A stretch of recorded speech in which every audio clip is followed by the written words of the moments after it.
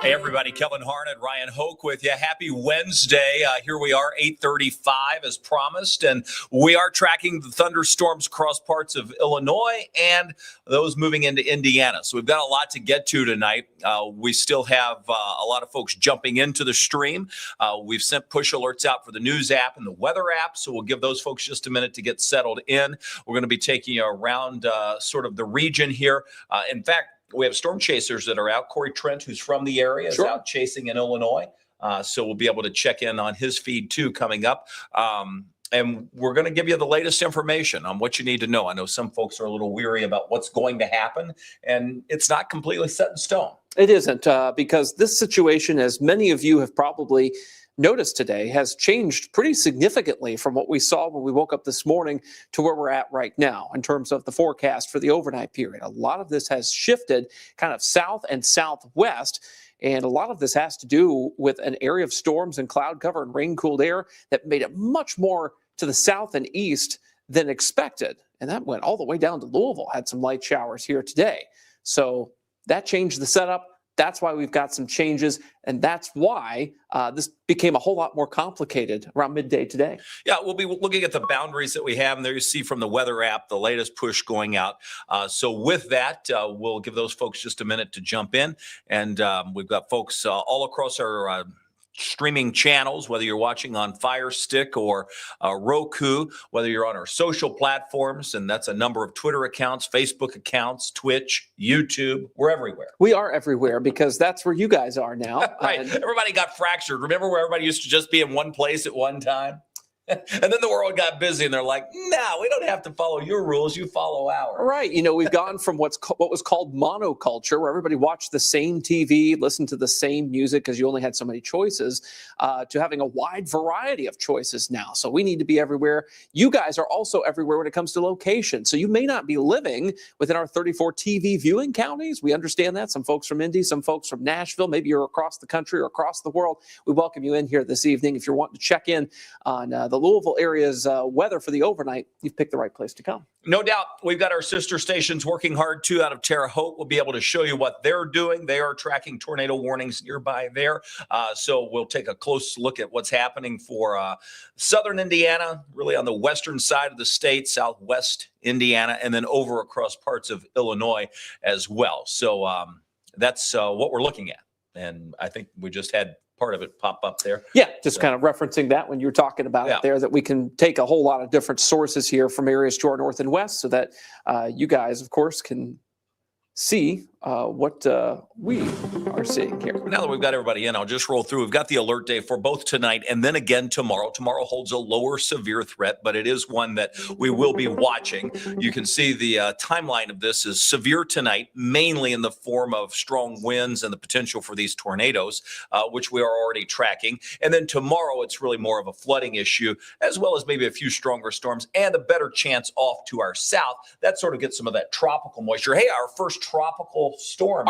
Arthur is on the maps down across the Gulf Coast. So that's what we're watching. Two individual segments of this. The first one comes in with the severe risk and the wind and potential tornado threat. And this map has changed tremendously today. I know a lot of folks woke up maybe in a green marginal risk, and now you find yourself in a slight in the yellow or even enhanced in the brown here. Some folks from Bedford to just north of Seymour, and that moderate risk, a 4 out of 5. Yikes, right? So we don't necessarily have a guarantee that we're going to see severe weather it kind of striated like this from north to south perfectly tonight. In fact, I would argue against that based on the latest radar trends and the data that we're seeing this evening. It may very well be that areas right along I-64 may have kind of that maximum swath of severe weather in our counties. Doesn't mean it's going to rise to the level of a moderate risk or anything.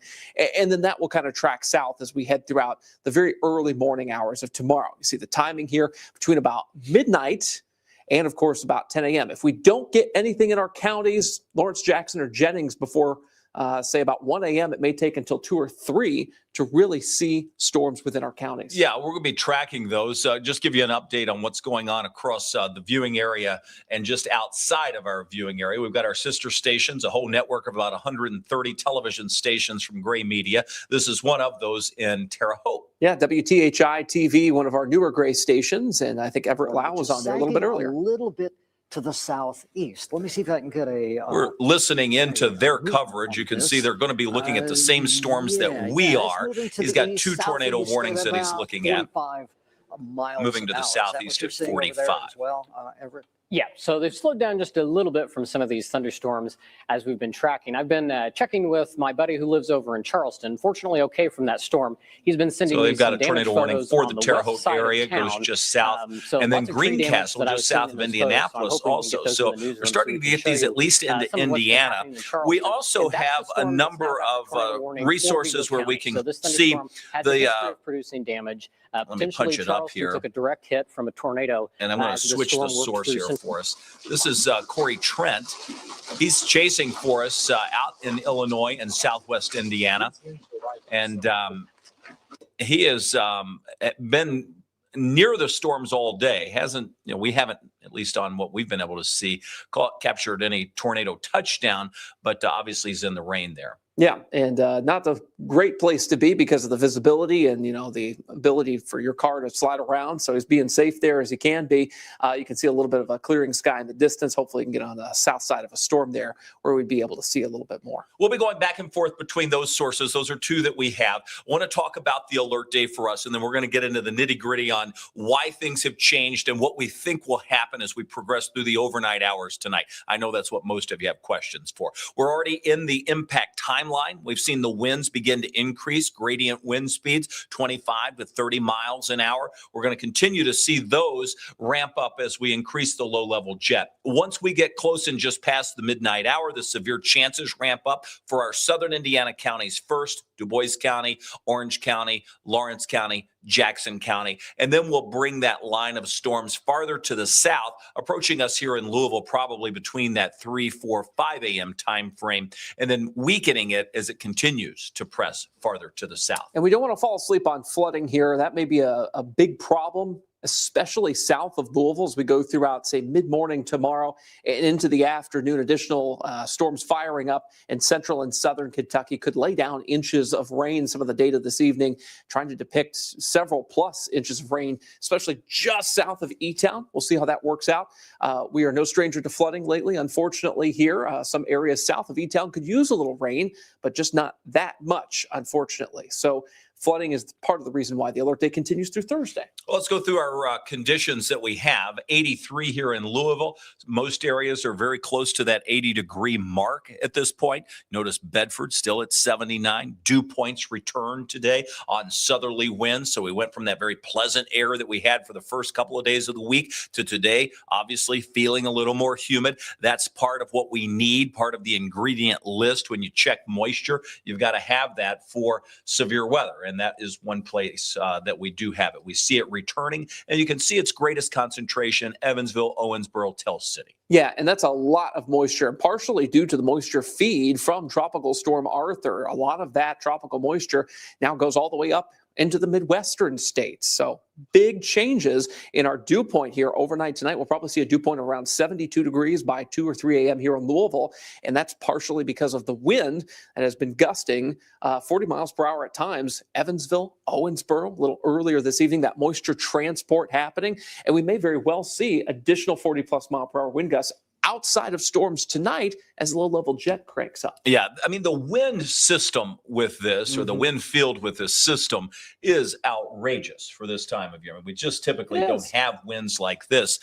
It's all about bringing them down to the surface. Can we do that? Do we have the ability to see heavy enough rain pull the winds down? Do we have the dynamics that will bring that wind field down to the surface? We certainly have strong wind fields. We certainly have enough rotation ability. That would mean it's possible. It's not a guarantee. This is not written in stone that we're going to have massive severe weather in our area. And I think that's important to stress, because I know a lot of folks are like, well, I heard the wording from the Storm Prediction Center. I've seen other Mets say strong tornadoes are possible tonight. Well, strong tornadoes are possible now, and those are possibly developing. We'll have to see how this pans out with what's going on in Illinois and Indiana. This is the show. What's happening now is what we will watch move in our direction. If we can get a few thunderstorms that really are strong enough to produce tornadoes now and produce a long track tornado, that would be what we watch for the next several hours. Now, what's going to happen later tonight is going to be much more of a wind event if it develops at that time. And that's kind of the double-edged sword of this whole thing is if we don't see the round of storms in central Indiana now, moving into Lawrence, Jackson, and Jennings counties, if those counties get missed, which is a very real possibility, by the way, then we'd have to wait until after 2 a.m. And then we would have basically newer storms over the Louisville area, over I-64, that would cause our problems around here. So very dynamic setup.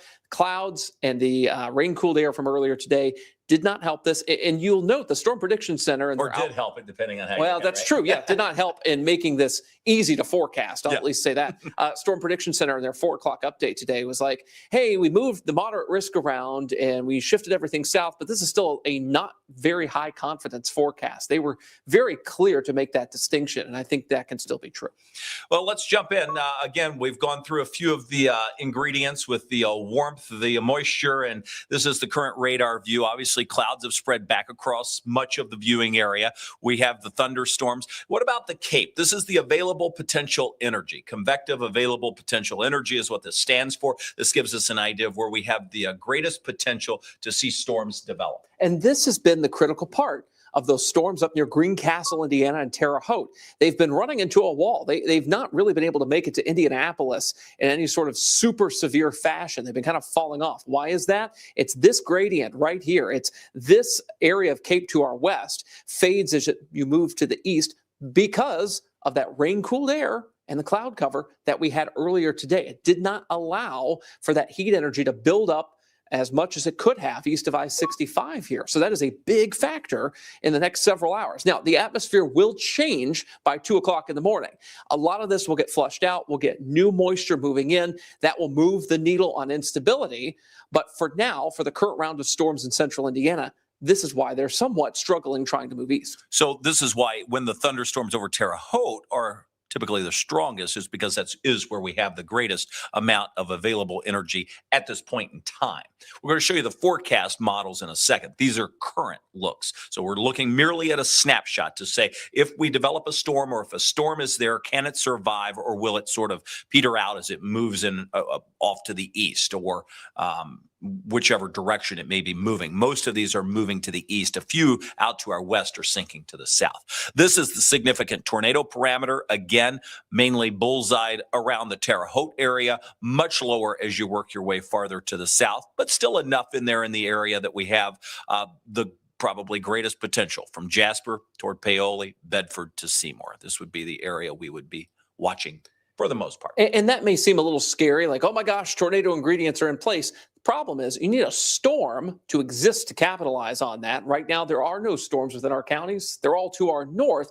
So that energy is just going to waste at the moment. This is the current radar view to the north. Notice the only tornado warning that we have is over the Terre Haute area. They're watching that closely. We can take a closer view of that. with our sister station as would they form look out of into this it. storm. And again, this is And just it's for weakened somewhat in radar-indicated terms of the rotation, velocity. in Radar Vigo County. indicated Nothing is confirmed at this time. mentioned. Moving off to the east at about 45 miles per hour. So this is expected to make its way into Terre Haute in less than 10 minutes. Our estimated time for the city of Terre Haute was around 8:54, and then 8:59 for the eastern side of Vigo County around Deming Park. So I'll go ahead and zoom this in even closer where you can see where that rotation is going to be. West Terre Haute sitting right over here, and then you have downtown up here. Right here would be Haute City Center areas and restaurants and shops near the interstate. That's where we're going to see that rotation track. So this may stay just to the south of US Highway 40 and US Highway 150 and slide into the center part see the detail of Terre Haute there, just south of downtown near Haute City Center. You get down here, that's the split, the 641 bypass. So all those areas along US Highway 41, if you live in those areas in the residential neighborhoods of Terre Haute, please seek shelter now, as we do have that rotating thunderstorm approaching central Vigo County at this time. And I can hear the rain hitting the roof here at the station. So if we can take the ISU tower cam, if it's still up, and we'll see what the current picture is there. Extremely low visibility. As we see that rain, you can barely make out the courthouse dome back there in the background. You can see some of the lights on top of the courthouse, but some very heavy rain falling in Terre Haute. Can't really tell. The camera might be frozen up. I don't see too much motion with the trees there right. As the storm. We'll keep his voice up, but I want to show you what our radar looks like. I've zoomed it in. This is a little bit better of a radar view, a little more high resolution. Shelter as the storm but again, they're now warning the residents of Terre Haute to take cover. Tornado warning continues. Moving across Vigo is County. Going to be Fontenette, New Goshen areas. This storm staying south of those areas, and eventually is going. We'll check back in with Storm Team 10, our sister station out of Terre Haute, as we roll through the next hour or so. Let's take a wider view. This is the velocity we were picking out earlier, where we had these couplets of rotation showing up. This is the main one, and I'll go back into it now that we have the velocity up. But the one that was over Greencastle has faded somewhat. Some folks in the comments were pointing that out. Both of those have faded somewhat. So again, moving away from that energy, and that's the key. And you should note that the current tornado warning for Terre Haute has a very straight east-west line to it, right? The track of that storm, instead of dropping south, now they're sort of, the National Weather Service in Indianapolis putting this on a straight west to east trajectory here. That bodes well for us. We want to protect Lawrence, Jackson, and Jennings County from this thing. And at the moment, it doesn't look like it's appreciably dropping south. If we can get this thing to south of Indy without dropping south, we might be in pretty good shape with this. But we're going to have to watch it closely here as it continues to traverse the I-70 corridor. And as Ryan was pointing out, and I'm just kind of zooming around here, and I will zoom back out. We want it to go east because as it makes its eastward trek, it would stay north of Lawrence, Jackson, and Jennings. Now, obviously, we have these other storms back out to the west that we'll worry about in central Illinois. These will continue developing. It's why our storm chance really won't ramp up here until well after midnight, 2, 3, 4 a.m. So we're still many, many hours. That's a half a day away from some of those storms when you look at, when you say it like that, 5 to 6 hours away. Yes. I mean, we're a ways away. It's going to be a long night for a lot of folks, unfortunately. Yeah, and the chance is still there, but this is where we would see the development greatest. Eventually, it's going to form a line, and this is going to be a wall of wind and water that moves in. The straight line wind damage is probably a little more concerning if this can congeal together than the actual tornado potential that we have, because that greatest potential exists to our west. Right, and this would be pretty widespread if it were to occur, that we would have a big segment of straight line wind within these storms. There's so much wind energy, and you may think, oh, we're heading into the overnight period, so this would lessen in intensity, right? And that's not true. In this instance, we have the low-level jet, which is a very fast area of winds about 5,000 feet above our heads that gets activated during an overnight period, especially this time of year, because you lose the heating of the day, so those warm updrafts of air go away, and the wind from the south, from the Gulf straight to the north, is allowed to ramp up during the overnight period here. So that's exactly what we'll see, and that's why the straight line wind threat is something to consider for the overnight. Obviously, with the wind field we also have very intense lightning. Some folks noting that on this view over the last 10 minutes or so. We've got over 500 strikes of lightning on that. I'll take it off just for simplicity's sake. Let me zoom back out and we'll show the warnings that we have, because warnings exist all the way up near the area of low pressure in Wisconsin, all the way in that warm sector. That's the sector bounded by the incoming cold front and the warm front that's departed. So we're in the warm sector, Louisville, Ohio, Indiana, much of Illinois. That's where we have the active weather going on. That is where the atmosphere is most unstable. Are there any sort of acting factors that would have stabilized the atmosphere? And the one that we keep mentioning would have been that round of rain that had the cloud cover with it that moved through late afternoon in, what time? 3 to 5 o'clock. We had rain on the radar at 3 and 4 o'clock this afternoon. Now, that's pretty late in the day, and it's hard to recover the atmosphere. It will eventually recover overnight, by the way. It's just that first round of storms will struggle, the ones moving through Terre Haute now, to try to get into our counties because of that. We have the obviously the risk area from the Storm Prediction Center. We'll get a new one that comes out roughly at 9:30, something like that. So we're looking at that enhanced risk area across much of our area, just north of us, that bullseye where we have the ongoing tornadoes. So they pegged that part fairly well. Yeah. And then they did extend the enhanced down south of the Ohio River. It includes us here in Louisville, and they pushed the slight risk even farther south toward the parkways.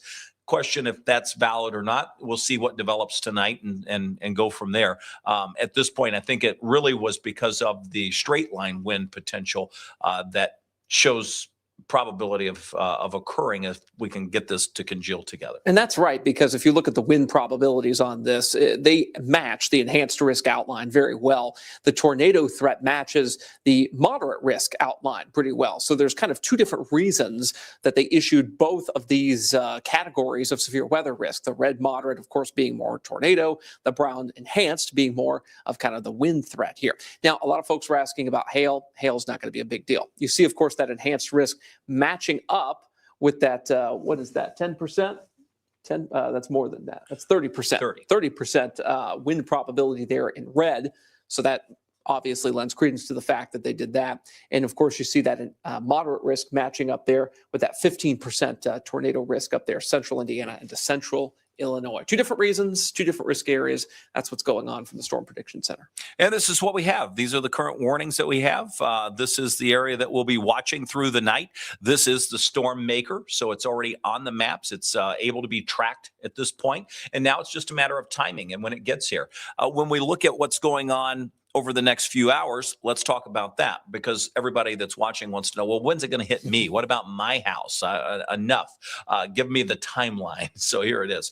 Between midnight and 3 a.m., moving into our southern Indiana counties. As we push closer to the Ohio River, our thoughts haven't changed on the timing, anywhere between 3 and 6 a.m., and then points farther to the south of the parkways, mainly during the day on Thursday. And that's where we could tap into some of that tropical moisture, and that is when we get the potential for some flooding. And that flooding could be, substantial, especially in central and southern Kentucky, especially south of E-Town, if we play our cards wrong on that. This is Futurecast, and it attempts to bring in those storms around 2 a.m. that are out to our west at this time. It takes the northern storms kind of to the east, but you'll see here as we roll forward that Louisville, 3, 4 a.m. matches our timing pretty well here.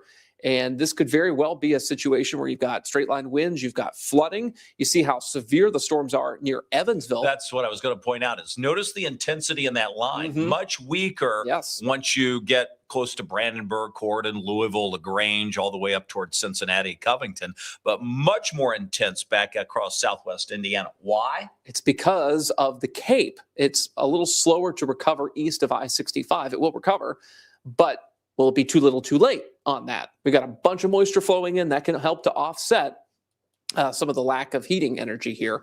But by 6 a.m., these storms will be south of Louisville. And this is when we start to watch for some sort of a flooding event potentially in southern Kentucky, because those storms move down south and then they kind of hang out in southern Kentucky for a bit, and they may refire during the afternoon with additional severe weather and additional very heavy rain. So there is concern that we could see some of that. This particular run of Futurecast is tepid on that, but the later runs certainly are not. So overnight, our risk area, again, we'll see if this gets updated. Maybe we get trimmed out, maybe the far eastern side of the enhanced area gets trimmed back. Wouldn't be surprised if that happens. At this point, we still are in it, and we still have the chance for some strong winds. I think the greatest chance is southwest Indiana. I think by tomorrow it is well south of us, along and south of the parkways for anything severe. Now, let's talk about some of the ingredients. Obviously, we have 3 of our counties in the tornado watch. That's Lawrence, Jackson, and Jennings, and that is until 1 a.m. Will that get extended farther to the south? It's likely. Yeah, and that's not going to be our last watch of the night you see up there. So let's talk wind gusts, and these wind gusts before 2 a.m. would be outside of thunderstorms because we wouldn't have any in our area. And you see those 30+ mile per hour gusts, and then kaboom, this is both gradient, meaning outside of storms, and within storm wind gusts here. This is at 3 o'clock in the morning, and we're talking 40+ mile per hour gusts. Like, look at Campbellsville there, 44 miles per hour. They would have no storms at that point. So you may wake up not just to storms, but maybe before the storms hit, tree branches kind of scraping against your rooftop. You might hear your garbage can, if it's empty, kind of flipping over outside. Secure loose articles. By 7 a.m., a lot of that wind energy is in southern Kentucky as well as the storms. Did you mention the trampoline? That's the national bird, or the state bird, I should say, of Kentucky during a severe weather event. The storm season it is, that's for sure. They fly further than most. They do, for a good reason. You turn into a big wind sail if you don't anchor that thing down. Anchor down your trampoline. That's the wind energy. And then we have also the potential rotation. This is the computer model that just gives us an idea. Keep in mind, when we showed this last night, most of those rotation tracks were in a completely different area than where they're showing up tonight. So things do change. And this is based on the initialization of where we have those storms not far from Terre Haute, what we expect to move our way from central Illinois. So again, you're going to notice the common theme. All of the model data, at least in this model that we're looking at, the short term, we only have a few. We're looking at the southwest corner of Indiana being in the greatest potential. But there's still some that come into the Louisville area and points from I-65 west. And that kind of matches the thinking on, what I think we'll see overnight tonight is a kind of a greater tornado threat west of I-65 compared to west of I-65 compared to east of I-65. And you see that playing out on the tornado potential. See those more purple colors near Evansville, near Hardinsburg. And notice how that doesn't continue east of I-65. Again, we're running into that rain-cooled air from earlier. The atmosphere still having trouble even at 3 a.m., 2 a.m. here. And then it all just kind of fades to the south once we get these storms all the way through here. Hail potential is fairly low through this deal, especially during the overnight hours. So outside of P to maybe nickel size hail, that's probably going to be about the most if we see any at all. This is more of a tropical atmosphere, so it's harder to get big hail in that. But it is easy to get a lot of rain. And you can. And that's why we have the yellow and oranges. That's anywhere between 2 to 4 inches of rain, southwest parts of Indiana into western Kentucky, and then southeast Kentucky. So that zone stands the chance to see the greatest rainfall. And that's why flood watches have been posted for parts of Indiana and Kentucky, may get extended even farther to the I have south. a feeling we'll see a second one of these tomorrow for the Commonwealth. I think they wanted to break up tonight's flood risk in Indiana and tomorrow's in Kentucky. And we broke that up in this timeline. We have the first round of severe weather moving in tonight. There goes a power outage. You heard Wavy jump in. It was 1% in Crawford County. Probably not necessarily weather related, but they do have some gusty winds. I will say 35, 40 mile per hour gusts possible. Could be right a now. Tree branch. I could see that. Shaking loose. Yeah, it's possible. You see the timeline showing the greatest severe potential just after midnight across our viewing area, mainly Indiana, down into northern Kentucky, including Louisville around that 4 a.m. time frame. We push that south, weaken it just a bit, and take the chance down. And then we're going to bring the chance back up by, I'd say, mid to late afternoon tomorrow into the evening hours. And that could produce some heavy rainfall as well where those storms occur. Right. So this is kind of a two-pronged approach here, the overnight, then tomorrow, mainly in Kentucky for tomorrow. Now, we've tried to break down these threats, kind of ranking them, if you will, here. Obviously, wind and flooding stand out. Tornado threat is there. It's a 3 out of 5, but it's not as high of a threat as the wind and the flooding, because I think it'll be less of a widespread occurrence. We could still have a few tornadoes in our area. Some folks were asking on Facebook earlier today, are these going to be very strong tornadoes? I think that chance in our counties is actually going down somewhat. What we're seeing to our north and west is kind of a parable for what we'll see tonight. If it's not going to get stronger than that to our north and west, it certainly won't get that strong tornado-wise in our area tonight. But there are certainly some ingredients there that we need to watch for. Any tornado is a problem. That's why we're going to be here overnight. And as these storms develop, I mean, literally, these are the ones we're going to have to watch. We'll just see how remember, this area, let me center this up just a bit. The area from, let me stop that, throw my pen back on. This area right here is a problematic area. Just know that is where we had the greatest cape. That's where we have the greatest potential for rotation. These storms, we've got 1 showing up, 2 and 3. This one's moving pretty much due east, so that may not be a factor for us.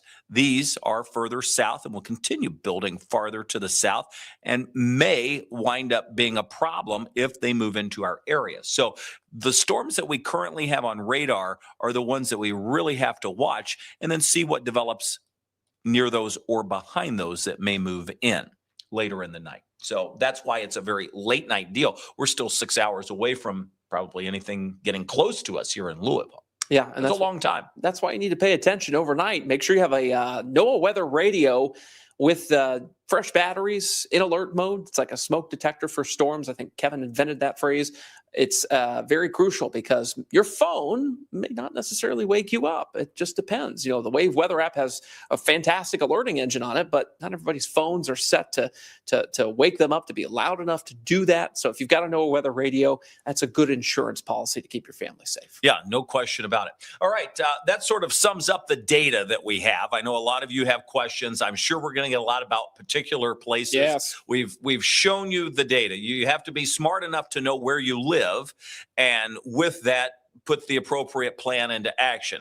If you are along and north of Interstate 64, you've got a decent chance for some strong to severe storms, and that's especially true if you're west of I-65.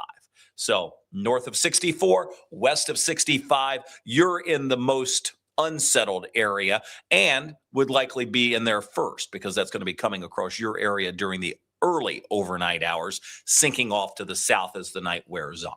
All right, Weather Geek 502 is dual streaming this evening, half watching you and watching a station in Illinois there. So a lot of folks like to have multiple live streams on, some national folks, some local folks. There's a lot of choices out there, and we appreciate you, of course, making us one of your choices here this evening. Ashley Nicole says, my mom says she prefers you guys over the others, if you catch my drift. Okay, well, thank you. I guess we appreciate that. That's very nice. Here's the deal. We're all in it together. At the end of the day, our mission is the same, right? To make sure people know what's going to happen and to make sure we keep people safe.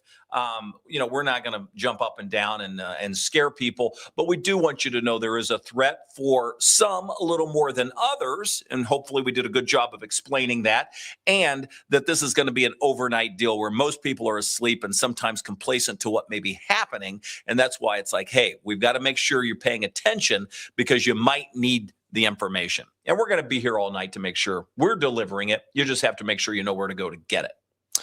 This user here on YouTube, I can't pronounce it. It's hard to pronounce. How far south did the rain reach today? I didn't see any in my neck of the woods. It came right down to Louisville. Pretty much faded here. I think we got a few sprinkles. That was about it. Literally, that was it. I think my weather station set a trace today at my place here in Louisville. Let's see, what else do we have? Jason Dodson's watching from Cloverport, hoping the storms aren't very bad in Cloverport tonight. Hello from Breckenridge County down there. Let's see, what else? And that would be an area that is a little more unstable than some down right along the Ohio River. Roz90 on YouTube. Good evening. I am programming my weather radio for tonight. Maybe you just took it out of the box. Maybe you're putting fresh batteries in it. Now's the time to figure out how that thing works before you go to bed. Yeah, have a way to, have something wake you up. That's always important. How strong would these damaging winds be up to? Good question. Yeah, I mean, if we can get this line put together as the wind field increases, 70, 80 mile per hour winds probably wouldn't be out of the question. I would agree with that. Yeah. I would agree with that. 70 is probably going to be a pretty round number we would see in some of these.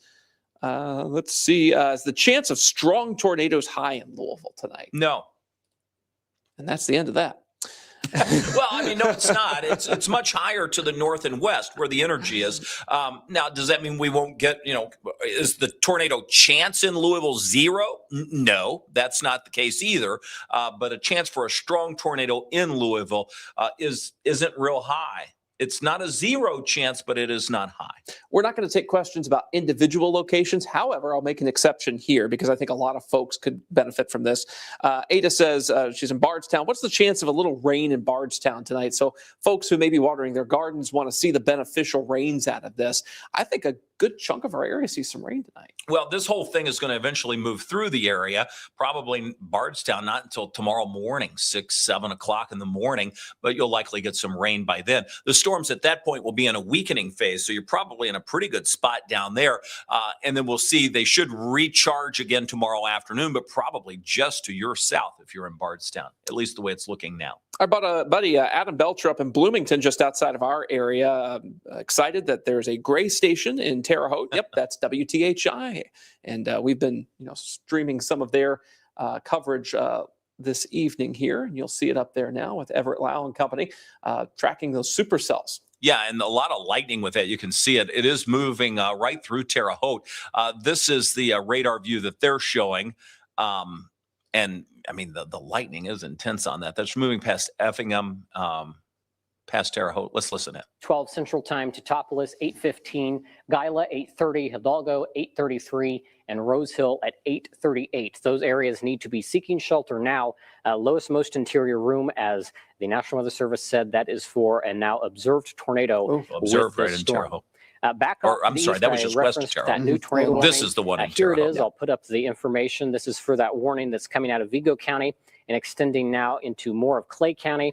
And this new warning also includes Owen County.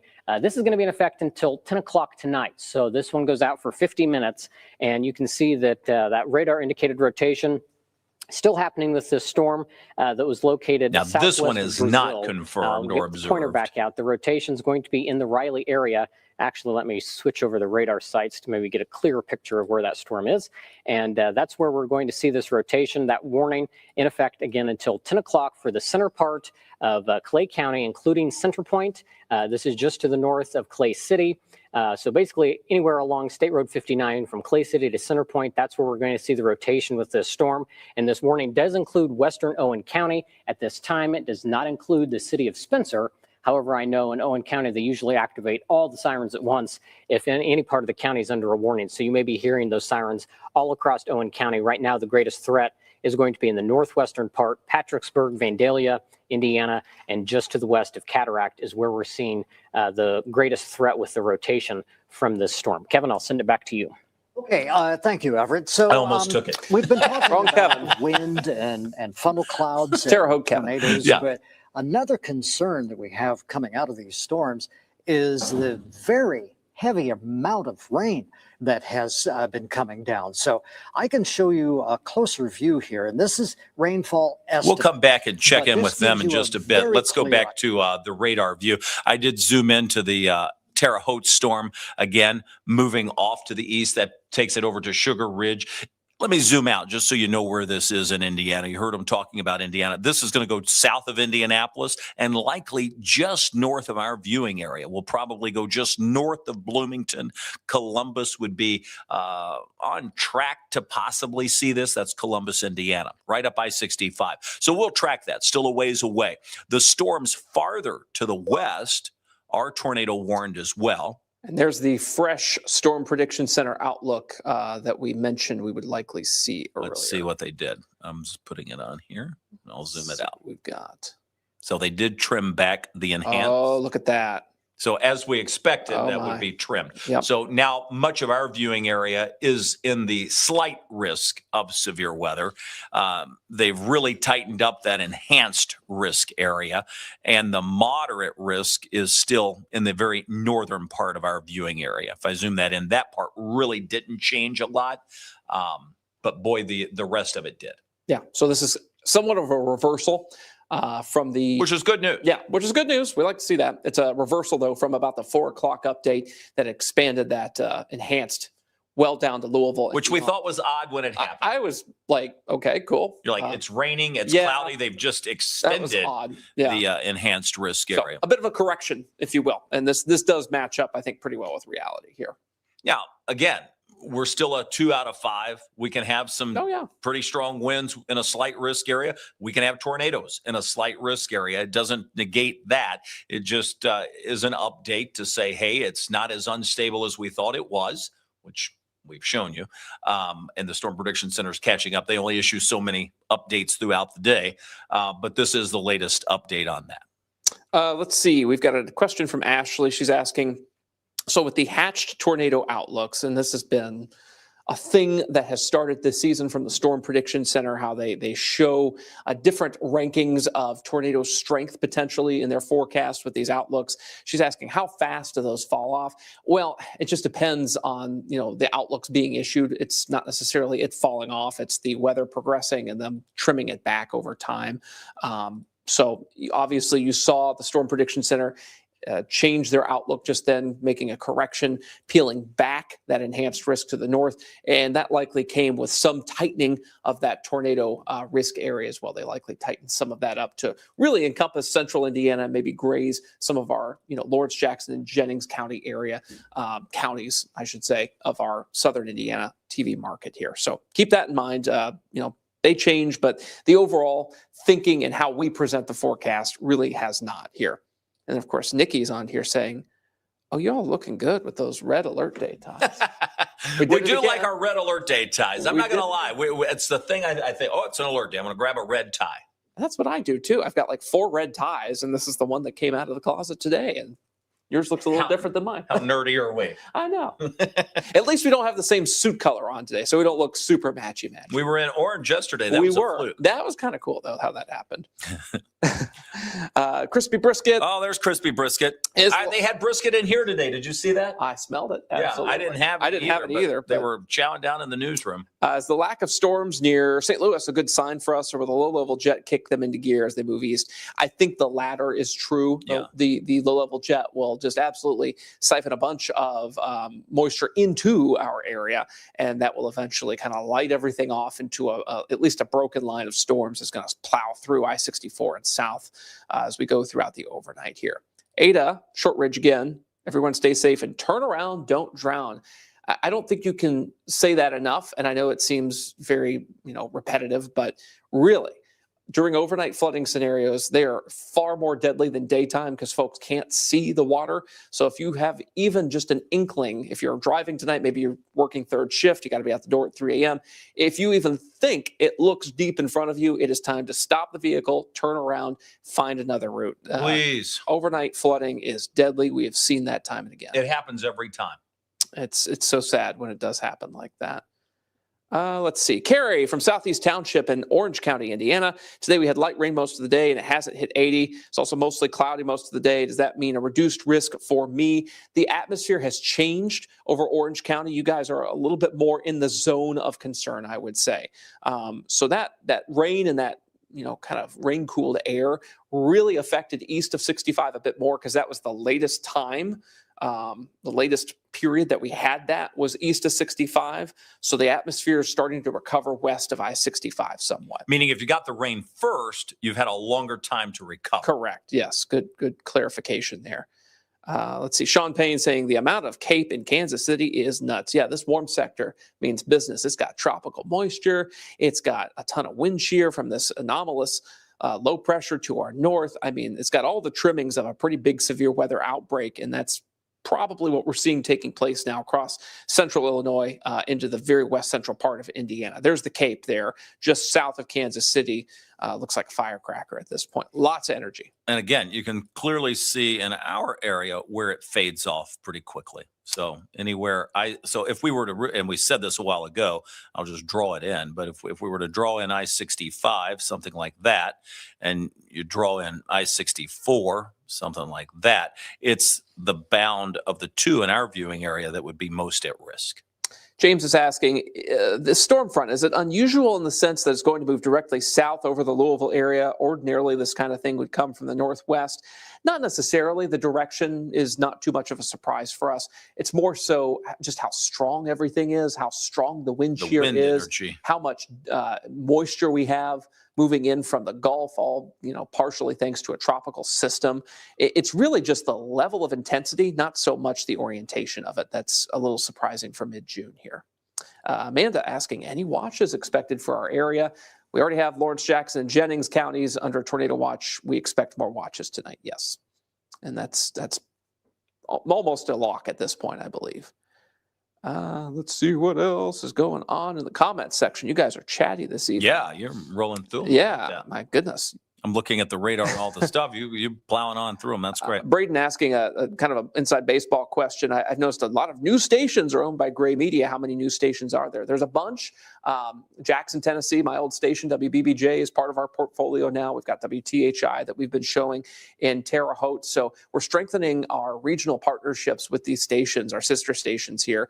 And that's a good thing because it gives, us more content to show you weather-wise, and also gives the folks living in those markets much better options for local TV news. In fact, most of these stations have increased the amount of news that they serve their public. Well, what happened was the stations that you've mentioned, they took a lot of the local meteorologists out of those stations. Yes. And when Gray bought them, they replaced the state. Well, they didn't replace the people. They just put the meteorologists back into the stations because local weather is so important. Yeah, WTHI and Terre Haute's one of those where they've seen an expansion of their weather team. And boy, they're busy tonight. I mean, imagine if you didn't have these guys up and rolling tonight, where they're tracking 4 different tornado warnings. Is headed, so we'll have to watch that, as that could be taking a more southerly jog and could eventually end up into Clay County, Illinois, the rest of Effingham County, and eventually down towards Richland County. But right now, our strongest storms are so you can see the farther west you go, the farther south they are. Those would be the ones that we have to watch. We're looking for the southernmost storms to affect us because a lot of these are moving to the east. Of Greene County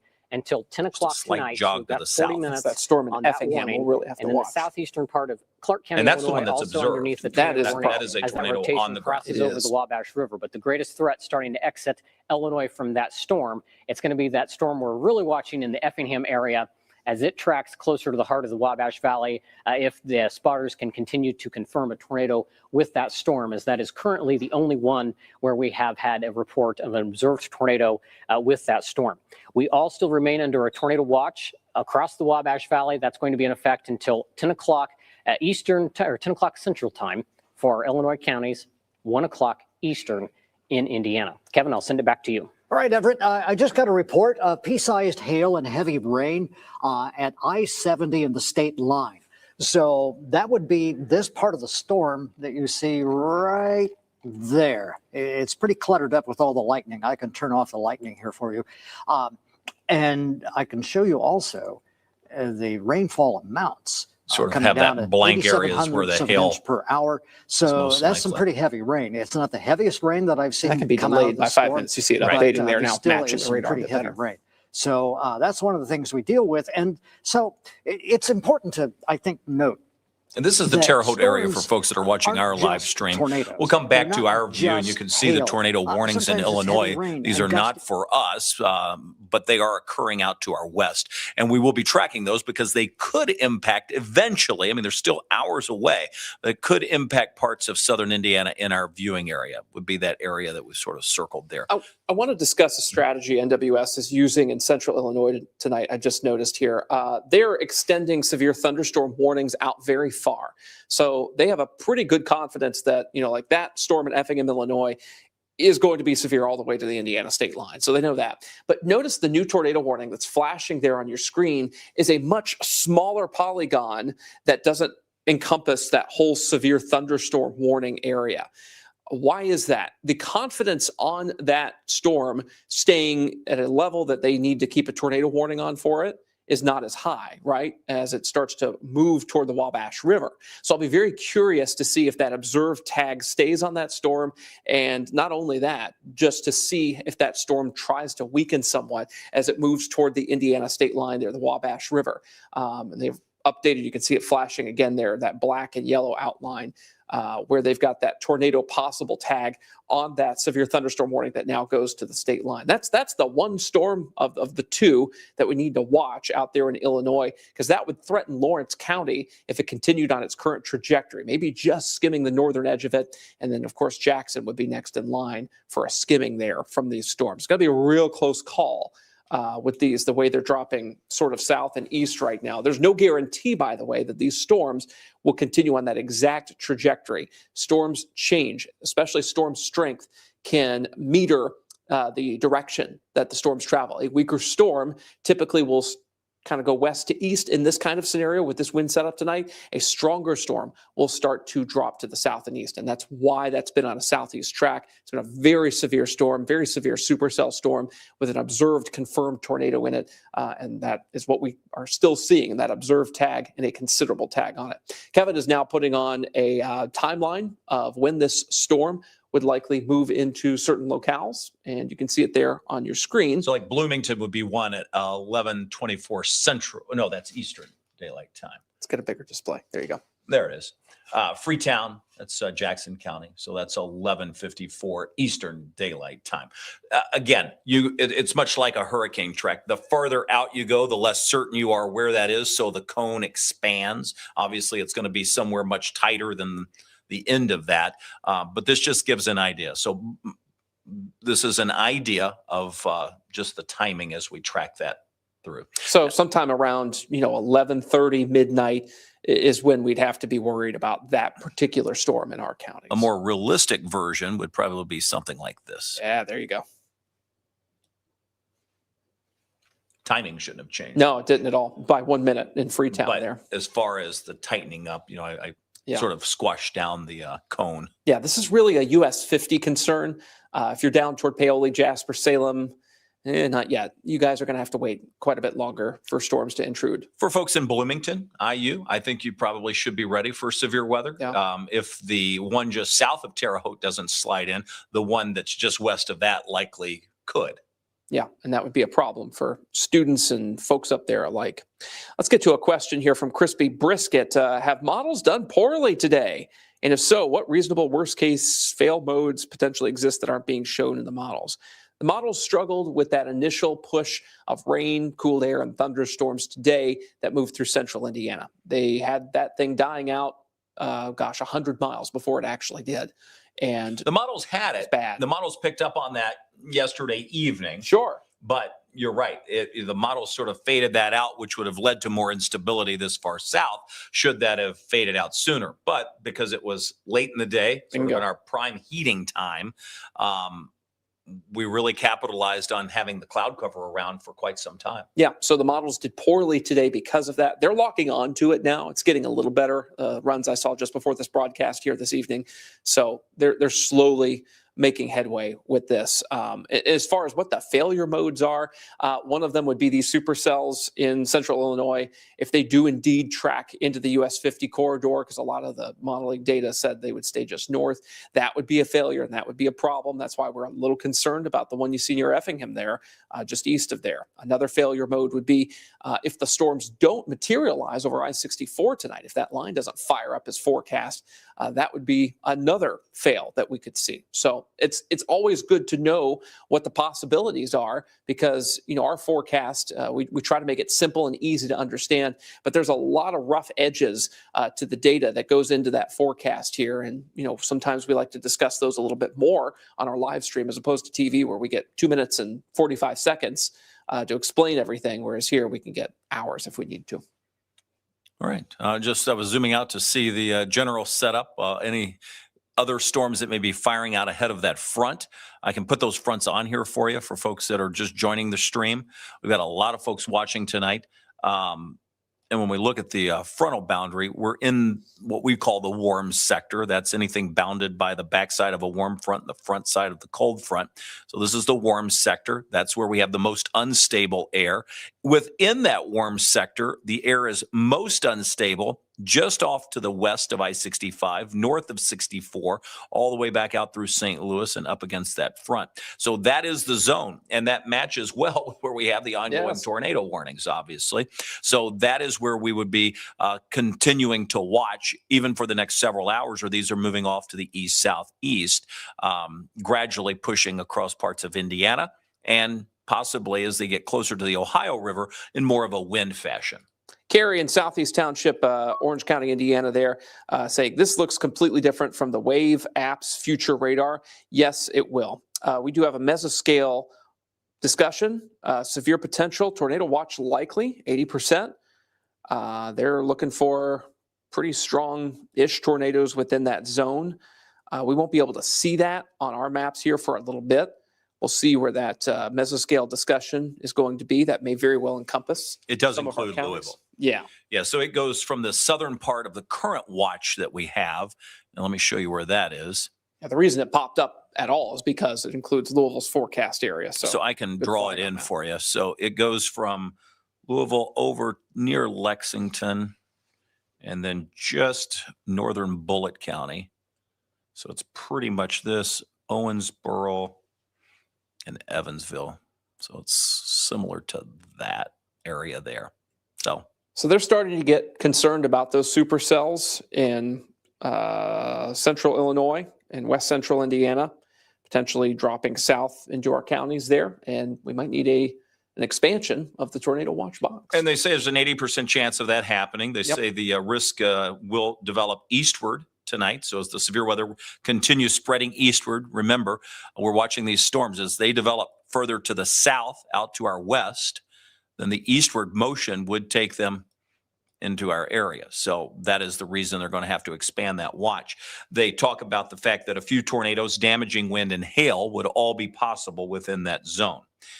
They do note that there is marginal buoyancy within that range, but the eastward and northern extent and a recovering boundary layer air should continue spreading in that direction. So that's part of the reason. Few tornadoes possible in that zone. So that's the concern for that's pretty much our overnight tornado watch, the likely issue here in just a little bit. So when that comes in, we'll be able to show that. And they didn't make it so big that they, the idea is it's more of an eastward movement. So you're going to see it a longer box or a wider box as opposed to a deeper box. So there won't be, in our viewing area, if it goes 1 or 2 counties south of the Ohio River, that's going to be about it. It probably is going to include Jefferson, maybe Bullitt, and then we'll show it to you when it comes out. Chris saying French Lick has very strong winds outside right now. No surprise given the setup here. Kathy has a great tip. Turn your trampolines upside down. Yeah. If they're not anchored properly, turn them upside down. That'll keep the wind from getting under them and creating a problem. Current gust in Louisville, 37. It is the strongest around. We also have 33 Evansville, 31 Jasper, 34 Corydon. Todd Richmond, our buddy there, says, Wavy is a cute dog, but never has any good news. What gives? Yeah, isn't that the truth? That's why he's smiling. Wavy is full of bad news. He's That's cute. The truth. In an almost dystopian manner. I kind of get that now. I'm seeing on the other side of the screen what you guys see in your head. That's interesting. Let's see. What else are you guys saying? You guys are saying a lot. You're saying a lot to each other, which is good. I like a little healthy conversation in the chat tonight. Let's see. Kathy saying, hey, I live next to a creek that feeds into the Little Kentucky River, a little concerned about flooding. Yeah, keep an eye out. If your weather radio is programmable to a point where you can have a flash flood warning that would go off for your location, that would be good, just in case. You never know what's going to happen, especially overnight. That can be a concern. We don't like flooding when folks are asleep. Southside Indianapolis under a severe thunderstorm warning, but no tornado warning with that. Tornado warnings, 2 of those stacked up in Indiana, just south of Cloverdale and Terre Haute, and then 2 more farther to the south in Illinois that will be moving east. So as those southern storms jog in our direction, they could clip part of the northern part of our viewing area. So our eyes are going to be on Lawrence County first, followed by Jackson County, Orange County, maybe Du Bois County eventually. Ashley's asking now, is it okay to get some sleep? I'm setting an alarm to be up around midnight. Why was Kevin's purple circle of Cape Doom right against where I live? That was more of a rhetorical question. I might use that on the news. Purple circle of Cape Doom. Cape Doom. you know, so many parents are making this decision right now. It's 9:33. Kids may have to be in bed at 9:30, 10 o'clock. And, you know, is it safe? If you have a NOAA weather radio in alert mode and it goes off to warn you of a tornado warning for your area, you can go right to sleep. It gives you the opportunity to sleep soundly because it's going to do the worrying for you. So that's my advice always. Everyone's like, is it okay to go to bed? It's always okay to go to bed if you have a NOAA weather radio. All right. Don't want to depend on tornado sirens because those are not designed to be heard indoors and you can often miss them in your sleep. I miss them in my sleep. Mine's not close enough, even though it's down the street. Loud rolling thunder here in Bloomington. Not surprised. Yeah, for sure. That can travel quite a bit in a setup like this. Pretty good storm knocking on your door, too. Chris says, hey, I've never seen so much wind in mid-June. A lot of people remarking today about the winds. That's and of true. course this season it's been kind of a windy spring. Well, normally we put an end to the severe weather season, right? Like you start to get into late May, early June, we sort of kibosh severe weather season. It doesn't mean you end severe weather because typically you get like MCSs or the mesoscale convective complexes that move through where you have at least storms that produce strong winds, sometimes downbursts, sometimes just clusters of severe weather, or the daytime, you know, where you have the heating of the day causing severe weather. But this year we haven't ended the severe weather season. There's been no ridge that's built in. So this has just continued to plow through since April, May, June. And frankly, there's not a big sign that we're going to end it within the next couple of weeks. And the only good news is that it gives us some like these refreshing, cool mornings. Does that. We've got that again in our forecast for early next week. So keep that in mind that there's some good and some bad with that. Angela asking a good question. So when the storms are rolling through, how long will they last when they're over your, you know, generic location here? That's a good question. Yeah, that is. Oh, look at this showing debris. It's rare that we see that. Oh my gosh, yeah, it takes a lot for that to happen, by the way. Okay, interesting. Sometimes that can be a false trigger, yeah, absolutely. And that's in a weird spot, so I'm not sure if that's right. However, on a night like tonight, you definitely want to pay attention. It is in a very weird spot. That's odd. And that is what we call derived product, where the weather graphic system crunches a bunch of numbers and says, oh, that looks like debris might be there. It's not the best at doing that, and sometimes it can be a little slow. So it may have seen like a little blue dot maybe like a scan or two ago and went, oh my gosh, debris. And it wasn't. That can happen. Yeah, there can be, biological targets, birds and things that can sometimes, set that off. It just depends. But I don't really see anything in there. Doesn't look like a debris signature to me. So that's why, and that's a good thing to mention is whenever you see these like storm markers on either apps or these big websites that you can track storms on now, take those with a grain of salt. You need to look at the actual data, the velocity data, the correlation coefficient before you can make a determination of whether or not A, there's a tornado, or B, there's debris. That requires radar meteorology, and sometimes the algorithms are iffy on that. That's sometimes humans do that a whole lot better than even the AI. They're still training that. Yeah, we'll give it another pass and see if it goes away, but it's a very odd spot. We don't see anything in the data. Yeah, so still odd. We'll watch that. Let's see here. Ken's asking kind of the proverbial, hey, it's dark and rain-cooled air. Are we still expecting storms tonight? Yes, but we think the main threat especially would be west of 65 in our counties tonight, but very well could be east as well. So we're not out of the woods. Yeah, the greatest threat will be west of 65. Moderate risk for excessive rainfall. This is going to be for the overnight period here. They've just updated. I think that was already on the maps, and they've just updated that at this point. What else? We talked about the watch being expanded, so let me just show you where the current watch goes to, and then I'll see if this discussion is back in here. So give me just a second. There it is. Yeah. There it is. Yes. Oh, wow. That is the latest, what we call mesoscale discussion from the Storm Prediction Center. They say in this zone that you see shaded in red would be an 80% chance of the new watch coming out. So usually the watches match these pretty well, but sometimes they don't. They can have more counties or fewer counties than you see here. This is kind of like a rough draft of a tornado watch, and then they coordinate with the individual offices to decide what counties to leave in and out of those. So Louisville probably going to be in it. I think that's a pretty good guess at this point. I would think so too. Yeah, we're pretty well inside of that polygon. If we were on the edge, it'd be iffy. Let's see. We've got some funny comments. Claudia says, I'm on meds right now, trying to stay awake. She's recovering from surgery here and is concerned about the overnight period here. You know, as we've been kind of saying, having a wave weather app, having the live stream on here, and of course, the NOAA weather radio, there are plenty of tools out there to help with these overnight scenarios, but it doesn't make them any less daunting. I get that, but, you know, at least take solace in the fact that we've got the technology, at least these days, to wake you up if something bad is getting ready to happen outside your window here. What else are you all saying in here tonight? Lots of repetitive questions. I get that. It happens. Everybody's curious. Lots of commentary about the red ties. We've had 2 additional comments since the ones that we showed on here a little bit earlier. I'll point out that the Effingham tornado, which is observed, has been extended, coming right up now to the Indiana state border. This is the one we're really going to have to watch. Why? Well, you can see why. If we move the trajectory of this off to the east, it has at least the opportunity to clip parts of northern Lawrence County. So that's a problem.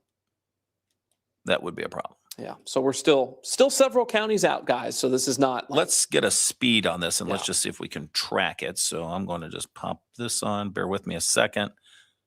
That's the tornado warning. That one is radar indicated, so they didn't extend this one, which is the observed. And that's moving east at 45 miles per hour per the warning. So let me go back in and change the. No, that's what I had it as, 45. Perfect. That's good. So we're good to go on that. So here we go. I'm going to do it from the center of the storm. Track it off to the east. So let's see. Freetown at midnight, Bloomington, 11:30. So if it's at Freetown at midnight, that would mean Bedford would be a solid 15 to 20 minutes ahead of that. I think it would be right at 11:30 for Bedford, because that's where Bloomington is. Yeah, pretty close. Due south, so that makes sense to me. So probably right at the tail end of our 11 o'clock newscast tonight, we would have some problems potentially here. So coming up, that's still about an hour and a half to 2 hours away from now. So still some time here. Once this crosses the Wabash, I think we'll have a much better sense of what this guy's going to do. And that's going to be the storm that threatens our northernmost counties. Again, we're talking US 50 corridor, Bedford, Seymour. You guys would be under the gun for this guy if it stays together. Still some ifs on that. But that's definitely concerning.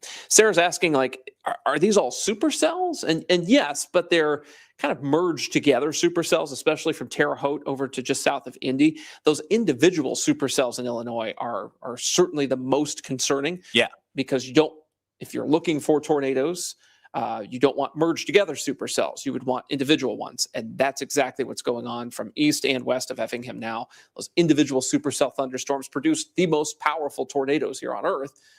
Doesn't mean that's happening tonight, by the way. But those are the types of storms that produce the big tornado threats. New tornado warning just south of Indianapolis. This includes the Franklin, Indiana area for folks that are familiar with Franklin. So this is going to be Johnson and Shelby counties. This one's radar indicated. This goes until 10:15.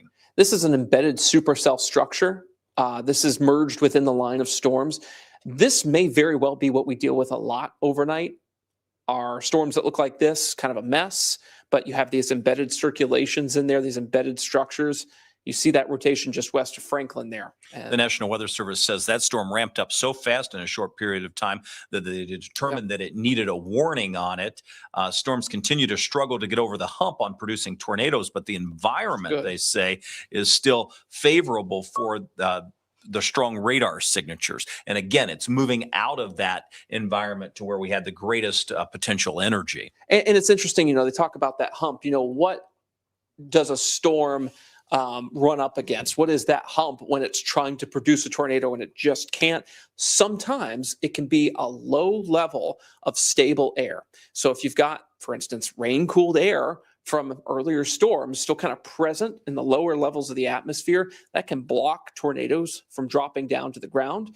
That may be the quote-unquote hump that we are seeing south of Indianapolis. We don't have that, though, in Illinois. The National Weather Service in Louisville is saying they're having right now conversations with the Storm Prediction Center. They're getting that watch set, so there will be one issued for parts of the area, and then they'll send that out once they agree on the exact location. So they're having that discussion even as we speak. Yeah, no surprise there, given kind of the environment and what these storms are doing to the north. I have the velocity set on the radar. So instead of the reflectivity, we're looking at wind speed and direction. You can see that couplet. That one is the one that produced the tornado that was observed near Effingham. That is now near Crooked Creek and over toward Granville. That one is moving off to the east at 45 miles an hour. That is the storm that will approach the Indiana state line coming up within the next probably half hour. So that's kind of an update on those storms to our north. We've got Bree on here, and she lives out in Middletown, Anchorage area. Should I consider staying with a family member tonight? I'm on the top floor of an apartment. That's always so tough because, we've got so many folks that live second, third, fourth floor apartments. And, what do you do in that scenario? Because when there is a tornado warning issued, you do want to be kind of in the lowest level of a building, whether that be a basement or a first floor, away from doors and windows. So it's kind of your comfort level. If it takes you, a good 15, 20 minutes to get to a place where you would be safe in a tornado warning, maybe there is some consideration there to go stay with someone. But, if not, if you can get to a place really, really fast and you have a no weather radio, then, put your plan into action. Everybody's going to be a little different on that. It's hard to give blanket advice. Yeah, that's a comfort thing. It is. It really is. Some folks are cool with it. Others want to be in the most safe place possible here. Logan says he most likely won't be sleeping tonight. Storm anxiety just reached to Saturn. That's better than Pluto, I guess. Well, let's not get crazy here. It's not this, this is just a night where we'll track these storms. We're going to be here walking you through it. So you'll know what's happening. And that's the good part. And if we start calling out the name of the town you live in, that's when you really need to be concerned. But for most people, you're not going to hear your town called out. Allison says, poor Indiana and Illinois That's been hit so hard this year. And really just the last week has been tremendous there. Awful. Good grief. Yeah, we said this yesterday, but between St. Louis, the Chicago area, Indianapolis, and you just make that triangle, and it's just been a zoo. A lot of people like to compare severe weather events. We don't, just because if you've been through one event, you've been through one event. They're not exactly alike. Asking, could this be like a Joplin situation? I don't necessarily think so. That was such a very odd, rare event. I don't think we're going to get that. Oh, I'm surprised it didn't get pushed west, is what Poi Oi Oi says on YouTube. So that user was remarking my earlier statement that I couldn't pronounce their username on YouTube. Poi Oi Oi. All right. Well, remember that. Poi Oi Oi. Thank you for the definition on that. Really needed that because I looked at that and I just didn't want to mess it up. Let's see. What else do we have right now? A lot of folks just kind of getting in here, trying to figure out, what's going on. We should probably go over timing a little bit more just because folks are kind of tuning in and out here. Let's do it. Joe says, hey, what's the expected arrival time for the Louisville metro area? I'm going to put up a couple of maps. We'll take the radar down for just a second, pop it on with the front so you can see what's happening. Notice they've extended the tornado watch back to the west again across parts of Missouri. So we're not alone in this. Severe thunderstorm and tornado warnings now exist almost in a solid line from central Indiana all the way into central Illinois.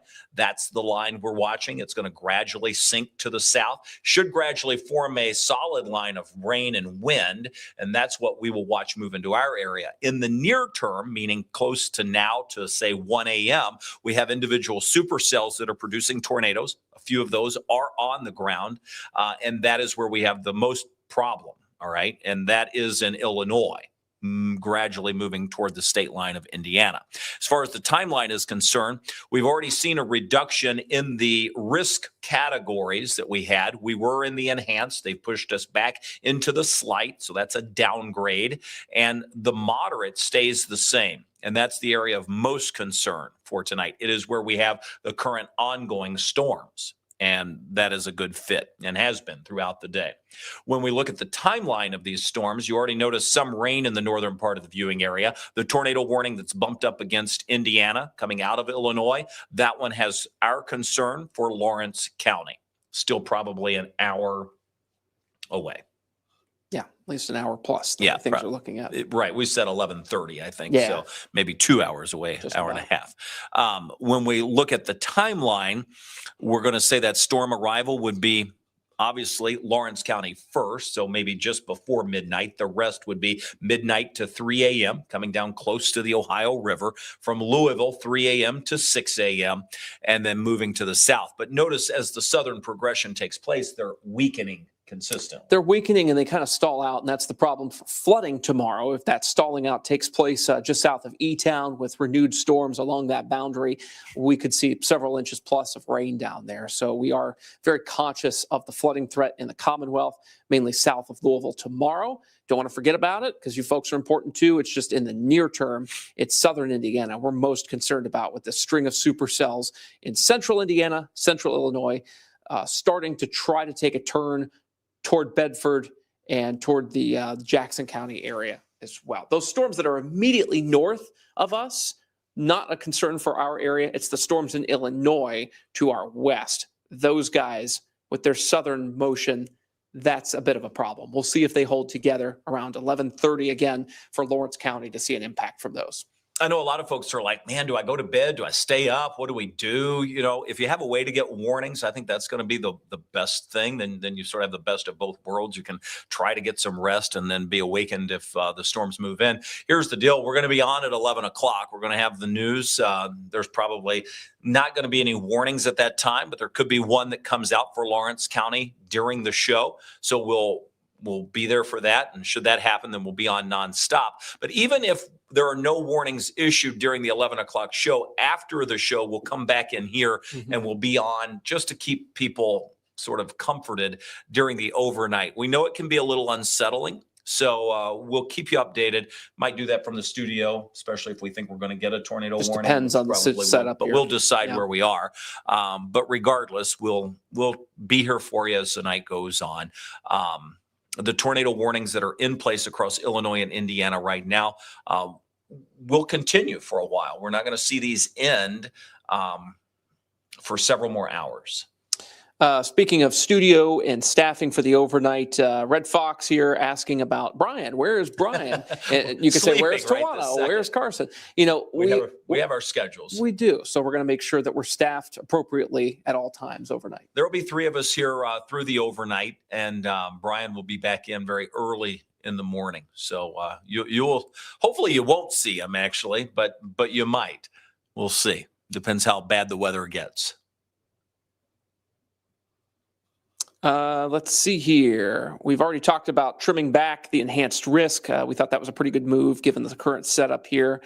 Let's see, what else are you guys saying here? Will we see straight line winds? We talked about 70, maybe 80 mile per hour wind gusts in these storms. There's just a tremendous amount of wind energy in all of this tonight.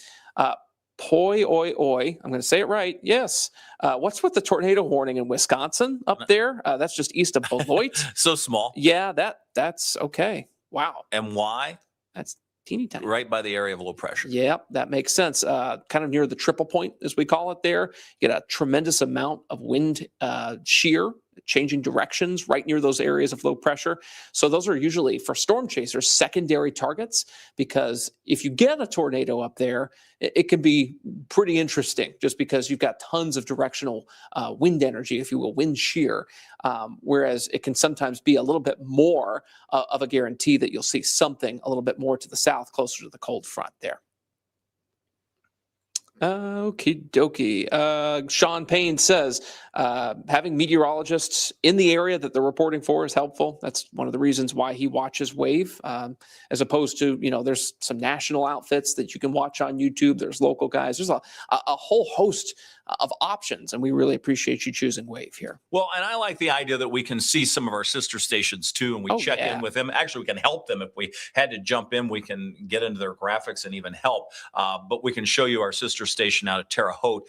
We've been keeping an eye on what they've been doing doing in terms of coverage because they've been on nonstop for quite some time. You'll take a look.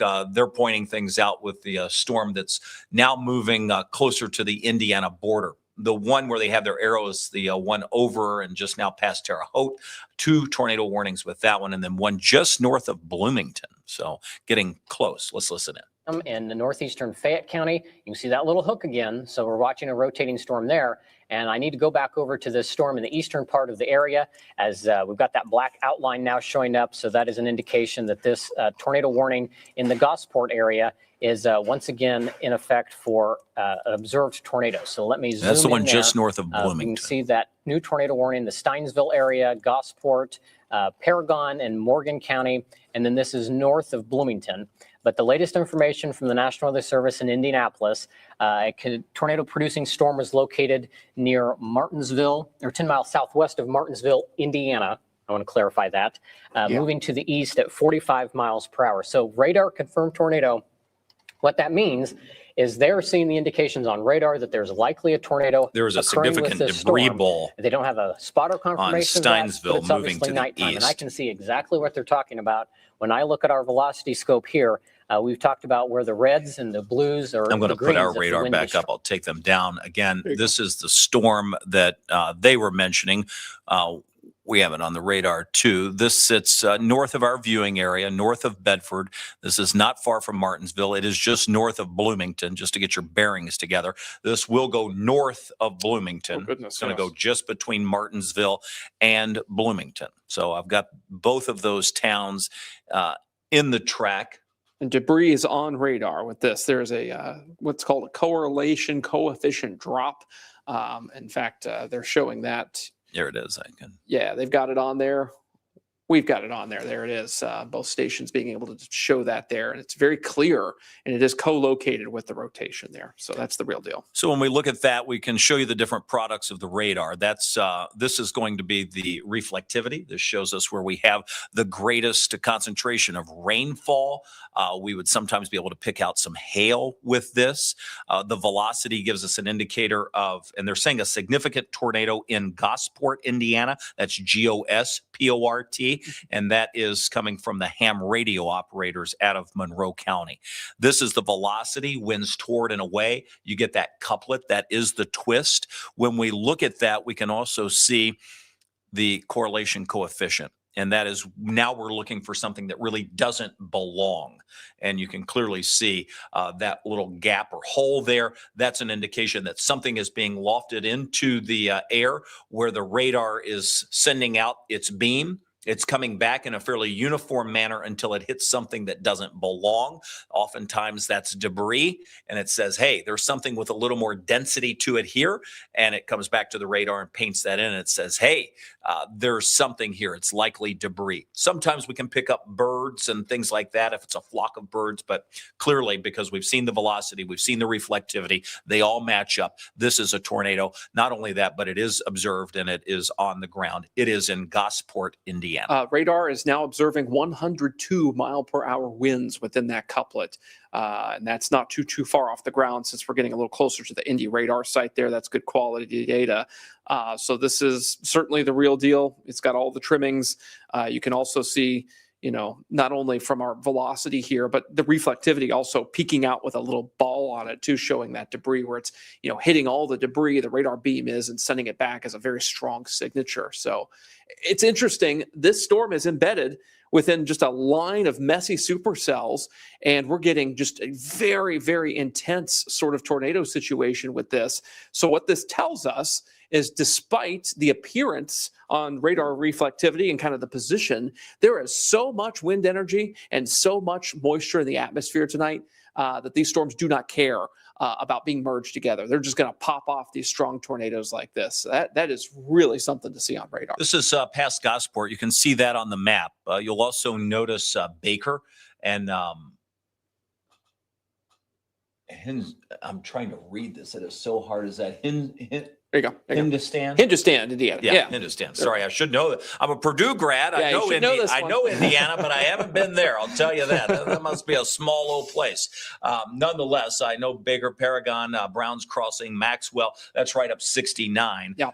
Again, the tornado warning is out. Damage threat considerable. Tornado should cross Highway 37 near the Monroe, Morgan County line shortly. Significant tornado continuing with the debris signature, with the sharp velocity that we're watching. This is the real deal. That is the tornado about to cross Interstate 69. That's one of the most intense and tightest signatures that we have seen tonight of any storm that we've observed here on this live stream, getting ready to cross I-69, which is a problem because confirmed tornado on the ground, getting ready to cross an interstate, that's never a good sign. So hopefully those, of course, when they have the observed tag and the considerable tag on there, everybody's phones that are within that polygon there are going to go nuts, which is good. So hopefully folks that are traveling on I-69 will rethink that. New tornado warning coming just a little farther to the south. This one is going to get closer to our viewing area. This includes the Nashville, Indiana area.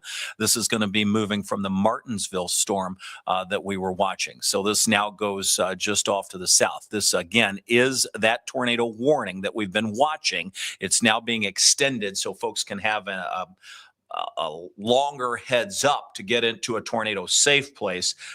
This is northern Monroe crossing Interstate 69 in the next couple of minutes. Brown County is also on the line, and those folks there are watching closely. And they've extended that, a bit more to the south, as you see there. They're concerned about what's called deviant motion in this storm, kind of it taking a right turn, becoming a right mover, as we call it. That's because these strong supercells with exceptional rotation like this will often do that. So they're trying to bet on that if necessary to make sure that places like Nashville aren't left out of the warning when they might very well need to be in it there. So the actual next downstream warning closer to the Columbus area might be a little bit tighter to the north. We'll see. But at this point, they're hedging their bets on the motion of that. But boy, that is one of the most tight, strong signatures we've seen this evening with that confirmed tornado now just crossing I-69. Looks like it did cross. And they're saying in that area, it's very hilly, very tree, so won't be seen until it's over the road. This is not a good time to chase. It's not a good place to chase. Everyone in that zone should be in their tornado safe place. Yeah, the velocity is still maxed out on this. I'm querying 95 mile per hour pixels within this tight rotation couplet, only down just a hair. It's a wash at this point. Looks like it is still ongoing given the latest radar scans. Very dense debris within this, very compact. Bear Wallow would be a place in the line of this. Yeah, there you go. Bear Wallow right there, just west of Fruitdale.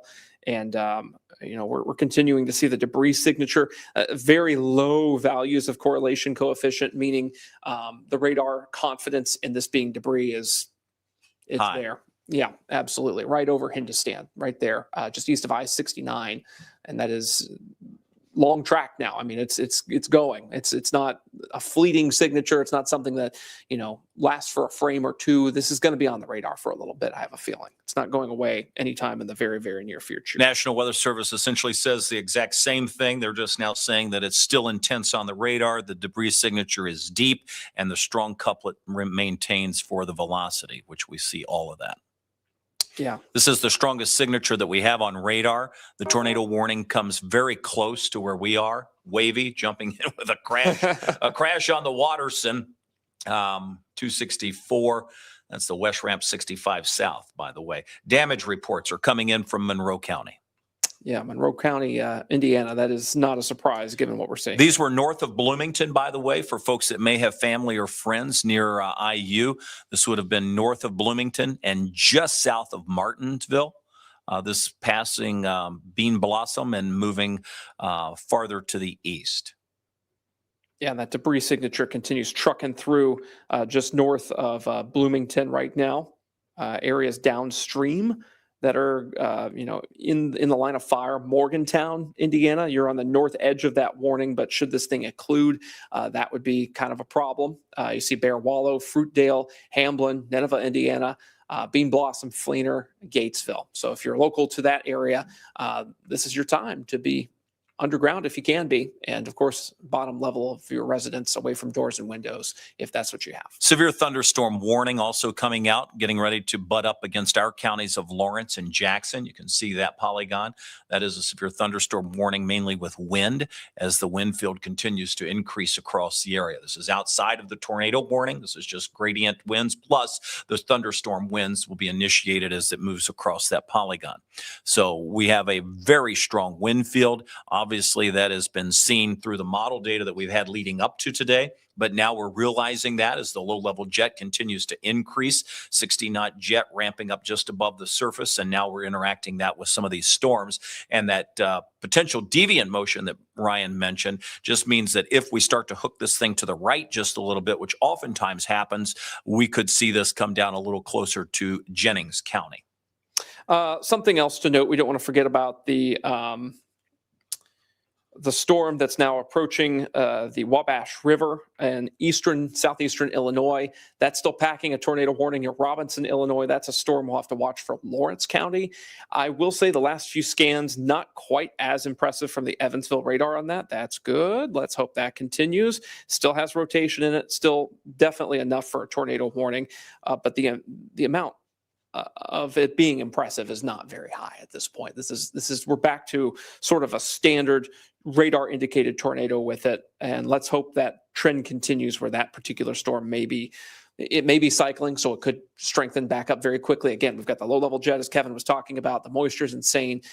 It's got all the ingredients it needs, but individual small scale storm interactions can lead to storms dying in an otherwise fine environment. Maybe there's a boundary there. Maybe there's some outflow from the storms to the east. It just depends on little things that we can't see sometimes as to why a supercell in a very healthy storm environment like this may be weakening a little bit. Cycling is often something that we see where a storm gets very intense, kind of gets to its peak, decreases in intensity a little bit, may get rid of the tornado on it, and then it gets intense again, maybe hits a pocket of instability that our eyes might not be able to see, but is currently present in the atmosphere, and it pops back up with intensity and may put down another tornado. So that may be something we deal with tonight. There are cycling storms that kind of pulse up and pulse down over the course of many hours potentially. These could be long-tracked storms, long-track supercells, the way things are looking for central Indiana. Maybe not so much here in wave country, a little bit less of a threat of that, but nonetheless, if these long track supercells that you currently see skim our area, they would be our problem. New tornado warning coming out. Again, radar indicated, but it comes across. This would be the one to first impact our area. May very well happen before our 11:30 guesstimate that we initially had for Lawrence County. That storm radar indicated. The one that is not radar indicated is observed. Considerable damage tag on this. Bartholomew, Brown, Johnson, and Monroe counties. Damage has been reported with this storm. And we take a look at the velocity on that. You can clearly see its couplet. So we see that. Let's see if we still have the debris from the correlation coefficient, and we do. And that is now past the Martinsville area. I should say the forward storm motion on the one approaching the Wabash River here has now increased to 55 miles per hour from 45, and that's why our estimate was a little late. So it may be closer to like 11 now that we would see problems. And we should start picking those forward motions up as we increase that wind field. A low-level jet. That will continue to propagate those storms. Not a surprise. And moving into a very primed environment where we have the greater energy that's available too. Exactly. So. Yeah, especially west of I-65. Whole lot of Cape there. You don't need the sun to be out when you've got this much moisture in the air coming from the south and when the winds are this intense. So that can overcome the lack of solar heating. So you can get overnight tornadoes because of that. There's that debris alert, by the way. It finally caught on to that storm. That's going to be northwest of Nashville. Indiana. That was the same storm, though, interestingly enough. Fascinating to me. Maybe it saw something we couldn't see. Perhaps. And it may just be a trend, too. Seeing multiple frames that may be able to average things that we would have trouble with. I don't know. Yeah, interesting. It very much is. That interesting shaped severe thunderstorm warning there, too. Looks like a diamond. Oops. But yeah, these are the storms we got to watch. And again, this is not like a Great Plains sort of like, incredible supercell structure with like nothing around it sort of situation. This is a mess. This is all sorts of rain, cooled air interacting, storms being merged together. But you've got an intense rotation signature and confirmed tornado now. That's just going to be, just north and west of Nashville, Indiana there. That's a big problem causing damage as we speak. Yeah, that's where we are. It's 10:07. I'm going to have to get ready for the 11 o'clock show coming up, and we're likely going to have tornado warnings that interrupt us during that show. So we're going to sort of think on the fly here. I'm going to stay with you for a minute because I know so many of you are on here.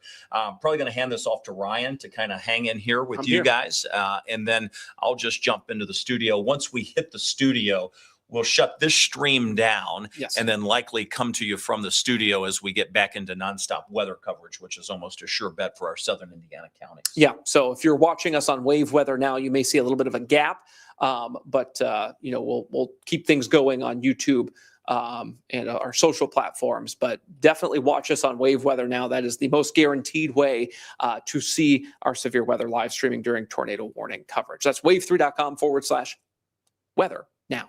That's easy to remember. And of course, the Wave Weather app has that too. Just tap watch live. A lot of folks asking about their individual locations. These are the storms that we're watching. These are there haven't been other tornado warnings just sort of popping up everywhere. It's been these and then just tracking them. So that's the idea, right? And that's what we were talking about when they were back in Illinois. We were like, these will be the storms that we watch and track across the area overnight.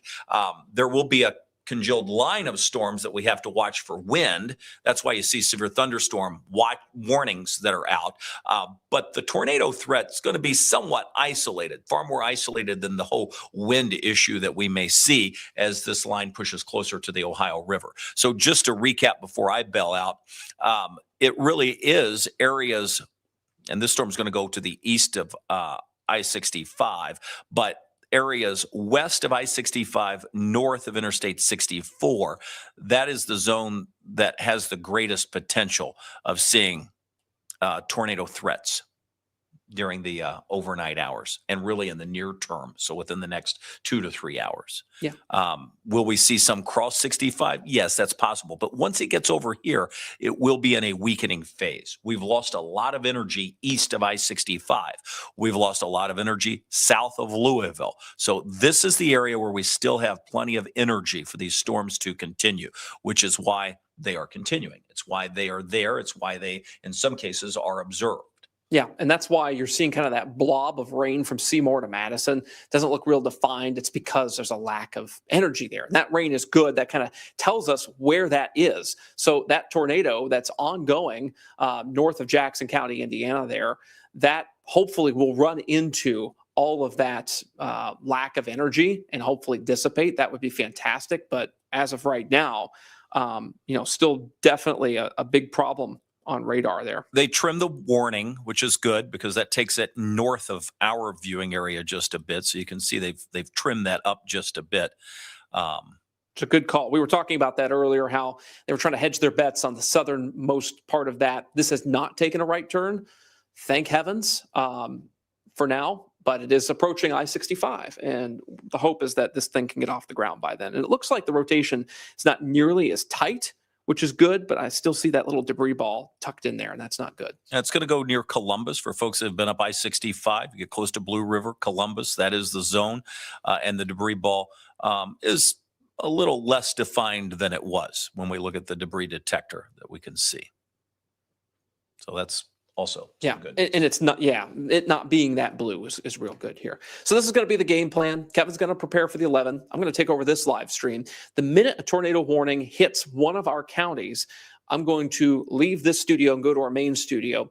For those of you watching on Wave Weather now, you will see us go back to 24/7 weather programming for like just about a minute or less while our control room refires the live stream. For those of you watching on Twitch, Facebook, YouTube, you will see no interruption here. I will switch us over straight into our severe weather coverage. We do implore you to please watch Wave Weather now, though. That is the most guaranteed method to see our severe weather coverage. Again, that's in the Wave Weather app. That's on wave3.com. We can't control third parties like Facebook and Twitter and X and all that kind of stuff, they could kick us off at any time. So want to make sure you know that the best way to watch these live streams is Wave Weather Now.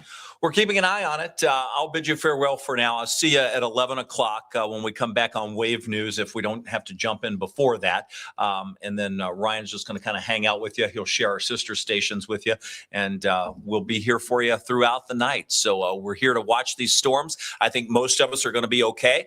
We're keeping a very close eye on our southern Indiana communities, especially our northern tier of communities. That would be places like Lawrence, Jackson, down to Du Bois, Orange County. That is the zone that's most at risk for the tornado threat tonight. And that would be within the next probably 3 hours between now and about 1 a.m. So we'll get you through that time frame. Hopefully, as these move their way farther to the south, be more of a wind maker, which we'll be able to manage, hopefully, without a whole lot of consequences. Can't promise that. The winds, again, if we see 70, possibly higher, 70 miles per hour higher winds, that's going to cause some problems in places too. Will everybody see severe weather? No, but there will be pockets of heavy wind, and there will be some isolated tornadoes.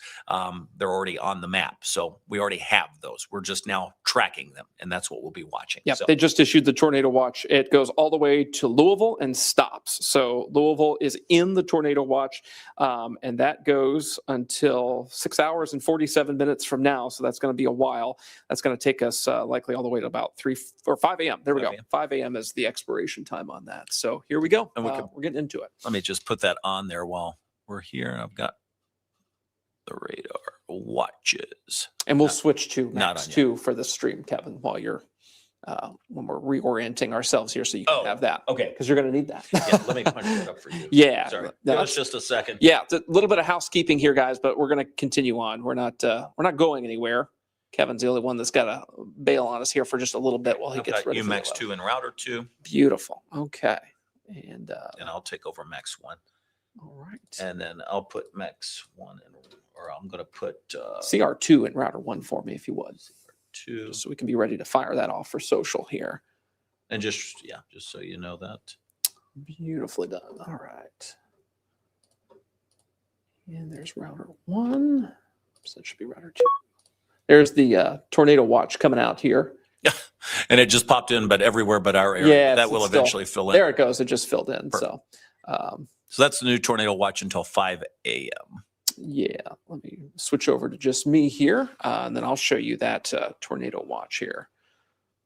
Oh, sorry. There we go. No, we'd already switched video sources. There we go. So there's your new tornado watch. I'm going to update the expiration on that as well. I can do that from where I'm sitting, and we'll put a number 5 on that, and that's going to be 5 a.m. Eastern time. You see it updating the banner there for that brand new tornado watch that does include, of course, our counties of Kentucky and Indiana right along the Ohio River there. So we're going to bid Kevin adieu, and Kevin's going to be on the 11 o'clock news this evening. I'm taking over here. Of course, if you're just joining us here, we are on Wave Weather Now, and that does include not only, of course, YouTube and Facebook and X and all these social platforms, but we're also on Wave Weather Now on the Wave app and the Wave Now app for your smart TV, Roku, Apple, Amazon Fire, etc. here. So Kevin's getting ready for the 11 o'clock news on Wave.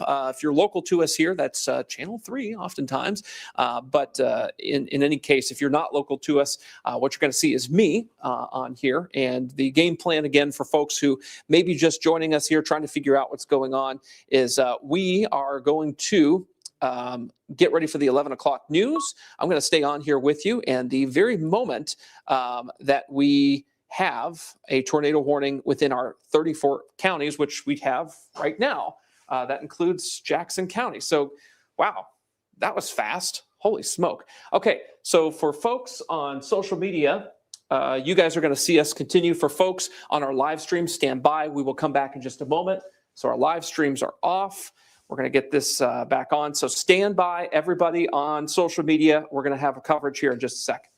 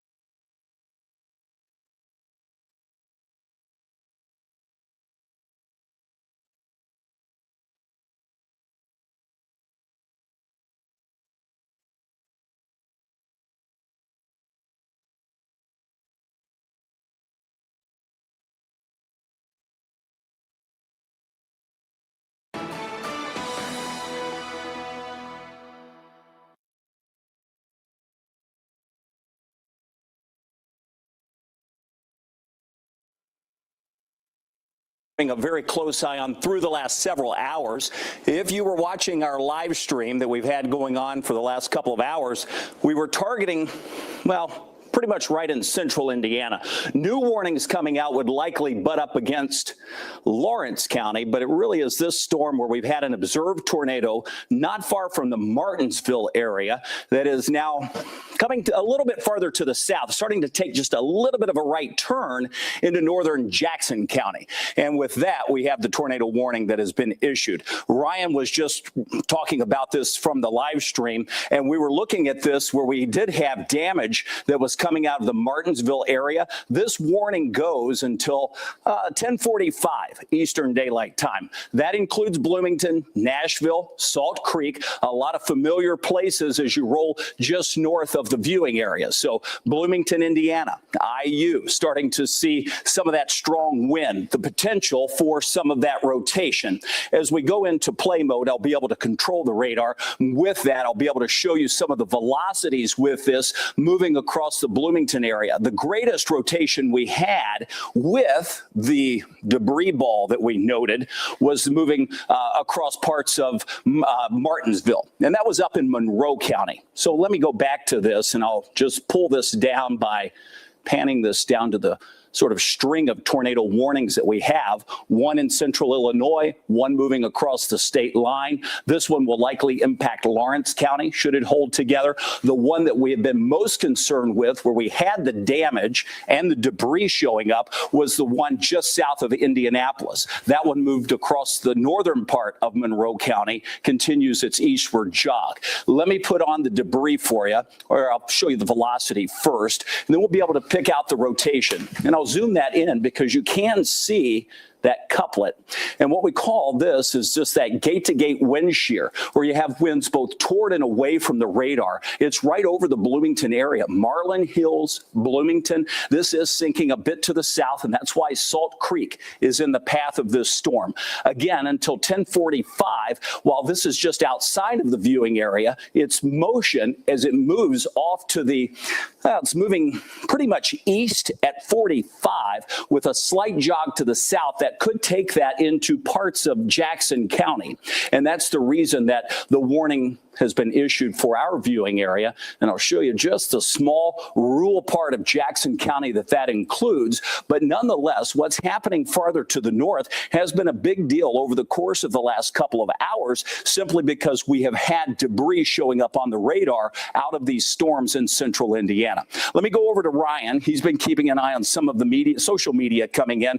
Ryan, I know we have the damage. We saw the correlation coefficient. It coincided with the velocity. This was a big deal as this storm moved earlier across parts of Monroe County. Yeah, big deal indeed. A lot of folks up near the Bloomington area talking about a lot of lightning currently who are watching our social media live streams. We are live right now, not only on Wave Weather Now, but also on YouTube and X and Facebook, trying to make sure everybody is, of course, served with this tornado warning and breaking weather information here. You, of course, see that there's just a heck of a cluster of tornado warnings to our north right now. Only, of course, the very northwestern corner of Jackson County involved with our area here. But let's look out to the west. Our primary concern until about 3 minutes ago was actually this storm right here, this supercell that's crossing the Wabash River into southwest Indiana near Sullivan, Indiana.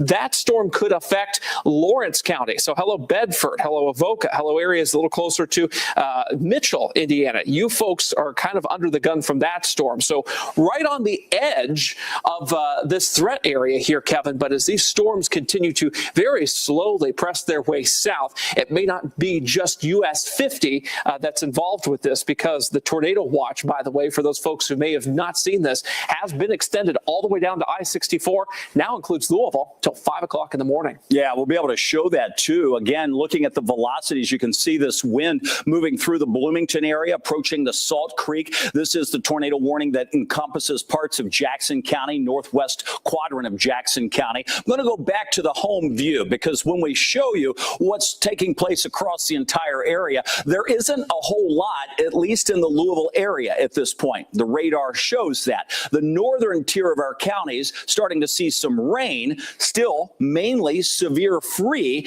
until this storm butts in here. Now, this is going to turn in, let me again pull this down. We knew knew that tonight would be a wild night in terms of severe weather somewhere near Indianapolis in the northern part of our southern Indiana communities like Bedford, Jasper, Seymour. Clearly, we're seeing these storms develop. This will continue to form a line of storms. It'll be a wall of wind and water as it moves through. But right now, we have the greatest threat for tornadic action. And that just means these individual supercells have the ability to rotate.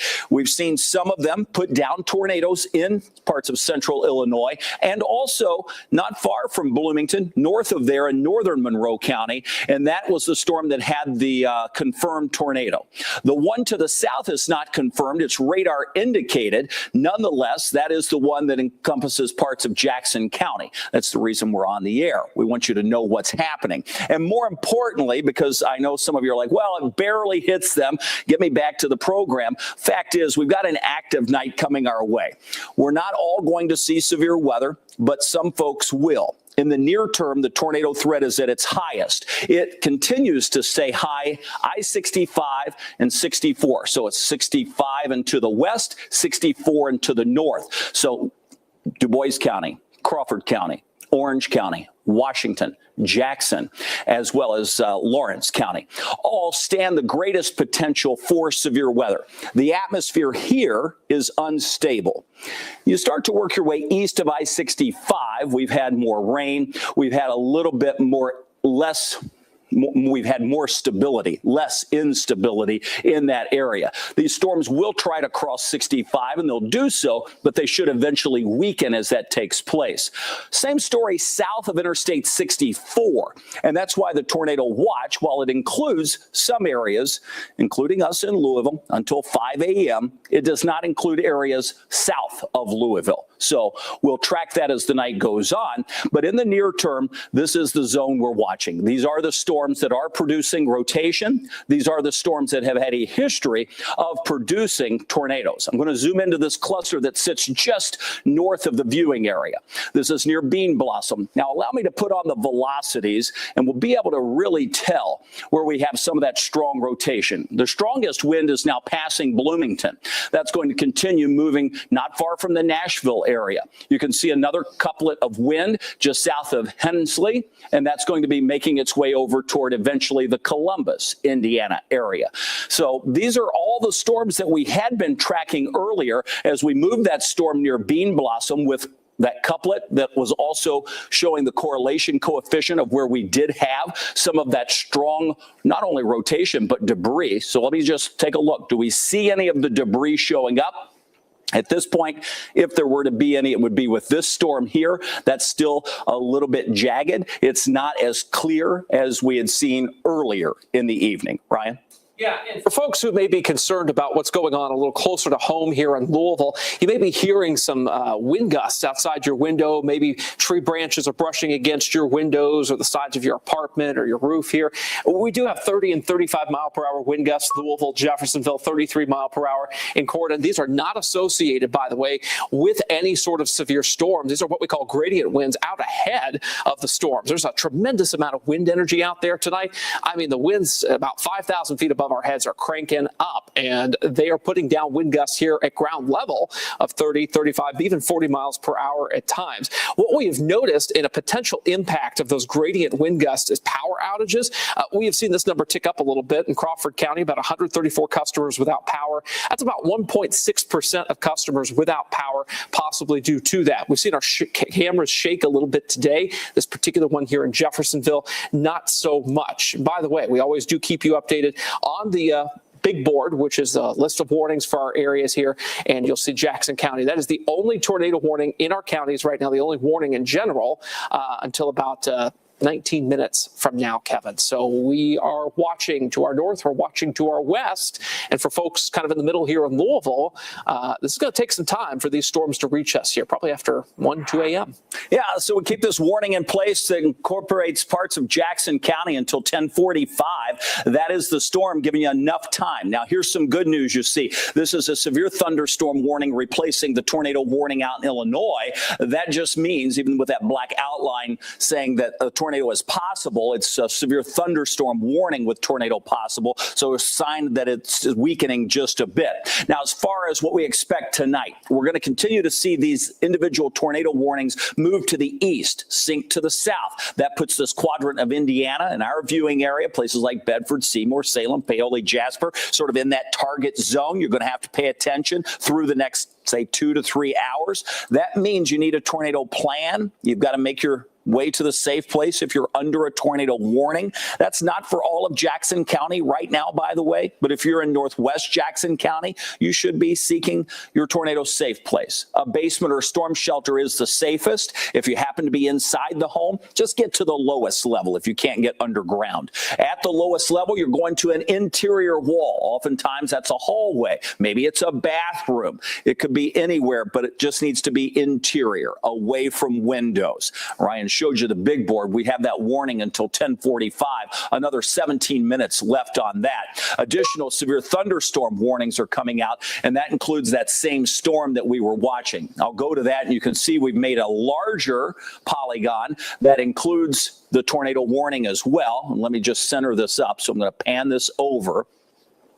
And that's for the push of wind that's coming with this. And likely the fact that the tornado threat is easing just a bit within that. So the severe thunderstorm warning includes parts of Bartholomew, Brown, Jackson, and Monroe counties in Indiana. That will go until 11:15. That includes Clear Creek, Columbus, and Seymour. We know those areas well, and that will continue to push that wind through there. Let me go back to the velocity on this, and I'll point out where we have the strongest wind.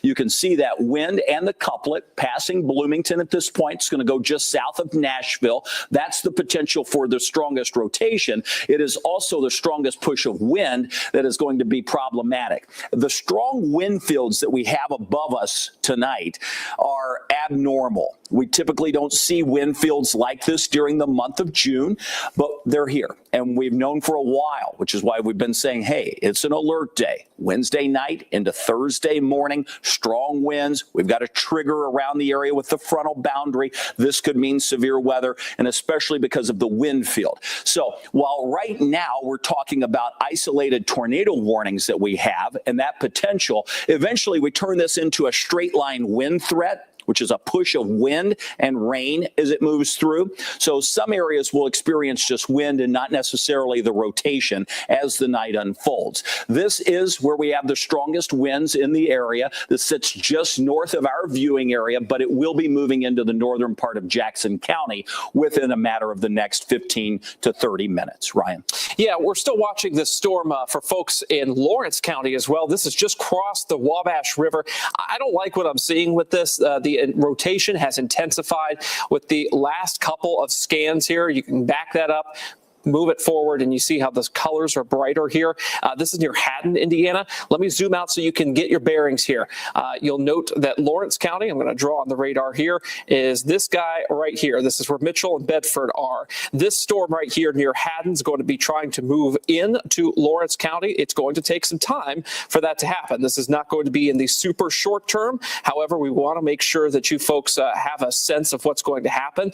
This is a track based on a 55 mile per hour of course, speed there. And so just after the 11 o'clock hour, maybe about 11:15 is when we would see that potential supercell storm try to move into Lawrence County. And by Bedford, by about 11:26 p.m. is when it would hit Bedford. So we're going to keep track of both storms, the one to our north, Kevin, and the one to our north and west here over probably about the next 45 minutes to an hour. This is going to take some time. Yeah, it will take a little time. You see the warnings being trimmed up even to the north. So 2 pushes of wind and potential for the tornado, though we have no observed tags on those warnings. We have ham radio operators out helping. We have storm spotters out helping.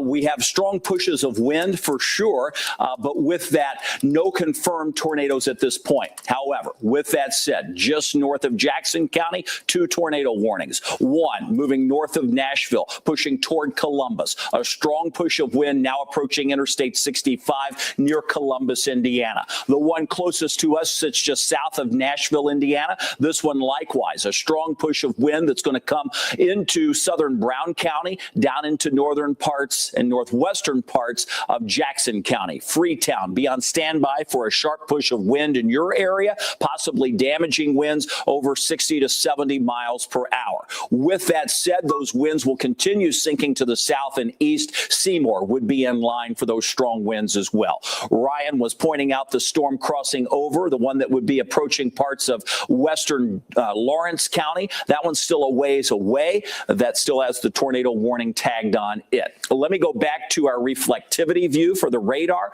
and then we'll zoom out to our home view and tilt down just again. Just to get your bearings together on where we are, there is no active weather across most of our counties. The northern part of the viewing area has the most active weather. North of Indianapolis, all is calm. So it's a very limited area of active weather going on as we speak. With that said, we've had a number of actual tornadoes and damage that we have seen both on radar and from storm spotters that have been out across parts of Monroe County.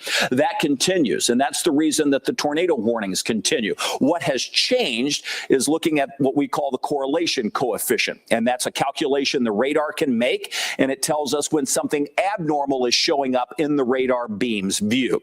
And oftentimes that's debris. We don't have that right now, and that's good news. That just means the radar doesn't see a tornado. We haven't seen one spotted by observers. I know it's night, and once it's dark outside, it's much harder to see. That's why we don't ever recommend chasing at night, especially in the terrain that we have across our viewing area. With that said, we're going to see some of these storms continue to develop in terms of wind makers. We're just increasing that low-level jet, so our wind field continues to increase just above the surface. And as we bring some of that wind down, just because of the general heavy rain or thunderstorms can drag some of those strong winds down to the surface, what we will notice will be some wind damage showing up in places across Illinois, Indiana, possibly down into northern Kentucky as we settle into the overnight hours here.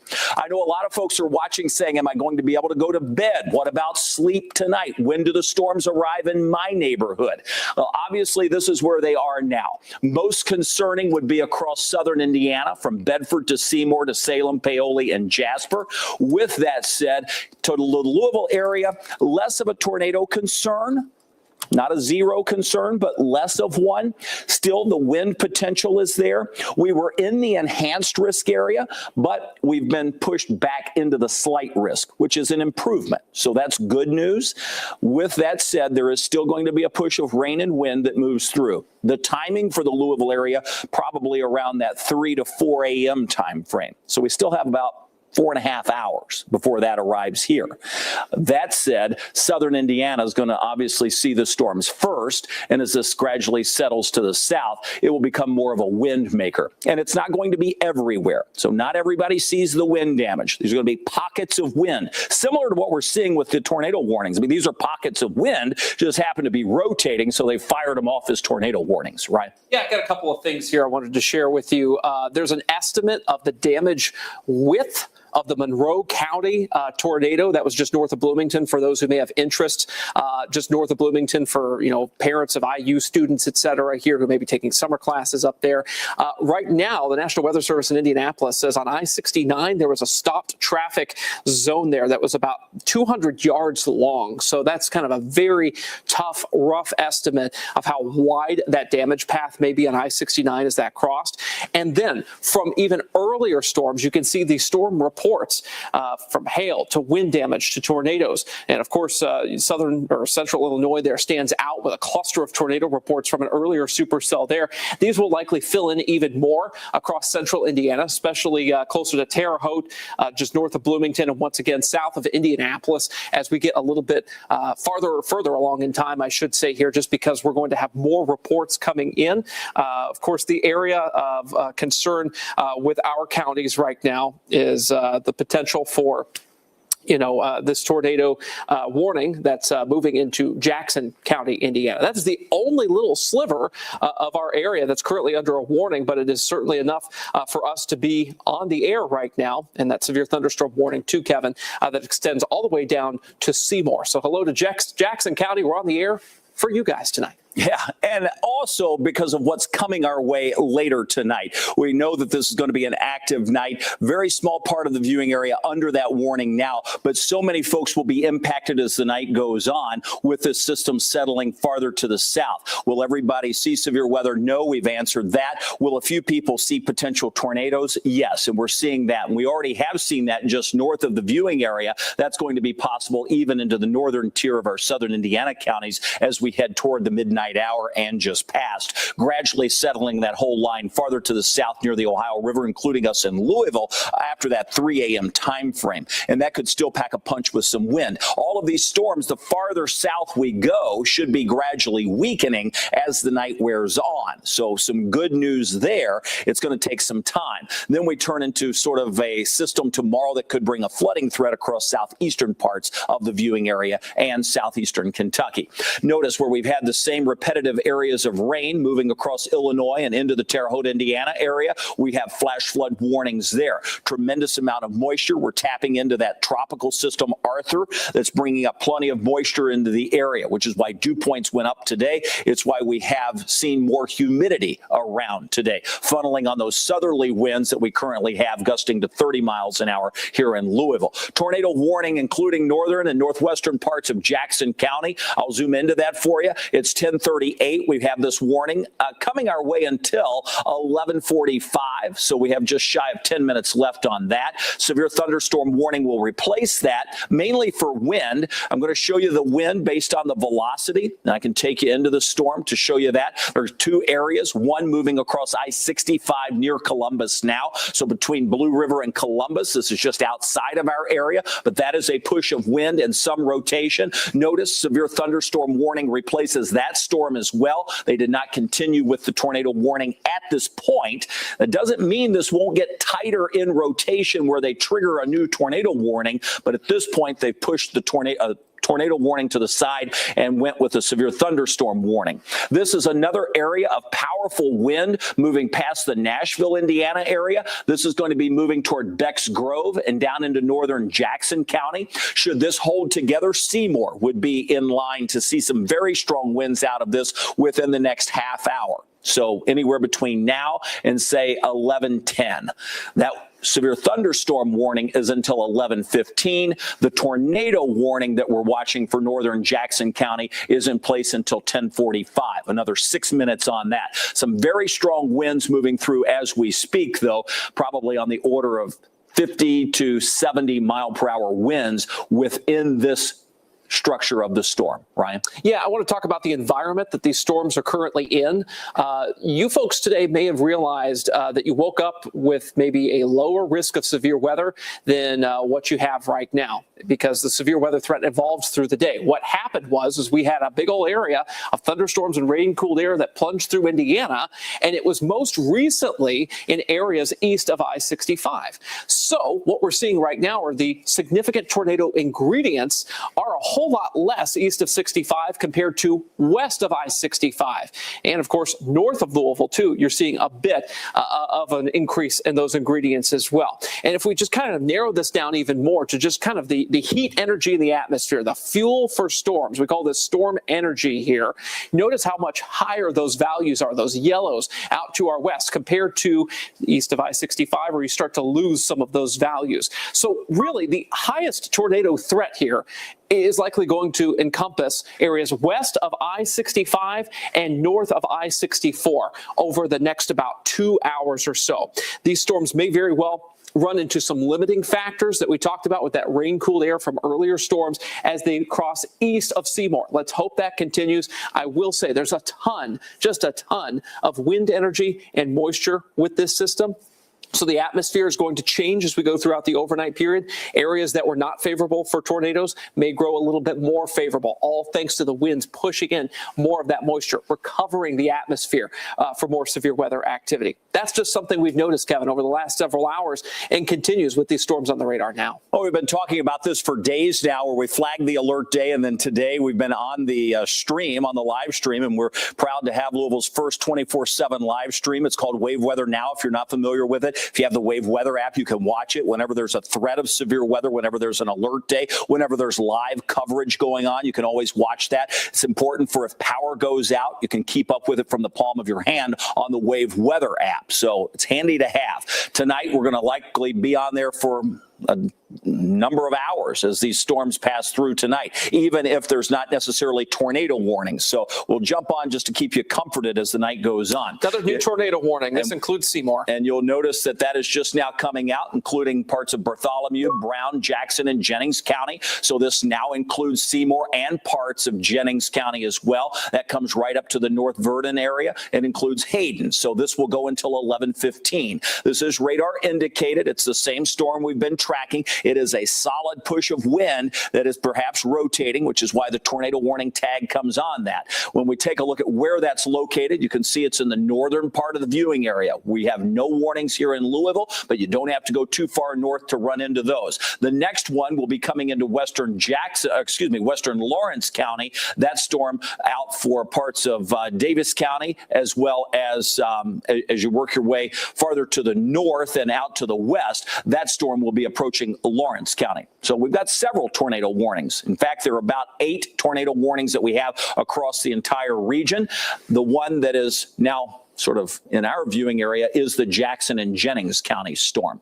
Now let's zoom into it. I want to show you that push of wind. Tough to tell by looking at the reflectivity. This is sort of a measure of heavy rainfall. We see that. We can also see that little curl there. This would be where we have the greatest potential. So when we're analyzing the radar, we're going to look at reflectivity. We're going to look at velocity. We're going to look at the correlation coefficient. These are all products that the radar gives us. This is the reflectivity. Oftentimes we can pick out the heavy rain, the hail, and the general characteristics. This is not one you like to see because that's an indicator that we do have some rotation showing up. Let's see if we can verify that by looking at the velocity. That's the zone. That is it. So we paired that with the reflectivity and the velocity. It's right over Beck's Grove. This is going to be diving across southern parts of Brown County, moving into northern parts of Jackson County. This will go just north of Freetown. This will take aim on I-65 closer to the Seymour area as this moves off to the east and a slight drop to the south. This is moving at 55 miles an hour. So it's moving at the forward speed of an automobile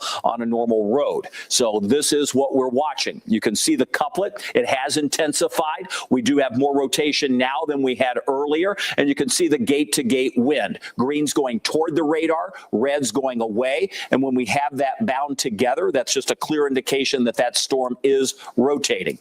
So that is possible. Let's see if we have any debris showing up. So we've checked the reflectivity, we've checked the current velocity, and now we look for debris in that same area.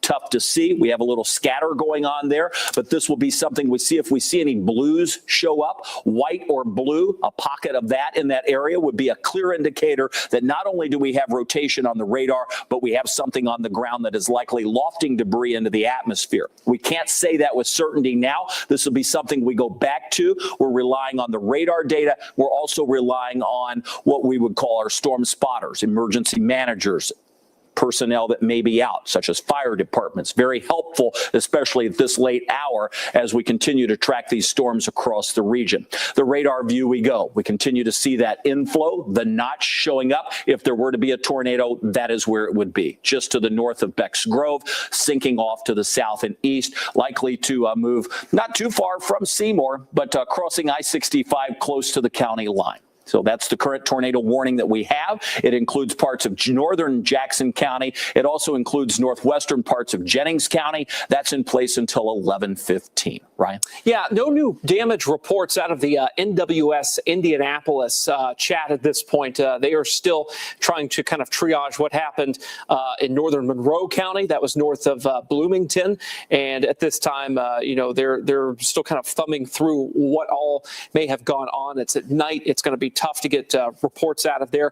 We do have some video that will be coming to us shortly. We'll be able to show that once we have it available here from our station in Terre Haute, WTHI, and that's going to be from Coles County, Illinois, just due west of Terre Haute, of a tornado that was likely caught on camera there. So we'll be able to show that to you here in just a few minutes, most likely, once we get a chance to. But at this point, within our 34 counties, we don't have severe weather ongoing. It's the warning has been extended all the way into parts of Jackson and Jennings counties at this time, and the storm is taking a trajectory that would put it pretty close to Seymour. So for you folks going, hey, where's the severe weather? It's on its way, and it's close enough now that we have warnings, and that's why we're on the air, and we're live on Wave Weather now as well. We're able to monitor that. These are the storms that we've been tracking throughout the night. We will continue to track into the overnight. The storm system is capable of producing storms that rotate with strong winds. You see the new tornado warning also coming out. We said a while ago, wouldn't be surprised if they extended that, if it started to rotate again. You have to realize we're dealing with an abnormal wind field across the area for this time of year, and we start to see great shear. We have great curvature in the wind, and that just means that it doesn't take much to see these storms turn, and that is the reason we're seeing tornado warnings issued for tonight. We're going to see that until we can see this congeal into more of a line and a straight line threat. That won't happen until probably well after midnight. So in the near term, we're going to be dealing with both wind that has a forward motion, but also has a rotating component. And with that, we see the tornado warnings that we have coming out. Most of them have been just north of the viewing area. The exception for now is the storm that we have moving out of Brown County that will dip down into northern parts of Jackson County, northwestern parts of Jennings County. Seymour is in the path of this, so is Hayden. North Vernon lies just out of it, but should that hold on, that would plow right through the North Vernon area as well. So I wouldn't put my guard down in North Vernon. Keep an eye on it. This is moving at 55 miles an hour at this point. And that's what we're watching. When we look at some of the reports that we've had come in, let me just see if we can see any of those from across the area. None locally with that storm, so to speak. It may be a little early for those. I can go back and let's just see if we have any imping reports of any wind out of that system. Again, tough to see any of those. It may be a little early. All the reports are helpful, but what we do know is that oftentimes at this time of night, we don't get a whole lot of reports. A lot of people are inside, obviously, and some people are already in bed. And with that, you just can't see as well, and you don't get as much communication. So we may or may not have damage out of this. We have to treat it like we could have damage. In Louisville, our gusts are just at 30 miles an hour. But within this storm, look how tight that rotation is, and you're starting to see the brighter colors. That's an indication that it is continuing to tighten up as we increase the wind field. And with that, we have great rotation showing up on the radar. It is still radar indicated. It's moving off to the east and a slight jog to the south, 55 miles an hour. So that's going to take it near the I-65 zone within the next half hour or so. So that's what we're looking at. We do have some video that's come in from our sister station across far eastern parts of Illinois. I can show you what that looked like as that storm moved through. This was a tornado that was on the ground. It's the same storm system that we've been tracking over the last several hours. This is what that looked like. Multi-vortex tornado just simply means there are multiple funnels coming out of that storm, one at least on the ground, and we know we've had damage. That was the storm as it moved just west of Terre Haute. That storm, again, when we go back to the radar, moved across parts of Monroe County. That was essentially this part of the storm, while we saw a new storm spin off of it, and that's this one that we're tracking now to move into northern parts of our viewing area, including Jackson County and over into northwestern parts of Jennings County. Severe thunderstorm warnings also surround that because of the strong wind potential, but the greatest concentration is this storm. You can see that rotation. There's no doubt about that. Back to the debris to see if we can see any of that. I'm not going to be surprised if we do. I can't rule it out, but it's not as defined as what we have seen throughout the evening with some of the other storms. But I certainly wouldn't be surprised if that tornado was on the ground, Ryan. Yeah. Have you seen any reports coming in from any of the emergency managers? At this point, no. That's the interesting part. I think we're still waiting for some confirmation on things that have happened just to our north. We do have social media reports coming in from our Wave Weather Now simulcast here on Facebook. Adam in Bloomington says they have lost power hour up there from these storms. That is not a surprise. And lots of folks just to our north from Bloomington to other parts of Monroe County also watching us this evening here. Of course, the storms are now to your east, and the storms are now starting to move a little closer to our counties here of Jackson and Jennings here. And of course, we're watching that singular supercell storm just west of I-69 for Lawrence County, Indiana. That could be a problem here coming up in about the next 25 or 30 minutes, maybe even less than that, given these storms are starting to accelerate. Something we saw earlier tonight, Kevin, is that one storm was moving at 45 miles per hour, and it suddenly accelerated to 55 miles per hour. And that is because we're starting to see those winds crank up above our head and start to push these storms a little bit faster. Yeah, and the timing of the increase of the low-level jet is not abnormal. That happens every night as we pass sunset by about an hour or two and go into the overnight. The low-level jet always increases. What is abnormal is the intensity of what we're dealing with across the area, and also the curvature, the rotation that we have that's providing some of the rotation that we have. Again, tracking the debris, you can see it's increased just a bit. So I'm going to say we're kicking up something in the atmosphere there. I'm not sure if it's actual debris from buildings or if it's just dirt, but something is going on there. So that is something to keep an eye on. When we look at the velocity, same general area. Let's go back to it and see. Velocity, same general area. Yes, that would be that same push of rotation that we have. So we can clearly see it. I mean, it's there on the radar. This is the rotation. This is why there's a tornado warning. That tornado warning goes until 11:15. We will continue tracking that as it moves into the northern part of Jackson County. This should get close to Seymour. I would say it's probably going to go just north. They'll certainly feel the impacts of some of the wind with that, but the greatest area of rotation should go just north of there as it crosses Interstate 65. That's going to be crossing between Columbus and the Seymour area, a very popular stretch of road, obviously, being a major interstate, and one that many of us have taken north before or coming south back down into Louisville between Columbus and Seymour, getting ready to see a possible tornado cross Interstate 65, Ryan. Yeah, quick update for folks in Lawrence County. That supercell storm I just showed you a moment ago, the tornado warning on that has expired. They have not reissued another one. Let's dissect this. Again, this is going to be folks in Bedford, Indiana, we're most concerned about for you all there. And you'll see that the rotation within the wind velocity product here that we like to show not really presenting itself as much as it was before. So the hope is that that storm is starting to die off as it moves toward Lawrence County, Indiana. It would be nice to get that to happen. One thing I do want to note on these storms that we're seeing moving into parts of Jackson and Jennings counties, you'll see the rain that has kind of popped up ahead of these storms here. And you'll note as they move east, they're moving a little closer to this big area of stratiform rain that we have over the Cincinnati area. There's not quite as much ingredients for tornadoes or for severe weather as you make your way east of I-65. The hope with this storm is that as it crosses I-65, it will start to run into some of that sinking rain-cooled air. I mean, we've already got a bunch of rain-cooled air around it. These storms are making their own rules here this evening. You'll see the redrawn tornado warning box there. Again, it does include Seymour still. They just chopped off the edge of the warning that wasn't necessary anymore as the storm outran that part.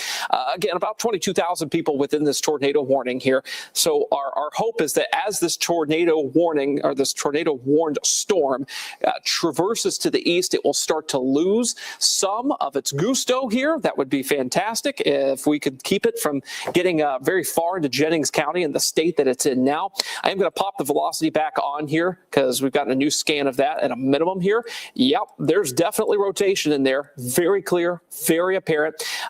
Kevin was talking about this little spot right here near just north of Bobtown. This is going to be just north of the Jackson County border here.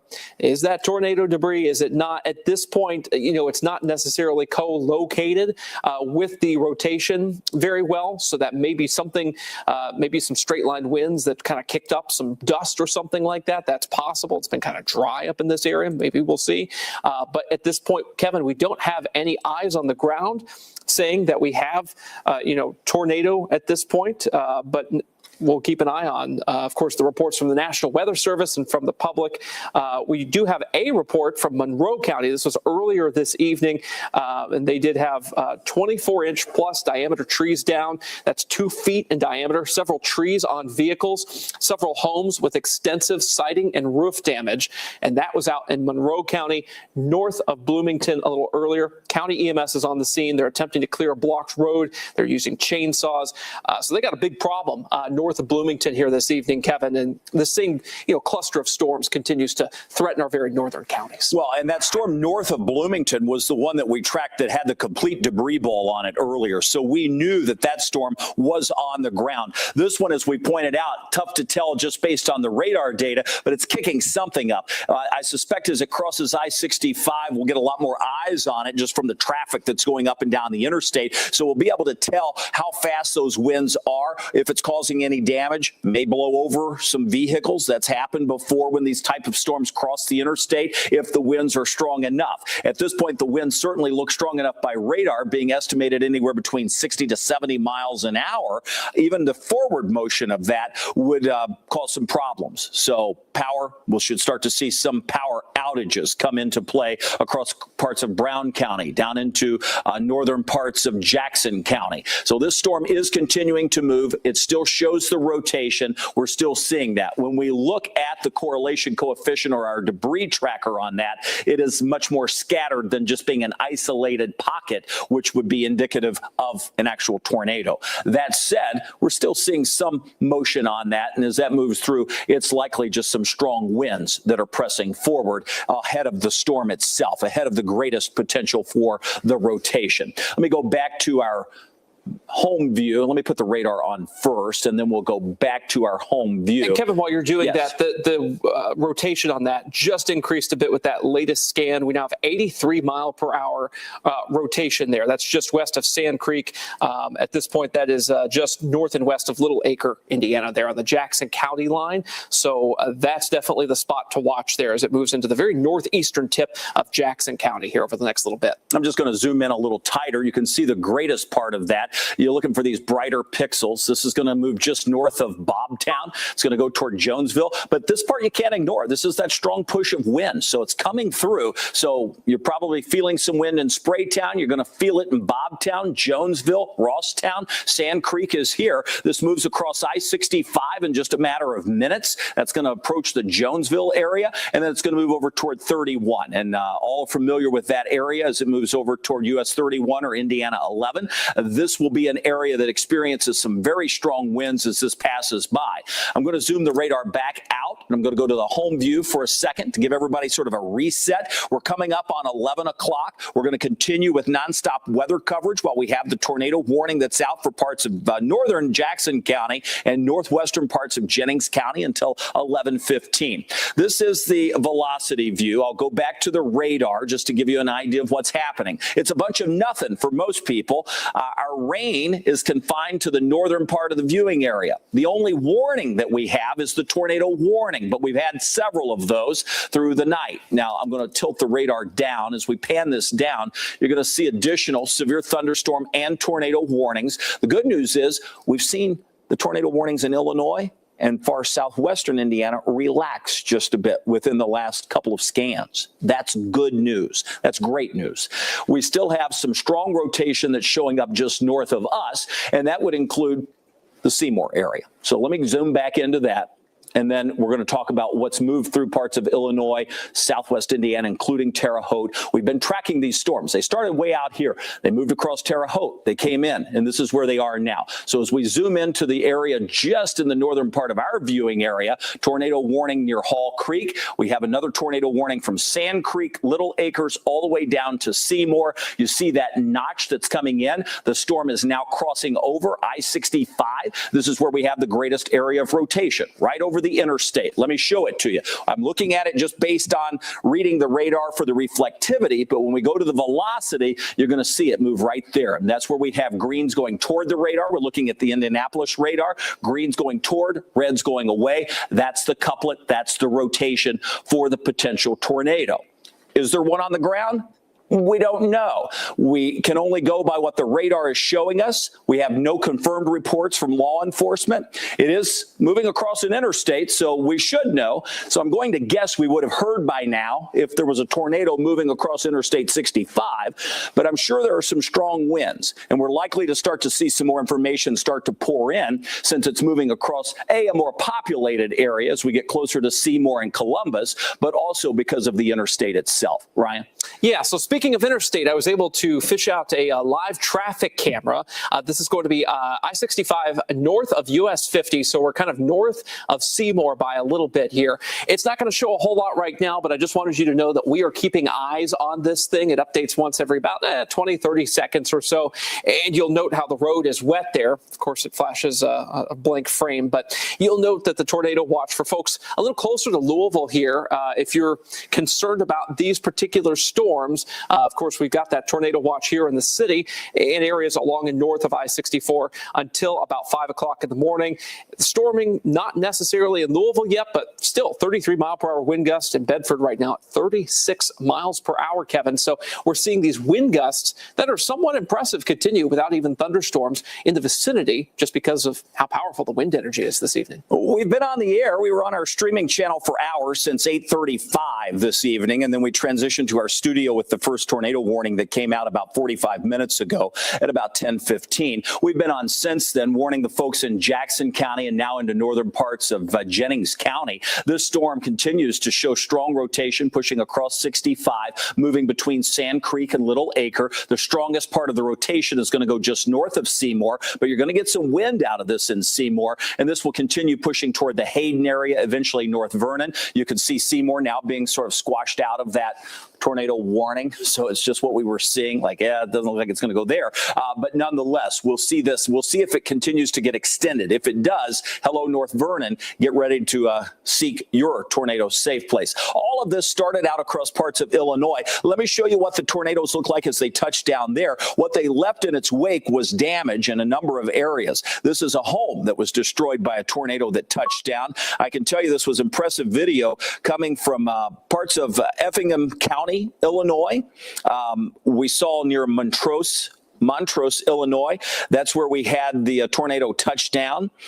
Again, northeastern Effingham County is where this was. Sits just to the west of Terre Haute, but you can see the damage that took place from that tornado that touched down. And there you see the tornado itself, starting with the funnel coming down to the ground. You don't always see it touch the ground. Sometimes you have to either see the damage or the condensation that reaches the ground. But sometimes it looks clear. It just depends what your view is and the vantage point. That was an impressive tornado that touched down in Illinois. We know we've had tornado touchdown in Indiana, not far from Martinsville. That's in Monroe County, and that's not far from the Bloomington area. Back to the radar we go. You're going to see that this storm is now crossing the county line. This is Jackson County, right over Little Acre. This is where we have the greatest rotation. We're just north of that. We're going to barely bring it into the far northeastern part of Jackson County, and then we're going to take that right into northwestern parts of Jennings County. Hayden would be in the path of that storm. This has crossed I-65. It will soon cross US 31. As this system crosses over, we'll see if we have had any reports of damage, any wind damage, any kind of information coming in as far as the wind or potential tornado. At this point, we've had no confirmed reports of a tornado. All have been radar indicated. Our winds in Louisville are gusting to 33 miles an hour. These are way outside of any thunderstorms. There are no thunderstorms nearby for us,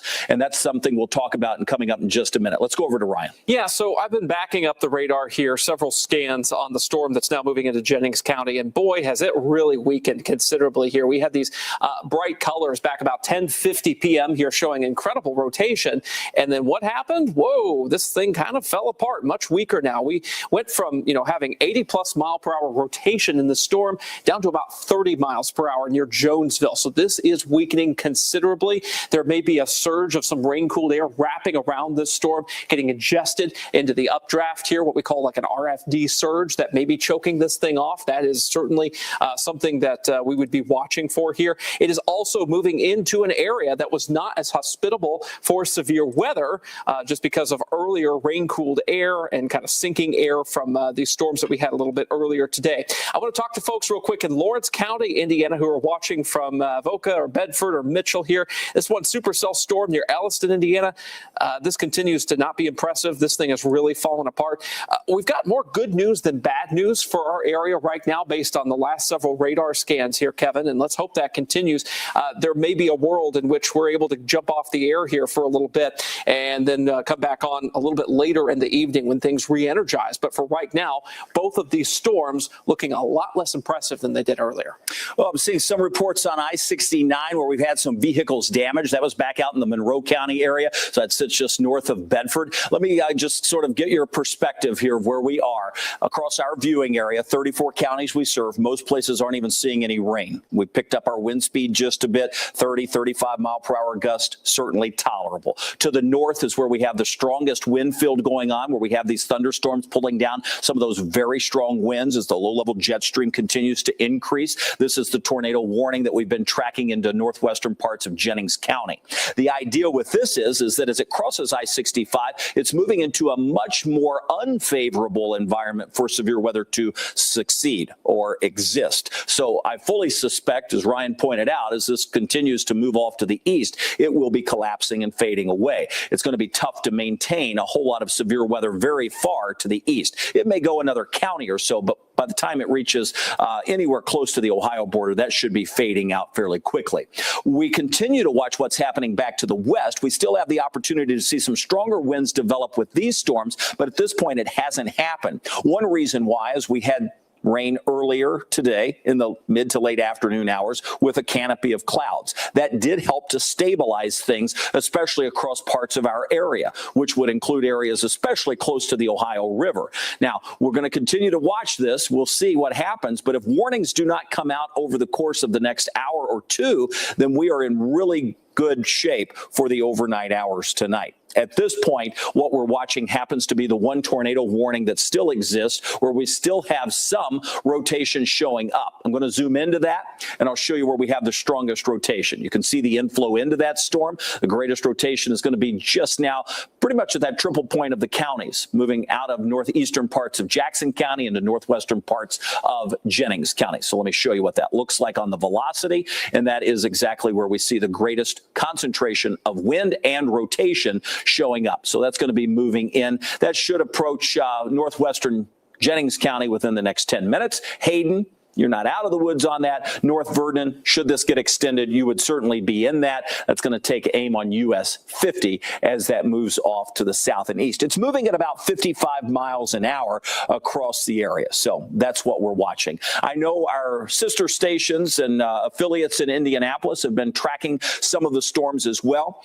Ryan, I know we had some damage just north of the IU campus and north of Bloomington. That was in Martin County earlier. I think that was the strongest storm we've seen on radar today. Yeah, no kidding. Some reports coming in from that. Monroe County, this was from about 11:03 Eastern time here. This was reported. Tree damage resulting in power failures in Ellettsville, Bloomington, and Woodview Hills area of the county. They had power flashes a little bit earlier this evening up there as well. Owen County, Indiana, 15-inch diameter tree and shingle damage in downtown Gosport. So for central Indiana, just south of Indianapolis, I mean, this was a pretty horrid tornado that moved through across I-69, just a little bit north of Bloomington there. When daylight breaks, we'll likely have the latest on what that looks like. We may get some damage video tonight. Looks like we've got a new warning. I just heard that in my ear here.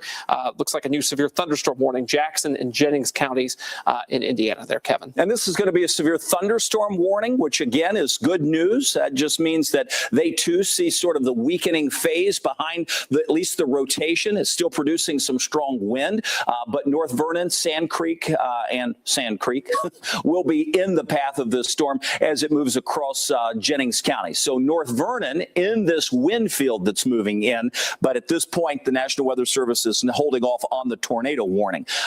And with that, we could still see some powerful winds, but at least the rotation seems to be weakening somewhat. When we look at, again, the home view And I like going back to this just to point out that all of this is well north of Louisville. There is lightning with that, but even that has weakened. And what we look for back out to the west and northwest would be to see, are we seeing this line of storms congeal? And this would be it. So this is something we'll have to watch. But what do you notice? There are no warnings along that line. So that's some good news. You see clusters of lightning. We'll see if that continues to intensify. It's going to be moving to the south. This would be an area that could still see some intensification from the storms. But the good news is we're starting to see this sort of get tampered down just a bit by the atmosphere that it's created and by the atmosphere that was left behind from the earlier rain.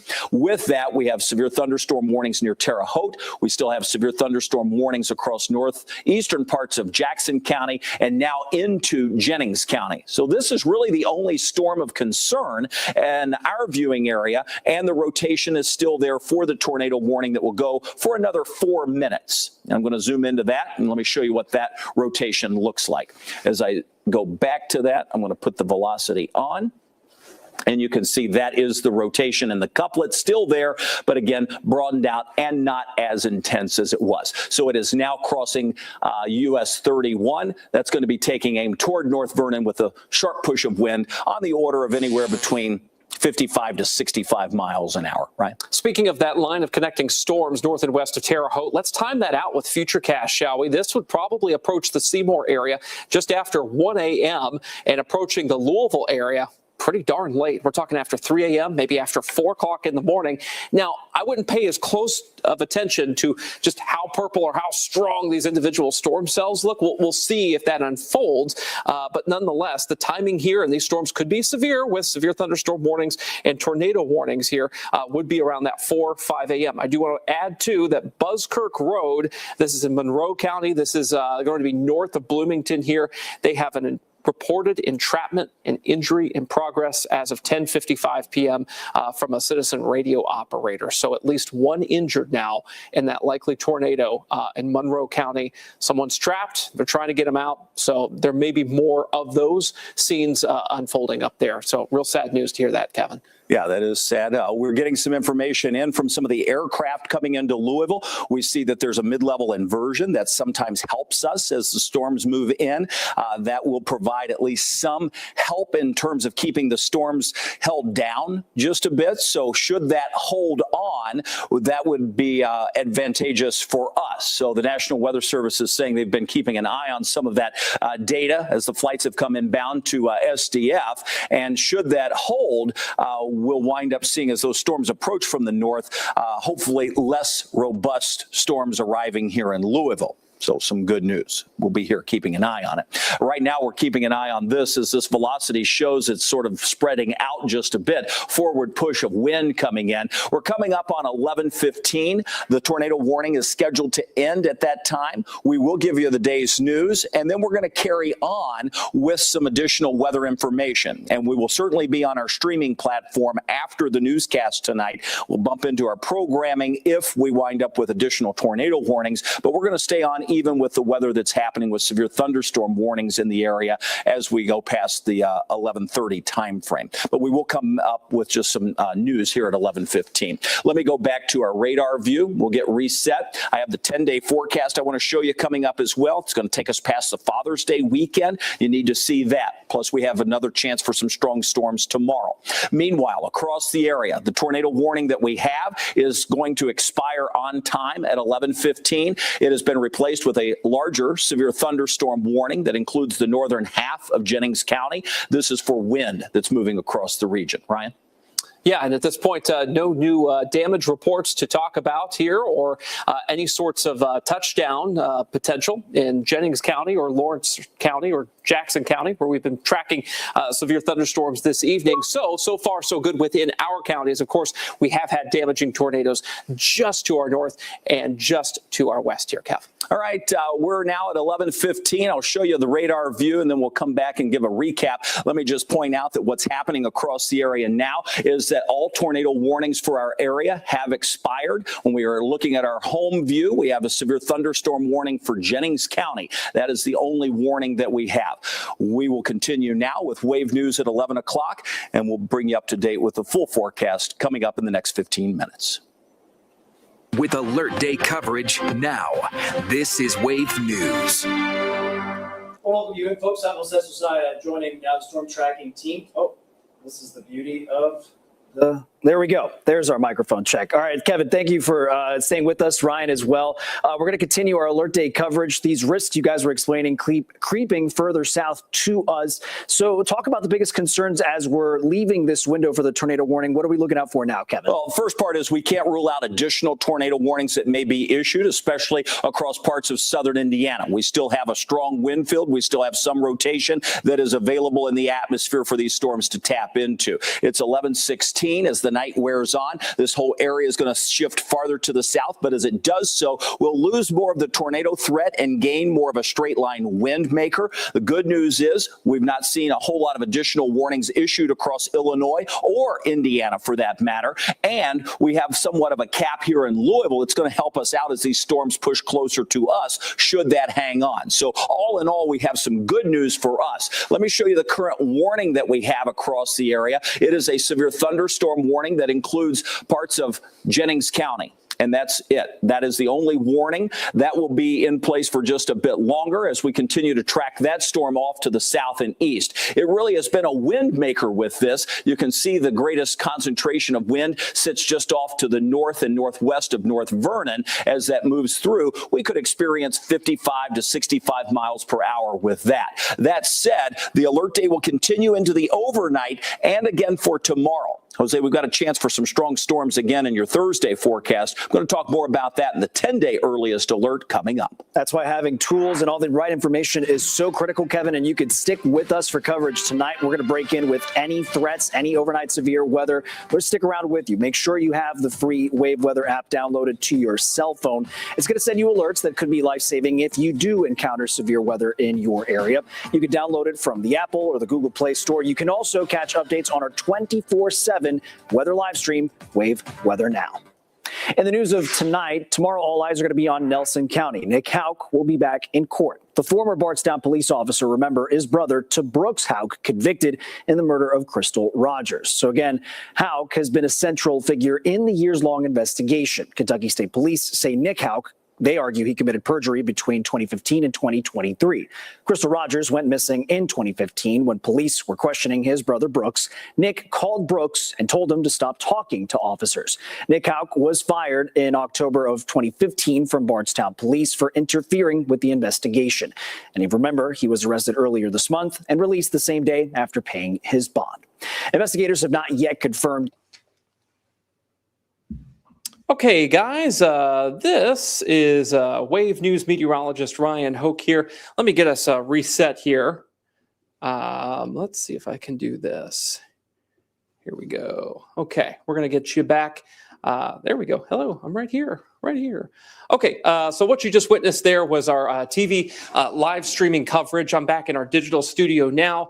I'm going to put, give me just a second here. Let me put the weather graphics back in this window right here. And we'll get that going for you here. So that's going to be router 2. And okay. Just forgive us for getting everything we need up and running. Here we go. All right. So we are back with the tracking of this severe thunderstorm warning now. Again, the tornado warning has expired for all of our counties that we had it for, which was Jackson and Jennings a little bit earlier here. So let's zoom back on into Jennings County. And you'll see North Vernon's under the severe thunderstorm warning now. It's 11:45 p.m. So if you're watching Wave Weather Now, you're likely seeing a newscast. But if you're watching on our social or YouTube streams, you're seeing me right now. What we're going to do is continue this through the newscast, which ends at around 11:36 p.m. tonight, and through the expiration of this warning. Then we may take a little bit of a break before additional storms move in a little bit later tonight. Carrie's like, hey, what happened to the weather? Why is it news? Well, we have to do some gymnastics in here to switch our live stream back over to me here. So that's why you saw a little bit of a hiccup there. Let's see. Carrie also says, my tree house is shaking. Don't want to get motion sick when I sleep tonight. I bet it is. You know, we've got these wind gusts up to 35, 40 miles per hour happening in our area right now. In fact, as we put the wind gusts on the screen, you'll be able to see those. Yeah, 33 miles per hour of Jeffersonville, Louisville, 28 miles per hour in the Jasper area right now. Your closest weather station there, Carrie, would be Paoli. That's actually the French Lick Airport at 23 mile per hour wind gust here. Bailey St. Clair asking, do you think the system that follows tonight will be as strong, or are they weakening? I am ready for sleep. Hey, I'm ready for some sleep too. That sounds real nice right about now. But we're not out of the woods yet. There's still a whole lot of untapped atmosphere for this cold front to plow into tonight. I'm going to zoom out, and you'll be able to see these storms that are trying to combine to our north and west here, kind of into a line. It's not doing as well as I thought it would, honestly, here. And there's a reason for that I'm going to discuss. So this line right here trying to connect up. These storms are starting to fall apart. A lot of them are. And they're not looking as good right now. Why is that? Well, we just got some information passed to us by the National Weather Service here in Louisville. Thanks to Kevin Deach for sending that to us. Essentially, he's saying that the aircraft that are flying in and out of Louisville right now, they have sensors on them called they're really just atmospheric sensors, right? So we're talking pressure, we're talking temperature and dew point. They can take atmospheric soundings, right? And they send the data through a system called ACARS back to land stations, and then the National Weather Service can see them. And he described one of the soundings from one of those likely UPS aircraft that was either taking off or landing from Louisville here. And what it showed was an inversion. Oh, what does that mean? So basically, the mid-levels of the atmosphere, somewhere around 10,000 feet-ish above our heads here, is a warm layer of air that is disrupting the potential for us to get storms to develop. You know, in order for a storm to develop, you need upward motion, right? You need some lift, and you need instability, or air to be buoyant, the ability for air parcels to rise because they're warmer than their surrounding environmental air, right? When you have a mid-level inversion, which is what they're seeing over the airport in Louisville here at this time, those air parcels rise, they hit the warm air, and they stop rising. And when that happens, thunderstorms that run into those environments, well, they can't become any taller, right? So they start to see some sinking air, or maybe just level off. So that's potentially why we're seeing these storms just kind of all at once losing their mojo. And that may be because of that mid-level inversion, that level of, or that layer of warm air that's above the surface here in the mid-levels, trying to limit the storm potential. So that would be good. Does that mean it's going to be like that all night? No. So we need to still be on guard for this. And that's why we continue to be on our live stream here through at least 11:45 this evening. Again, we're live on our social accounts at the moment, not live on Wave Weather now, just because we're in the middle of a newscast, and the newscast would kick me off of there when we get to our weather segments. So you can still watch Wave Weather now. It will still have the 24/7 graphics. It will still have Kevin's weather hits when those become available on our newscast. But just wanted to let you know that we're live on YouTube, and we're live on Facebook, X, etc. here. Let's see here. What other comments do we have here this evening? Carrie saying, is a mid-level jet like the reverse of a dew point where the clouds are flat on the bottom? This is a mid-level inversion. Mid-level jet is the winds, right? Jet equals wind. So mid-level jet is where we've got the winds intensifying above our heads. A mid-level inversion is a warm layer of air. Mid-level jet helps storms. A mid-level inversion hurts storms, all right? Is Louisville going to get hit by the storm? That's a good question. If you were watching our live stream a little bit earlier when I showed Futurecast, that was certainly helpful here. Let me see if I can get my graphics back spun up to where I was before here with that. Here we are. So I will show you Futurecast with that, and you'll see that the newest run of Futurecast has storms plowing into our northern counties around 2 a.m., that connected line of storms. And then in Louisville, after about, say, 3 or 4 o'clock in the morning, I always try to give an hour of grace to these, moving them forward by an hour. So maybe 3 a.m. instead of 4 a.m. might be what we see with these storms moving in. And then they would start to settle down into southern Kentucky by about 8 a.m. and not be as strong. They may reinvigorate, though, with additional storms through the afternoon tomorrow. And that's about as far as this short-range model goes out. So let's see what the rotation potential is. You'll see by about 2 o'clock in the morning, more rotation potential. This does not equal a tornado. It just equals the fact that these storms may be rotating as they move in. If that mid-level inversion is happening that we talked about with some of the UPS aircraft, taking off or landing here on Louisville, sampling the atmosphere, if that inversion is there, this rotation may not touch the ground, which would be fantastic. So hoping that's the case. And then this becomes a lot less of a problem after about 8 o'clock in the morning. Again, this is going to be an all-night thing. We're going to have multiple meteorologists on this overnight tonight. You'll see me and Kevin for quite some time here, but we will definitely, have Brian Good and Tawana Andrew kind of folding into this as we get a little closer to the sunrise period tomorrow morning here. Let's get to some more of your questions. Let me put the radar back up so that we can keep tabs on these storms as they continue to move into our counties here. Let's see. And stay in communication, of course, with our newsroom as well. There's a lot going on at this late hour. So here we go with our, of course, severe thunderstorm warning. We'll keep an eye on that. For you folks in Lawrence County, these storms continue to underperform, which is good. Let's see. You'll see that just north and west of Lawrence County. That's where we have, of course, that one particular thunderstorm. This used to be a tornado warned storm, but that is now just kind of a weaker storm moving through. So I'll leave it on that. We'll get to some more of your questions here. Kayla Baker, does that mean Orange County isn't going to get anything? Absolutely not. It means you guys may get something a little later tonight after 2 a.m., maybe after 3 a.m. there. We'll see. Hopefully this will stop most of the severe threat tonight. That would be great. Let's hope that happens. I want a bust for our counties. This certainly is not a bust of a system because of what happened in Monroe County, Indiana, north of Bloomington earlier. That was really rough. We've had at least one person trapped and injured being rescued. There's been damage up there, the extent of which we're still learning about. Let's see here.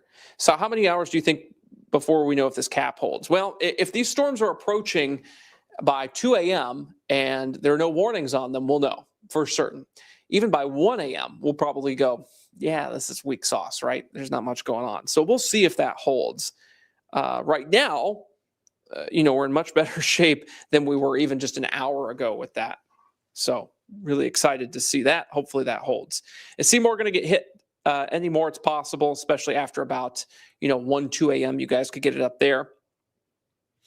Bradley says, I'm so glad I got lucky enough to be off tomorrow. Yeah, you're lucky, dog. That's good. Yeah, because this might be a late night tonight if you're going to stay up. Am I fine to go back to sleep? I am in Fern Creek. You can always go to sleep if you have the Wave weather app and a NOAA weather radio because it will alert you, it will wake you up and say, hey, tornado warning, get to your safe place, right? So that's my answer to that. Everybody always asks, can I go to sleep? Can I go to sleep? Can I go to sleep? In this situation, a NOAA weather radio in alert mode is going to be the thing that helps you, sleep with confidence because it will wake you up if indeed there is a tornado warning here. So, if I were Joe Q Public, not sitting in this studio right now, I'd be going to bed with my weather radio in alert mode, just make sure it works, and then I'd be good to go for the night. All right. Braden Harper, winds are getting breezy in Georgetown, Kentucky. Not surprised about that. Why do they look more intense on your radar as they do mine? Different color tables, different radar presentations, different radar products. There's a whole host of reasons for that. What we show on TV and what I'm showing you right here is pretty close to the raw radar, all right? Indianapolis updating the severe thunderstorm warning via Wavy here. Still radar indicated on the wind and the hail. It cancels out Bartholomew and Jackson, and they're going to continue it for the very northeastern half of Jennings County here, and this still runs until 11:45 p.m. So another 15 minutes to go on this guy right here. Let's get to some more of your comments here. Winds are breezy in Shepherdsville, Kentucky. Yep, we've got some 30-plus mile-per-hour wind gusts going on outside, even outside of thunderstorms there. Mason saying, thank you for your hard work and dedication. You are welcome. We've been on the air constantly here for at least an hour, even though we haven't had severe weather within our counties, technically, no reports of such. We've had warnings within our counties. We've had some close shaves, But I don't think we've really had anything touch down within our counties tonight, which is good. But they've had some big trouble just to our north. I know we've got folks asking about Shelby County, Jefferson County, the Hurstbourne area. Look, if you're along I-64 in those areas, it's going to be after about 3 a.m. that these storms move through. It'll be a big line most likely by then. Let's hope these storms aren't very severe, but there's still a pretty good chance that we could have some severe storms. Wind would be the main issue. I think the tornado threat, I'm not going to say it very loudly because I don't want the atmosphere to hear me here. I don't think the tornado threat's as high as it was before. And the tornado threat may be decreasing. Let's see. Not a guarantee on that. I am starting to see evidence of that mid-level cap that NWS Louisville talked about a little earlier. I like seeing that. I like seeing the lack of warnings to our west. There's a few severe thunderstorm warnings. This one here near Effingham, Illinois. That's pretty beefy looking. Tornado possible, but not an actual tornado warning on that. So that's good. We're not out of the woods, all right? By any means, we are not out of the woods for the overnight. And because of the low-level jet, the moisture, the wind field, this could amp up at any time and go ape, all right? So I don't want to make any guarantees about anything. What I do want to say is that everybody needs to be on guard for the overnight hours here. So many folks asking about their individual locations. I can't answer all of these. There's literally dozens of them here. Let's see if we can get any more other comments and questions. Carrie says, I like weak sauce on my tacos. Yeah, I don't like spicy food, so I'm there with you. I like things to be not very spicy, but I do like good flavor and spices, just not super spicy, if you will. Let's see here. I'm not going to answer every, location related comment and question here, but as far as can we clear any counties yet? Not quite. In Jennings County, you guys are still under a warning there, a severe thunderstorm warning through about 11:45 p.m. Eastern. So you're certainly not in the clear yet, and you may get another line of storms after about, say, 1 a.m., 2 a.m. Let's see. Is there an active tornado? Nope. Not right now. Nowhere is an active tornado, in fact, right now, I don't think. Even outside of our viewing area, which is fantastic. Any other questions here? Let's see. Oh, this is a good one from Braden here. This is a big block of text. I know that's like, but if you have an iPhone with iOS 26.2 or later, you can go to the settings and notifications, look for enhanced alerts and safety alerts, and you can turn on, more of those weather alerts, those government issued ones. All right, we've got a brand new severe thunderstorm warning that has been issued here. This is for, looks like, and I'm going to give you just a second here if I can. I can't get back on Wave Weather now, but at least we're on our live streams here via the social feeds. You'll see this brand new severe thunderstorm warning. It does have a tornado possible tag on it. This was that earlier storm that was northwest of Lawrence County, Indiana, and is now affecting parts of Lawrence and Jackson counties here. Again, tornado possible tag on that brand new severe thunderstorm warning. Like I said, can't let our guard down yet, even though things look a little better. They could amp up at any time in this environment. And that's exactly what we're seeing a little bit of here, probably gaining some height to this storm here. And of course, a little bit of that rotation. It's not a huge amount of rotation, but it's enough for them to, put that tornado possible tag on that Lawrence County and Jackson County storm. Freetown is in this. The northern part of Lawrence County is currently in this. Let's see here.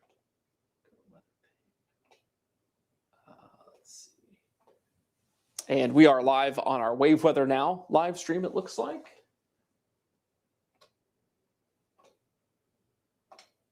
And also our news stream. Okay, there we go. Had to get that back up and going for everybody here just because of our newscast that we had.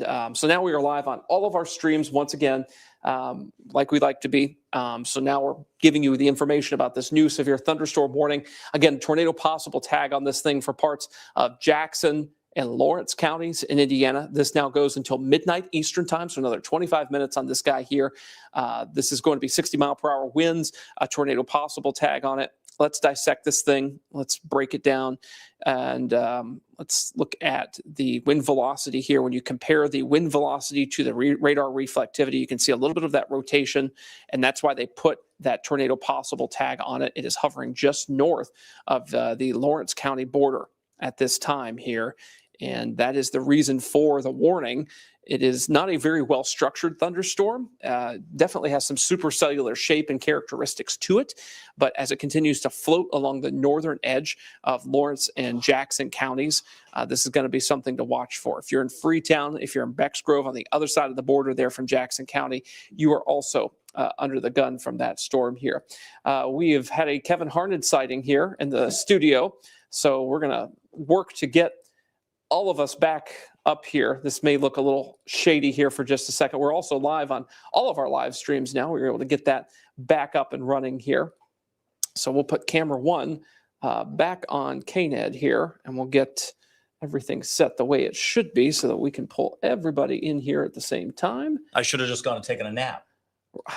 I mean, at this point, good grief. We've had so much to do over the last hour here. Well, we've been juggling a lot, that's for sure. We appreciate everybody staying with us. So we've got, tens of thousands of people watching through all of our platforms. So we appreciate that. But wow, we actually are in a better place than where I thought we would be at this point, with some things getting better. First of all, we have the capping inversion. I heard you talking about that. Oh, yeah. We just wound down the newscast. I told folks we would be on the stream for a little while here. They just pushed out this latest warning that includes parts of northwestern Jackson County.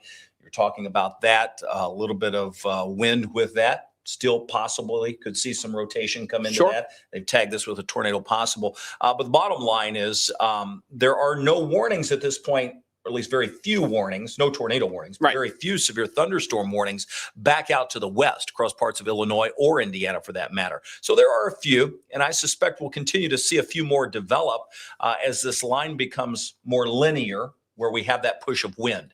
And if you were watching earlier, because we started our stream at 8:35, we talked about the tornado threat would be sort of early on and mainly across parts of Indiana where we had that moderate risk. And then it would turn into more of a line of storms with a wall of wind and water. And that's what you see happening. Yeah, and that would be plowing into our counties, especially, this segment right here. I'll stop the radar so I could do a little drawing. Pardon my art skills here. But this little segment of storm right here would probably be after 1 o'clock starting to move into our counties once it congeals a little bit better. And this may be the main guy here, a little closer to the cold front that's going to surge all the way through our counties. We were showing everybody Futurecast a little earlier. Pretty clean sweep of storms is going to happen here all throughout southern Indiana, eventually getting down to Louisville, probably stopping somewhere just south of E-Town by about 8 o'clock in the morning. So as we were talking about a little earlier, it's not an all clear by any means. It's just the threat will be a little different, and the storm orientation will be a little bit different, as this will be more of a linear thing, as Kevin was talking about. It's starting to get a little bit of a push from the front there. Yeah, and that's just what we have to watch to see. Now, the capping inversion will help us as long as it holds, and we'll see how that sort of shakes out. But that's a good thing. So all positive notes, really, what's happening now. You see that little push of wind just north of Guthrie. That's intensified a bit. Could be a little bit of a rotation trying to show up there. But again, it could just be a burst of wind too. Tough to tell just on the final 2 scans. Yeah, and if we query this here, we can see, what the pixels are showing, and that is a 62 mile per hour gate to gate on that. So that is a bit concerning. Hopefully they don't pop a warning on it, but we'll see what happens. We have not had any sort of touchdowns or anything like that in our area. We haven't heard of any damage, since about the 10 o'clock hour. So nothing has happened damage-wise within the 11 o'clock hour. Only reports of prior damage. We've had, reports of entrapments and rescues and things like that in Monroe County, just north of the Bloomington area. So it's real rough up there. This storm is just kind of taunting us and staying right on the northern edge of Lawrence County here. And again, we serve 34 counties within our Wave Country viewing area here. For you folks, who may not be local to us, that may not mean as much to you, but you may be wanting to monitor things, a little closer to where we're at here in the Louisville area. Yeah, I was just punching up Max 1 in case we needed that. Sure. I wanted to see if we could get the video from what we showed just before the 11 o'clock show in the list over here, where we can show that home that was destroyed, and we could actually see the tornadoes. It was impressive to see. We'll work on getting that. Can't make any promises. I'm sort of throwing a wild card at Ryan. Did you see my eyes get big for just a second? I was like, oh, okay, I got to I'm over here without a mouse, and I do have a keyboard, but I don't know whether it's working at this point. So Ryan's in the driver's seat here. And while we're looking at that, I'm going to punch up. Here, I'll put Max one. one in here for you so you can start driving a little bit. Yeah, and then I can work with that while you work on the video. If I can find where we're at. Here we go. Okay, then we'll put router numero uno in there. Okay, perfect. All you. So I'll just do a little tap dancing while Ryan works on trying to get that video. You'll notice the latest warning flashing over in Illinois. Just stopped flashing, but it has that black outline. That means tornado possible. Anytime you see a black outline around a severe thunderstorm warning, it means tornado possible. And you can see that documented in the threat. Anytime you see a white outline around a tornado warning, it means it has been observed. So we do have outlines on our polygons that help sort of immediately identify what's going on or what has been reported. You can see 1-inch hail with this storm. Again, this is out in Illinois. We see Terre Haute getting just south of there, another severe thunderstorm warning likely to cross over the state line. Flood warnings coming out from Terre Haute down to Patricksburg. And then in the northern part of the viewing area, that is where we have the Jackson County, Jennings County severe. Let's go to the velocity just to check that. Again, seeing some tightening of that rotation. And I'm just going to zoom into it. It's just a bit of a problem north of Guthrie. So, will they flag this as a tornado warning? Can't rule that out. It is a possibility. I'm going to keep an eye on what the Weather Service is saying. Bear with me on that while we pull that up. And this will just give us some ideas of, and there we go. So we're just keeping an eye on everything that we can. That is a little bit concerning what we're watching going on the county line. But at this point, there is no tornado warning. And at this point, it's kind of broadening out. You see that in the latest scan there, which is also some good news. We do have a little bit of video I was able to fish out from our NBC sister station in Indianapolis. This is from the Indiana Department of Transportation here. And they show, give it just a minute there, that tornado producing storm in Monroe County. I've taken this full screen here and you can kind of see just a lot of rain and wind. They're providing it there. And then there's Bloomington's IU campus. Was that crossing 65? 69. 69. Okay. Yeah, probably 69. It's kind of hard to see what we're looking at there. Maybe in the distance with that darkening. I'm not quite sure. But this is something that our news department just dropped into the folder here for us to show. And not incredibly clear, but I have a feeling we'll get even clearer video than that coming in the next few hours here. So back to the radar we go, and we'll find some more video. Yeah, thanks. And again, the traffic cameras are helpful. We were showing those on the stream before we went to coverage because it is helpful for this type of a situation where we wind up seeing, different things happen, whether that's vehicles being blown around or trees coming down or just sheets of rain spilling over the roads. So all of that is valid when we're in severe days like this. We're just each looking at information. Ryan's trying to get some video up. I'm scanning the National Weather Service out of Indianapolis just to see if we've had any wind reports coming out of northern Jackson County. Guthrie and Bartlettsville would be the places of most concern. And at this point, no wind damage coming in out of that. In fact, the latest information from the Weather Service is what we've talked about with the basis of the inversion. So with that, I'm just going to go back. Indianapolis, severe. That's it. You're watching us work in real time here. So this is kind of like the storm desk, if you will, trying to get information for everybody. We clearly see an uptick in this, what appears to be rotation. Yeah, and it's coming right across the Bartlettsville area. Here we are back in the now desk when, if this gets flagged, we'll have to run back to the studio. But do exactly what we just did an hour ago. That is concerning and will be even more concerning as it moves closer to the northwestern part of Jackson County. So it's over northern. I've been saying Jackson County. It's Lawrence County that it's over now, moving toward northwest Jackson County. Yeah, I don't like the look of that on the wall. That's not great. and just looking at. Yeah, I have a feeling they're going to put a red box on that. Yeah, I do too.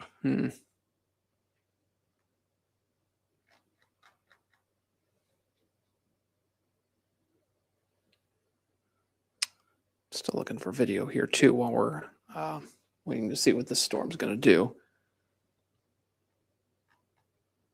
So far from our gray stations, I haven't seen a whole lot of anything new in the last few minutes.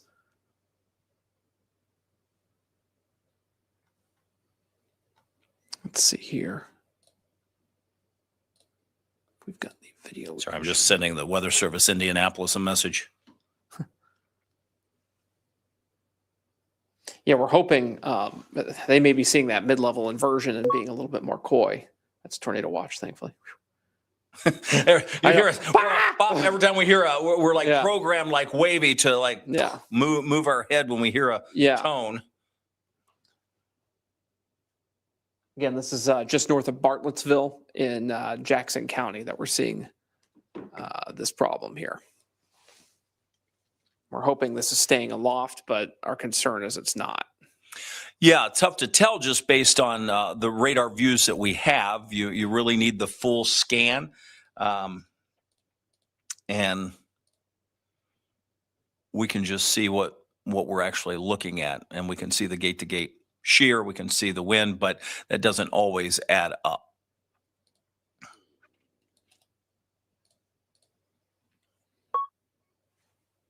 Flood advisory. Whew. We're a little jumpy tonight. Can't imagine why. It's been a day, but it could have been far worse. Oh, yeah. That's what I know. Not really complaining.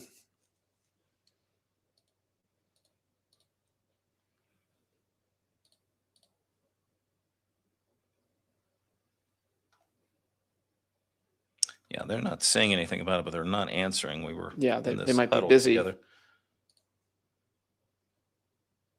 They're closing down some of the Skywarn nets, which in the emergency operations centers out of some of the central Indiana counties like Hamilton County.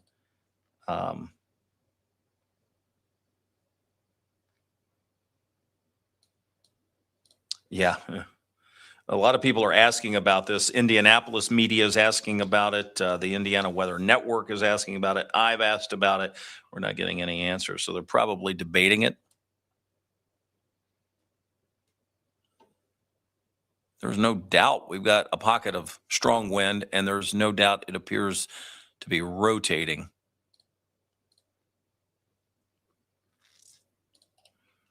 So we're looking at the radar just to give everybody that may be viewing from the Louisville area. And let me just put reflectivity on so you can see it a little bit better. And then let me zoom out. There we go. So all of this, frankly, the only rain we've had in the viewing area has been confined to our northernmost counties, parts of Du Bois, Lawrence, Jackson, Jennings. That's it. Nobody else has even had any rain out of the deal tonight, though we see a little bit now spilling into parts of northern Jefferson County, northern Madison, just north of Madison. The storm that we're watching closely that may have some rotation, first of all, there are no other warnings that extend out into Missouri or really outside of the couple that we have near the border of Indiana and Illinois. That's 2 severe thunderstorm warnings. The one that we're really watching happens to be this one, and that is because it is showing some rotation. We see some inflow into that even on the reflectivity. But when we look at the velocity on that, we still have that couplet. It looks more ominous on the velocity scan itself than what it does when we put the reflectivity on. Though it's there. I mean, you can see the notch. So that is where we would have the inflow into the storm. We're seeing strong southerly winds. But again, it's somewhat broader than even what the reflectivity shows. That would be past Bartlettsville now. It's approaching Yellowstone. Could just be a punch of wind that's aloft. Let's hope that's the case here. Oh, there's tornado warning. Okay. I'll get everything set in here. You go out there, Kev. Okay. And we're going to do the same song and dance, guys. So Kevin's going to run out into the studio. He's disconnected from here. And I'm going to end the stream on Wave Weather Now, but it'll still continue on our social media. So we've ended it on Wave Weather Now. Again, that will continue in a television-style wall-to-wall coverage. Let me unplug from here and get you guys what we need here from. There we go. Okay, so what's going to happen is this. You're going to see a black screen here for just a few moments, and then latest information coming out on the alert day, new tornado warning. This is right along the county line, stretching just into the northern part of the viewing area. It's been the story of the night. This is the Yellowstone area. You move toward Heltonville, you get into northern parts of our viewing area. Here's the county line, and it's right on that of Lawrence County. So this is extreme northern Lawrence County, Indiana. We were tracking this on our live stream just a few minutes ago. The newscast ended at about 11:30, 11:35. We stayed on continuously on the live stream, and we were watching that. We sent messages to the National Weather Service out of Indianapolis saying, hey, what about this rotation? Are you guys concerned with that? Never heard anything until they just now issued the warning. So that is what we're watching. That's going to impact parts of northern Jackson County as well. So this is the zone. I'm going to put on the reflectivity here so we can see the radar. And let me just point out again that most of the viewing area has been rain-free.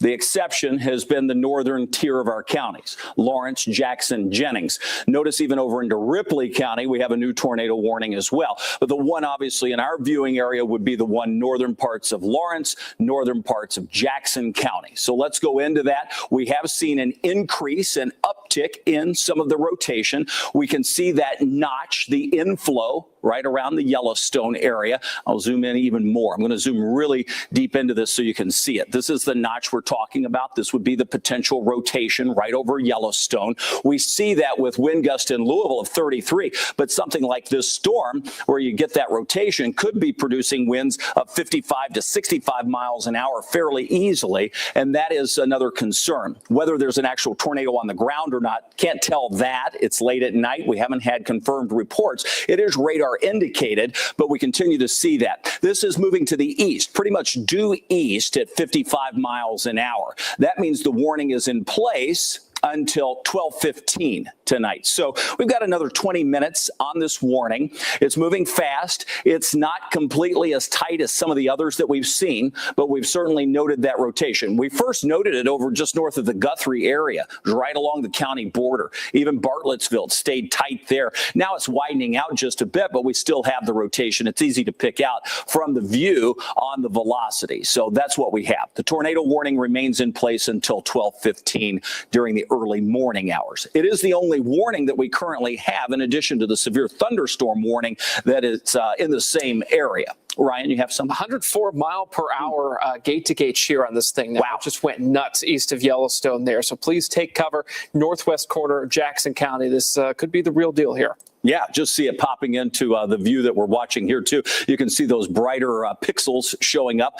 That is the 104 gate-to-gate wind. That means we're looking at winds toward the radar and away from the radar. When you see those bound together, it's the rotation that we often pick out. So you'll notice that. We can also look at debris on the radar. It may take a scan or two to come in. We'd be looking in that same general area for an anomaly in this sort of maroon and orange field. That would be meaning we would see typically sort of a cluster of blues or whites showing up. That is not there, so that's some good news. We'll keep checking back just to see if we're noticing any debris that may be showing up on the radar. One thing that we do have is that notch that's coming in. This is the inflow into the storm, and then on the back side of that is where we would have sort of the hook or the potential for the rotation. That is where we would have the strongest winds. So if you note Yellowstone, under the, say, T-O-N-E. Let's just go to that and just remember those letters, because when we look at the velocity, we're going to look in that same area, and that is exactly where we would have the strongest winds,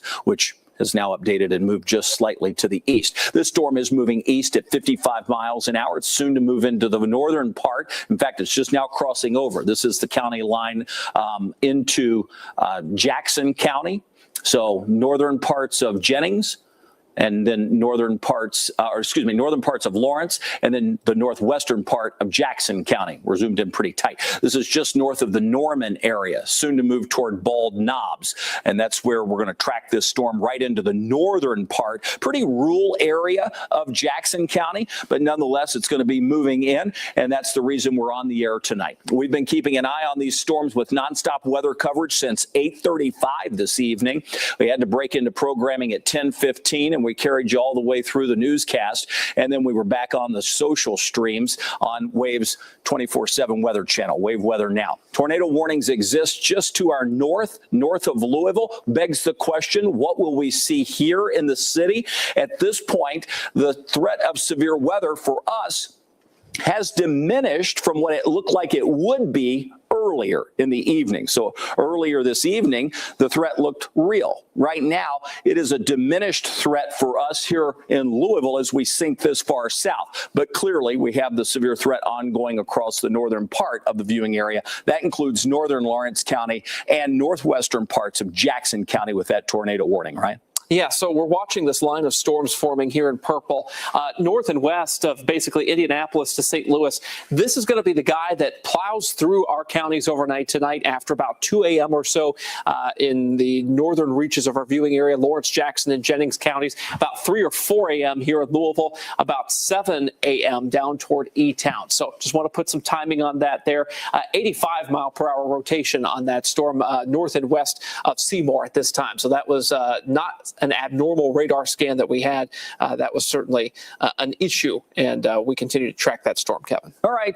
From earlier storms, we know that Duke Energy has power out near the same area, not far from the Bloomington area. Terre Haute, just over 4,000 customers without power there. So we are seeing some power outages from those storms earlier. I'm going to pan this down so we can solidly focus on where these storms are. And they range between Seymour and Indianapolis, and the greatest threats closer to the Seymour area at this point. Additional severe thunderstorms stacked back out to the west. I'm going to zoom in very tight. As we zoom into these storms just to our north, we'll take a look at some of the rotation that we have. I'll also pay attention to the Ripley County storm for you, too, for folks that may be watching. Really, two storms that we're watching along this line, both of those still similar and characteristic to supercells. We see sort of the hook on that. We'll see if there's any rotation. And then we have the hook on this one that's now moving across parts of northwest Jackson County. So we'll see if there's rotation there. With that, let's go to the velocity, and that's where we can check rotation. We're looking for two different places,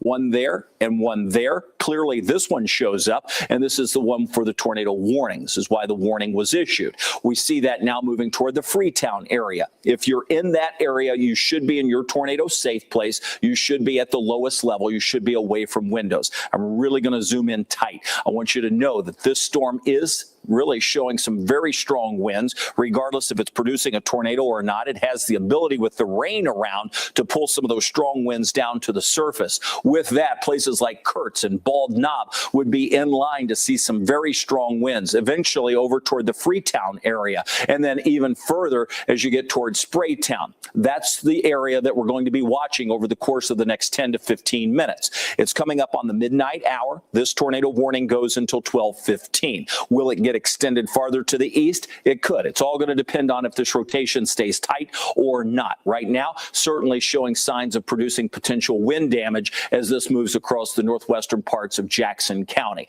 This tornado warning was just issued at 11:56, so it's only been in place about 3 minutes. We will continue. Well, let's see. That may not be right. I think it was issued at 11:50, so it's been in place for 9 minutes. And now we continue tracking that off to the east. 55 miles an hour is forward speed, so it's moving at a pretty good clip, packing a punch with some strong winds. Ryan, what do you have? Yeah, 102 mile per hour gate-to-gate shear on this guy still. This continues to pop up some impressive numbers here as it moves toward Bald Knobs. You'll see that a new update just happened there. I'll be able to requery that, and you'll see the current rotational speed on that now down to 48 miles per hour, a little bit broader of a rotation, and that exact, sort of radar scan that just came in, but still assume that there is a tornado on the ground north of US 50, heading toward the Bald Knobs area here, and that would be the safest thing to do.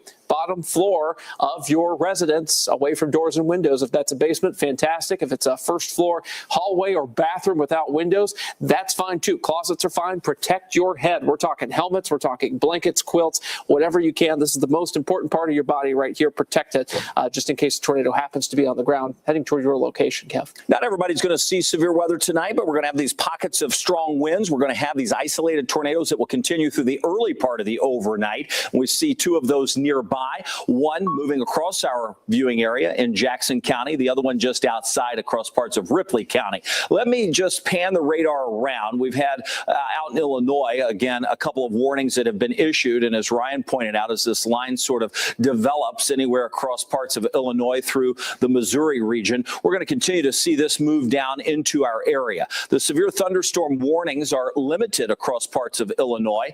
Flooding with repetitive rain near Terre Haute. We've had near the Bloomington, Monroe County area, just north of Bedford, some very strong winds, likely a tornado that touched down there earlier. And now we're tracking a tornado warning into northwestern parts of Jackson County. This is the storm that has the potential to produce that tornado. It's out of Lawrence County, so that's gone. They should trim that back. Now we're looking at this notch near the Freetown area. This storm is continuing its movement at 55 miles an hour. We go to the velocity. We can see that is the rotation approaching Freetown. So that's where we have the greatest concentration. It's still somewhat of a tight rotation on the latest scan. So while it had broadened out initially, it's now coming back. And we often see that flex up and down with these storms. It's very common for us to see that. It is not in a complete weakening phase yet. That's the strongest pocket of wind we have. Some signs of rotation with that as it approaches Freetown.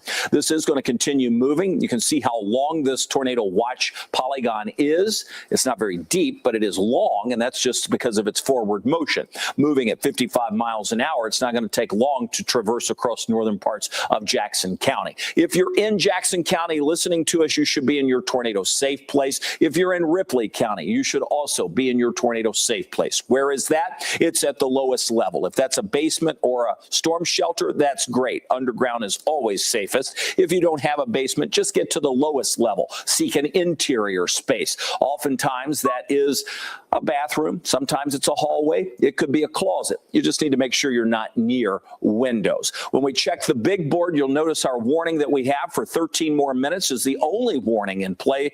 That is for Jackson County, Indiana, and Lawrence County, Indiana. Ryan? Yeah, and I wanted to address power outages. A few folks are without power, not due to thunderstorms, but due to the strong wind gusts that we've had today. Crawford County, you guys have had a kind of a long-lived outage there. 76 people, or I should say customers without power there. 81 customers in Meade County. And then once again, down toward Hardin County, about 364 customers without power.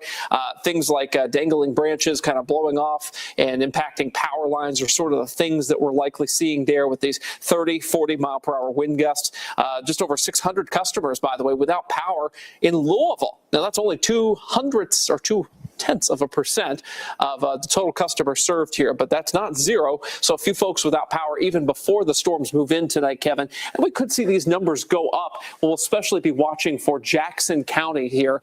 Last sampling there, that rotational speed was about 79 miles per hour on that thing. We got to watch this. The greatest rotation is about 13 miles west of Seymour right now. So let us dive back in with the zoom feature. We can go right into northern Jackson County. We'll pinpoint where we have the greatest rotation. We said earlier it was going to be near Freetown. I want Seymour to be in there. So let me zoom that just a bit. That's nice. And now let's look at the velocity on that, and then we'll check the debris. Velocity should sow right over Bald Knobs. That's going to be approaching Freetown. It's going to move right across, well, just south of Bald Knobs, but likely seeing some strong wind with that. It's going to impact Freetown and then should impact Spraytown, and then it will gradually move toward Cortland and Bobtown. We've been mentioning Bobtown a number of times today with other storms that have moved along the border. Most of these have been confined to northern Jackson County. Folks to the south are like, hey, we haven't had anything, but neighbors to the north have been hit hard, and that's what we're seeing again with this latest warning as it moves east at 55 miles an hour.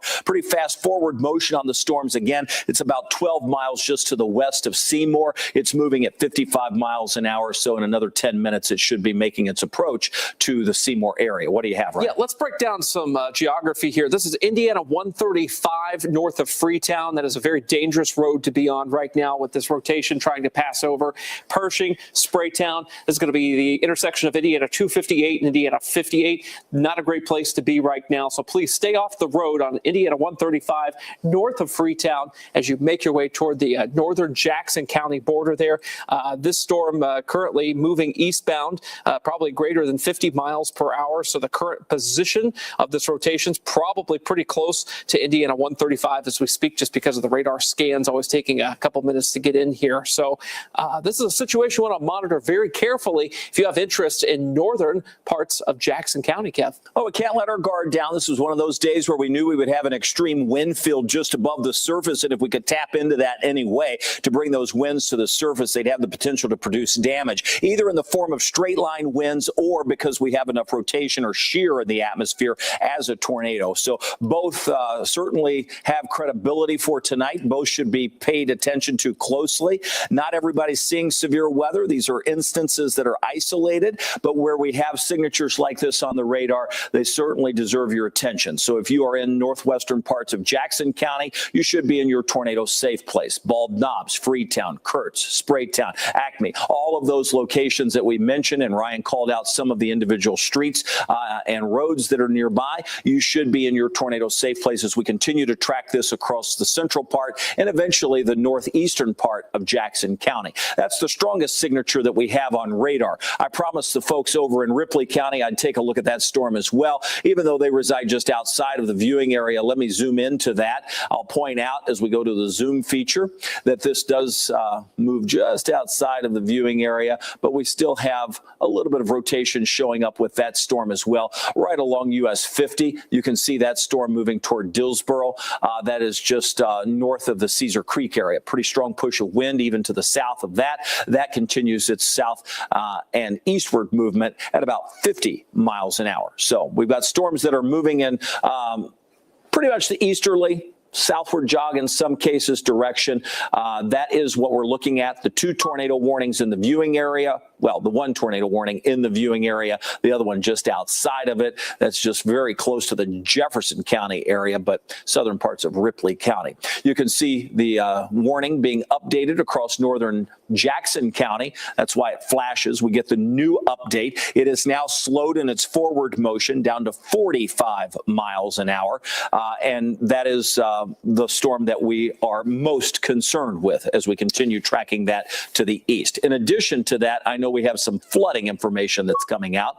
And let me just tackle this real quick. Kevin, we might have debris. Let's zoom in. This would be north of Freetown. A couple of scans here that are pretty well located with the rotation. So I think we have had a tornado touchdown. That's going to be north of Freetown and northwest of Freetown, and that's going to be in Jackson County, Indiana. We have our newsroom currently making phone calls to the multiple agencies up there to see what kind of damage we've got. All right.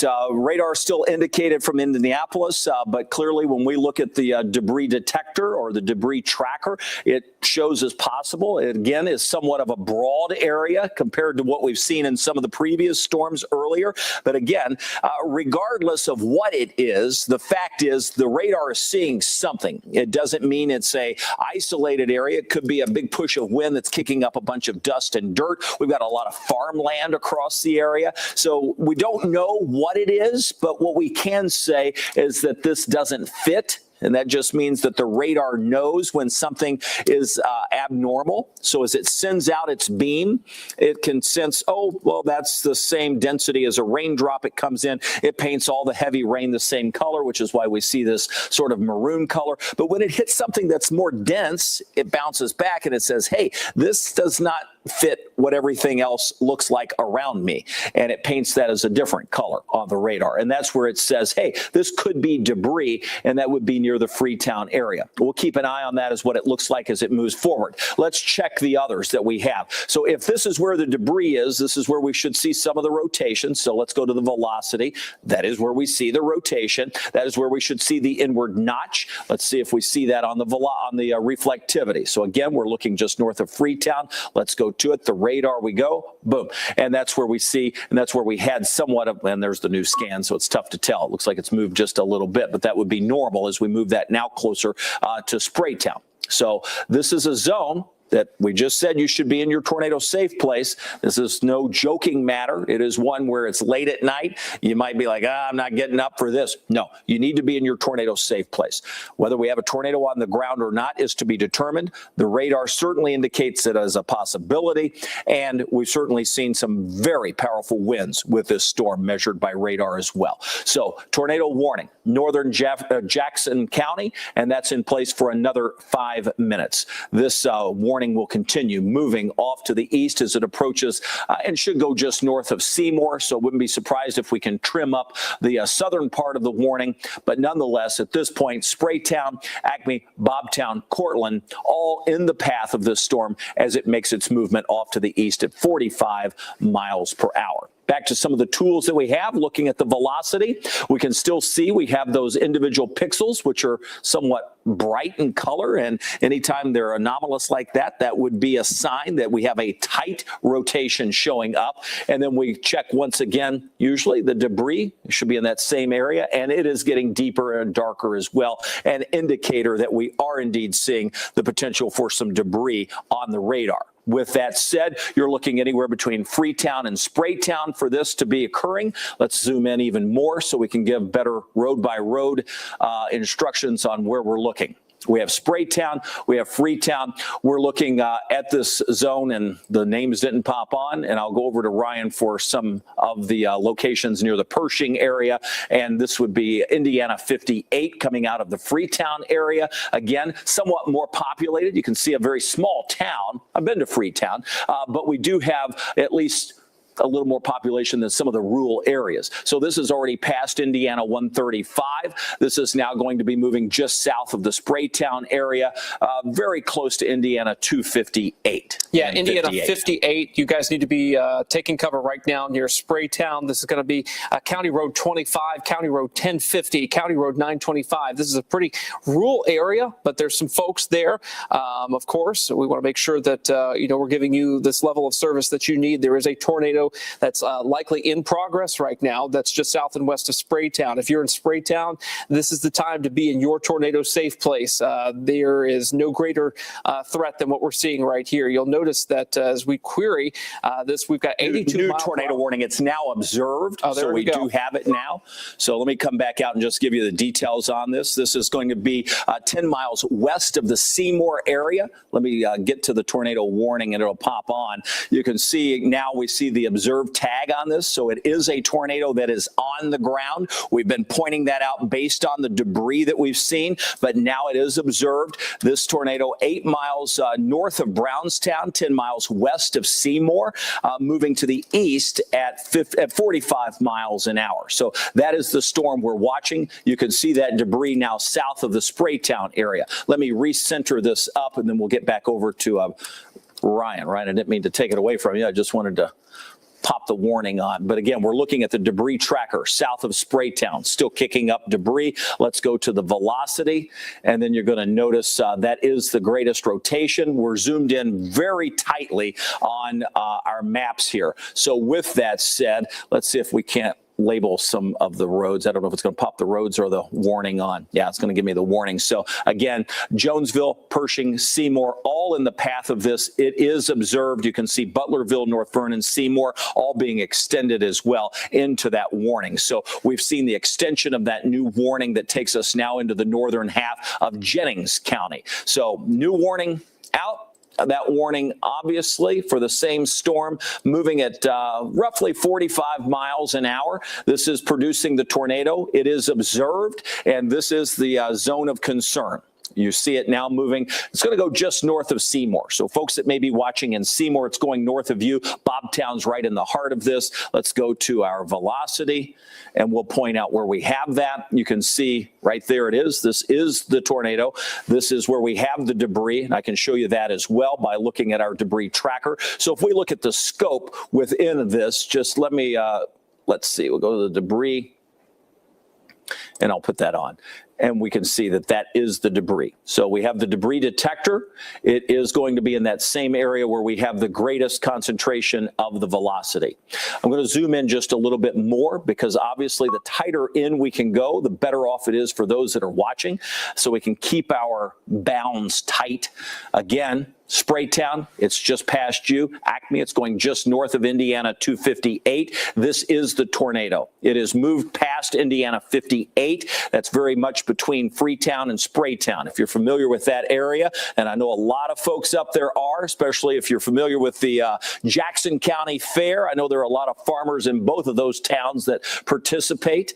This is an area where we're going to be dragging the tornado across rural farmland, but nonetheless, there are homes and people's lives are in danger at this point. If you are in northern Jackson County or you have family or friends in that area, you should let them know that we're tracking a pretty intense storm that's moving past. Not only is it a tornado warning, but it's confirmed. It's been observed. We see that through, and the latest on the velocity shows a little bit of a decrease, but we still see some of that abnormal debris detection. And this would be more debris showing up on the radar view. Ryan?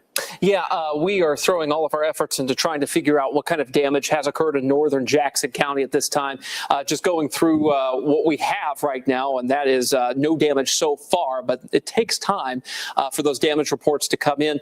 This was a radar-confirmed tornado. So again, nobody that we know of has seen this yet, but the presence of debris on radar and that debris at least going up to 10,000 feet in the atmosphere, sampling some of that here earlier, does lend some very good credence to the fact that a tornado likely did touch down near Spraytown, somewhere near Freetown, Indiana here over the last few minutes.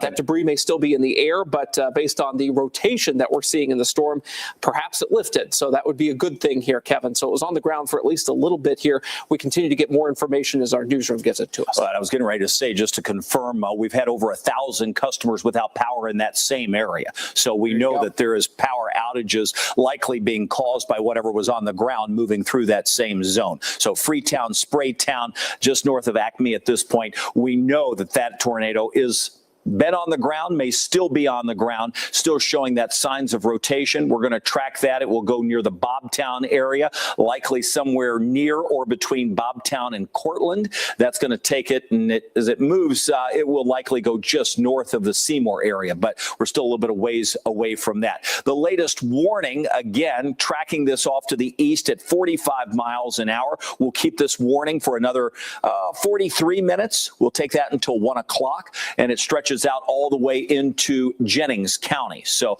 we have Jackson County in sight. Next would be Jennings County as this storm makes its eastward trek at 45 miles per hour. To the home view we go, keeping an eye on our northern counties. This is where we have the tornado warning, fairly long warning because of its forward speed. Areas have seen previous storms. That's why flash flood warnings are being issued in that zone as well. And you get up into parts of Switzerland County, Indiana, you're starting to see additional tornado warnings that stretch over into the Covington area of northern Kentucky on the Cincinnati southern suburbs. So that's what we're watching tonight. For folks in Louisville watching, when we check the radar, we've had very little rain across most of the 34 counties that we serve.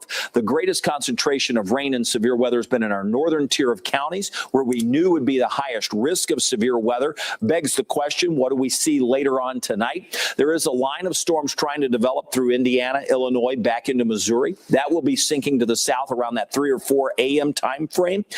At this point, there's not a ton of severe weather with it. Will we see severe weather pair with it? There's a chance for pockets of strong wind with it as the night goes on, but it's going to be fairly isolated as it looks right now. We'll see how that develops through the next couple of hours. Our winds, even outside of thunderstorms, are gusty at 31 miles per hour. I just wanted to give that update. Now let's zoom back in. We go back to the northern part of the viewing area where we have Jackson County and Jennings County under the tornado warning for another 40 minutes. That will take us until 1 o'clock. So we still have the warning. We have lightning with these storms. We have heavy rain with the storms. But most impressive has been the rotation that we've seen out of these individual storms that have developed. With that, this rotation is showing some signs of easing just a bit. Let's go back to check the debris to see if we have any of that debris. If we have it, it would be there. We still have it. So we're still seeing something lofted into the atmosphere. Likely still a tornado on the ground, kicking up dust, debris. Let's hope it's dirt instead of actual boards or lumber. Oftentimes that's what we see. We're noticing that instead of it being the brighter blues or whites, that it's more of the greens. So hopefully that will continue to be less and less and gradually fade away. But at this point, the tornado warning will continue across northern Jackson County and into a good chunk of Jennings County until 1 o'clock. Ryan? Yeah, at this point, we are, of course, tracking the debris in this storm, just trying to see how far aloft it made it. And it looks like it made it at least about 10, maybe even 15,000 feet in the air. So that tells us that we had somewhere between an EF1 tornado, possibly, maybe an EF2, very weak EF2 tornado, if it was even that. If we can put up behind me here the Weather 4 radar, that would be great, because I could actually show that here. We're switching sources. Fantastic. Thank you. And you can see where the debris was right here, being lofted up to about 10,000 feet, maybe up to 15,000 feet in the atmosphere here. With this radar image, we're able to see where the actual debris was in this storm as it traversed areas a little closer to just west of Freetown, a little bit closer to Spraytown there just a few minutes ago, Kevin. So we're able to see this in 3D in real time, how far this debris got lofted. We've got, of course, the power outages that somewhat confirmed that something happened up there, but pretty sure a tornado touched down. Yeah, unfortunately, that seems to be the case, and it wouldn't be the first one in Indiana. We know we had one in Monroe County as well. We watched the debris. We're also watching what's going on across the rest of the region, and I'm going to go back to the radar view for now. We'll keep it on parts of southern Indiana under the tornado warning. We're not out of the woods on this, even as far south as I-64. Computer guidance still coming in, showing still these storms having the potential to produce isolated tornadoes as they move to the south tonight. If you are still up with us, it's 12:21. If you're going to go to bed, you need to make sure you have a way to be awakened in case tornado warnings are issued during the overnight. The Wave Weather app, if you have your alerts on and your sound on, will give you an alert. Now, whether it wakes you up or not is up to how deep of a sleeper you are, I suppose. If you have a if you have a NOAA weather radio, that is a good bet. Make sure it's turned on and you have it set for flash flood and tornado warnings. That is something you're going to need as the night goes on. We're going to be here with you throughout the night. We currently have the tornado warning for northern parts of Jackson, northern half of Jennings County. This is not only a tornado warning, but it has been observed. We look at the velocity once again, where we've been seeing the weakening phase of this as it moves off to the east. It is moving to an more unfavorable environment. It's been worked over a time or two, but sometimes the wind fields can overcome that. I mean, what we're talking about is an abnormal wind field that we have overhead. We've talked about that a lot over recent days, which is why we flagged today as an alert day leading into tomorrow. Now, that said, while the winds are extreme, you still have to bring them down to the ground. And we've been able to do that in a number of instances. So this isn't severe weather for everybody, but we have had instances of severe weather. The latest warning being trimmed up just a bit. You see it approaching just north of Seymour. It's going to move across Interstate 65, not far from where we had a storm earlier tonight move through. We have Indiana INDOT traffic cams that Ryan will be pulling up and showing us as this storm crosses over 65 just north of Seymour coming up in a few minutes. Let me go back to the radar view. One thing we are seeing in the Seymour area and just north is some very heavy rain. Obviously, from that south side looking in, we've got some decent lightning showing up there as well. With that, it's the rotation that's been the most problematic part of the storm, and that's because it's a tornado, and it has been observed, and we continue to see what may be some debris, but certainly was earlier as it was over near the Freetown area. So this storm, as it continues its eastward jog, is moving at about 45 miles an hour. That storm is the one that's produced the tornado where it says it is observed, and that has been what we've been watching over the course of the last say 45 minutes or so. Let's go over to Ryan. Okay, this is the live traffic camera, I-65 north of US 50 in the Seymour area. This updates about every 20 seconds or so, and you can see the roads are wet, but there's not a whole lot to write home about at this time. This is the farthest north traffic camera that we have in our area here. I'll pop on the power outages too to see if that's updated for Jackson County, because of course we are reporting at least around 1,000 customers without power. This particular map will get that update here pretty shortly. It takes about 10 minutes for that to update. You see the other power outages at this time up there. We do have dispatch in Jackson County confirming there was a tornado. They won't say where or the details or the damage just yet, but at least to their knowledge, there has been a tornado. I think that's pretty clear given the evidence that we've seen from both radar and the power outages up in northwestern parts of Jackson County, Indiana. This storm revved up fast. I mean, it went from 0 to hero real quick when it comes to producing a tornado here, and now we're not seeing a whole lot when it comes to rotation at all. This tornado warning is going to continue until 1 o'clock in the morning. We'll see if they continue that all the way to that 1 o'clock expiration here. That might be ambitious at this point, seeing what we've got. But let me show you the debris detector, and let's step this back a bit here. In fact, I'm just going to take this full screen here with this debris if I can. Give me just a second here. Here's the debris. Perfect. Okay, so you can see where this touched down within probably about a minute or two of when it happened here, right there. This is going to be north and west of Freetown. This was around midnight on the nose when that tornado debris showed up on radar. Again, plus or minus 2 minutes on that actual touchdown time there. And then it continued north and east, the debris did, north of Freetown towards Spraytown. It may have still been on the ground when it crossed Indiana 58. Again, this was around 12:08 a.m. Current time is 12:25, so we're talking about 20 minutes ago when we had a likely tornado on the ground somewhere north of Freetown heading toward the Spraytown area. And then once we lost the definition of that blue spot there, once it became a little bit more diffuse as it headed toward Bobtown, that was pretty much our signal that this thing was off the ground, but the debris was still aloft in the storm. The storm essentially inhaled a bunch of debris, whether that be dirt or unfortunately parts of structures or something like that. We don't necessarily know that all the way at this point, but as we advance forward the radar to the current frame, that's right now 12:26 a.m., that debris is still within that storm. We're not seeing any sort of deep blue or any sort of concentrated sort of round signatures here on the debris tracker. And when we pair that up with the current velocity, that looks okay. So I think we're out of the woods when it comes to a current tornado on the ground in Jackson County. I think it is lifted. We're not seeing any sort of sign that it is still on the ground. Plenty of signals and signs, though, that we did have a confirmed tornado somewhere north of Freetown, somewhere southwest of Spraytown there in the northern part of Jackson County. This thing spun up fast. It dissipated very quickly. It'll be interesting to see what kind of damage resulted from this. We, of course, have our whole newsroom trying to figure out what has happened here, getting folks together, trying to get, as many resources as we can together.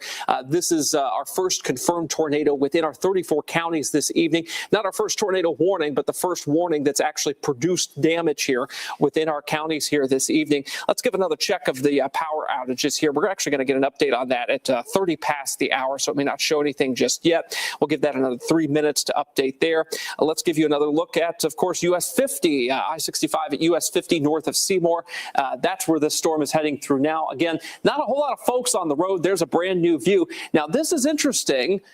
You'll notice that it got a whole lot brighter and a little shaky there. So the wind is now hitting the camera there. Again, we only get an image every like 20, 30 seconds on this. So it's kind of hard to see what the motion looks like. You kind of have to do that interpolation in your head here.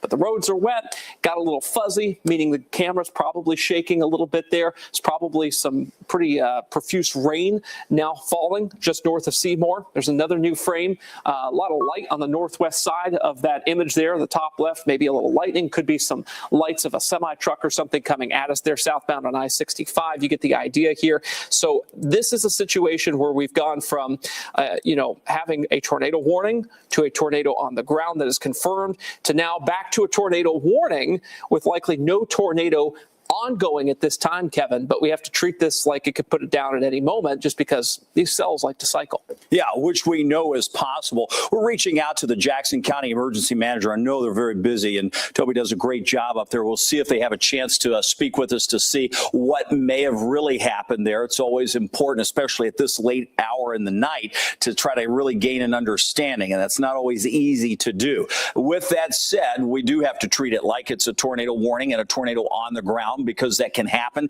at any point, especially with the wind field that we have, and we've talked a lot about that over the course of the day today and over the last several days. When we check the velocity, though, it is clearly decreased, but if it were to increase, it would be in this area as we move out of northeastern Jackson County into the northwestern part of Jennings County. That's going to go just north of Seymour and just north of the Hayden area. So that is the region that we'll be watching as this continues to track to the east at 55 miles an hour. So it has a push at 55 miles an hour.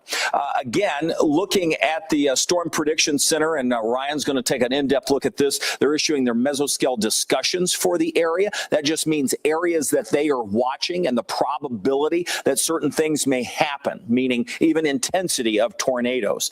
So we'll take a closer look at that in just a second. We also have a number of severe thunderstorm warnings that have been issued throughout the day, but currently not a ton of them. And I'm going to go back to the home view. Again, I like zooming out because the area we're watching is a very small sliver of the whole viewing area. And we're on, obviously, everywhere across all 34 counties. And in 33 of them, nothing is happening at all. But the one county that has something happening is northern parts of Jennings County. And that's the tornado warning. It happens to be a tornado warning that has put down a tornado, most likely, in the northern part of Jackson County. So that is what we're watching. It has weakened somewhat, but continues to move off to the east. The National Weather Service continues to say that the threat still exists all the way down to Interstate 64 for some of these strong storms to develop during the overnight hours tonight. So it's important that we not let our guard completely down.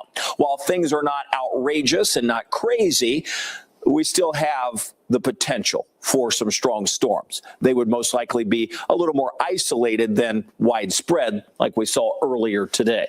That said, let's go back into the storm. I'm going to zoom back in as we go into northern parts of our viewing area. This is Jennings County.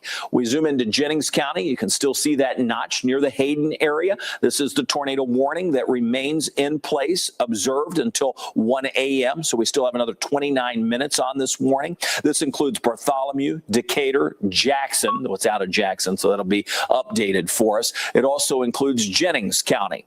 This, again, is capable of producing a tornado. It was observed at one point. It's now 7 miles off to the north and east of Seymour, moving east at 45 miles an hour. Let's take a look at the velocity from this storm. With that, we can see the rotation and the forward speed as well. This is where we would have the rotation of the storm, now solidly in Jennings County. So if you're in Jackson County, the storm has passed you. Jennings County, not so much. North Vernon, the strong wind is nearby. It's going to go near you. Brewersville, you're not in a good spot. This means you need to be in your tornado safe place. Anywhere across northern parts. If you're north of US 50 in Jennings County, you should be in your tornado safe place. Get to the lowest level, get away from windows. That's where we need to be. So that is what we're watching as this storm continues to move to the east at roughly 45. It's been fluctuating between 45 and 50 miles an hour. Right now, that is the only storm that we have of concern across the region. That makes its eastward movement. Ryan? Okay, yeah, we are, of course, tracking the latest from the Storm Prediction Center here, their discussion of what's going on at this time. And then basically they're saying that this potential for a strong tornado continues with these storms as they kind of plow eastward into Ohio here, including this one cell that did produce a tornado in northern Jackson a little bit earlier. Basically what they've said here is the potential for the tornadoes continues within this area. Here it is right here, finally able to get it on the screen. I'll take off the radar data data so you can see what I'm talking about. It's this zone right here from Seymour to Madison to Carrollton they're most concerned about. Really, they're trying to warn Cincinnati and Dayton. The intent of this is to say, hey, Cincinnati, Northern Kentucky, Covington, Taylor Mill area, this is going to be a problem for you because we've got multiple tornado warned storms kind of heading that direction. But of course, if you were down to the Madison area, we're going to keep an eye on you guys as well, just because you're in this zone of concern here.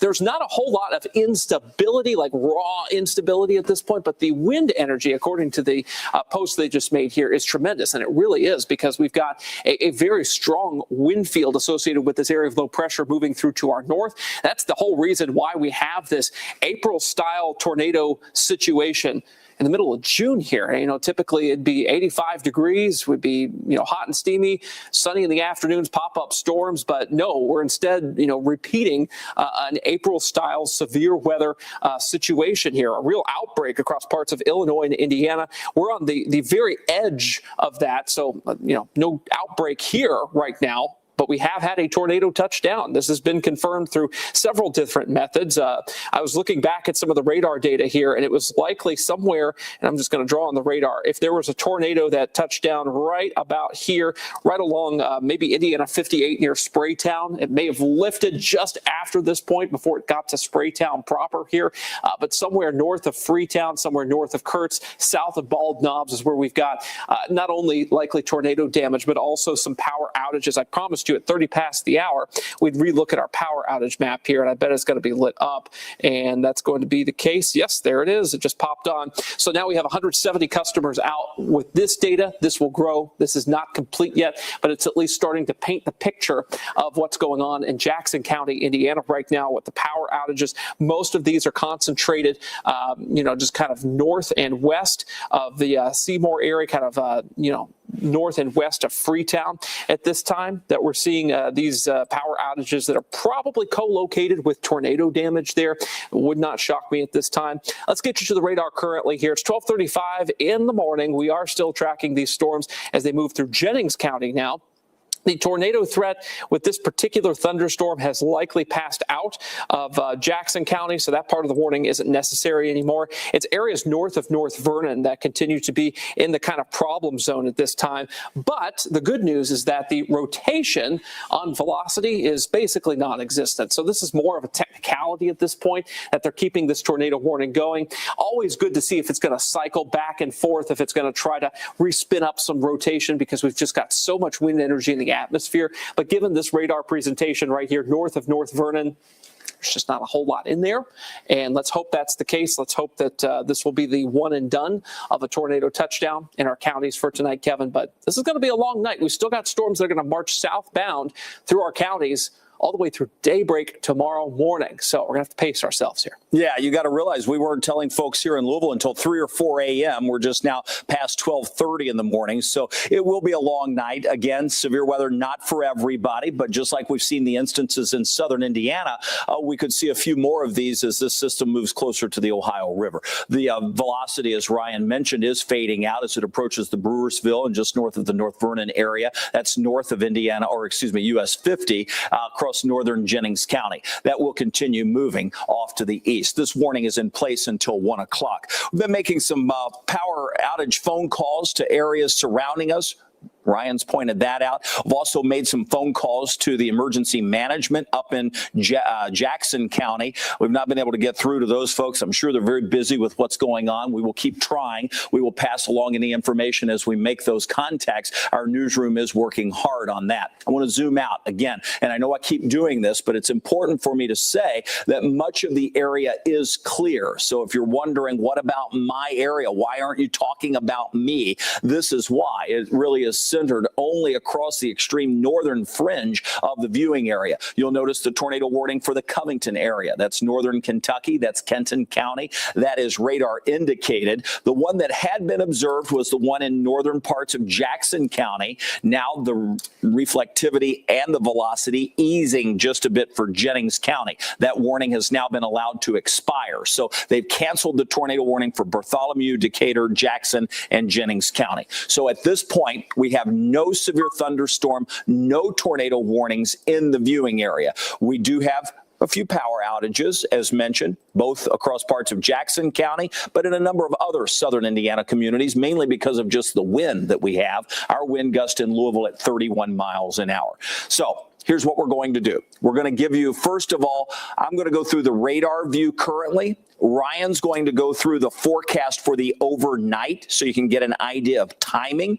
Here's the idea. If you're in Louisville, you've got a few hours. You can go to sleep. I'm going to tell you, as Ryan gives us the timeline, when to set your alarm for to get up and check. We're going to be here, so just check in. We'll either be on our live stream, or if there are tornado warnings, we're going to be on the air. But we'll be in one place or the other giving you updates. And if we're in neither place, that means the threat's ended and we've gone home. I don't suspect that's going to be the case for a while. But nonetheless, let me give you the radar view, and then Ryan will walk us through the timeline. So on the radar, pointed out, there are no warnings in place anywhere in the viewing area. Severe thunderstorm or tornado warnings. Yes, we have the one tornado warning in Covington, Kenton County. That's moving away from us and outside of the viewing area. I'll pull the radar down. We still have thunderstorms between Indianapolis and Seymour. None of those currently severe. None really in that severe range at this point. We've had a number of thunderstorms pass by in that same zone. So if we are to see warnings come out, they may very well be flash flood warnings for that area.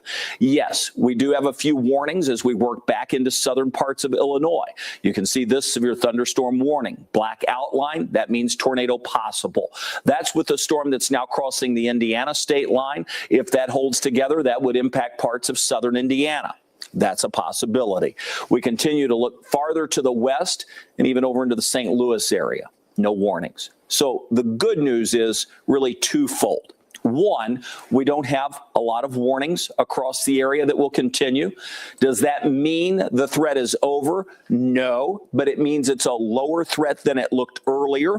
And two, we have an inversion in place. That means the atmosphere is still somewhat capped here in Louisville. So even as these storms move in, they may struggle a little bit. And that's good news, too. Does it mean it's a zero chance of severe weather? No. But does it mean it's a lower chance? Yes. So a couple good things in our sort of spectrum of what we're looking at for the potential of severe weather into the overnight, early morning hours. Let's go over to Ryan. He's going to track the timeline for us, and hopefully you're able to get at least a little bit of rest tonight if you're weary about the storms. Yeah, we're not going to be getting any rest here because we've got more storms on the way here. This is 2 a.m. and notice a line of storms. This is a fresh line of storms that's going to be moving into Lawrence, Jackson, and Jennings counties right about that time. Let's advance this forward a little bit for you folks down toward Paoli, Salem, Madison, a little closer to 3 o'clock in the morning. For us here in Louisville, it may very well take until after 3 o'clock or even after 4 a.m. to see thunderstorms here. Now, these storms could be severe. We're talking damaging wind potential. Some embedded tornado circulations are possible here. 5 a.m. Still storming like crazy potentially here in Louisville from about Frankfort down to Hardinsburg. There's 6 a.m. This would now be pivoting south of Louisville. These storms would be weakening by that point, thank heavens, and we would be seeing those storms continuing to plow through southern Kentucky. 7, 8 o'clock, finally starting to lose some of their power by about 9 or 10 a.m. That's why we've said that this current round of storms may be a problem until 9 or 10 a.m. tomorrow morning. This is an all-night and all-morning affair, perhaps, with this gusty line of storms moving down towards southern Kentucky. I did want to give you an update on the power outage numbers. This is from Jackson County, REMC here, 704 customers in just this little area here, concentrated north of Freetown, Indiana. We were able to pull up the outage map for the sub-county view here. So this is potentially where, north of Freetown, we would have potentially seen a tornado move through. This was, of course, north and west of Seymour, north of Freetown here, and we've got crews on the way, Kevin. All right, good news. We'll be checking in with them as they get a little closer. Otherwise, Jackson County Dispatch says there is damage in the Freetown area with officers and units responding. No address or really description of what that looks like at this point, but we do know there is damage near the Freetown area, corresponding to exactly what Ryan just said, corresponding responding to those power outages, and that's just something we're going to have to witness with our own eyes, which is why we have a crew on the way. At this point, we're going to get you back to programming on NBC. If you're interested in weather coverage, we're going to hang with you. You're going to see what we do when we're just working and sort of tracking the storms. We'll take some of your questions. You can keep an eye on the stream that has been going since 8:35. You can find that on the Wave Weather app. Just if you don't have the app, you'll have to download it from the App Store. This is good in case the power goes out or if cable goes out or whatever your provider may be, because on the app, you're going to notice you can just click Watch Now, and that's the very top button. If you click that, you'll see that Ryan and myself will be on there walking you through the latest radar views and the forecast into the overnight. So we'll join the conversation there. In the meantime, we'll get you back to NBC. We'll jump back on here if tornado warnings are issued, and we're here all night for you. So thanks for watching and trusting the Wave Storm tracking team.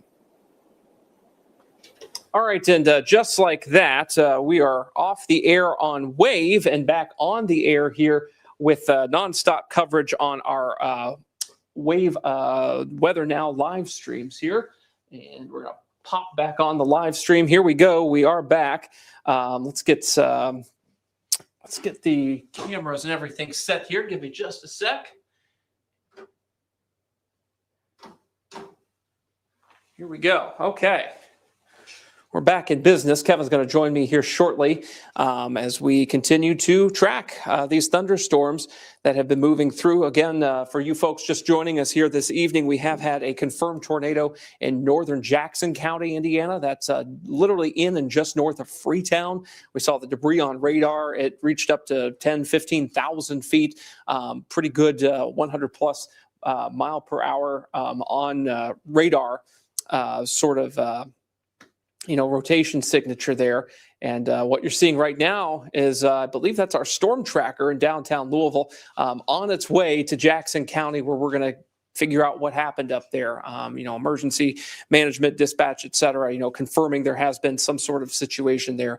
We need to see how extensive the damage is. Yeah, it takes probably about 45 minutes to an hour to get there. So we'll just take our time, get up into northern Jackson County near Freetown. It's dark. There's power outages, as you mentioned. So that'll just take us a little time. Storm tracker just now leaving Wave downtown. So that'll be a little bit of time. We'll check back in with the storm tracker as we get a little closer. Meanwhile, we're watching the radar. We are watching the radar here this evening, and we have no warnings within our counties at this time, which is fantastic news. Yes. Every time we think that, though, it's like, bang. And then you're running, and I'm like trying to juggle and get everything, out the door here. But that's what we do. I did want to share with you, if you were not part of our coverage here for the last few minutes, those are the power outages from Jackson County REMC, that very southernmost sort of orange there is Freetown. Just north of Freetown is that red, and that's like over 700 customers without power. This is a pretty rural area, so seeing that level of customers without power is actually pretty significant there. This is north and west of Seymour. This is north of Freetown, where we're sending our crew to at this time. And I think what we've seen tonight is indicative of what we will continue to see, very isolated events that move through. This isn't severe for everybody, but we will have isolated instances of where we have some strong winds, whether that's straight line winds or possible tornadoes, especially anywhere north of Interstate 64. Things will be weakening once they cross to the south and off to the east. So Covington right now, Kenton County, seeing a fairly decent storm, and that's one that has had the tornado warning in the southern suburbs of the Cincinnati metropolitan area in northern Kentucky. Yeah, and you see that over there right now. They've got a new tornado warning just issued. That includes Campbell County as well. Big time northern Kentucky, Cincinnati suburbs of Edgewood, Independence, Alexandria, where NKU is. Folks, who are around there will want to be taking shelter at this time. You see the storm tracker that Kevin just popped up there. I meant to change the other one. Kevin's a DJ this evening. We're getting ready to mix it up. Yeah. See, we're happy because the tornado threat has ended for now, right? There we go again with the tornado warning that you see for the northern Kentucky, Cincinnati metro area. Speaking of which, Hebron, Kentucky, that's near the CVG airport there. 3-inch limbs broken there from MPing. That's a problem. Thank you, Wavy. Not good. What I did want to do is just kind of scrub back through what we saw, because I think this is just so interesting with this supercell that produced a tornado near Freetown. This did not look very daunting on radar at all. By reflectivity. By reflectivity. But we actually were watching it on the velocity. We were, and that was the kind of scary part that sent us running for the studio here, and you see it right over Guthrie. Over Guthrie, pointed it out. Yes, that is where we were getting really concerned about the signature here. So much so, by the way, not to keep interrupting, but this was important because we sent the message to the Weather Service out of Indianapolis. We did, hey, what's going on? We're watching this. Is anybody seeing this? And they finally did once it crossed, and then boom, they triggered the warning. Yeah, and the touchdown point look at that. Was just tightens probably up. Somewhere about here, if I had to guess, somewhere just north and west of Freetown. And then it sailed through the northern part of Freetown. If I can, this mouse is just acting up.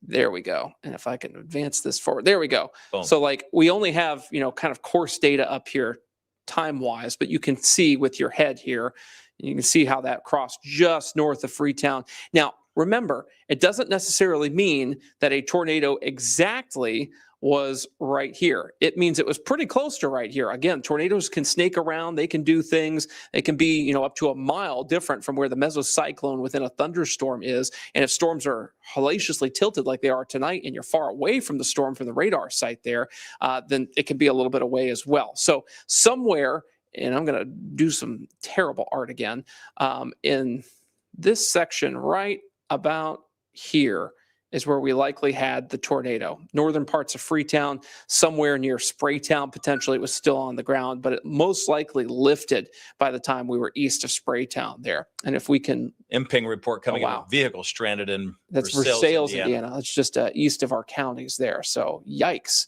That's not a good thing that you want to see. Repetitive rain. I mean, these storms have a lot of moisture to work with, tapping into the tropical system, Arthur. So we're pulling up plenty of moisture, which is why we felt the deeper humidity today. And with that, we're seeing flooding. Indeed, we are. Looks like we may have lost the debris tracker information from the Indianapolis radar from an hour ago, but that's okay. We at least know. I may be able to pull that back up with another method here. There we go. I think we've got it now. But then there we go. Now we can show it to you here. Again, if you're just joining us here, this was a radar confirmed and now a confirmed tornado that happened just northwest of Freetown, probably went through the northern part of Freetown, probably lifted somewhere near Spraytown. And that debris that was inhaled into the storm just kept going like an Energizer bunny all the way through into northwestern Jennings County. Again, this is stuff that's in the air. This is, heaven forbid, parts of structures, but maybe trees, grass, dirt, and that thing just kept on trucking. And in fact, it is still in the air near Napoleon, Indiana, the very same debris that was picked up in Jackson County, still going. So this may have been more than just an EF0, maybe more than just an EF1 if that continues like that. The fallout hasn't happened yet. So that's a pretty powerful updraft there. We'll see what it hit. There's not a lot of stuff around there. There are a lot of farmers. So it could have been barns, things with, hay, something that could easier than a structure 100%. Be lofted. But, that's something we'll have to see. But that's concerning to see it in the air for that long. Holy cow. That is for sure. Trees uprooted in Worthville, Kentucky. That's up into the northern part of Kentucky, near Cincinnati. Boy, they're having a rough go of it up there tonight. But let's give you a zoom out. You see, well, gosh, this is like, didn't we just do this an hour ago? Yeah. Well, my we've Lord. done it for the last several hours. I know this is like playing a game of repetition here. We've got more supercells just to our north and west. Here we go again. Another area to be concerned with just west of Bloomington. Definitely there. You can see that bright signature there. Let's zoom in on that guy. Yeah, so this is near Beach Creek. At least some strong wind moving over an area that has already been hit. You can see Elliottsville. You can see Bloomington on the map, Dell. That's an area where we've seen storms approach earlier and now high wind moving through one more time. A little bit of a hook right here, 58 mile per hour rotation in that. So that's a problem. We might very well have another area of rotation now heading toward Bloomington proper. As Kevin was just indicating, Bloomington's right about there. That would put them on par if this thing is to produce to potentially see that move right on through the Bloomington area. So, and remember, right along 69, that's where we had the damage earlier. We had vehicles that were damaged there on 69, and we also had some structures that were damaged there. We may have multiple. That was near Martinsville, so it was really between Bloomington and Martinsville, but just a little bit further north. This one's going to go a little further south than where that one. That tornado is roughly here. This guy would be roughly here. So we may have multiple crossings of I-69. 495 customers without power in Floyd County, Indiana. That's likely due to gradient wind gusts. We've had some power outages from Clark County, REMC, per our news director as well. So not surprising, given the gradient wind gusts. Let's check those real quick because, folks are affected by power outages, most severely here during the overnights when they're up and they're like, oh, my power's out. What does that mean? 31-mile-per-hour gusts here in Louisville, 32-mile-per-hour up there in Jeffersonville at this time. So that could take out some power, but not super widespread, not until we get thunderstorms. There's nothing else that would cause those power outages besides the gradient wind that we have going on. You saw 40-mile-per-hour gusts. Sometimes we get trees that have been damaged or weak, or we just connect two lines together because of strong wind, and that could cause a few outages, which is what we're seeing across parts of southern Indiana and even parts of Kentucky for that matter. But most areas are storm free with the exception of the extreme northern tier of our Indiana counties, Lawrence, Jackson, and Jennings. And just north of there have been the hardest hit counties tonight. And that's where we continue to track severe weather. The one that Ryan has highlighted now into the Bloomington area is a severe thunderstorm warning, but you'll notice that comes with that black outline or the tornado possible tag. And that is true because when we look at the velocity on that, we can see the couplet. And we'll zoom into that and show you that velocity. And you'll notice that that is going to approach the Bloomington area within the next 15 to 20 minutes. Yeah, this isn't as clear or as pronounced as it was with other storms that we've seen tonight, but this is certainly enough to put that tornado possible tag on there. No question. Bloomington is definitely under the gun right now. Let's hope this doesn't intensify as it tries to cross the I-69 corridor. I was also looking at the storm west, really west of the Wabash River here, and this isn't super impressive at this point. That's some good news. Not seeing as much there as I am when you look west of Bloomington right now. So Bloomington seems to be kind of the unfortunate sweet spot in Indiana for a potential tornado if one is to happen. And then, of course, you'll see the tornado warning continues now for the eastern part of northern Kentucky. This is east of Florence, y'all, and in toward, say, Taylor Mill, Alexandria, Independence, Edgewood, Taylor Mill as well, Highland Heights, south of Fort Thomas. So if you've got friends and neighbors who may be living up there, give them a call, say, hey, tornado warning, take cover. Bottom floor of your residence there, away from doors and windows, preferably a basement if you have it. And that's the only tornado warning in the country, by the way. So wow. That's the one that's impressive coming in from Kenton County. Yeah. Just to give you another little update here on our friend, the Wave Storm Tracker. It does continue to move northbound on I-65, and hopefully we'll get to witness some of what happened in Jackson County near Freetown here as we go throughout the next hour or so once that gets up there. Yeah, it's really a babysitting game at this point with no warnings in the viewing area. We have to track the supercells that we have on the radar, and that's the ones near and approaching Bloomington, showing some signs of rotation, but has weakened some. We also are watching the ones crossing over from the Illinois into the Indiana border. That's the one Ryan just pointed out that has, again, not a lot of structure to it. It is a severe thunderstorm warning, but that could move into Orange County coming up within the next hour or hour and a half, maybe even northern parts of Du Bois County before that. So those are the two storms that we're watching, and it really is a wait and see deal on that. It's 12:56 in the morning. We've got a lot of folks watching the stream tonight, and tens of thousands more on our apps. What happens is we send that push alert out to folks, and they can watch the live stream. So it sort of accumulates through the night based on where they are and the interest that they have. So we're seeing a lot of folks watching from Indiana, but a lot of folks watching from Kentucky wanting to know how this is going to impact them. And you can see that as Ryan's put on the fronts or the surface boundaries, we're in that warm sector. We're behind the warm front, but ahead of the cold front. And within that area, we are somewhat unstable. But there are two things working for us. One, we had an area of cloud cover move through with rain late afternoon. What that did was provide a little bit of support for us to become a little bit more stable. And we have that mid-level inversion. And what that means is that as the storms approach us later tonight, instead of just taking off like a spark would light or ignite gasoline, it's going to have a little more difficulty. And that's going to be helpful for us. So that's good news in both respects. Are we going to stay storm-free? No. This line of storms in Illinois will move through. That is the frontal boundary that ignites more storms tomorrow to our south. That interacts with the tropical moisture that gives us the potential for some flooding rains across parts of central and southeastern Kentucky tomorrow. With this said, will severe weather occur as this moves in tonight? It's certainly going to be possible. The greatest potential is going to be north of Interstate 64. Once we cross that line, the threat should diminish. Now, you spoke about flooding for just a moment there. If you look at this radar loop here, you'll see these storms are very slowly moving south.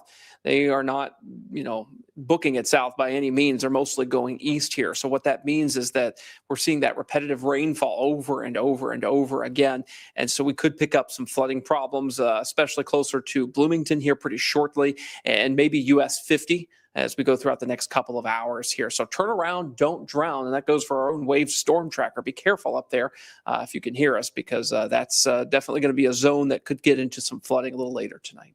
It wouldn't be the first time the storm tracker's about gotten stuck. The good news is they blamed me for that one because I was like, just go. And as it turns out, it was a rough go. It was very dark.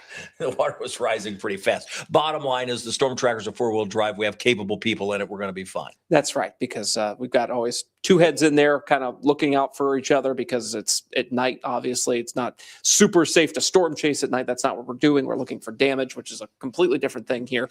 But nonetheless, we'll keep a tab on where the storm tracker is and where the severe weather is to make sure it's out of harm's way. New tornado warning extending out of that Campbell County storm. So Kenton and Campbell extending that. That's just south of Cincinnati. That's moving past us. Interesting that storm is really holding on. That's an area where we should be running out of juice by this point, but it continues. Obviously not, I guess, yeah. Right? Well, that's sort of an anomaly, which always can happen. And the atmosphere obviously has recovered over there. We've seen enough of a transport of that warm, moist air, and the low-level jet has cranked all the way up here. Speaking of, let's see where we're at when it comes to ingredients here. So here's our current CAPE. And a lot of folks are like, I'm not going to be able to sleep until the threat is over. It passes us. So this is the CAPE, the energy. Yeah, you can see that's increased just a bit. Well, we've seen some advection on this, which means we're transporting in some of the more unstable air across the area. Yeah, that's not a surprise there. And you can see where the tornado ingredients are. And it's interesting that particular tornado warning storm is right on the edge of the ingredients. Storms absolutely love boundaries, limits between where there's something or nothing, where there's more moisture versus no moisture, where there's a temperature gradient. They love these little boundaries like that. So that boundary, which is likely a dew point boundary, is likely what it's dancing on right now. And those tend to get anchored on those boundaries, and then they put down, obviously, tornadoes every once in a while on them. And the significant tornado parameter is, again, just a guide, but oftentimes you can see where those darker colors are. Again, mainly north of Interstate 64. That's the zone we'll have to watch for the most tornadic potential. It is. In fact, if we pop on the CAPE again and then the supercell composite, you'll see these are very similar areas. We're starting to see where we can clear some areas like Effingham, Illinois, toward Indianapolis, toward kind of Greenville up there. That section is kind of done with the severe weather, because now all the ingredients are pushing a bit more to the south. So this is kind of our turn. We've already seen a confirmed tornado out of this mess already, and let's hope we don't see another one with these storms that will eventually congeal together tonight. Well, it's 1:01 in the morning. We knew that the threat of severe weather in Louisville wouldn't occur until probably 3 or 4 in the morning, and really that's still on track. So we're not going to dial that back. It could be a little bit later than that, depending on if we start to see the forward motion pick up. I keep thinking we will see that pick up just a bit, but it really hasn't happened yet. So still probably 4 to 5 if we're on the current speed. I think it speeds up. I think we say 4, 3 to 4 would be my best That's guess. a pretty good guess on timing there. Amanda says, wind has knocked out power at my house in Spencer County, about 3 miles east of Taylorsville Lake State Park. Know the area well, and yikes, it's all because of that gradient wind out in front of the storms tonight. That's giving you guys that power outage. Our friend Ashley, I'm tired, so I know y'all are tired. Yeah, we knew we were going to be tired, though. We went into this like, well, tomorrow's going to be a day. Yeah. And tomorrow's a day too, or today's a day, right? I mean, Thursday's a long day too. In fact, we're an hour into today, which was tomorrow. Yeah. Spencer. Whoa, that was creepy. Yeah. Spencer County, 1.1%, 80 customers without power there. Yeah. Oh, Wavy heard Amanda. She's like, hey, power out. Yep. Bingo. That was creepy. Let's put on some of the storm reports that stretch back into Illinois. And then I want to show some of the video from the damage that we saw coming out. Before the tornado warning came out that interrupted us trying to show said video. Another Henry County outage, 74 customers coming in. Yeah, here come the storm reports. Okay, there they are. So you'll notice the concentration of storms moving through Illinois. That's where we really started these storms, really noticing the intensity. Anywhere between Springfield and Champaign, that moved down toward Effingham and across the state line, not far from Terre Haute. So we'll pick it up there and show some of the Illinois damage that we had. A home was destroyed in Montrose, Illinois. This may have been some of the most impressive damage that we had. Maybe we can't play I think Maybe the file went away. Oh, no. Oh, no. Will any of these work? Nope. Oh. They must have cleared our folder out. Oh, rats. Okay. Well, all right. Give me a minute. We'll reload those. That's stinks. Had that already, did all that work. No. Here we are. Oh, that's how life works, I guess. Let's see if we can get it back here again. See, they're not. There's there? Petersburg. Because I was able to get it from, let's see, so it was there, and then I was able to go back into here. Probably from the newscast. Okay. But I bet they've, what do they call them? Categorized all those? Perhaps. Oh, let's see. Let's see if any of this works. That Effingham is that's a good one. And the ones toward the bottom, that home destroyed. Aftermath. Yeah, these are the ones I got. Okay, let's see if that works now. We might have what we need. So let's see if we could get Montrose. Oh, you're kidding. See, I think once they clear the show out, it catalogs the good news is it looks like a few of them may work here. So see these with times. So let's see if we can play that. There's about 1-inch sized spiky hail coming down, hitting the solar panels, cars. It was going under the. This is in Illinois. That was from earlier in the day. So that's from our sister station, Wand. And it ended up wind to blow the rain back up and to the back of the yard when it was sloping downhill. Yeah, so that's some of the damage near the folks here at the Hand of Fate Brewing Company in Petersburg, just one of many businesses across central Illinois cleaning up tonight. Take a look. You can see debris just really strewn across the road and the sidewalk here after that came off the top of the building. The whole sign just came crashing down. We actually saw some of the bartenders leaving the scene as we pulled up, and they said, I guess we just weren't meant to work today, but a long road ahead of them for cleanup. The company did post on Facebook, though, they are hoping to clean up and reopen as soon as possible. Now, just down the road, we also saw a roof pulled off of an Ameren station there. You could see that in the video here, that it was really just peeled right off. But driving around, not a lot of damage to individual businesses besides some of these specific spots that we're showing you here. Obviously devastating for those folks that were hit. But there are also definitely trees down, blocking roads in Petersburg. So there is still somewhat significant storm damage. And, just driving up from Decatur through Springfield and Petersburg today, you can still see the damage even before the storm rolled through from the storms that were happening last week. So really the cleanup not even done from last week, and now we're already in our second round of cleanup. We'll be keeping you updated throughout the day. Reporting in Petersburg. Well, and that's been the story of the repeat severe weather from St. Louis through Illinois, up towards Chicago, Indianapolis, one after another, week after week. It's why we haven't shut down severe weather season yet. It's why that Death Ridge that you hear people and chasers in particular talk about, just hasn't occurred. Yeah, and that's the thing. This has been such a wacky sort of, setup because, like I was saying on the air a little earlier tonight, it's like having April severe weather in the middle of June because you've got all the trimmings. You've got the wind energy. You've got a very strong area of low pressure moving through the upper Midwest and the Great Lakes states.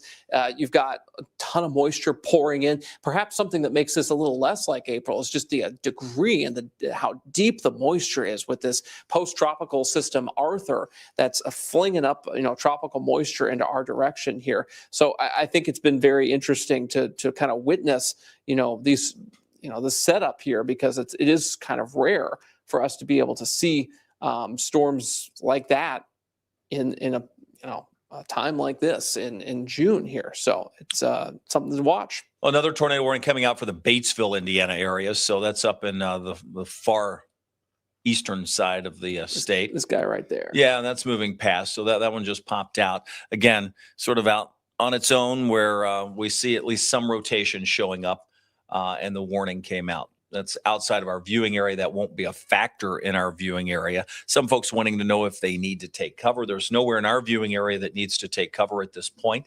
But we're not finished with the severe weather. This is just going to be kind of one of those long hit and miss nights where we have occasional severe thunderstorm warnings and then the potential for some very strong wind or an isolated tornado warning. Just happens to be at a bad time. Okay, this is a home destroyed in Montrose, Illinois there. And you can see the tornado in the background and the home destroyed in the foreground. That is something right there. That's terrible.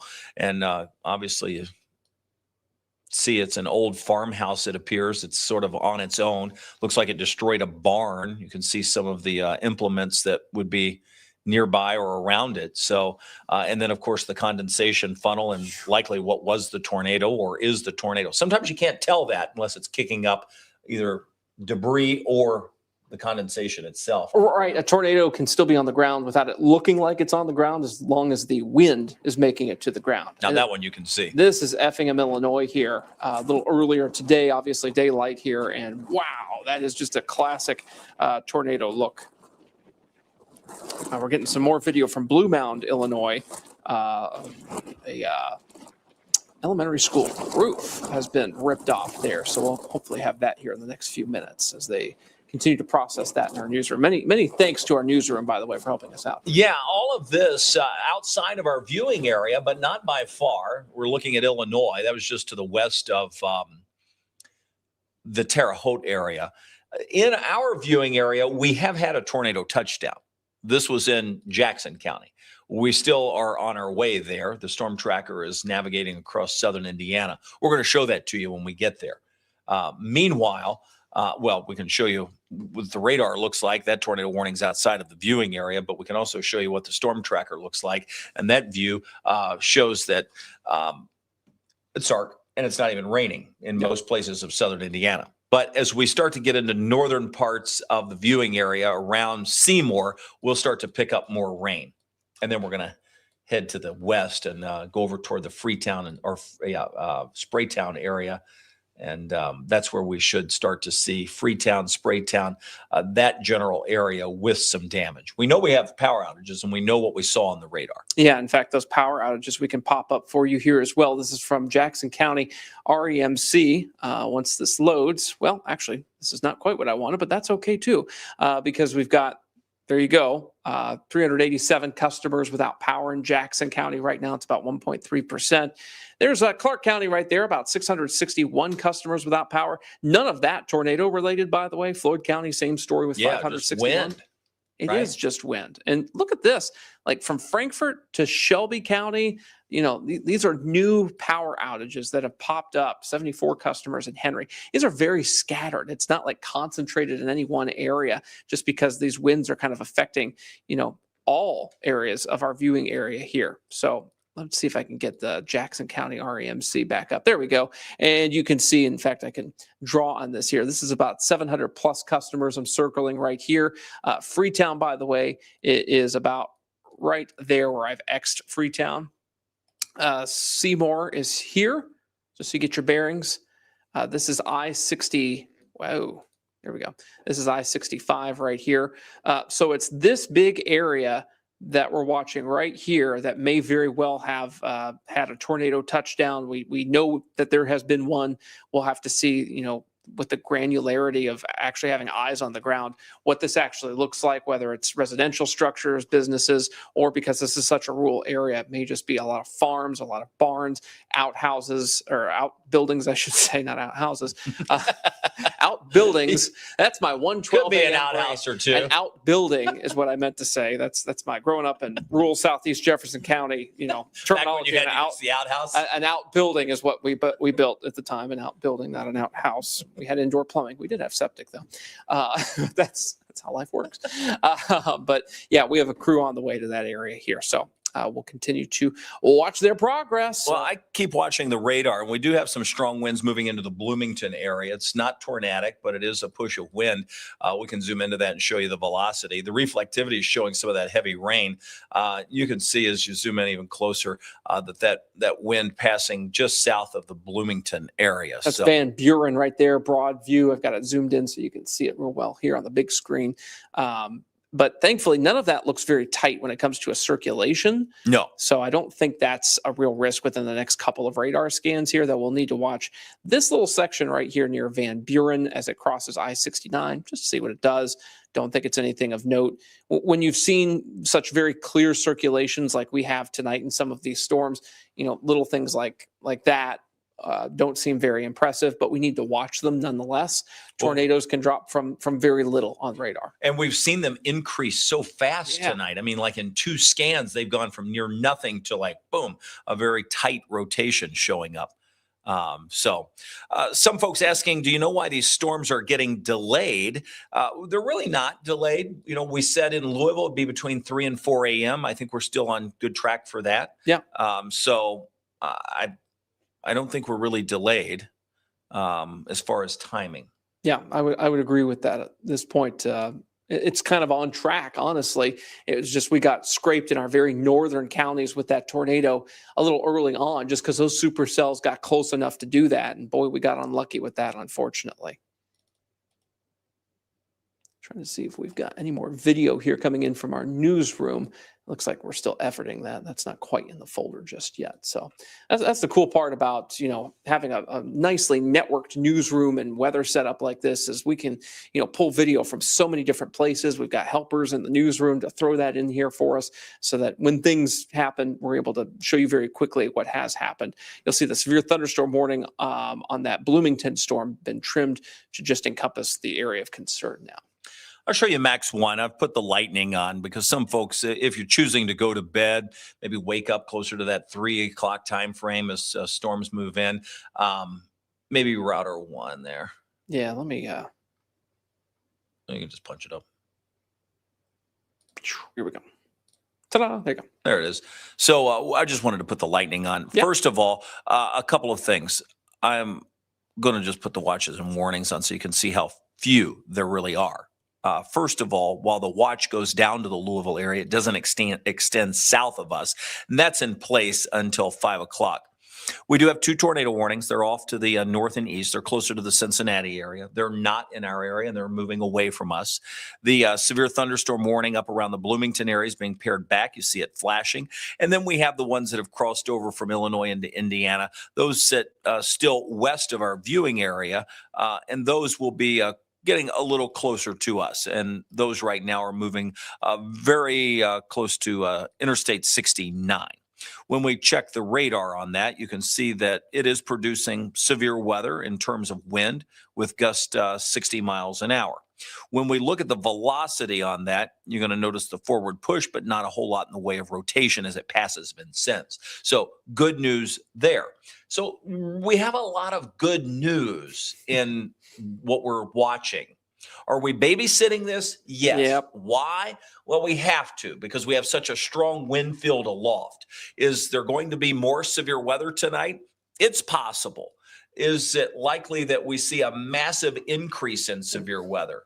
No, not really, but even isolated cells can produce very strong winds or even a tornado until we can reduce the tornado threat. And that won't happen until 2 or 3 o'clock in the morning. Once we get the storms closer to Louisville, it will be more of a straight line wind threat.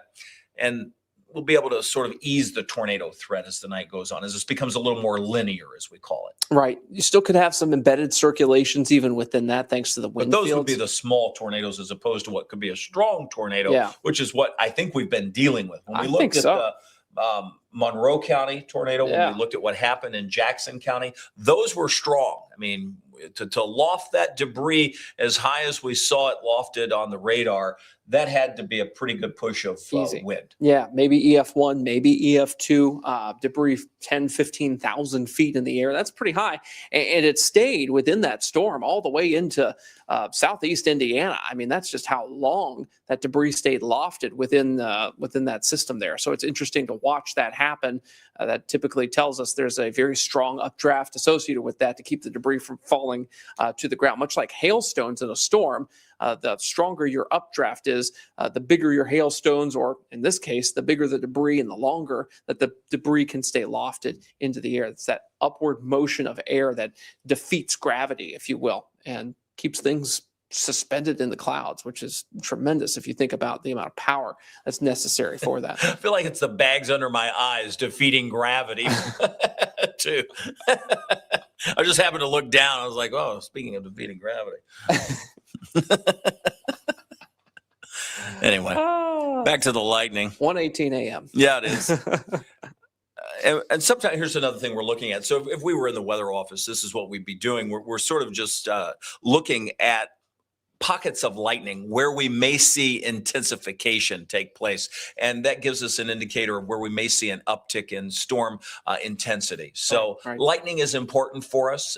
We sort of turn it on and off because it can clutter the screen as well. But we look at a lot. Boy, the radar is handy for us when it comes to diagnosing, just like it is if you were to go to a doctor and use, a PET scan or a MRI or a whatever that you may be having done. The radar is super important for us. And boy, we've advanced that technology so much in the years, but we can see a lot of things. And you see us use some of it on TV, but there's even more behind the scenes that we use that is so helpful. Yeah, and a lot of this was pioneered in the late 2000s and early 2010s. I think around 2010 to 2013 is when that correlation coefficient, that debris detector, if you will, got implemented at all the radar sites around the U.S. And that thing is like super important. It literally saves lives because you can see immediately when debris pops on radar, just like we did tonight near Freetown, Indiana. Called out to Kevin, debris after checking a couple of things. And sure enough, that bared fruit, came to fruition that we had a tornado on the ground, and we were able to, confirm that before anybody had called in anything or said anything. And that, allowed us to get into motion a lot quicker, telling folks that, hey, this is on the ground. You really need to seek shelter immediately. Well, here we are. It's 1:20 in the morning. We have no warnings at this point in the viewing area. We're tracking a couple of storms just outside of the viewing area. More importantly, we're keeping an eye on this cluster of showers and thunderstorms stretching from St. Louis just south of Terre Haute. This is the line that will be sinking to the south and moving into our area as the night goes on. So as we track that into southern Indiana within the next hour or two, that would take us to 1:30 to 2:30, and then probably closer to our southernmost Indiana counties between 2:30 and 4:30, and then points farther to our south in Kentucky after that. So that's the general timeline that we're looking at for these storms to arrive across the viewing area. Good news is, at this point, within that area that I mentioned, there's no severe weather. Yeah, which is excellent. So we're on here without warnings in the viewing area at this time, despite there being a tornado watch that does continue, and that's going to plunge us all the way into 5 a.m. Boy, that is, 3.5 hours from now, if my napkin math is good, at 1:21 a.m. here. So this is going to be the long haul that we see. New tornado warning, by the way, east of northern Kentucky now into southern Ohio. That thing just keeps going. Yeah, untouched atmosphere, so it really has the boundary to work on as well. Crispy Biscuit's asking, brisket. I always say biscuit, but I think it sounds so good. Like, you know what sounds really good? like Huber's biscuits and apple butter. Oh, you know what I mean? Take me to church. That sounds good, right? Doesn't that sound great? Oh my gosh, those fried biscuits. Oh man. Oh. Back to crispy brisket. How's the cap looking? Bad part is, we don't have the ACARS data, and the ACARS data is the data that comes in from the planes as they land at Louisville International. The Weather Service can tap into that. We cannot. It's not publicly available. So we say that with a yet on it. It's not publicly available yet. We've said that for years. And we're 13 like, come on. years. 13 years I have been trying to get that publicly available, and we've been feeling like we've been close a couple times, but still no cigar. Yeah. So the bad part is we have to call the Weather Service. They have to tap in and check, or call UPS to check. But it is helpful when we have it. And it's helpful in instances like this. It's even more helpful in the wintertime storms. Oh, for when sure. we're trying to figure out that temperature profile, whether we're going to have ice or snow. So very helpful. Ashley says, well, now I want brisket. Me too. What did you eat for dinner, by the way? Did you eat? Salisbury steak and macaroni and cheese. Oh, well, it was a lean cuisine, by the way. Don't get too. I thought you brought leftovers. Don't get too excited. No, it was leftover from Kroger. I had a bag of Fritos. And I shouldn't say it, but I will. Snickers. Oh. Yeah. Well, at least you're not hangry then. Yeah, true. So I was always the fat kid in class, I have nothing to say about that. Myra says you're getting punchy. Well, it is late. And we have really no severe weather, which I'm excited about. I'm glad that we don't have severe weather. True the King on YouTube says, what about the shear? How's our shear doing? It's sheary. Well, yeah, the shear is not a problem. No, it's really all about instability at this point, and these storms being able to tap into that with the shear that's in place here. Ashley asking, is that a line out west or single cells? We're starting to see this line really coalesce together. Let's get this thing out of here. So yeah, we kind of want to see that to get it moving, right? That might be Roz. Roz says, let's all meet at Huber's when they open this morning, if they do breakfast. Ooh, that does sound good. Megan says, I'll take Fritos too. Tawana's here. Hi. Oh, is she going to pay us a visit? And she's early at that. Oh, yeah. What is this, 124? My brain couldn't turn off, and it was midnight. And I was like, right. She said her brain couldn't turn off. It was midnight, and so she just came in. Well, that's lucky for you all, because our brains turned off probably about 2 hours ago. Yeah, with the brisket in the apple. Hey now. Talking about apple butter got me hungry, according to Crispy Brisket. Yes, you do need to try the fried brisket or the fried biscuit. Lord, Kevin, you have rubbed off on me. See? You need to try the fried Look, now we've turned this biscuits. into a food conversation. We have. Let's hope it can stay that way. There would be nothing better than not to have to talk about severe weather tonight and allow people to just be like, you know what, I'm going to bed. Like putting Fritos in your chili, which I do all the time. That's like a pastime. I like that. Oh. Yeah, if I'm not eating noodles, I like Fritos. And a little shredded cheese. Is it chili season yet? I guess we're like, 4 months away from that. I view that as ice cream season. That's true. People eat ice cream over the winter and chili during the summer, I'm sure. Let's see. Mary says she would love some sleep. I would too, Mary.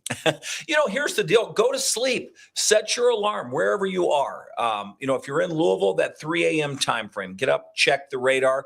Probably going to be able to go back to sleep, I have a feeling. Yeah. This isn't going to be a huge deal for most people. In fact, I'm not sure it's going to be a huge deal for anybody. The biggest part of the deal has probably already happened, and that's where we saw the tornado touchdown in Freetown, Spraytown, northern parts of Jackson County.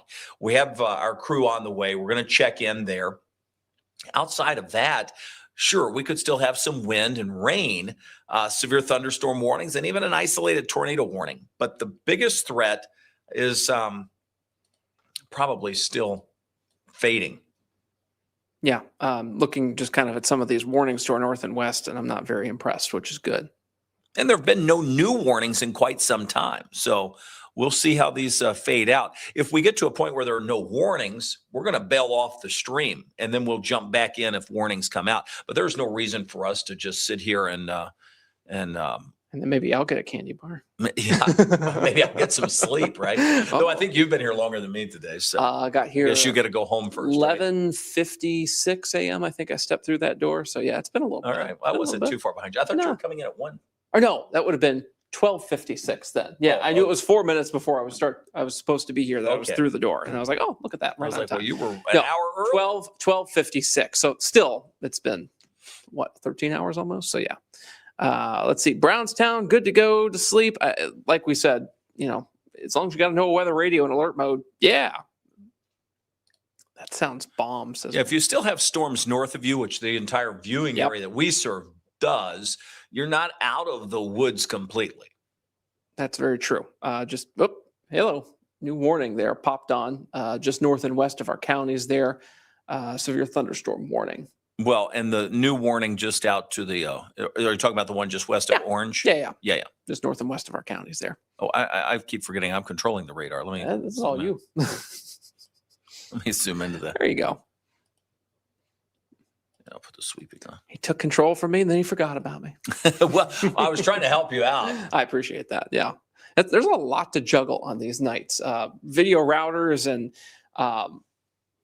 software that, puts video on the air here, and weather graphics machines and all sorts of KVM network switches. And holy cow, it's a lot. I'll take the lightning off. I think we are safe to say there's lightning with these. There's a lot of lightning there. Thankfully, not like a tornado possible tag or anything on that. Just a classic severe thunderstorm warning. That one was interesting. I was looking at it. Like the push of wind pushed away from the updraft there. So like where there would be rotation has been kind of cut off. So I'm hoping that keeps the storm from doing anything frisky when it comes to rotation here in the next little bit. But there's still a little something in there. So we'll watch for it. Yeah, we'll have to keep an eye on that, but let's hope that it doesn't tighten up. But yeah, that big push of wind to the east of it, hopefully that has cut it off a bit. We'll see how that goes. Let's see. Poyoyoy says, are y'all going to take a nap? Probably not can't, a nap. Can't really do that, unfortunately. Now that Tawana's here. Bye. No, we're going to stick around for a little bit at least here. And Kevin's going to be here for maybe a little bit longer than me, but we'll certainly gradually switch to, our morning team here as we get deeper and deeper into the morning. But we're still, the morning is still young, as they say. Not the night is young, the morning is young. So we're going to be here for a bit. Yeah, I'm hopeful we'll be able to all go to bed, let's say by 2:30 in an hour and a half. Maybe we have a better idea of how these storms are going to play out to the south. But, we're moving on the slow side now in terms of warnings, which is good. Still on track to bring the line through, but severe weather has been limited over the last couple of hours. It's not been zero, but it's been limited. Yeah, we like to hear that. That's better than what we've had earlier. Lots of weird comments at 1:30 in the morning here on YouTube, which is, pretty typical, I guess, for YouTube here.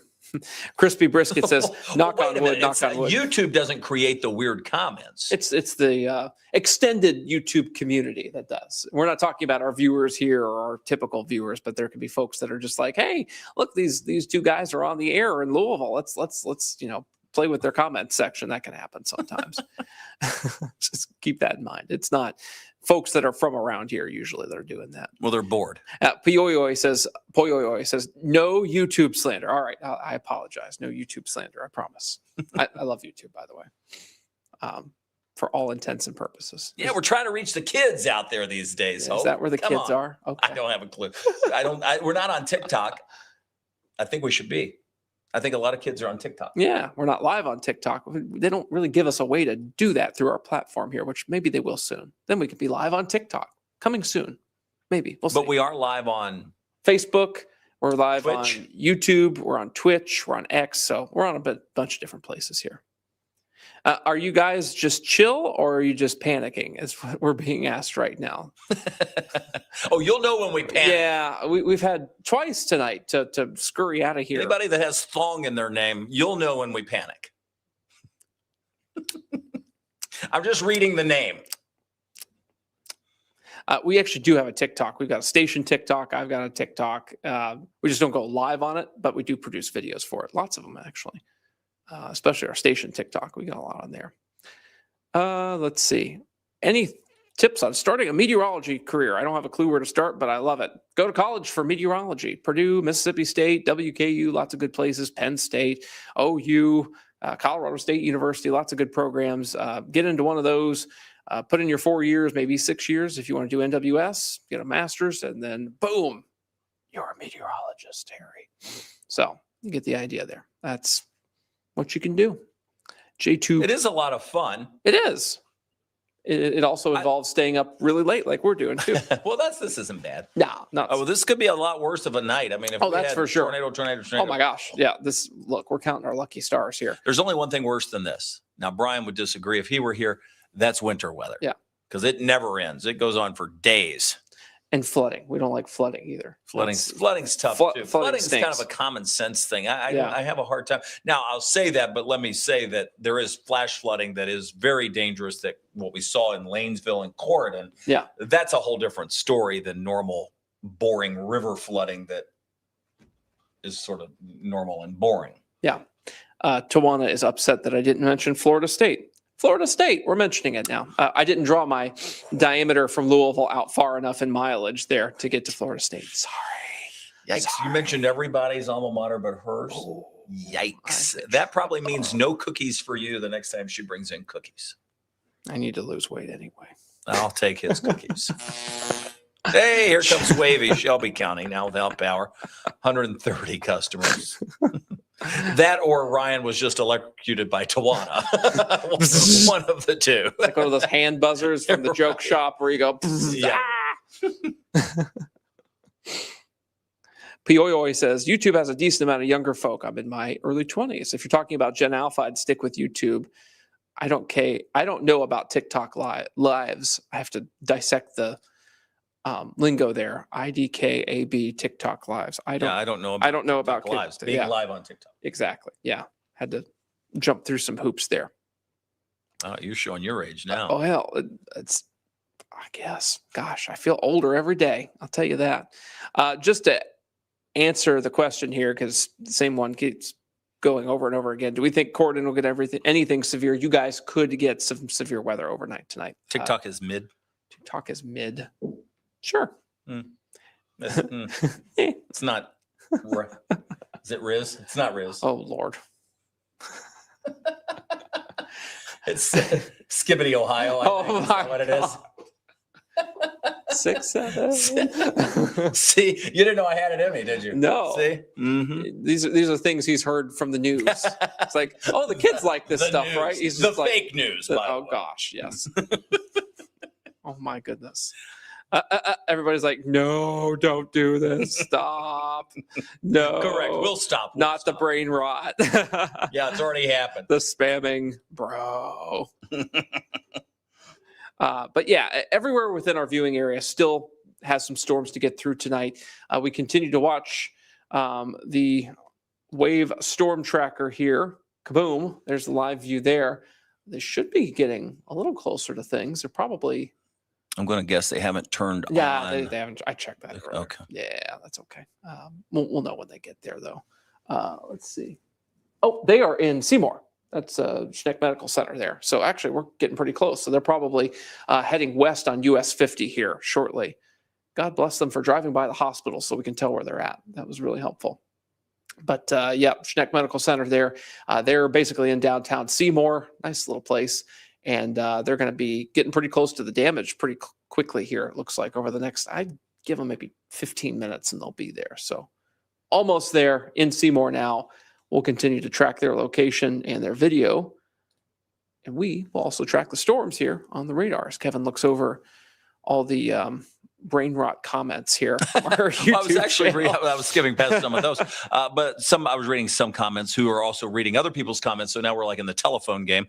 But it was like, and then you lose it. Oh, come on. That 71 is blocked near the mall and the water tower. So that would be Florence Mall. Florence. Yeah. Oh gosh. Yikes. Well, we might be able to find a camera over there. Yes. Give me a second. You have that computer? I have this computer here, so let's see what's going on. That would be... we'll look that up. Yes, we can do that. What is this? This is going to be... GoKY. GoKY.gov. GoKY.ky.gov. Let's see what we've got there. There should be a traffic camera up there near the Florence Mall, y'all. Florence Mall, y'all. Wow, looks like they've gotten a lot of rain. Let's see which camera's better on 71, 75. Oh man, they're getting doused. That camera's pointed down. Perhaps this would be okay. Open image and new tab. Crazy enough, they still have tornado warnings in the Cincinnati area. This one's just north. They've been hit harder than us, and the one that continues moving away. Golly. They're very free with the tornado warnings there. Yes. The rain is ending in Florence, so that's the good news. So we should have, but there is a flash flood warning. Let me see if I can get the right source in there for the OTTPC. Oh, what do you need, OTT? Let's see. Probably router 1 to OTTPC. And there you go. That's the current view. That's going to be 7175 right at the Florence Mall, y'all. And you can see that it's coming down buckets of rain. Well, I think the camera's frozen. Like we should see those. Yeah, this isn't video. This is. Oh, it's not. Yeah, this is still image. That's But I all wonder we if get. is the road. I can't tell. It's hard to say. You see brake lights there, but can't see much yet. But we'll put it back on Max 1. I'll continue rooting around for some imagery, but that's kind of our first look at what's gone on up there. Not a whole lot to see just yet, but maybe we can find something better. As it turns out, they're having a more active period than us. Our next warning may be. Let's zoom in. Are you yawning over there? Oh, sorry. Yep. Couldn't suppress it. Let's see. I wanted to look at the velocity. So our next warning is either going to be northern Jennings County, which would be a severe thunderstorm warning for wind. Questionable. Yeah. May not happen. That's Not so Bexgrove. sure. Or it's going to be for either southern Lawrence or northern Orange County for this push of wind that's moving closer to US 231 near Barr. That I could see. That's a 68 mile per hour velocity on radar with that and that bright kind of yellow spot. And that is inside the storm. That's not a gradient wind. That's a storm downburst wind there. That's the wind. Yeah. So that one's probably more likely, but the other one is closer. So it just depends the threshold of how the Weather Service is feeling. Yeah, indeed. But with that, presentation on radar, I have a feeling they may want to extend that downstream. That would be coordination between the National Weather Service in Indianapolis and Louisville. Lawrence County is Indianapolis's county warning area, and Orange County is Louisville's county warning area. So they may be on the phone or Slack chat or something going on, behind the scenes to try to coordinate that warning here in a few minutes, most likely. That's my guess. The storm tracker, by the way, is definitely west of Seymour now. They just went by a flashing traffic light there. Probably that's a good sign. Yeah, probably still on US 50. Power's still on where they're at. Again, the imagery they capture may be tough to see, but once they get there, they may be able to get out, shine some light on things, and go, oops, we've got damage, that kind of thing. So we'll watch this space, as they say, on the Storm Tracker's live feed as they get closer and closer to the Freetown area there. And MySpace? Good time. This space. MySpace, all space. Do you remember MySpace? So, oh boy. I never had a MySpace. Really? I was that kid. You're young then. I was, my friends, a lot of them, but not all of them, just a lot of them had MySpace, but I was like, I don't know about this. So, my first exposure to social media was Facebook in December of 2008. Oh my. I think that's when I got my Facebook, late 08. When I started here, we didn't even have the internet. Everything came in by satellite. Okay, Grandpa. Goodness. Yeah. Well, Unk, as they say. Yeah, it has been a minute. I shouldn't have said that. I remember a time before widespread internet. We used CompuServe at my house on Windows 3.1. Dial up. Yeah. Yeah. Baud rate 9600.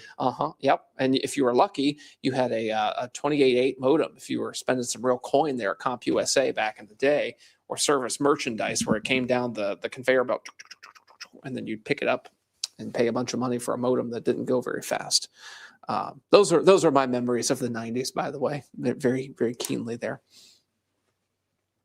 Yeah, I always liked Radio Shack. I could get what I needed at Radio Shack. Yes, Radio Shack. Man, I wish that survived a little bit longer. That was my jam. That was my happy place back in the early 2000s, mid 2000s, before Amazon just ate up all that basically. Yeah, that happened fast. It was it really ate up fast. a lot of things. I'm seeing some lightning from the storm tracker. Yes, let's pop that back on. Yeah, we can pop that on. We're watching the radar. We'll watch southern Lawrence, northern Orange County. That would be the next warning likely to be issued. Most likely severe thunderstorm. We are definitely getting more rural here on what I believe is US 50. So we should be getting somewhat close to Freetown. I wonder, I think Julia's in the storm tracker. If she can hear us, can we talk to her as she gets closer? She may have nothing to say now, but yeah, maybe I know they're listening in the newsroom, so maybe they can just talk to her and see if she can get her mic on, and we'll yeah, it would be the Unity Now Studio she would need to listen on for us to talk to her. Correct. And then we can pipe her in via the REM here. Oh, see, you think I'm old. Myra remembers Bill Gladden at Wave. He used crayons. Oh, yes. that predates both of us. Oh, yeah. Big time. That's a minute there. Those are black and white photos on our walls in the sales department old. That's definitely a piece of our history. Yeah, Bill Gladden. Yikes. Service merchandise, America Online. We never had AOL at my house. We were always the people that were like, who has AOL? Like, who has an AOL email address? That was my household way back when. Let's see. Someone get Ryan some coffee. He's a little slap happy. Oh, I think that's the reason. You were on like a 16-ounce espresso earlier. It was a 16-ounce hazelnut vanilla latte from our shiny new espresso machine in the sales break room, which is amazing. Well, that means you snuck up front. Snuck up front. Yeah. Well, the salespeople get all the good stuff, back here we don't have one of these. I have a badge that takes me up front. I promise you. that is, they've got records of where I go. They hide it up there. Why don't they come back to the news department and get their own? That's coffee? A good question. Why don't we have it? Huh. We're here at 1:40 in the morning. They're not. Then we have to. I'm moving the coffee machine. Okay. I know how to use it. I know how to refill the beans and the little the powdered milk and stuff in there. It's pretty cool, actually. Oh, has powdered milk in it?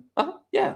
That's interesting. That email that came out a few weeks ago has like a picture guide, and they've got one actually up front too. So if it's out of anything, you can refill it yourself. They give you the key to do that here. I think that's cool. Really? Yeah. I'm not a coffee guy, so I'm waiting for the Diet Mountain Dew machine. Haven't seen that yet. Right. Or the diet. Normally, I have a Diet Coke with me everywhere I go. That's called the company kitchen. Yeah, but yours was free. I'm getting socked with $2.09 every time I get a 16-ounce Diet Coke, which is about 5 a day, I think. Penny pinching with Hoke. That's how we do it around here. I'm going to learn to like coffee. I'm frugal, not cheap. I promise. Truly King says Ryan and Brian are awake. Brian is enjoying some sleep. Well, we can fix that. Do you want to call him? Yo, be good. Where are you at? Just checking in. We're just sort of babysitting these storms. Bring Dobie with you. No. We want to see Dobie. No. He's so cute, that dog. Oh, don't forget pagers. Oh, I remember. Oh, or do you remember like Arch Telecom back in the day? Like that's where you go get a pager. My dad had one for work. I remember that. Like going to Arch Wireless to go get the pager. Oh, it was the pager. We didn't have cell phones. We finally got cell phones like a year or two later after that. But yeah, we had pagers, and then we got pagers. So the first ones would only put out numbers. So the number to return the call like phone number. Yeah. So you get the pager, then you oh, it's the news desk. I've got a call, and then we got the upgrade pager. Yeah. Which had like messages. Yes. Like early SMS type of deal. Yeah. And then we finally got like the BlackBerry, which we could type. I met you when you had the BlackBerry. I do remember that. You would type real fast on that thing. Yeah. At the time. And then we finally upgraded to cell phones. Yeah. Yeah. And it's not been the same since. I don't know how we would function without that. It's been about almost 20 years, by the way, since BlackBerry was a big thing. Can you believe that? iPhone came out in 2007. Sounds about right. And this is 2026 here. So my goodness, it's been about 20 years since we were doing the whole BlackBerry thing. Oh, Lord. I know. Ashley's like, let's not age ourselves, guys. Yeah, that's what I'm thinking. We've got to stop. The storm tracker isn't on US 50. That's Highway 58. Thank you. We're having to do some guessing here. We can't read the street signs very easily. So appreciate that, Allison. Yes, Highway 58, which makes sense because that's a little closer to Freetown there where that tornado damage is and was. So yes, thank you for the correction. Always correct us if we're doing something wrong. That's our job here.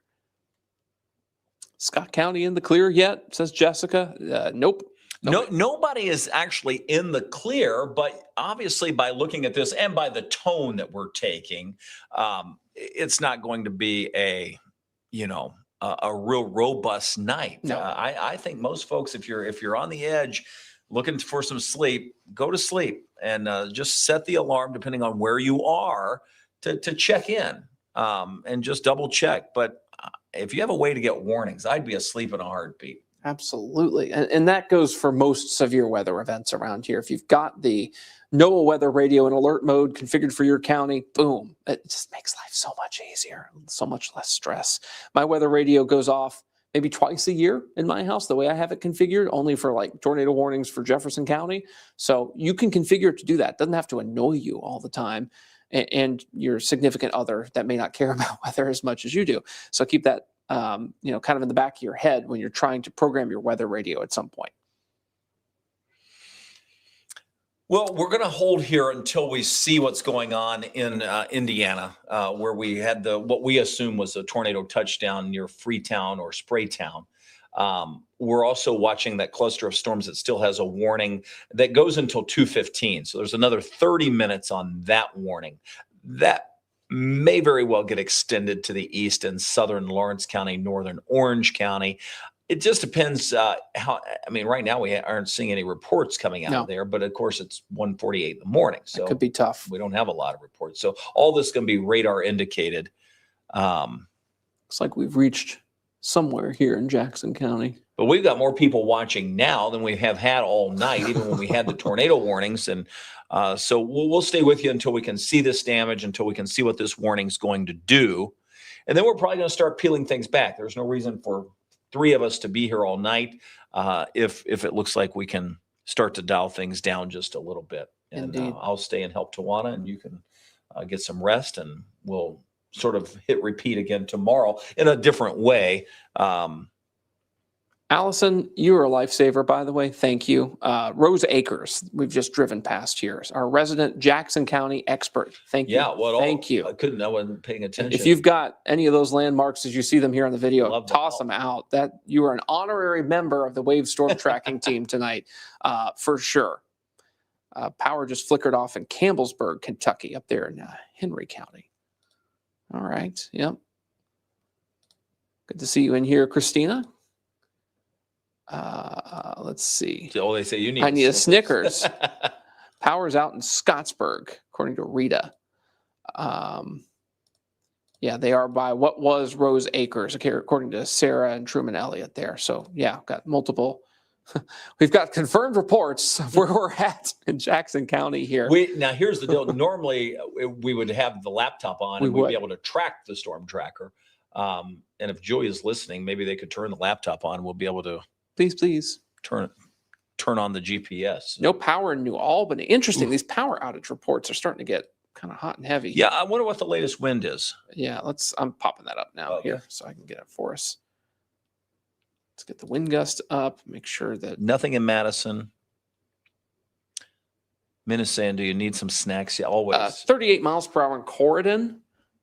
So that's partially why we may have had a little uptick in parts of Indiana. 32 miles per hour here in Louisville. Power outage numbers. Those are spinning up. This graphic takes a minute. Here we go. 400 plus in Jackson County, Indiana. It's probably more than that. I don't think all of the REMC customers are wired into that number. Clark County has 659 customers without power. Floyd County, Indiana, about 562. Jefferson County, good old Louisville here. We're now up to 743. That's the highest number I've seen tonight. Last time I saw it was 660 plus. And all this just based on the gradient wind. Yes. We've had no storms in most of these areas. Nobody more than the lowest end. So nobody more than 1% without power. So that's good news. Yeah, it's just kind of scattered, patchy. It's nothing huge. 130 customers without power in Shelby County. Frankfurt area has about 67 customers without power. We talked about Campbellsburg. You are one of the 74 customers without power up there in Henry County. And finally, last county here that's popping up is Spencer County, and that's a decent power outage for Spencer. That's 221 customers without power, about 3% of Spencer County is without power. Spencer County is a very low population county, though, so that's a very high percentage for not a big number, if that makes sense. So wind's crazy in Corydon, windy in Scott County. Yeah. So we are seeing the winds pick up. We knew that would happen as we went into the overnight. I'm watching what's on the storm tracker there. I don't know how close they are to Freetown or Spraytown, either one. Should be getting pretty close, though. But obviously, it's a very rural area where it is dark, dark, dark. I'm glad they still have good cell service there. Our storm tracker has excellent antennas and such on it. There's the new SPC outlook for the night. Let's see what they've done there. Oh, let's see. That's day one. Oh, yeah, because there's like a day one till 12Z. Yeah. So does our system not handle that? I guess not. It is so late at night that we're like, wait a minute, how do we handle these SPC outlooks after midnight like this? It's not something we deal with very often. So yeah, we won't be able to show the current. If they even update it, yeah. Oh well, okay, so that's a loss. No biggie. But yeah, the SPC outlook for later today. Well, that's collapsed too. That's good news too. Yeah. We're looking good. Yeah, so far so good. We're in good shape. You see the storm tracker, of course, center of your screen if you're just joining us here in Jackson County, just past what was Rose Acres. There in Jackson County, it's on Highway 58. We are heading toward the Freetown area. Freetown has a pretty decent power outage there associated with tornado damage, we believe. So they're going to go scope this out. Should be able to see something here in a bit. Often, what helps is if there's like emergency vehicles with flashing lights and things, if we start seeing that, then we'll know we're getting pretty close. I would imagine that sort of thing is probably still going on in that area. If there was damage, to any sort of businesses or residences, if it's barn damage or farm ag type damage, you might not see that. It might be a little harder to spot and may not be until daylight that we really get a sense of what that looks like. So be curious to see what happens here. With all those power outages, I would think we would at least have some power lines down. We'd be able to see. ZK is saying, I don't see how they track storms in the dark. Here's what's important. The storm tracker is not chasing a storm. We don't chase storms in the dark. That's important because that's dangerous. So it's very rare that we would do that. The storm tracker is merely going to some damage that was caused by a storm. Right. So we're not putting it in harm's way. It is very difficult to chase at night, something we would never recommend doing and something we rarely do unless we just have to. Yeah, it has to be a very specific situation for that to occur under really good conditions. Hoosiers asking, did this storm underperform for the viewing area? It's not over yet. Yeah, it's not over, but I think a lot of excitement and hype was built up over what was happening, especially this morning when they extended the enhanced risk area down to the south of Louisville.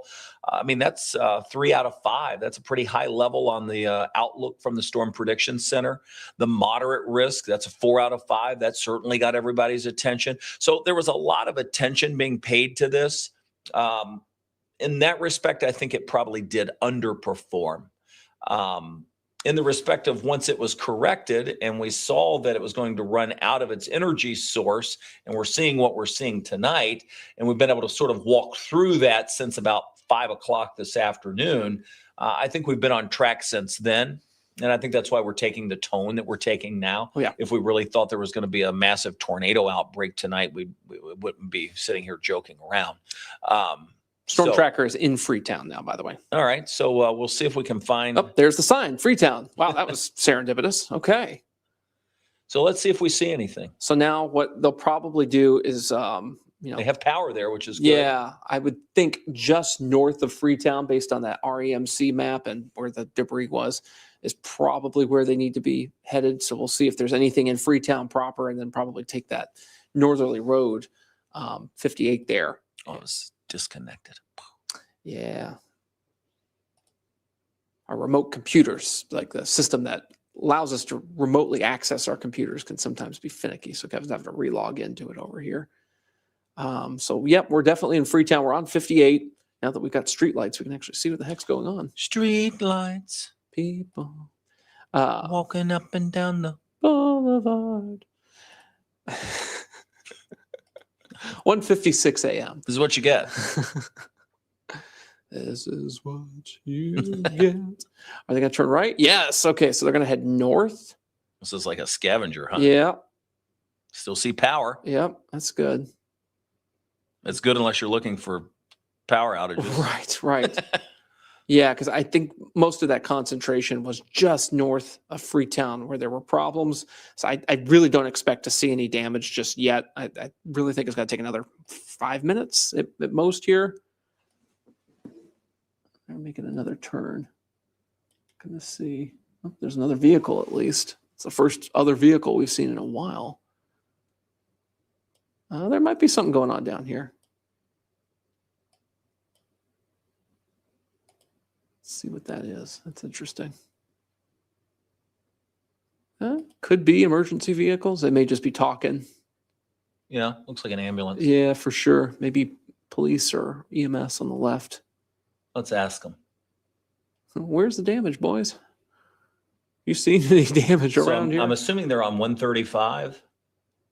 They've made a couple of turns, so I am turned around.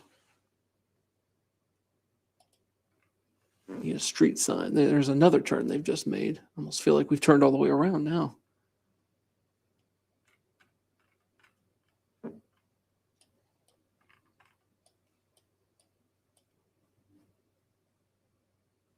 And now Julia, who's in the storm tracker, is saying, do we have any more specific location for Freetown?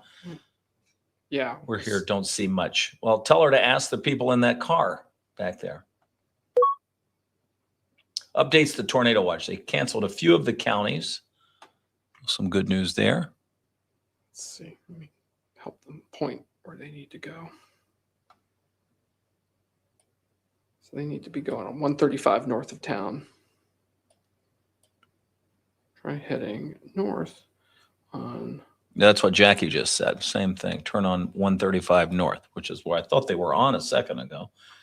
Looks like they're turning back. We've been through this once before, right here, I think. Yeah. Now we've gone in a circle. Damage is likely just north of Freetown. Apparently there was a house destroyed somewhere. I don't know where this was that Chelsea's saying, but could have been the Illinois deal.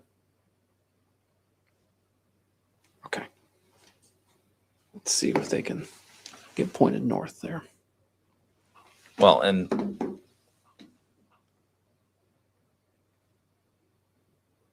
all right, we're just giving the storm tracker a little bit of information. Yeah, we're trying to get it pointed in the right direction here because there's. Keep going straight, turn right onto 135.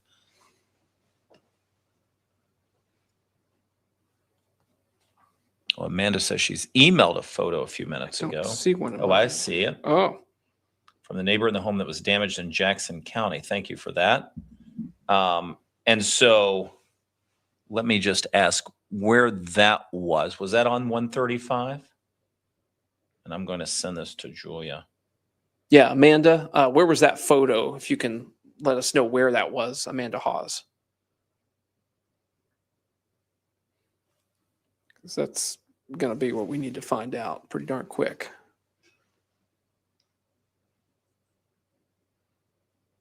Ashley Nicole said she saw a post about one too. Okay.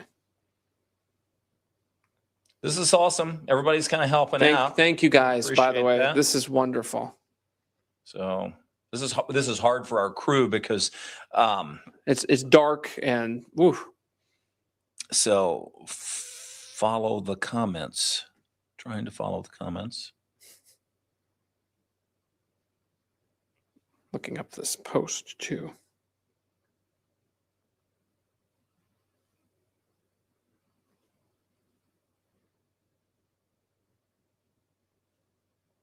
And I'm looking for Amanda's comment because we've got a lot of people commenting. So I see every comment. Emailed the photo a few minutes ago.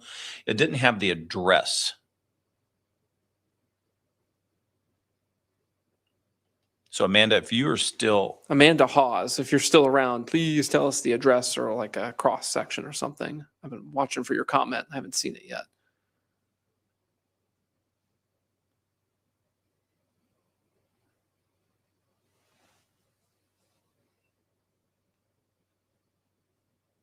Yes.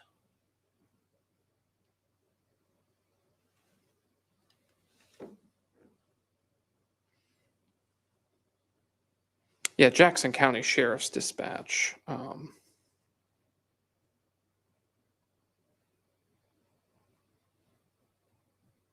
we're just, okay, here we go. Jackson County, Indiana, road conditions.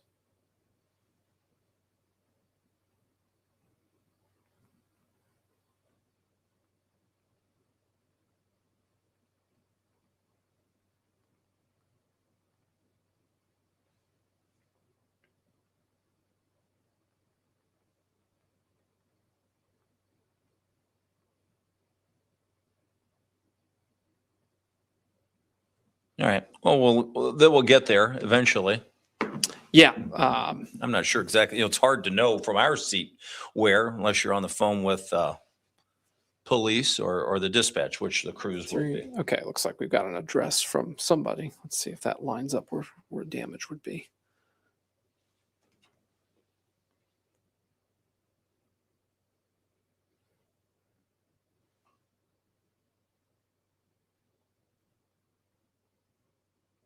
What is that? That's 58.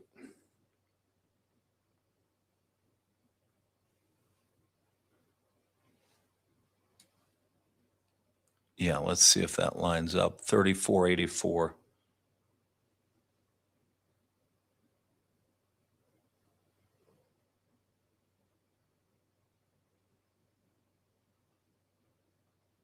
Yeah, that would line up. Oh, I see police lights. Oh. Or that, or they're getting pulled over. Well, thankfully it's in front of them, so Yeah. I think we might be seeing something here soon. Looking at flash flooding possible later today. There's going to be a chance mainly south, but at this point, to be honest, we haven't had a chance to look at a ton of data. That's what Tawana is doing right now. But we still think there'll be a chance in southeast Kentucky. All right, let's see if we can't get around the police here, if they'll let us through to scope out the damage. Looks like we found something.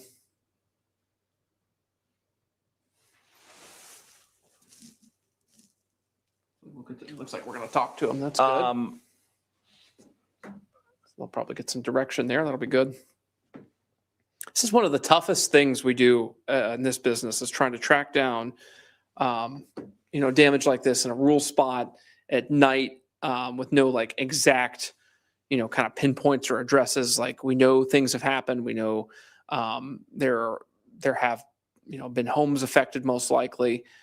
We know generically the area, but to like get us to a push pin of where that is requires often talking to the local police. And that's exactly what we're doing here. Looks like we're backing up a little bit, so we may not be able to go forward anymore. Ooh.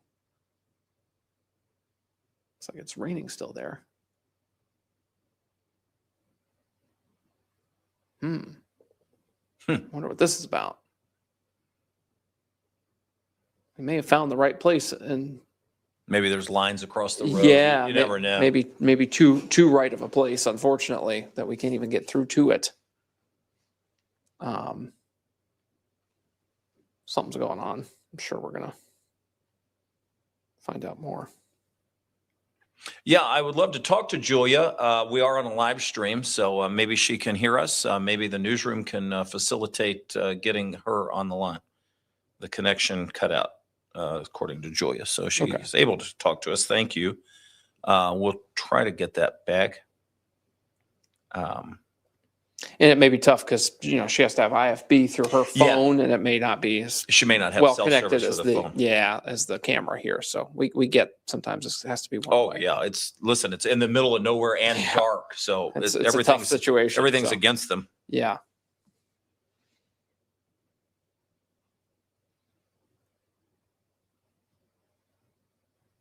Well, you're watching the storm tracker. This is southern Indiana. We're in northern Jackson County. This is just north of the Freetown area. We are near what we suspect has been a tornado touchdown. Obviously, you see the police have the road blocked there. We saw the debris on the radar. We've seen pictures since then from some of the sheriff's department.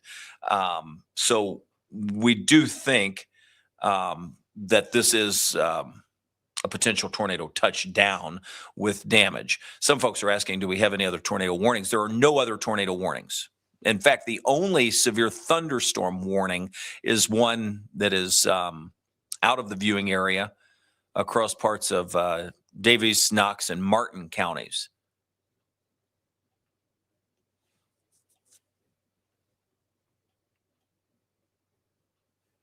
What REM are they coming in on? 5.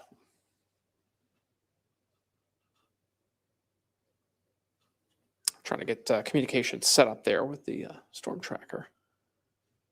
Let's make sure the router is on for that in case they start. She's going to be in router dose 2. Oh, I hear you, okay. Julia. All right, we hear you. Don't curse us. Yeah. And they hear us. So, hey, Julia, just. Oh, they hear us. There you go. Can you hear us? Through your mic.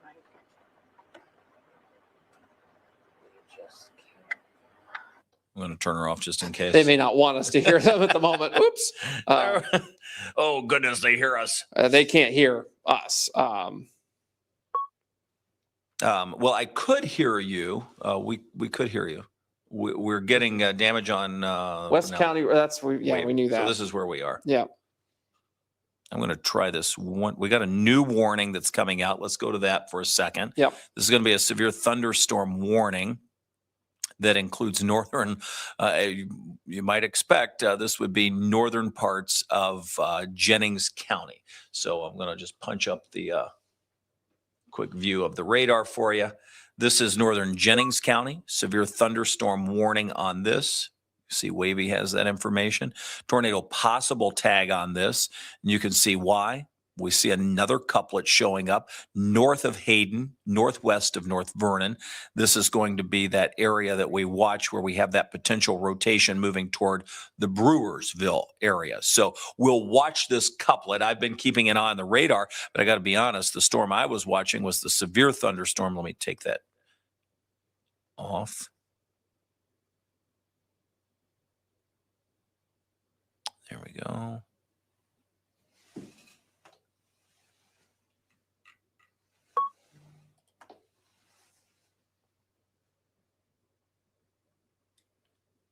And as I zoom out, the area I was watching would have been this storm over near Barr, Davies County. I'll put the radar back on. So the only warning that we currently have is northern Jennings County. All right. That's the zone that we're watching. Back to our live view from the storm tracker. Trying to get in contact with them. I think we're getting ready to get it, though. The rain has picked up quite a bit where they are. So that's not making things any easier. We've sort of gone into the black and white mode on the camera, it looks like. Night vision. They are on path 5. I'm telling them to listen via Now Studio because we can get this done right now if we do that. So let's see if they can get on there. Then they'll be able to hear us because I can hear you through that. I was just testing that. So this should play out here in just a moment. We'll be able to hear here in just a moment. So we'll see if they can get on there. We'll give them just a second. Well, they're probably not going to know a whole lot more than what we know by looking at the back of the police cruiser, but we'll see if we can navigate around it or if they've talked to them and said what they've seen. Maybe there are indeed power lines down farther to the north. Yeah, that could be the issue there. Charleston, okay, they can hear us now. Perfect. All right, let me bring Julia up. Solved. Can you guys hear us? We can hear you now, and you are live on Wave Weather Now. Oh, hello, Wave Weather Now. Okay. We only have about 48,000 people watching. Oh boy. Okay. Yeah. Sorry, we just got on here, so I don't know what you guys have already said. So sorry if this is a little bit repetitive. Go for it. Yeah, there is the sheriff here, and we did pull up to their window. He did say that this road is blocked off because there's like a tree down. We don't know about power lines, but we can't get past this area. And we did drive through Freetown a little bit, and we didn't really see much damage there. We drove, and I mean, it's only, it's pretty small, a few streets, but then we pulled up here and we got, we're starting to see more rain. Is that the tree in the curve, Julia? Yes. Yeah. And are you close to where the home was damaged? We have not seen the home yet. I don't know if it's past that tree. Can you pull and ask that sheriff in the vehicle? Let him know we're live on the air and just ask a few questions. Yeah, I can do that. Let's see. We can. So for folks that are watching, Julia Richardson is in our storm tracker. She's in southern Indiana, northern Jackson County, near Freetown. She's talking to the sheriff. Hi. So sorry to bother you again. We're live on the air right now. Do you know where those homes are damaged, or is that past that line? Yeah, they're past this. Okay, it's past that street. County Road 840 North is where the homes are damaged. Okay. Is there a way to get to those, to see those? Is there a way to get to those from here, or would I have to go through? You can turn around and go back to Freetown. Okay. 58, State Road 58. Okay. Freetown, go to 258 and then you can run into 58. Okay, you said 258 and then 58. Okay, so if we go back, did you hear what he said? Okay. Okay, yeah, we should be able to get around. Okay, good. Excellent. That way. Okay, good. Excellent. Thank you so much, sir. I appreciate it. What's that? Thank you so much. I appreciate it. Well, Julia, we appreciate you asking. I know it's not the ideal conditions out there. Have you talked to anybody out of Jackson County to know how widespread the damage is? Oh, no, I don't know yet. Oh, here's somebody that's walking up here. No, we have not been able to get in touch with anybody yet. We're going to try to turn around and see if we can get through to that, where they said 840 North. Oh, I don't know if this guy's a neighbor or somebody. No, yeah, we're not sure about how widespread the damage is right now. Okay. Well, listen, we're going to keep tracking the storms over us. We'll keep your shot up so we can see it here. If you get to the house, we'll come back to you, and we'd love to hear that report. Yes, for sure. Awesome. Thanks, Julia. So that was Julia Richardson, live in the storm tracker, northern Jackson County, near Freetown. Tree over the road there in the curve. They can't get around that way. They're not far from that home that had the damage, which we've seen images of. Julia's going to try to backtrack, go up 58 and come back over on 840 North. Hopefully she can get there and be able to show us the scene of what that looks like across southern Indiana. Yeah, so that's the scene up there in Jackson County at the moment. We'll let them, looks like they're going to start to turn around. Hooray. So we'll be able to hopefully get you guys some live video of what's going on. The report says a house was flipped over, and we'd certainly like to scope that out and see the extent of the damage there off of 840. Okay, so this is current radar view. You see that we've got one warning there, northern Jennings County, and this is another one where you've got a tour possible tag on it. So here we go. Let's see what's inside of that. You can see a little bit of rotation potentially there. And that would be right over the Brewersville area. This seems like about the third time we've called them out for the possibility of rotation moving across northern Jennings County. Same area, beat up time and again tonight.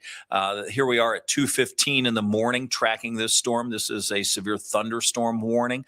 This is in place, let's see. For new severe thunderstorm warning here for, that's going to be southern Lawrence County now, and that goes until 2:45 in the morning, radar indicated. This is a clear indication of the split National Weather Service offices that we talked about. So you've got Indianapolis controlling Lawrence County and Louisville controlling Orange County. So instead of it extending further south, they've kept it within the county bounds. And we'll see if Louisville chimes in with any warning across parts of Orange County. But at this point, that's a continuation of that storm, Lawrence County, and that's for 2:45, radar indicated for just wind. There you go. So those storms are starting to get a bit more linear. They stretch all the way over to the west toward Vigo, Indiana, and Vincennes. Pretty heavy rain with this. I would expect some minor flash flooding is possible in this kind of scenario here, the way this is starting to set up via the radar presentation. We've got a line of storms, essentially, stretching from Butlerville, Indiana, now over toward Bedford and beyond.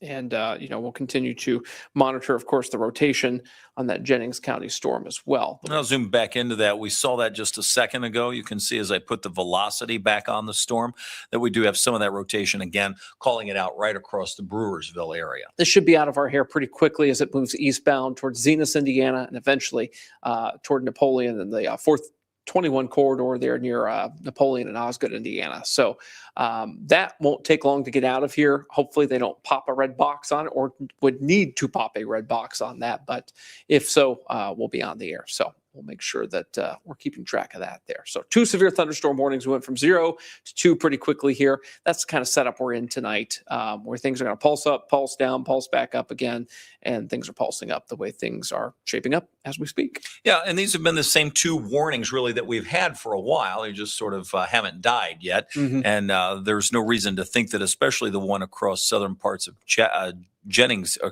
Lawrence County that stretches back through Daviess and Knox County will die. That's the strongest part of the storms that we currently have. Exactly. The good news is off to the east near Cincinnati, there are no more severe thunderstorm warnings or tornado warnings, which we had been tracking. So there are a number of flood warnings. It's kind of interesting. The 2 severe thunderstorm warnings in the region are within our counties here. So, kind of all the action is back in wave country again, as it were. Isabella's asking, is Paoli and going to have to worry about tornadoes? Anybody still at risk of seeing severe weather? The storm, the boundary has not passed by us yet. So all modes are still on the table, but it's very isolated, and that's the key. So most folks aren't going to wind up with severe weather, but there will be a handful that do. Yeah. And we've already seen some of those folks, namely Freetown. You see the tornado possible. Again, this is for the radar indicated severe thunderstorm warning, and that's coming out from Wavy. So they've canceled part of Bartholomew County, but continue updating over into northern Jennings County. I'll zoom into that. You see that warning flashing. There are 3 convective warnings in the country right now. 2 of the severe thunderstorm warnings are in our counties, and 1 of the tornado warnings is just south of New Orleans, Louisiana. So all the action literally is in our counties now for the entire country, which is not great, obviously. But it's only 3. But it's only and one of them is New Orleans with a tropical system moving ashore down there, which makes sense. So really, for an overnight nocturnal severe weather event that largely on social media was hyped up considerably here. Well, this is what we have to show for it so far. We have had a confirmed tornado out of it tonight. So don't want to downplay what happened earlier, but I would like to say that what's currently happening is a whole lot of nothing burger, minus, obviously what's going on in northern Jennings and then into southern Lawrence. But compared to what it could be, that's not a whole lot.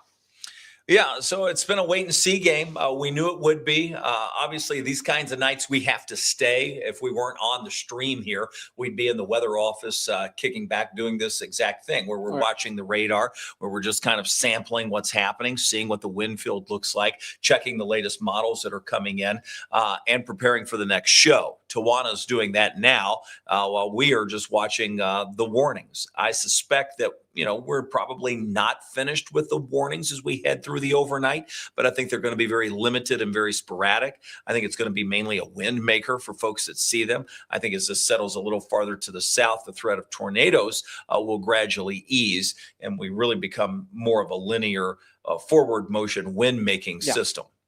And we're not heavy rain. Yeah, Louisville's not in the clear from this. People are already asking, like, "Hey, are we in the clear? Are we done?" And it's premature to say that because these storms are still pretty perky up in our northern counties here, and as they connect and they congeal, they could get some forward motion on them as we were talking about there, and could have some wind threats. So we're not done yet. It's just we're finally starting to get into the meat of this thing after 2 a.m., which is what we said all along, with the line of storms trying to plunge through our counties.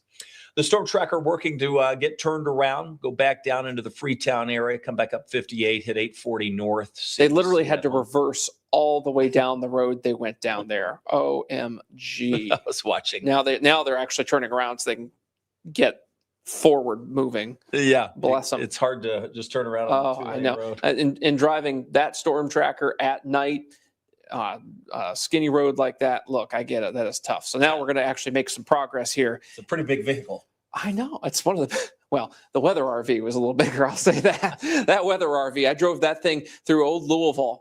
First 2 months I worked here. I worked in the marketing department, full disclosure, for a little bit here, before I was weather full time. And, they said, "Oh, take the weather RV back to the station through old Louisville with all these low hanging tree branches." So I was like, scrape, scrape, scrape. Oh, it's terrible going down Oak Street. Thought I was going to die. I drove in it one time. Well, I rode in it one time with Christy Dutton. Yeah. And I said, no. I will drive it from now on. Whoa. That I believe. I believe that story 100%. I don't know how many mirrors we took off, but no, we really didn't. But Skaggs RV was like, "Wait, what?" She actually drove it like a pro, just scared the hell out of me. You just didn't like not being in control. That's probably right. Yeah, I see how that is.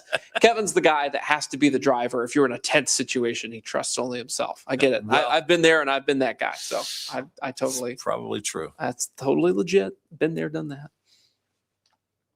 I always say when people argue about driving, I'm like, I've never been in a wreck. Now, see, I say there's a bright crash tonight going home. But let's not knock on plexiglass. Don't do that. True.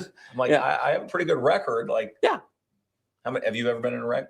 I have been in a ton of wrecks. Have you been driving during the wreck? I have been driving, but they've never been my fault. People keep hitting me at stoplights. At stoplights. I'm minding my business. This has happened twice now at a stoplight. Just get crashed into? Yeah, literally. Person lost control of their vehicle, Newburgh Road at 264. I am literally going in 2019 to the premiere showing of the new Star Wars Rise of Skywalker movie, and guy flies over the hill, loses control of his vehicle, $4,000 worth of damage and a bent axle later. Oh, wow. His granddaughter in the car with him, which is so sad. What was he in such a hurry for? I don't know. It was wet. It was raining, so I don't know what was going on, but all I know is that my car was in the shop for a month after that. That's how long it took. And this was pre-pandemic, so there weren't part shortages yet or anything like that. It was tough. But and then, of course, one time in the snow, Bardstown Road at 264. I avoid the Watterson now at all costs because that tends to be where I get wrecked into. But that was in a snowstorm, 5 inches of snow on the ground. 3/4 of a mile visibility. That's probably the Grissom Airport there in Bedford reporting that, and that's why Wavy popped that up there. Oops, we got something on Storm Tracker, it looks like. I just saw a bunch of flashing lights. Here we go, router 2. Looks like some trees so we got down some there. damage, some tree damage. There we go. I'm going to pull Julia back in. Julia, I don't know if you can hear us, but we've got you live. Yeah, I can hear you. Can you tell us what you're seeing? Yeah, so we were just driving towards some flashing lights here. We did see a tree down, and then, some debris and stuff in the road. And this seems to be a backup here. I think people are trying to get through. There we go. If we can zoom in on that. Okay, they're trying to clear some of the damage out of the road is what we're seeing. There's a backup of cars trying to get through. Oh, I can kind of see that arm coming across. Yes. And we are on road 490. So I know we were trying to get to 840, but we're on 490 now. It was going to turn into 840, or we're supposed to turn in about a half a mile to get to 840 where those damaged houses were, or are, sorry. But yeah, this is what we're encountering now. So, oh, there we go. Sorry, it's kind of, it's raining, so we're trying to clear off the window. Yeah, so we were about a half a mile from getting to 840 where those houses are. And there's about, let's see, 4 or 5 cars waiting here for that damage to be cleared. So as soon as we can get past here, we'll hopefully be able to show you guys a little bit more of what we're seeing. We did see some trees down as we were going up this path. Just in case you need them, there are super bright lights on both sides of the storm tracker. So if you need those, if it's helpful to those clearing anything, or if you need them, the controls are right in the center console. Okay, we're trying to get, let's see. Are those them? Yeah, they're on the side. Okay. Oh, gotcha. Okay. Okay, yes, those lights are on now. Yeah, just in case you need them. Yeah. Yeah, we're going to try to back up a little bit and see if we can show you guys any more. Let's see. Sorry, we did have to back up. I mean, I know you guys were talking about it. We were backing up on that road because there was really nowhere to turn around. So we were backing up for quite a while there until we could. Okay, here we go. Who's with you, Samantha? Yes. Yeah, nice job. She's a pro at driving. She's doing great. Yeah, you guys are navigating some tough conditions up there tonight. We really appreciate it. Okay, here's a tree that's down, if you guys can see that. Sorry, it's still raining a lot, so we're trying to keep the camera clean. But yeah, that's right next to the storm tracker, so that's about to the right of me. So we're just like flipping the camera around right now.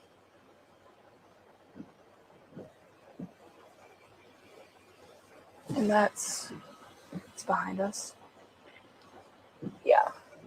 Well, we're being told a lot of folks out on the streets are volunteer firemen helping to clean up the debris. So we should say a big shout out to those that are clearing the roads and making sure folks are safe.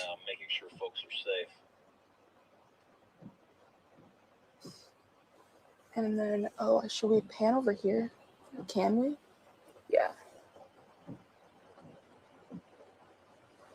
Okay, yeah, you see like part of a tree trunk there.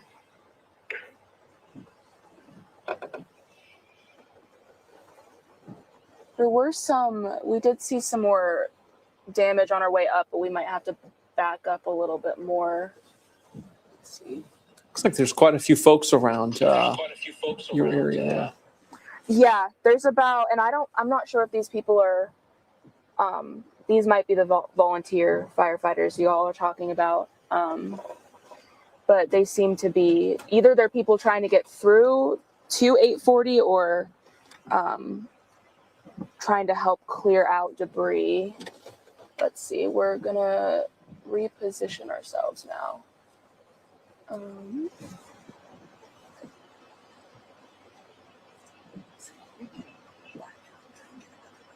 For folks that may just be joining the stream, this is our live storm tracker, southern Indiana, northern Jackson County, not far from Freetown. We're on one of the sort of secondary roads trying to navigate around a lot of trees that are down. Obviously, this is about the third road we've been on where trees are down. Julia's trying to find her way over to 840 North, where we know we have a home or multiple homes. We don't know that answer, but at least one, maybe more, that have been damaged. So we'll continue to try to get into that location. We've run into a snag here because the trees are across the road, but road crews are already out trying to get those off. You're looking at a down tree here, and I'll bring Julia back in. Yes, yeah, this is another down tree, and obviously it's dark, so trying to kind of explain what we're seeing. We're kind of near like an open field, and then there's these emergency crews that are here in that open field next to the tree, and then up where we were a few minutes ago, where you guys showed live is where all of those cars are waiting, and that debris is being cleared out of the road. So again, we're about now about still about a half mile, 0.6 miles from 840, which is where those houses are or house, as you said, home or homes that are damaged from this. So we're going to try to see if, I'm not sure if there's another way around, but we're going to try to see if we can back up and loop around another way. Okay. And it may not take that long now that they're out with that big equipment. Yeah, I'm thinking right. We might be able to get through this way too. All right. Well, we'll let you work on that, and we won't hold you up, but we'll keep your shot up, and we'll watch that in the background here as we continue to track these storms. Joey Richardson in the Storm Tracker. Thank you. So there you have it. That's the scenario that the storm tracker's in. We'll keep an eye on that. While we're watching that, let's get to the radar because we do have two severe thunderstorms. Make that one severe thunderstorm. Southern Lawrence County is the only storm that is warned until 2:45. So another 15 minutes on that warning. And it's heavy rain. Outside of that, with some wind. That's what we're tracking. Folks that are up with us late tonight, if you're looking to go to sleep and get some rest, I think that's okay to do. I would have a way to get your warnings, and that is what we're watching. We're continuing to track these storms as they move across parts of southern Lawrence County, northern parts of Washington County, Indiana. And as we zoom in, you'll notice the warnings that are in place. And let's put the radar back. Oops, sorry, my bad. That's okay. There we go. Sorry. No, I was looking at the wrong screen. All good. And I'm going to pause the radar and then put on the velocity. There's a spot in that velocity just west of Spice Valley near Lagodi that might be worth keeping an eye on. Kind of west near 231 there on the left-hand side of your screen. Yeah, that guy right there, kind of dead center down. There it is. Just notice there's a little notch on reflectivity that co-locates with that there. So we'll see how that goes. We'll see how it plays out. Yeah. It's tough to tell just based on that. Yeah. We can pop the reflectivity on and see. Still tough to see. It's marginal. Yep, at best. And same story as we move across southern parts of Lawrence County into northern parts of Washington County. We look at the reflectivity. We see a forward push of wind near Haley'sburg, so that's going to be a push of wind. Pocket of wind right over US 50. You start to see that blue color show up. This would be an indicator of some decent wind and pockets of wind in there. So we do have some strong winds just south of Bedford, right over US 50. US 50, that's kind of been the corridor of concern tonight. We often say, US 50 is kind of the cradle of life for Lawrence, Jackson, and Jennings counties, but it's also a marker in this case of where the most severe weather has been tonight so far. We have not seen a whole lot south of that corridor here. That's about to change as these storms start to combine together. A little bit of a push from the cold front there, maybe a boundary of outflow air that these things are forming on here. And as they push to the south, eventually Louisville will get in on these storms.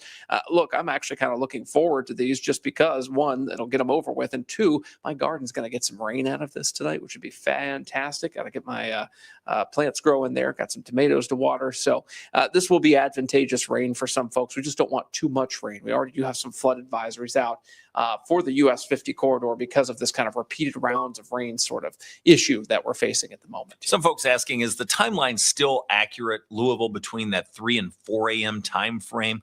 Are we still on track for that? When we look at this, it has been a slow jog to the south. You're looking at a loop that's lasted 3 hours.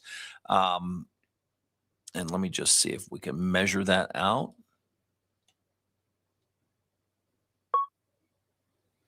There's Wavy with the climate reports for yesterday.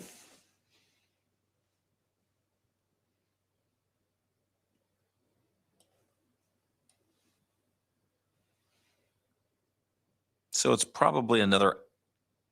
So yeah, we were saying 3 to 4. It's probably closer to 4:30. Yeah.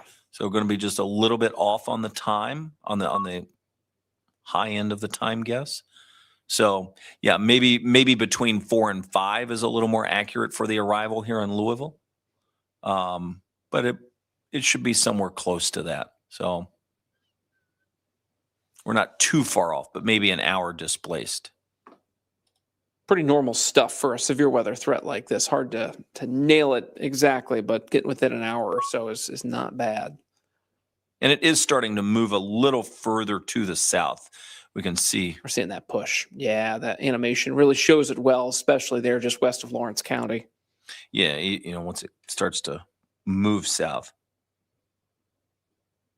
Okay. Update from our storm tracker. Julia said they've gotten some info from volunteers who are on site cleaning up the tree debris.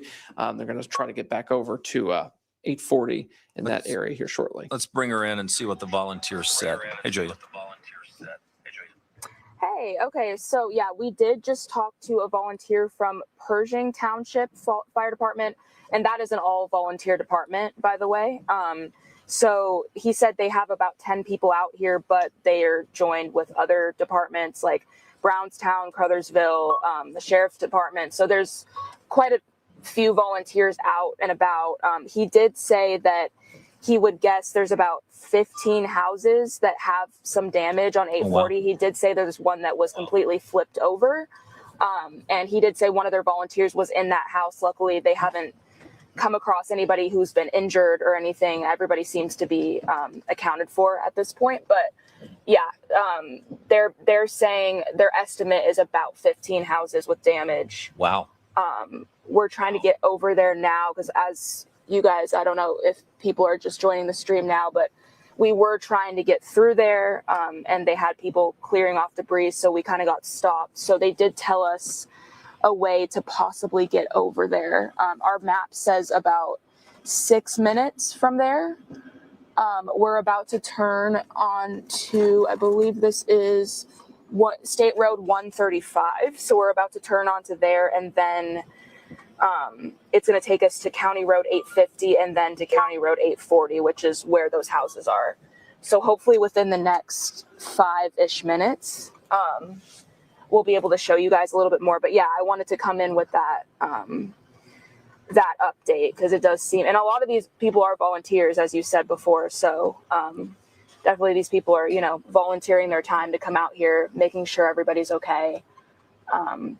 And seems like right now everybody's okay, which is good to hear. So hopefully that remains the case. Yeah, well, we appreciate the update, and we'll stick with you for the next 5 to 6 minutes, see if we can see any of those homes that have been damaged. Julia, thanks. Yeah, of course. All right, we'll check back in with Julia. Let's get to the radar. We do have another severe thunderstorm warning. Same area that was under the warning before. This is Lawrence County. It also includes parts of Martin County. You'll notice it says tornado possible with that. This is the same storm that we have been tracking.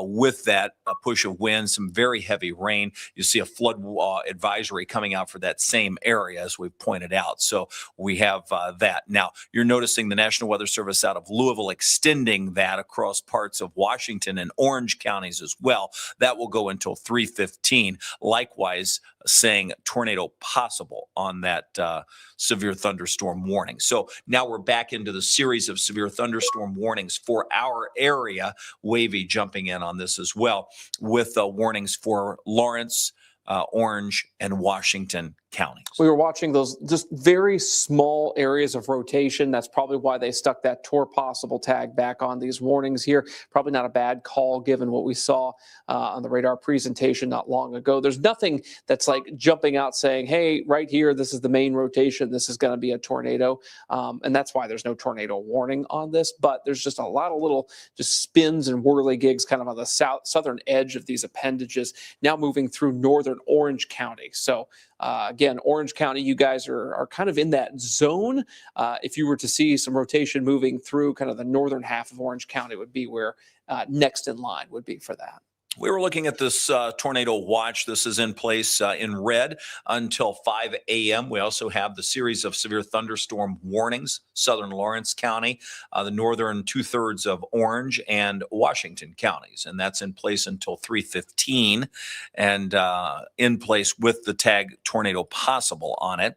It's a push of wind for the most part. We've seen strong winds in a nearby area. That's where the wave storm tracker has been located across parts of Jackson County. That's just a little bit farther north. So when we look at these warnings, Jackson County up near Freetown is where the storm tracker is, making its way to where we've had a tornado touchdown. That is where we saw debris on the radar. That is where we know that a few homes, what'd she say, 15? 15 homes, one flipped over. Yes. Luckily. She said no reports of injuries, right? No, yeah. But she did say that one of the volunteers was, I think, in one of the homes. Yikes. And yeah, so that's a little on the frightening side, to say the least. And a number of trees have been down, which has made it been very difficult to navigate the roads across parts of northwest Jackson County to try to get to where the damage has been most severe. This is most certainly easier said than done. You get a cross section of where there's damage and you're often like, okay, point the vehicle there and just go.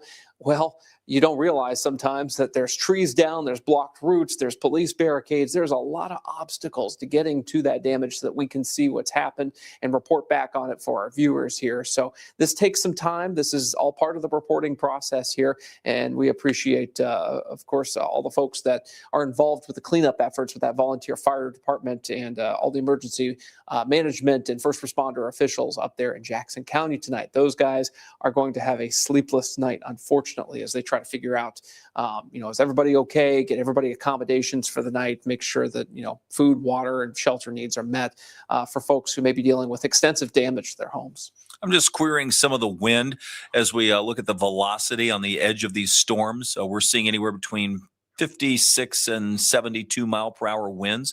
In general, there's 65. I'll just keep querying out as we go over into northern parts of Washington County, 69 mile per hour. This doesn't mean that's exactly what's reaching the ground, but it certainly gives you an idea of the potential. And I think that's important to note. It is, just because, this doesn't necessarily mean we're going to see a tornado or anything like that in the near term. It's just, hey, there's a little bit of spin on radar. This is not nearly as impressive as what we've seen earlier tonight. And hopefully that continues to be the trend. As long as we stay below kind of the threshold to get a tornado on the ground and to get, damaging wind gusts on the ground, then we'll be in pretty good shape. Some people are asking, are anybody in the clear? In particular, Brian's asking about Seymour. Seymour is working their way within the next 15 minutes of being in the clear. We see the greatest threat south of northern parts of Lawrence and Jackson counties. So, yes, that will be working your way through areas. That's about it, though. I mean, when we're talking who's in the clear, very few places are totally in the clear at this point. Yeah, so it's just kind of a wait and see game for areas south of the US 50 corridor right now. So keep tabs on the Wave weather app, and of course have that NOAA weather radio in alert mode just in case. There's Lawrence County there, 714 customers. So we're talking about, the wind. It doesn't have to be tornadic. These are probably straight line winds, which is why they sort of bound across the entire southern edge of that storm. And that could be a very strong forward push of wind. Straight line winds can cause power outages fairly easily. So we're not looking for that rotation or that couplet, but you can see it's a broad area of wind that stretches anywhere from Haley'sburg all the way over toward Halbert and even points farther outside of our viewing area to the west. Let's see. Crispy Brisket asking a good question. He's asking, hey, is this all going to just blow up as it pushes south into the untouched atmosphere? Because this would be very rude of the storms to wait for us to destabilize. There is that possibility we could see some flare-ups. I don't think we're going to see anything that's outlandish, but we could be popping on some more severe boxes here over the next several hours, especially as this line gets established. If it gets a cold pool with it at any point, it starts to push some of those winds forward, maybe get a rear inflow jet, then yeah, we could have some slightly more widespread winds. So something that we'll consider and keep an eye on moving I forward. think we're seeing the transition point that we had talked about earlier from those individual supercells where we were more concerned with tornadoes popping, and now to more of that linear threat with a forward push of wind. If we can certainly realize that forward push where we have some solid movement in that line, we would wind up seeing strong winds with that. Put the storm tracker up here. They're encountering quite a bit of debris on the roadway. They're able to get through so far. Uh-oh. I'm going to bring Julia up. Yep. Okay. Yes, we are on. There we go. Oh, goodness. And that's a house? Yeah, you guys. Yes, that is a house. We're on State Road 810, which we believe turns into 840, is what the volunteer told us. Yeah, we just hit some trees in the road, and I don't know if you guys had it up. We did come across some trees just now. Yeah, that is the first house that we've seen that has some damage. If we keep going up the road, it might be, we can try to keep driving up and see what we see. There were just, there were just a lot of trees in the road. We just passed them. We're going to keep going, obviously go slow. It's a narrow road, and as you guys said, the storm tracker is pretty big, so we have to be careful. Yeah, and just watch. I'll tell you something, sometimes you can't see, or the low, if power lines have been compromised, it would be low hanging, some of that equipment on the top of the vehicle. Okay. Oh, that looks like there's some damage there. Oh. Okay, yeah, we're seeing more trees down. Let's see if we can. Yeah, there we go. Okay. Ooh, that was a close we're shave. seeing more trees down now. Yeah. Yeah, as you said, the storm tracker is pretty big, so it's like, oh, is that a trampoline that's flipping? Oh, it is. Whoa. What is that? Oh, it is. Whoa. Yeah. Yes, that is a trampoline. As you can see, more trees down, kind of blocking the road there. We're going to keep going further up. Let's see. And on one of the sides of the road, there's like a little bit of a hill, so we can't see what is on the other side of that hill. And there's also trees blocking. Oh, here we go. We might see some of that right there. There's stuff on the, wait, turn it towards that house. Okay, we see some debris in front of this house. If you guys can see that, there's a little bit of, yeah, there's debris there. I can't tell what that is. The house itself looks, do you see anything? Okay, yeah. Yeah. For folks just jumping into the stream, a few folks are saying, where is this? You're near Freetown. That's in northwestern parts of Jackson County. We are on 840 now. Yeah, we're on 840 now, which is where that damage. Okay, we're up. Okay, so I don't think we can get past this point. There's a power line down right there, if you guys can see that. I know it's a little dark. There's a power line down and those trees in the road. So this might be as far as we can get. We're gonna turn sideways so we can maybe see a little bit more of that damage. Yeah. I don't know if this leads to. Not sure. Well, seemingly there's a whole lot of tree damage. I mean, we've seen that over the last probably hour and a half that you've been maneuvering around. Yes. Oh, yeah. There's more tree damage in front of us as well. We're trying to kind of turn to the side. As you know, it's kind of a production with the storm tracker, but we're trying. Let's see. Okay. Yeah. So we're kind of turned to the side now on that road. Let's see if we can.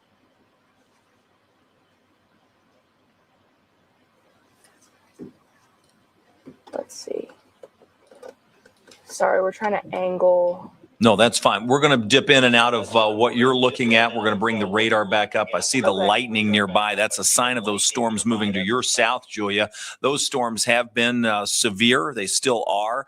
Those are moving across parts of southern Lawrence County, northern Orange, and Washington counties. You can see them sinking to the south just a little bit more than they had been. I'll put this in a pause mode so we can take a look at the velocities inside of this. We still have quite a bit of wind with that system as it moves to the south. The greatest push of wind just north of the Campbellsburg area, northern Washington County, and just north of Orleans in northern Orange County. So that is the zone of a severe thunderstorm warning. That warning is in place until 3:15. So that was another 25 minutes on that warning.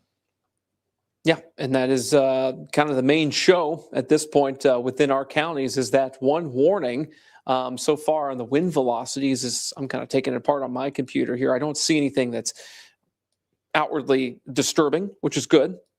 If the storms could behave as they are right now for the rest of the night, we'd be in pretty good shape.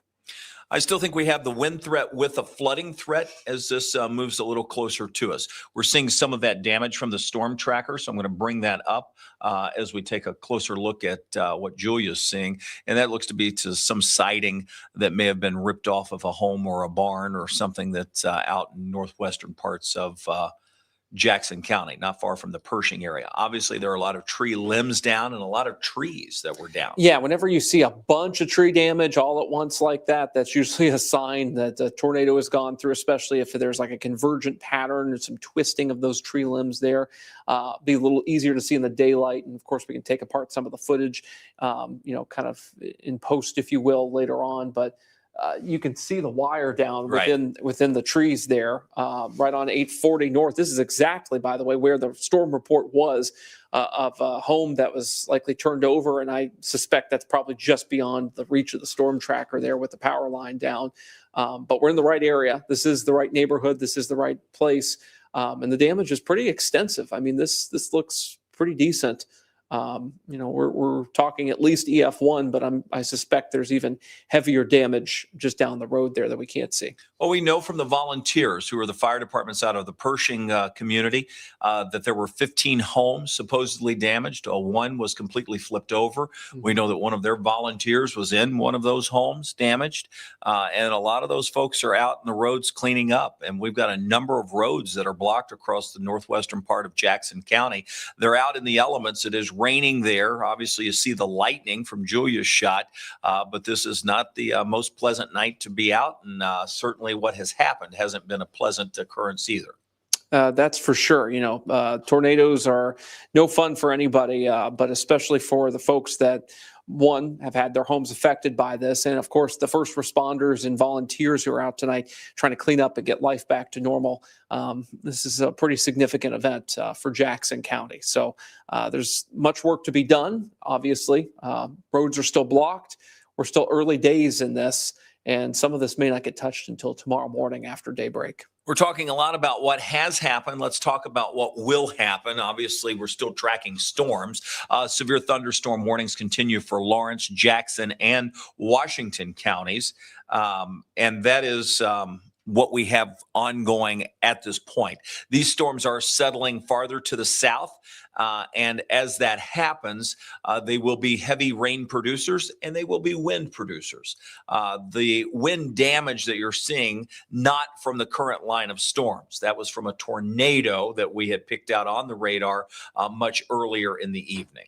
Yeah, so that tornado, obviously there's probably going to be a survey by the National Weather Service office in Indianapolis. They may have multiple surveys to conduct tomorrow. We may not have an answer on the strength of this tornado for a little bit. Might take a day or two because they have to survey the Monroe County tornado, which was real bad. That debris on radar was intense. We had reports north of Bloomington and Monroe County, Indiana, of at least one entrapment with a rescue and an injury there. So, obviously homes were deeply affected in Monroe County, Indiana. So that's one storm they're going to have to survey for, and then they're going to have to make their way down to the Freetown area, I should say, of northwestern Jackson County. We've been able to show you the damage from that pretty extensively tonight with the tree damage, at least, and some home damage that we've been able to get to. It's just really tough to get through.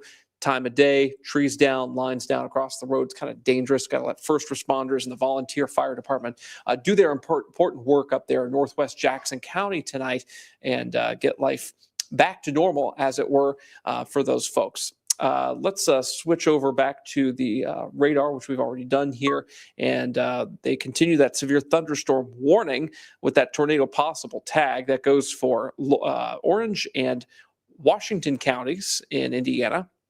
And that goes until 3:15 Eastern time here. Again, as we kind of take apart the storm, there's just not a whole lot inside of it that strikes fear into me at this point, which is good. I don't see anything that's like OMG rotation all over the place. But that possible tag on there is a good idea given the environment that we're in. Tons of wind energy for this tonight.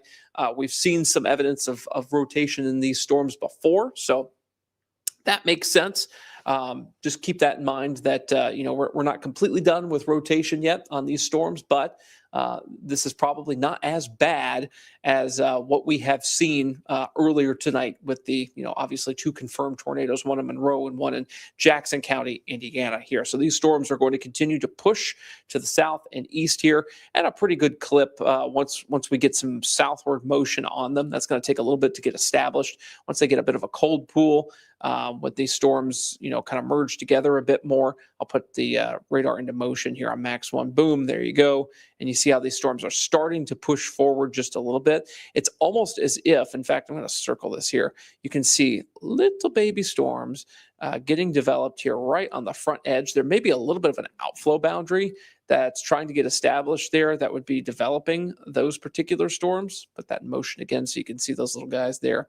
But now we're starting to see that push southward, especially the last few radar frames here going from north to south, pushing this boundary down toward parts of central Orange and Washington counties in Kentucky. And of course, Indianapolis there at the bottom of your screen, expiring some counties from the tornado watch, including Lawrence, Jackson, and Jennings, no longer in the tornado watch. That'll probably get reflected shortly here. Yeah, we'll see that fall off. That's good news, simply indicating that those folks are safe to go to bed. The storm threat ending across Lawrence, Jackson, Jennings, but it continues across areas just to the south, which would include Orange, Washington, and Scott County. We'll see as this approaches Louisville if it still packs a punch or if the wind threat eases just a bit and we wind up, as we thought, with pockets of wind and a lot of heavy rain. Yeah, so the heavy rain threat obviously has a flash flooding component to it.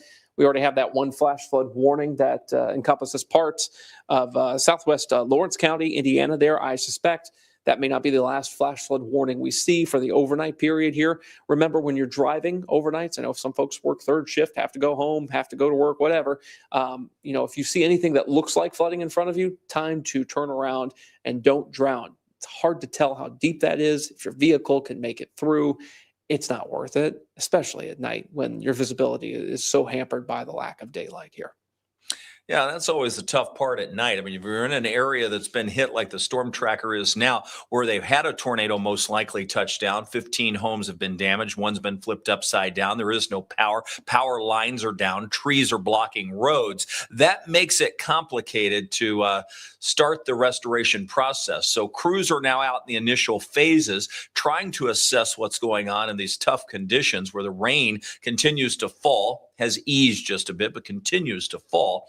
The lightning is nearby. It's going to take some time to really see the true picture of what has happened across parts of northwestern Jackson County. As we continue to track the storms moving to the south, we're not getting a whole lot of reports. It's 3 a.m., so we wouldn't anticipate getting a lot unless something major happens. Right. But at this point, we likely still have some push of wind. There's probably isolated power outages taking place across parts of northern Orange and Washington counties, maybe even to northern Scott County.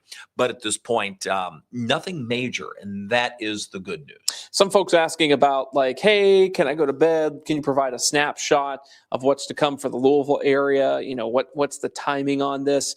And it looks like, between that 4 and 5 a.m. time frame may very well be when we get the storms here. Could have some damaging winds, flooding associated with those. I think the tornado threat with these is starting to settle down somewhat here. I wouldn't put it past, necessarily for these storms to put down a quick spin up, but it's not going to be what we saw earlier. That's for sure. You see at the bottom of your screen there, some more storm damage reports officially now being made by NWS for Jackson County with the trees being blown down. Basically what we saw from Julia's shot there is what they're reporting. Yeah, and that's true. I see some of the folks watching Julia's shot here as we see some areas keeping an eye on those downed trees and power lines that have been moving through. A lot of power crews out, a lot of volunteer firefighters out working to try to get the roads back open and moving. Yeah. Let's check in with Julia one more time as we see the storm tracker making its way back into Freetown. Hey, Julia. Yes. Okay. So we are. Hey. So I'm sorry. I'm checking which road we're on now. We are on State Road 58, and we just hit a point where there's cones in the road, so we can't go past that. But just beyond those cones is State Road 375. So this is State Road 58 and State Road 375. That intersection between the two, and then you can see some crews over there. You see down power lines. So they're there for those power lines. We're going to try to zoom in a little bit. Yeah, you can see those lines down. We also did drive past some down lines on our way over here. Yeah. Are those lines across the road, which is where they have those cones? It looks like the lines, can you tell if they're, oh, I believe, yes, they are. Okay, they're hanging really low over the road. Yeah. But then there's some, if you look at the left side of the screen, that seem like they're downed off of the road, like into that little, like, I believe it's just not a clearing, but, oh yeah, there we go. Yeah, so it seems like they're downed on both sides. If we can see. Yeah, so you see on the left side of your screen, there's some down. That pole seems to be not holding up well. There you go. Yeah, so you can see those down lines. You see a tree on the left side of your screen as well that's down. Yes, and if you're just joining, we are on State Road 58, and then that is State Road 375. That's just beyond these cones here. Yeah, you can see that now on your screen. So, and this is near Freetown. We're still in Jackson County. We drove away. So, yeah, if you're just joining again, we were on 840, which is where those houses, we believe, where the damage is. We couldn't get through past a certain point because there was down power lines and trees blocking. So we just turned around from that road. And now we are on State Road 58. And I believe if we turn it that way, is that a trunk that's split? Sorry, it is a little bit dark. There's not really any street lights here. So we're trying to see if we can back up and see if this tree, we've seen some trunks that have been split. There you go. You can see. Yeah, I see them. We zoom in on this one. See them. Yeah. There you go. Yeah, so we've actually seen a lot of trunks that look like this in the little bit that we've been out here. Yeah, and you can see now that we're at a different angle, you can see some of those trees.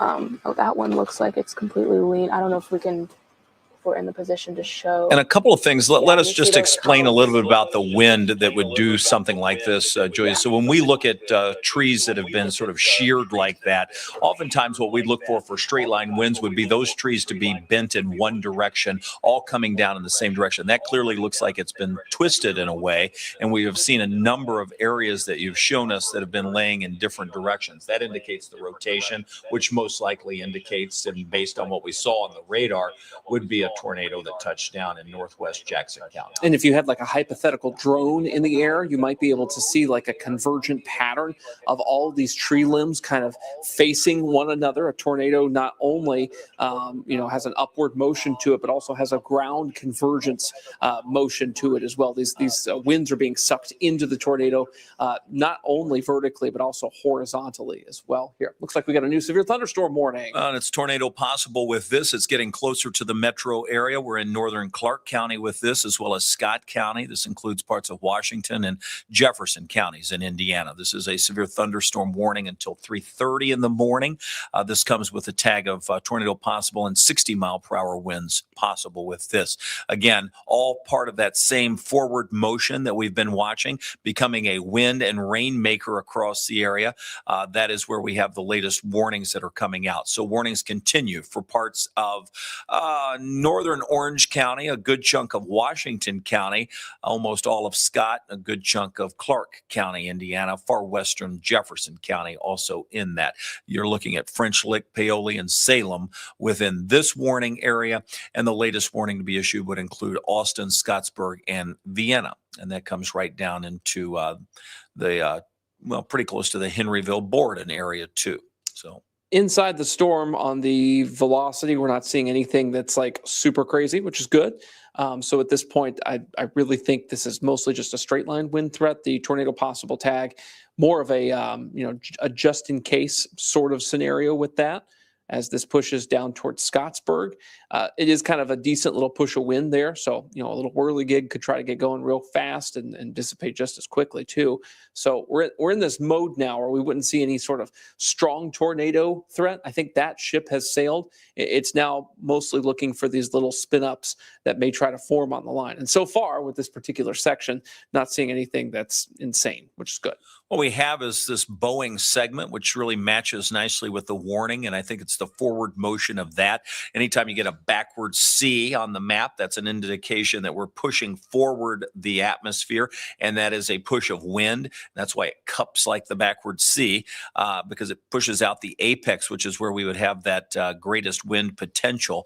And within that, you can see that's the exact sort of progression that the warning would take. So the odds are, as the wind field sort of continues, we're going to see this motion move into the southern Indiana, Louisville area, bringing with it a push of wind and some heavy rain. Yeah, so the one spot in all of this that would be the most concerning is near Austin right now. Just kind of a ramp up of the wind, kind of environmentally in front of these storms as they push through. Just going to watch that to see if it spins a little bit at some point. Right now, it's not. So that's just kind of the problem spot if there were to be one. Yeah, and not just, again, I want to caution us not to just talk tornadoes, because straight line winds with this are very meaningful as well. Yes. And when we query some of the wind in here, we're looking at 57 mile per hour, 59 mile per hour, 60 mile per hour. So if we can mix that down to the surface, which would be a very real threat, those are some of the winds we could see on that forward side moving across. There's 58 northern parts of Scott County. So we're right at the baseline severe thunderstorm warning criteria for wind, at least by measured rain or measured winds on radar at this point. So it's that's in the air. Are these being channeled down to the ground? Possibly. And that's why the warning's on there, to account for any sort of winds that may be trying to make it down to the surface that would be of that speed. 60 miles per hour is kind of your threshold for a severe thunderstorm warning, technically 58. Indiana 256 would be a road that is seeing some of those strong winds as we speak. Those continue pushing off to the east, and a sink to the southeast on these would be the motion. Tornado warning. Jefferson, Scott, Indiana, Trimble. And Kevin's going to get out to the studio, and I'll get us set in here. All right. Here we go with the tornado warning.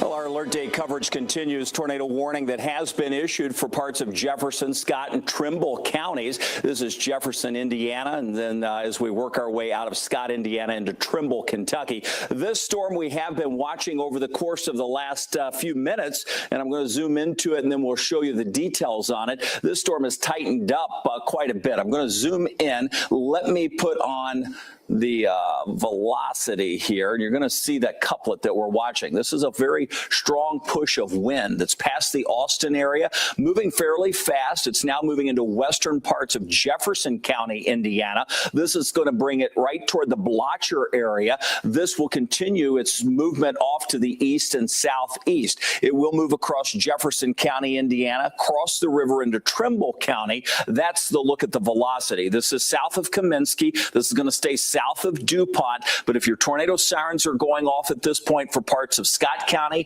and Jefferson County and Trimble County, note that it is the push of wind that we're watching. We'll take a closer look at that in a second, but we could be seeing strong winds in excess of 60 to 70 miles per hour within that core, and it is showing some signs of rotation. The warning initially issued as a severe thunderstorm warning across the area.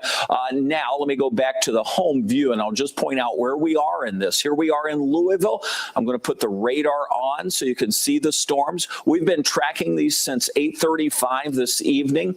We saw initially the severe thunderstorm warning come out. Again, seeing that push in that backward C. If you've been watching our coverage either on our live stream, which is where we've been all night, and then at times we've had to be on TV because of tornado warnings, it's that backward C that shows the most concern. We were pointing that out with this storm as the warning came out. We noticed that we had a pocket of strong wind moving past the Austin area, and now we continue to track that into Jefferson County, Indiana. I'm going back to the velocity view to get a better idea of where we have that strongest wind, and that's where we have it. You can see it's on the backside of that backward C. Why does that indicate wind? Well, that's the forward push of wind, and as we bring the wind forward, it's on the apex of that we get the strongest gust and the strongest wind potential. There is the potential that would rotate there, and that would be right across far western Jefferson County, Indiana, south of Hilltown, very close to the Blocher neighborhood.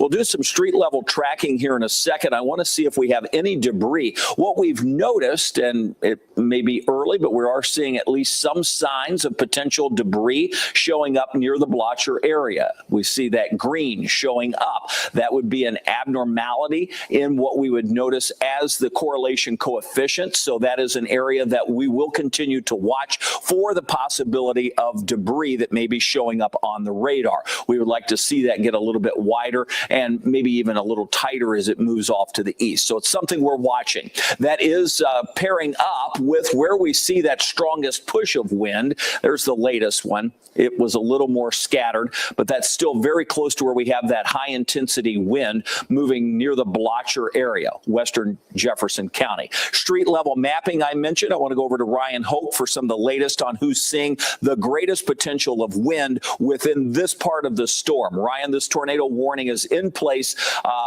And I don't have the exact time in front of me, but that goes probably until about, 3:45? Yeah, that's probably a pretty good guess at this point. Let's get you to some of those. 4 a.m. It goes until 4 a.m. 4 a.m. Okay, 4 a.m. We've got that there.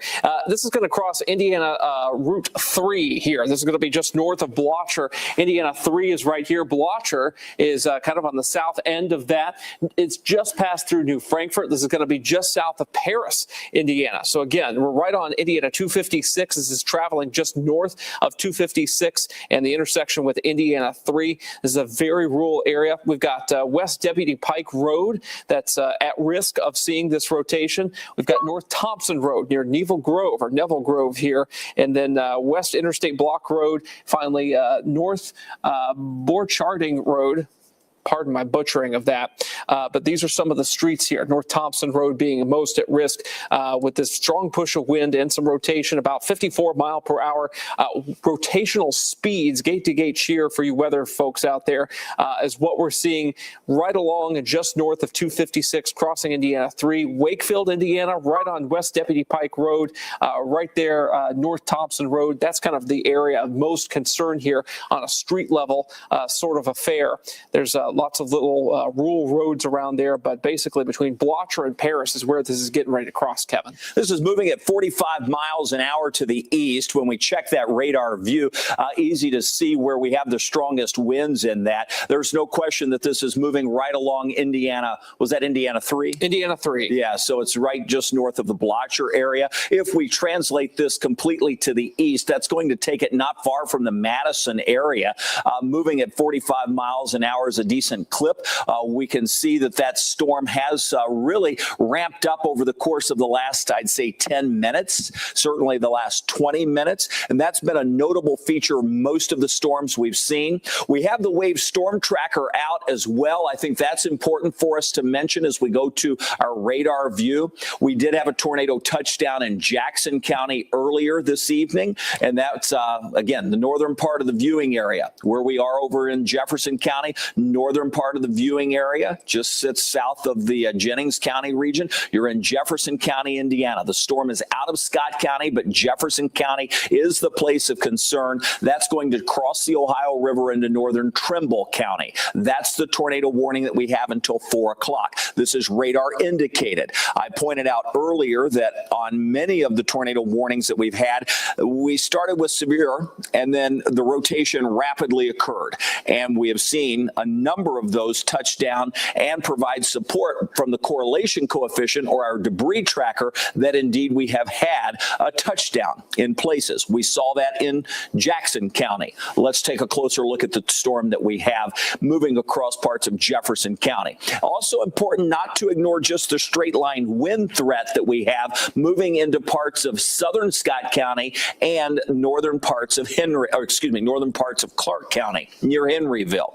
But let's take a look. You can see the inflow. This is that notch that we're talking about, moving past Blocher, moving near the Wakefield area. Let's check the velocity on this. Certainly the reflectivity looks ominous, and so does the velocity and the reflectivity combined. And that's where we see the greatest wind potential and the rotation. Wakefield would be in line. Let's check the latest severe thunderstorm warning. This one coming out for Crawford, Floyd, Orange, and Washington. For folks that had been watching us, we said these storms would approach the Ohio River between 3 and 4 o'clock in the morning. We're going to be close to that. It's going to be probably just past 4 o'clock here in the Louisville area, somewhere between 4 and 5. Right along Ohio. But for southern Indiana, we're looking at Orange, Washington, Floyd, and Crawford. That includes French Lick, Paoli, and Stampers Creek. The radar indicated storm producing winds up to 60 miles an hour. We've already had a number of severe thunderstorm warnings that have produced wind and power outages. We also have some flooding that's been ongoing across the region. I'm going to go back to our home view. We'll recenter. And while I'm doing that, I'll go over to Ryan Hoke for an update. Yeah, let's talk about power outages for just a second here. Hard hit. Jackson County, Indiana has at least 300 customers out. I think that number's a little low compared to reality, but you get the idea. That is a place that is affected. 984 customers without power in Lawrence County. Not all of these may have been due to storm damage, but just the winds that have been 30, 40, maybe even 50 mile per hour gusts outside of storms because of all the energy in the atmosphere today. Shelby County and, of course, Henry County also have some small power outages, but they're there. Power crews have been working tonight because we've cleared out a lot of the counties west of I-65 that had power outages before. I do want to make one comment on the storm that we're seeing the tornado warning for Scott and Jefferson counties in Indiana. Well, radar has been showing about 70 mile per hour measured winds via radar, at least, within that storm there at about 50, 60 mile per hour rotational speed. So this is the real deal. That notch there, once it develops, developed right over the Austin area about 10 minutes ago. It went absolutely ham as it moved into western Jefferson County here. So US 421, this goes from Madison to Milton, but north of Madison, that's going to be the area of most concern in Jefferson County here pretty shortly. This thing's moving at a pretty good clip, Kevin. Let's take a closer look. We've got it on the wide view now, where you're going to notice we have southern Indiana sort of under the sort of greatest fire of severe weather. This is severe thunderstorm warnings along this boundary. This will move into Louisville probably sometime within the next hour to hour and a half. You're going to see the tornado warning that we have. This has been issued for Jefferson County, Indiana, and Trimble County. Scott County, it's past you, but we can see the greatest inflow of the storm. This is where we have the greatest area of rotation as well. I'll put the velocity on, still showing that magnitude very high near the Volga area. This is past Blocher at this point. I'm going to zoom in a bit more. We've got our team here assembled, helping to keep you safe. So I know a lot of weather radios going off, maybe your emergency alerts chiming in. This is south of Neville Grove. This is going to be moving right along Indiana 256. So it's past Indiana 3, moving along Indiana 256. This is going to take it just south of the Midway area, just south of Wakefield in terms of where we have the heaviest wind or the strongest wind. Let me show you what this looks like. We're just north of the Swanville area. Again. Okay, confirmed. We got tornado debris signature, new warning coming out with an observed on it. So that's what's coming out now. Again, we pointed out a while ago as we looked for the debris, what we were looking at. Tough to see on the correlation coefficient here, but I suspect that the Weather Service has noted those areas that we saw earlier as well, and that would be very close to Indiana 256 as this storm moves off to the east. It's moving roughly at about, was it 35 or 45 miles an hour? 45, and I've circled the area of concern there near Wakefield. So that's the one that's passing, again, just across southern parts of Indiana in Jefferson County. It's out of Scott County. It's in western Jefferson, just north of Indiana 256. We were pointing out earlier what we were watching, where we initially had the sort of the greens showing up, and that's still what we can identify in some of that location. So this will be updated as an observed tornado, and you can see that tornado warning will be coming out, moving east at 45 miles an hour. And there you can see it a little bit clearer on that latest scan. So it's becoming a little more identifiable in terms of where we have some debris that may be lifted into the atmosphere being picked up. That will match up with the rotation that we have. Remember, the greens are going toward the radar, the reds away. Obviously, this is very strong in terms of wind speed, but also in the tightness of the rotation. So anywhere just north, where we have that just near Wakefield, likely just to the south of Wakefield and bounded by Indiana State Road 256, that is where we have the greatest potential for that rotation. So that's where we have the debris showing up. This would be the area of most concern at this point as we continue tracking this off to the east. Should that hold together, Madison is going to be right in line for this storm. If you are in the tornado warning, you need to be in your tornado safe place. That includes Wakeville, Neville Grove. That includes Ringwald and Madison. That includes the Hanover area. Anywhere along 256, tornado safe place. Strong winds rolling in, the rotation showing up. In addition to that, debris indicated on radar. That debris is continuing to show up more and more. It means that we are seeing the debris lofted into the atmosphere that the radar can see. So that is what we're looking as this storm moves toward Madison. That's concerning because Madison is a somewhat populated region, certainly the most populated in Jefferson County. But with that, we continue to see the strong wind and the rotation. So if you are listening to us in the Madison area, you must be in your tornado safe place. That is the lowest level. That's away from windows. That is the only tornado warning that we have in the viewing area. Severe thunderstorm warnings sit just north of the river. Heavy rain with some flooding, also a possibility through that zone. Listen up, Jefferson County, Indiana. and Trimble County, Kentucky. The tornado safe place you need to be in is the lowest level. If that's underground, that's always the best. That's a basement or a storm shelter. Otherwise, seek the lowest level and make sure you're in an interior space. Oftentimes, a bathroom, a hallway, maybe it's a closet. It could be under a staircase if you have it. It should be an interior room away from windows. On the big board, what we have is a tornado warning lasting for another 37 minutes and several severe thunderstorm warnings stacked up across southern Indiana. Ryan? Okay, 98 mile per hour rotational speed on this storm. The new scan just erased that somewhat, which is good, but that was just south of Wakefield. Again, if you're in Madison, it is time to be in your tornado safe place. If you need to hear it from a second voice, well, here it is.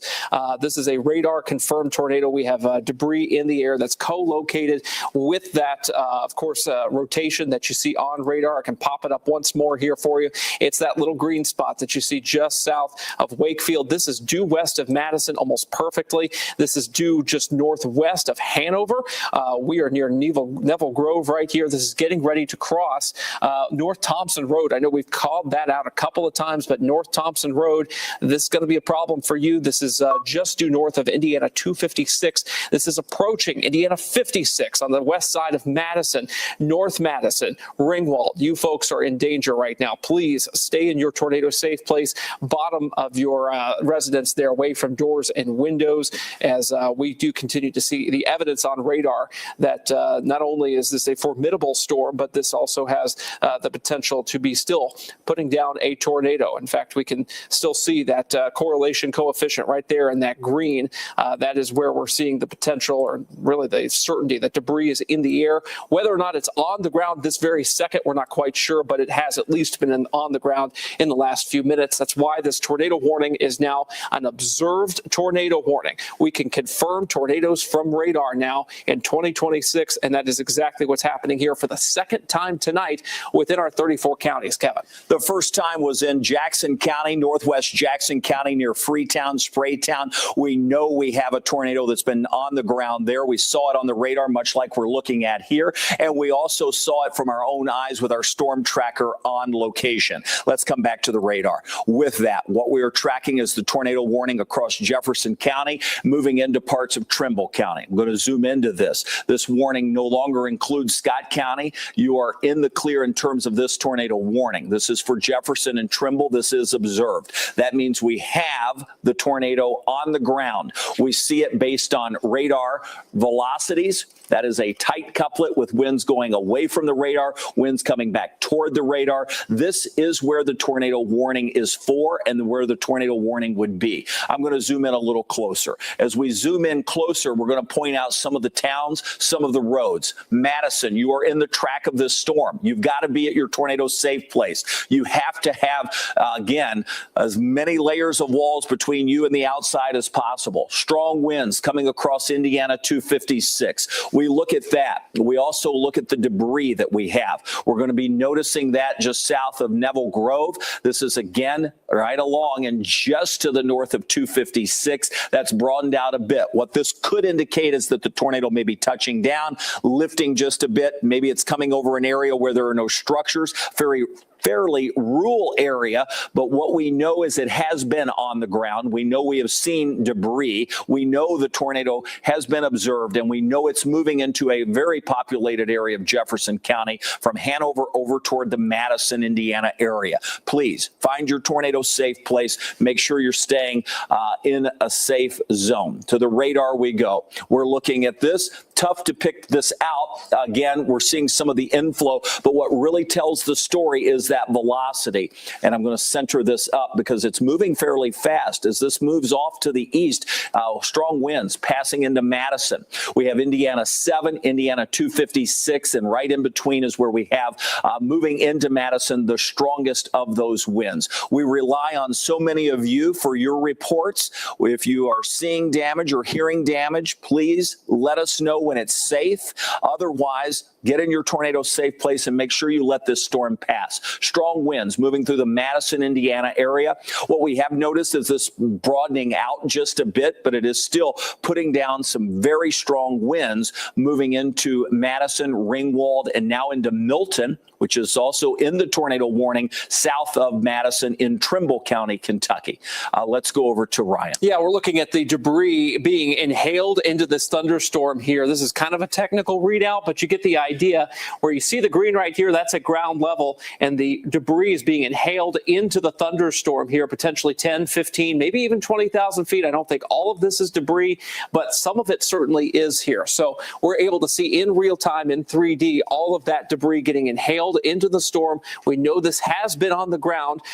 It's going to cycle a little bit, but Madison, if you need proof, here's your proof. This thing has been on the ground, and we need you to be in your tornado safe place. There is debris that is literally floating around inside of this thunderstorm that may be falling out of it as it moves over the Madison area here. And of course, the tornado warning that's in place right now does go until 4 a.m. It is an observed tornado warning. This is the real time that you need to be getting into your tornado safe place if you haven't done so immediately. And you can see that rotation now moving into the Madison area right there with the warning that encompasses it. This is just north of Hanover, where we've got that main rotation right now, Kevin. We still have the tornado warning, again, observed and continuing, moving through Jefferson County, Indiana. The polygon flashing, meaning they're updating parts of that. It's moving east at 45 miles an hour. It's broadening out just a bit, but Madison would be right in line, as well as Milton. Again, that is the zone we keep watching. Let's go to Tawana Andrews. She's here keeping an eye on some of the information coming in. Yeah, and we just heard in from Scott County, Indiana, from their dispatch, and so far no specifics on exactly where the damage is. Most likely in between just that DuPont and I should say Austin area. This should be where we should be dealing with some of that damage, but they have gotten some reports of some trees down, some power lines down. We're still working to get a little bit more of those exact locations as well in that area, so we're still working to get a little bit more of that information. So in between, the Austin and Blotcher area, that's where most likely we got a little bit more of that damage from that tornado that moved through that area. Now, of course, moving into the Madison area, Kevin. All right, new information coming in. We have the tornado warning that is being issued for parts of Carroll County at this point. So that will also include parts of the viewing area. So let's go to that. This is a continuation of the storm that's moving out of Jefferson and Trimble counties. This is for Carroll, Gallatin, Owen, and Switzerland counties, Kentucky and Indiana. This includes the Carrollton area and our viewing area. This will go until 4:15 in the morning. So another 45 minutes on this as we continue to track this storm across Carrollton.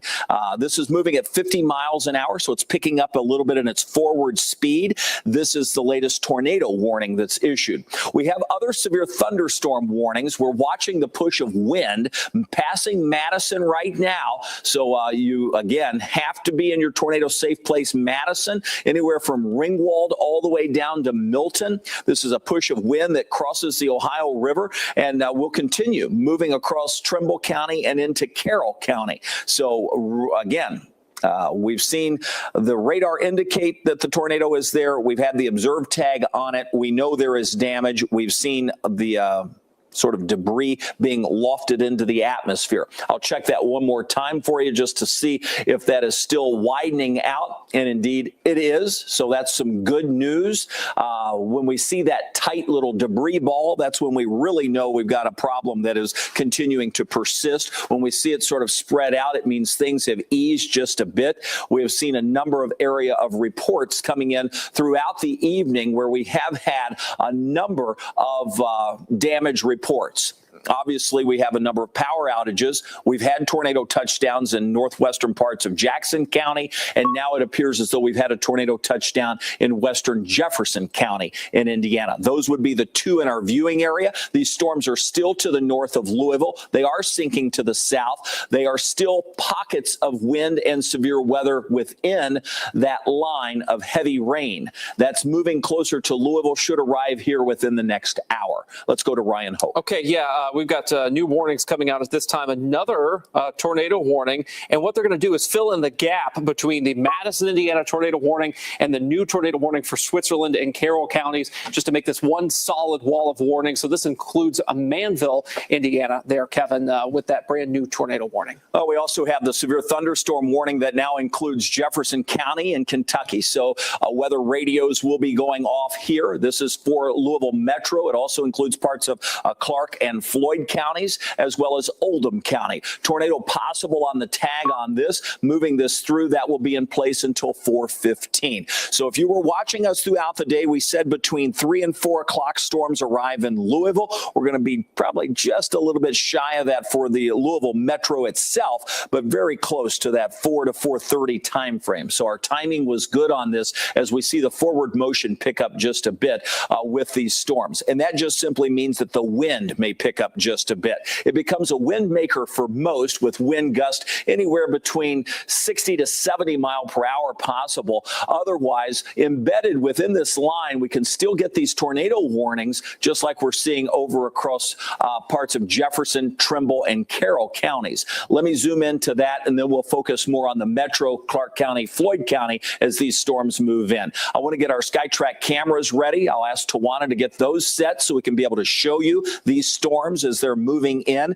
It gives us an idea of the wind that will be impactful as these storms progress. You can see along this Boeing segment, that is where we have a strong push of wind. This is also where we've had the greatest concentration of wind. I'll show you the velocity on that. This is the push of wind. That's the 3 tornado warnings that we have. They've sort of, as Brian mentioned, bridged that together. This is the couplet that we're watching, the greens and the reds. It's now past the Madison area. I zoom in just a little bit more for you folks. So let's go in and really just take a closer look at that rotation. This is going to be passing right across well, it's passed by 625. This will continue moving over toward the Manville area, right along 56, and then into extreme northern Kentucky. That would be northern parts of Trimble County, passing the Milton area, continuing into parts of Carroll County. So we do have the rotation still showing up. Let's go back to the debris to see if we see that ticking back up. Not as much, no, but still a possibility. So let's go to the severe thunderstorm warnings that we have. I go back to our home view. We'll put on the radar, and let's talk about Clark and Floyd County, as well as Jefferson and Oldham counties. Here comes the radar, and then we'll talk some of the damage that we've had. Let's zoom in. So you see a new severe thunderstorm warning being sort of shaped out. Southern parts of Orange, southern Washington, northern parts of Crawford, northern parts of Harrison. Let's zoom into all of that. This is the severe thunderstorm warning part of the storm. This too can pack a punch. I mean, we're not just talking about tornadoes tonight. We're also talking about straight line winds and that forward momentum that the wind has. Look at the latest gust from the airport. Now, you got to keep in mind, the airport's down here. There's one thunder shower that's developed near there, but those winds are at 44 miles an hour on the latest gust. You have to think that along this line, they're even stronger, and that's what we're seeing. The spill out of this is going to push forward, and we're starting to see winds gusting anywhere between 45 to 55 plus miles per hour. In addition to those wind gusts outside of the storms, they could gust as high as 60 to 70 mile per hour within the storms. So that's going to be problematic for some. That's why we've seen the power outages start to increase across the area. And also, we have some heavy rain, which is yielding some flooding that's ongoing. So a number of severe thunderstorm warnings, a number of wind damage reports, and of course, the tornado warning that we have moving across the Ohio River into northern Trimble County, as well as northern parts of Carroll County. I'm going to zoom back into that, and we'll take one more look at the velocity before we go over to Ryan. This is past the Madison area at this point. When we look at the velocity, you can see that push of wind, the greatest rotation still across southern Indiana, but will likely gradually push to the south in the dip of Carrollton, it may miss that, but we'll watch that as we maybe push that toward Vevey, Indiana, as that moves to the east. This storm is moving to the east roughly at about 50 miles an hour. Ryan? All right, speaking of 50 miles an hour, let's talk about the forward motion of these storms toward Louisville here. That's about 55 miles per hour on this particular segment. 4:10 a.m. So we're talking about half an hour from now, we will have these storms in Louisville. These particular storms that are moving toward the metro at this point do not have a tornado warning with them. That is for the Madison area, Carrollton, up towards Switzerland County, Indiana. J-Town, 426, Shively, 418, St. Matthews, 413, Prospect, 359, Greenville, 342, Sellersburg, 344, New Salisbury, 351. We could be talking 60-plus mile per hour straight line winds. This is going to wake you folks up. I have already sent out a push notification on the Wave Weather app to everybody in our area saying, okay, it's time to be watching our coverage here as we've got these storms that continue to not only produce tornadoes, which we've seen twice tonight, but of course see the straight line winds start to take aim at our center of population, 1.2 million people in the Louisville metro. Kev. I'm going to bring in Tawana Andrews. She's keeping up with our news department. Some of those folks have been making calls to, I know, Jefferson County, Indiana, and getting ideas of what some of the damage may look like. We've been watching this storm as it moved from far western Jefferson County right into the Madison area. Now we're tracking it right along the Ohio River where we split Switzerland County and Carroll County. Still a lot of wind. Tawana, what damage reports can you tell us early on? So far what I'm finding out right now is that I'm seeing a report of a mobile home being flipped and gone in Deputy, but thankfully the family in that was okay. Also getting reports from Jefferson County Dispatch. This is for Indiana. There's a lot of debris in the area of 256, close to 62, just the areas that we've been talking about. Apparently one of the officers was heading in that direction, but actually had to seek shelter because his vehicle was lifted by the wind. So he was heading right through that area. No word on if he's okay, but hopefully he is. Said he didn't get airborne, thankfully, but it did come off the ground a bit. So there's some very strong wind. Of course, we got that debris signature on the radar as well. So no surprise to hear the damage in this area coming in. I'm still working on finding out more. So thank you to everybody who's been sending this information in. And of course, make sure you're staying safe as you're sending us this information throughout the early morning, Kevin. Tawana, thanks. On the air and on our live 24/7 nonstop weather stream, and that's Wave Weather Now. We have been on it since 8:30 tonight, nonstop, at times having to bump into programming just like we are now with tornado warnings. This one is for Carroll County. You can see the sort of greatest concentration of rotation is near the Brooksburg area, right along the river, but a strong push of wind is coming into Carrollton at this point, and that will continue moving toward Vevey, Indiana. This is the greatest rotation point moving toward Brooksburg. If we track that to the east, Vevey would be next in line. And that would be a zone that we need to watch as this continues its eastward trek at about 50 miles an hour. That's a strong push of wind, but it's not the only push of wind we have. I'm going to zoom back out to our home view. I'll keep the velocity on and then allow me to just zoom back into the warnings that we have across southern Indiana. Moving down into the Louisville, Oldham County area. And this, again, is the severe thunderstorm warning that's settling to the south. We've had, again, no reports of damage at this point, but we continue to see power outages increase, and that's a telltale sign that these storms do have some wind, strong enough wind to cause some power outages. And even outside of the main line, we're at 44-mile-per-hour gust here in Louisville. That continues to settle off to the south. A lot of folks will be asking the question, what does this mean for us? It means we're going to deal with pockets of heavy wind. This isn't for everybody. Not everybody sees massive wind. Not everybody sees damage. Not everybody's seeing tornado warnings. However, there are pockets of heavy wind embedded on the sort of lower side of this storm as it moves in.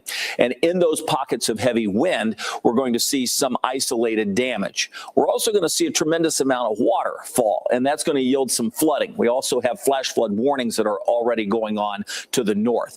We've had potential for strong winds throughout the entire night. We've had tornado touchdowns in parts of, well, we know because we saw it and we've seen the damage with our eyes, northwest Jackson County near Freetown. We also know now because of dispatch reporting and also what we've seen on the radar, likely tornado touchdown in western parts of Jefferson County, Indiana. At this point, tornado warnings exist across parts of Carroll County. New severe thunderstorm warning coming out. This will include parts of southern Indiana, including the western part of Floyd County, Harrison, Jefferson, and Kentucky and Crawford. This comes down to the Corydon area. I want to get our 4-box up where I can keep the SkyTrack up as well, and the folks working in the Weather Center. So if we can put that multi-box up where we can see our coverage, that would be helpful for us. What we notice are storms moving through, and with these storms, we have heavy wind as well as a lot of lightning. So these storms are going to be pressing in with wind, lightning, and heavy rain. That's what we're looking at this point. The potential for wind out of this moving through would be 60 miles per hour, which is above severe limits. So the latest part of this warning, including Georgetown, Greenville, and St. Denis, that is a sort of an extension of what was already issued for the metro area. Let's go over to Ryan Hoke. Okay, yeah, we continue to watch not only the radar site in Fort Knox, but also what's called the terminal Doppler here in Louisville, not providing a great sweep, but enough of one now that you can see these strong bursts of wind near Palmyra and near Borden. This is some of the strongest wind within these storms that are straight line winds at this time. You see 54 miles per hour sampled there near Palmyra. And then once again near Borden, that new scan just blew that out. But you get the idea. Sometimes this radar can see things a little bit better than if I can put on the regular radar from Fort Knox here, but you can at least see how these storms are starting to march toward the Louisville area here, about 50, 55 miles per hour. This is not going to take very long here. I think we're sitting at about 20, 25 minutes of storms entering into the northern metro, starting with Prospect and then eventually Portland downtown, J-Town, and the rest of Jefferson County here. So we're not seeing anything egregious on these winds, but it is enough to get the warnings out for the severe thunderstorm warnings that now encompass the Louisville area down toward just north of Shelbyville. And once again, that newest severe thunderstorm warning that includes New Salisbury, Corydon, and the western part of also Floyd County at this time. So there's just a whole lot going on with these storms pressing through with the straight line winds that are now pressing down toward the Louisville metro. And then, of course, we've got the rotation that we're watching a little closer to Madison, Indiana, and the Carrollton area with that tornado warning up there, Kevin. All right. Thank you, Ryan. We'll appreciate that. And we'll jump back over. You're going to be seeing what's happening in all of our sources here. We have the ability to put up our SkyTrack cameras as well. We have a number of those. And as these storms move in, it should be quite a light show and a lot of wind. We see those out of Corydon. We've got one over at the Huber's Orchard Winery just across the river near Starlight. Here in Louisville, we've got 3 of those near the river. So we'll be watching closely as these storms move in. In addition, we are watching the tornado warning that we have in place. This warning is for Carroll County of Kentucky. So we have the tornado warning that continues for Carroll County. Trimble and Jefferson have been extinguished from that warning, but Carroll County remains. I'll zoom into that. You can see the lightning, obviously, with that. The forward push of this is going to take it near I-71. That's some strong wind. But in addition to that, as we look at the velocity, we still have some rotation showing up just north of the Ohio River. This is going to be right along the river between Carrollton and Vevey, Indiana. So that would be area of concern. Obviously, we've got strong winds that go all the way down south of I-71, but the greatest rotation is right along the river. It doesn't really matter at this point because the strong winds are, in some cases, worse than the area of rotation. So that's what we're looking at. You can see our team hard at work. Ryan is observing what the next threat will be. Tawana is looking back at some of the damage so we can verify what we've had, checking both social media, making calls to our newsroom, and making calls to emergency personnel. We're also taking a close look at what's happening on our SkyTrack cameras, and those are important anytime we have active weather like we have tonight. We're watching the winds in Carroll County. This is the strongest push of wind we have. It's not the only severe storm. It's the only one with the tornado warning in our viewing area, but it's not the only one that's packing a punch with wind. So while this has some strong wind moving through I-71, I'll point out once again the greatest rotation is just just north of Carrollton, moving across parts of southern Indiana right along the Ohio River. I'm going to go back to the radar view. As we put the radar on, I will pull up the Louisville metro area. We'll go back to our home view because we're under a severe thunderstorm warning here. And with that, you're going to notice the thunderstorms sinking farther to the south. As that happens, new storms are developing out ahead of it. You see those across southern Harrison County, even into parts of Jefferson County.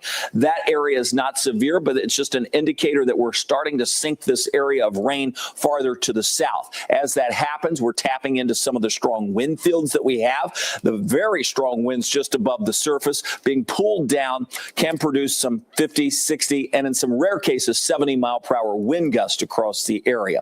That's what we have ongoing at this point, in addition to very heavy rain, prompting flash flood warnings across northern parts of Orange and Washington counties. The severe thunderstorm warnings remain in place and will be in place for just a bit longer as we continue to track these storms off to the south, arriving here in the Louisville area probably within the next, I'd say, 15 to 20 minutes. Ryan? Okay, yeah, so let's track some of these storms right on into the metro, and you'll see on our 4-box that we do have right in the middle there. That is the Park Place camera there, downtown Louisville looking north. We've seen a lot of vivid lightning with these storms now pressing down into the Louisville area here. We're not seeing horrendous wind in these, but this is certainly enough to merit the severe thunderstorm warning given the wind environment that we have. The environmental winds, 30, 40, 50-mile-per-hour gusts out ahead of these storms. That's been a problem with power outages in and of themselves. You add on to that the presence of a thunderstorm, and that's going to channel those winds straight down to the surface here. So we could see some power outage numbers uptick with this over the next few minutes as these storms press into the Louisville area. What we're going to do, though, is show you the actual power outage numbers now from southern Indiana, and that's where we find 279 customers without power in Jackson County, Lawrence County, over 1,000 customers without power now. That's over 3% of Lawrence County. Here in Louisville, still dealing with about 755 customers without power, and that's all thanks to the wind we've had well before the storms, not even storm related. That's just the atmosphere, how windy it is right now.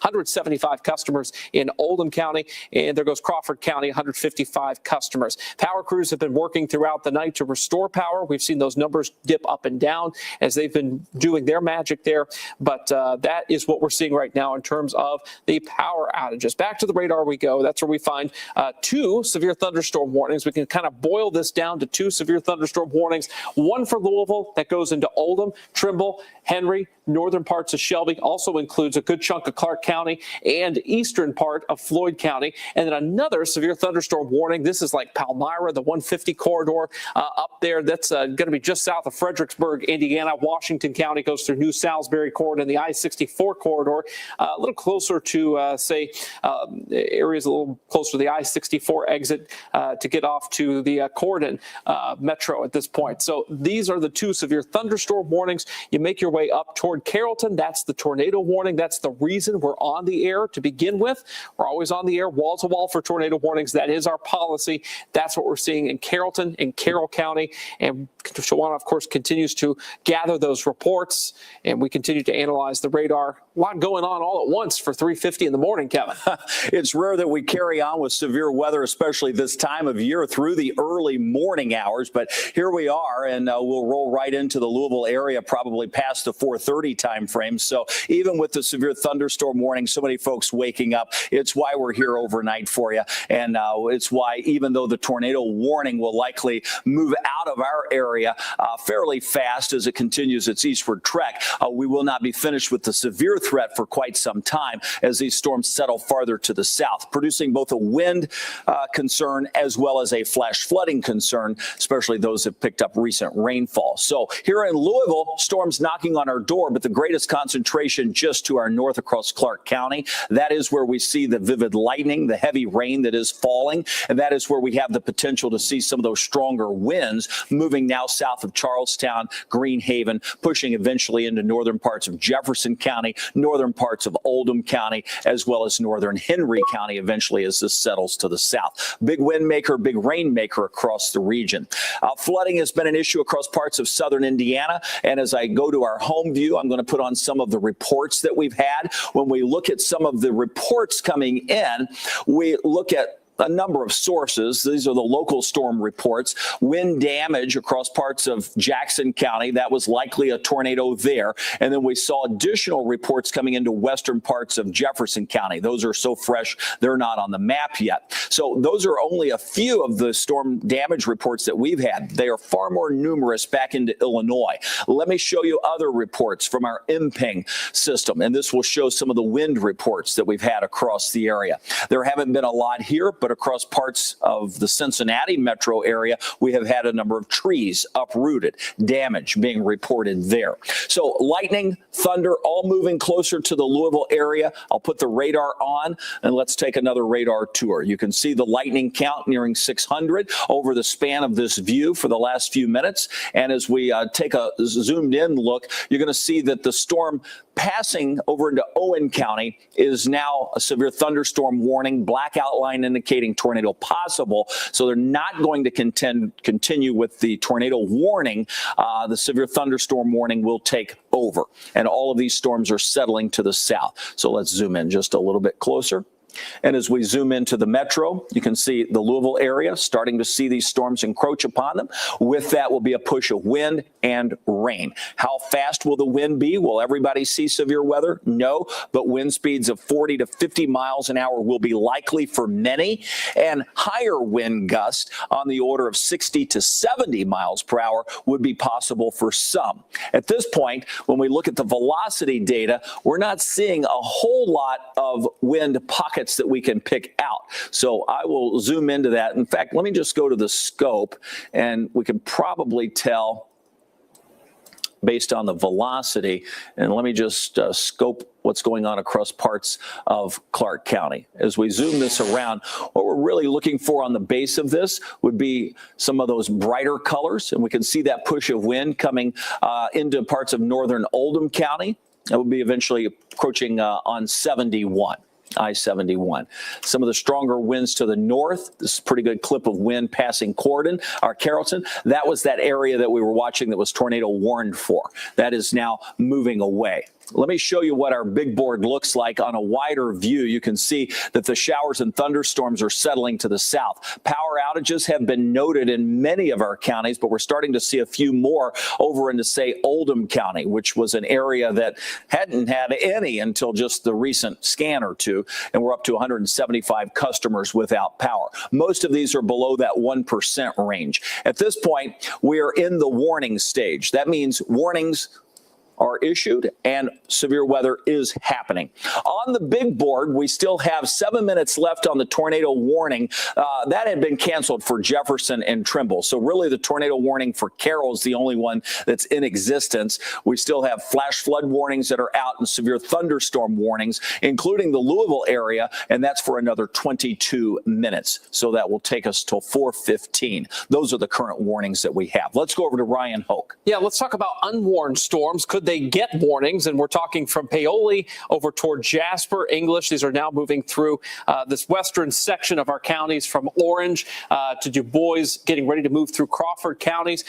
These have some wind with them. In fact, the winds inside the thunderstorms here are actually pretty powerful. And you'll see how bright those colors are. And if we query those colors near Patoka Lake, near Jasper, I mean, we're talking, what, 66 to 69 miles per hour within these storms. The real trick here is, are these winds channeling down to the surface? Are they making it to the ground level? Because the radar can measure these, a few thousand feet in the air, but if they're not making it down to the surface, then we don't need a severe thunderstorm warning. And I think that's what NWS Louisville is banking on right now.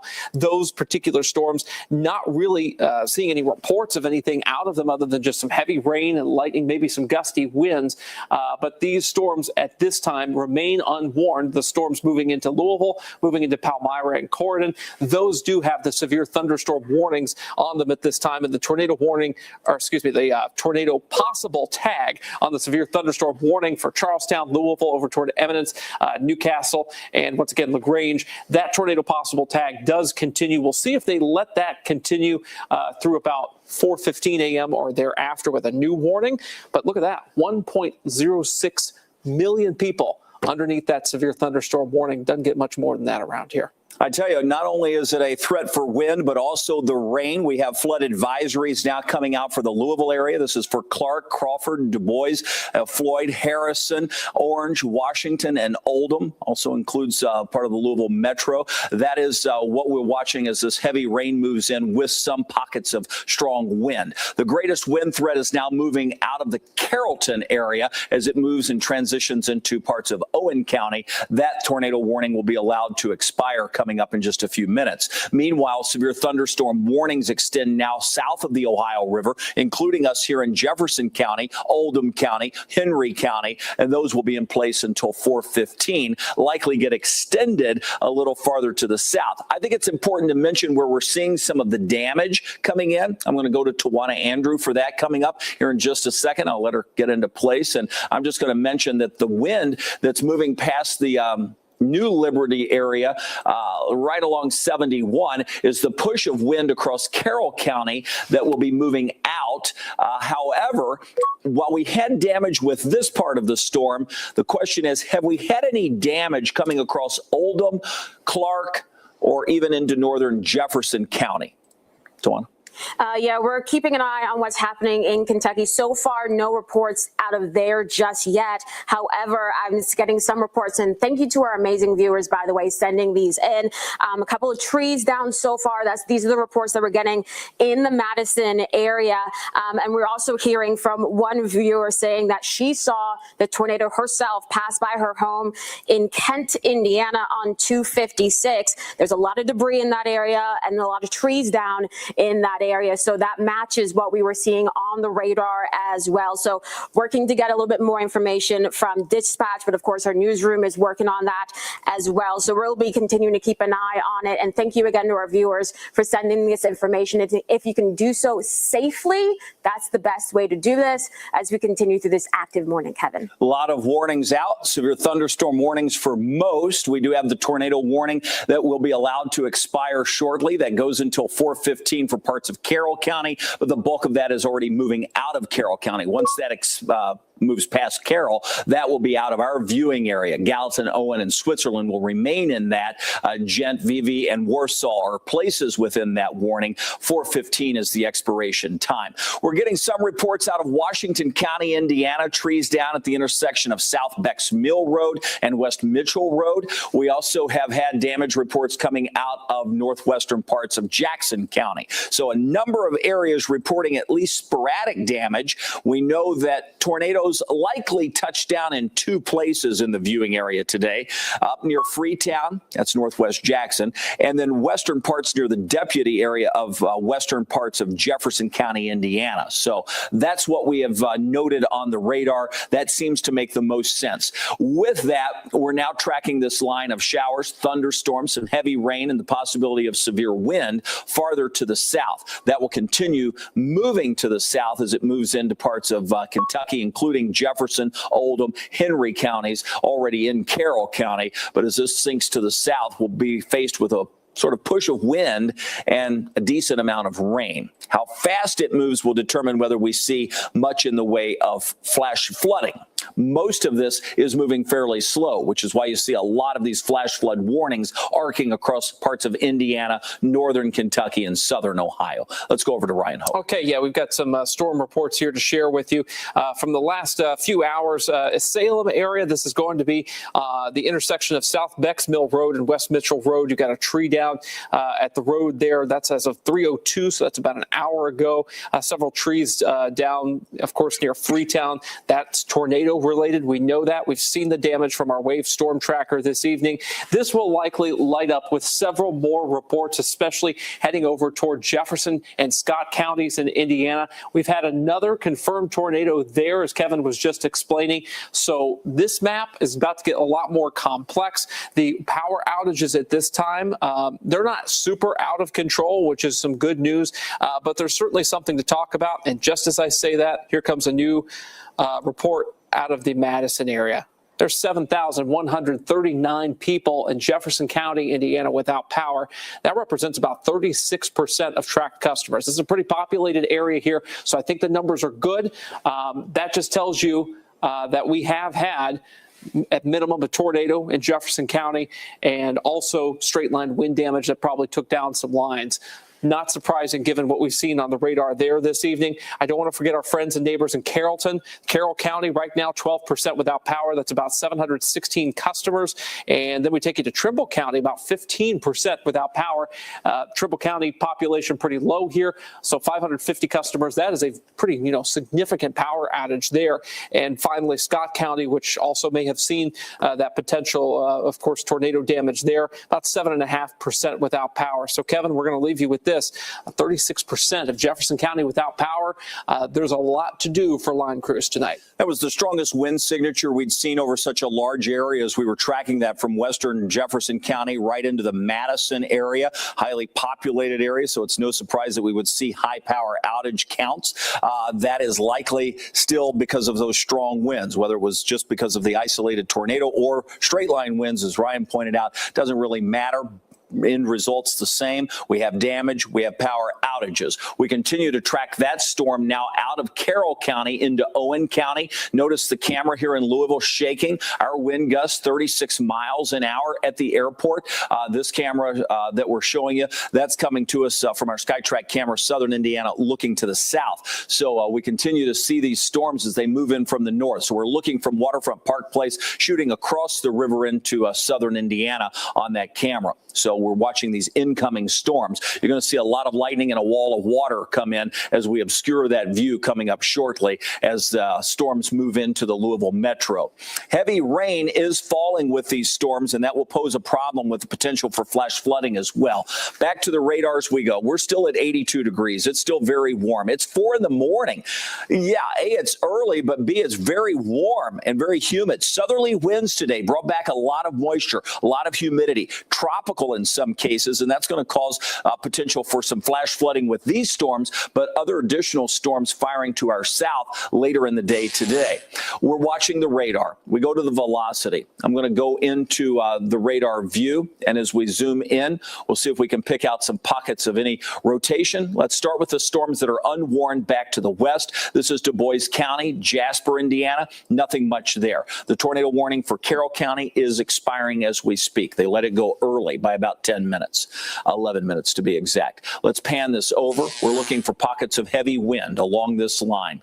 We're in now the warned area south of Palmyra. This is Washington County. This is Harrison County, Floyd County. Strong winds moving very close to, getting close to Georgetown, right along 150, pushing down toward New Albany and getting close to us here in Louisville, which is why that camera was bouncing just a bit that you saw a second ago. The heavy rain will be not far behind. Let me put on the reflectivity. This is going to show you the push of wind lining up with the southern area of that rain. So we get the initial push of wind followed by the rain that's knocking on our door. We're seeing some rain develop out ahead of that, and that's notable. We can see that that will continue to put rain down across parts of Jefferson County, where it is raining across much of southern Jefferson County at this point, anywhere south of the Waterson, seeing some of that rain. That said, we will continue to push the heaviest pocket of rain even farther south over top of that, hence the potential for some flash flooding. Let's get into the radar view. We'll go a little bit farther to the east. With that, we're looking for heavy rain moving across all of Oldham County. We would expect some strong winds coming out of southern Oldham and now pushing into northern parts of Shelby County. So we should be seeing winds pick up in Jefferson, Shelby County, moving over eventually into northern Franklin County. Let's go over to Ryan. 45-mile-per-hour wind gusts now in Corydon, 43 miles per hour wind gust in Jeffersonville at the Clark County Regional Airport, 36 miles per hour here in Louisville, 35 in E-Town. So we're seeing these 40-plus mile-per-hour gusts even before the main line has been moving through some of these locations. For instance, like Corydon hasn't even seen the storms just yet that are pushing in from the north here. So that's telling you the environment is primed for very high wind gusts here. So it doesn't take much for any one of these thunderstorms to kind of channel down this wind right down to the ground here. So take this seriously. Stay indoors, away from doors and windows. We may not have a tornado warning in our counties at this this time, but we certainly are dealing with a lot of strong wind gusts here at 4 in the morning. The Wave Storm Tracker has been out tonight. It's been at the tornado damage across parts of northwestern parts of Jackson County near Freetown. It wasn't too far from Spraytown, but it was nearest Freetown where we had tornado damage. 15 houses damaged, one turned upside down. Volunteers are out from the Pershing community trying to clear the trees off of the roads. We saw a number of trees down. There were at least about 6 to 8 blocked roads that we witnessed while we were watching the Storm Tracker navigate around that area. That said, we have also seen tornado damage in western Jefferson County, Indiana, near Deputy. Now we're watching some wind, but severe thunderstorm warnings are in place. No tornado warnings for our viewing area. Why are we on? It's 4 a.m. There's nothing else on. We're going to keep with this as we roll into the 4:30 time frame, and then as these storms pass by the Louisville area, we'll transition back to the day's news. Let me show you some of the video that we picked up from earlier as that storm tracker was rolling around parts of southern Indiana. As we pulled up, you can see the cones in the road. Those are there because power lines are down. Those are restoration crews in the distance, lightning flashing even further in the distance, but a number of power crews on the scene. This was another road that we were on where we saw this house taking a hit by the trees. More power lines brought down on area roads across southern Indiana, whether you were on 58 or rolling toward anywhere between 840.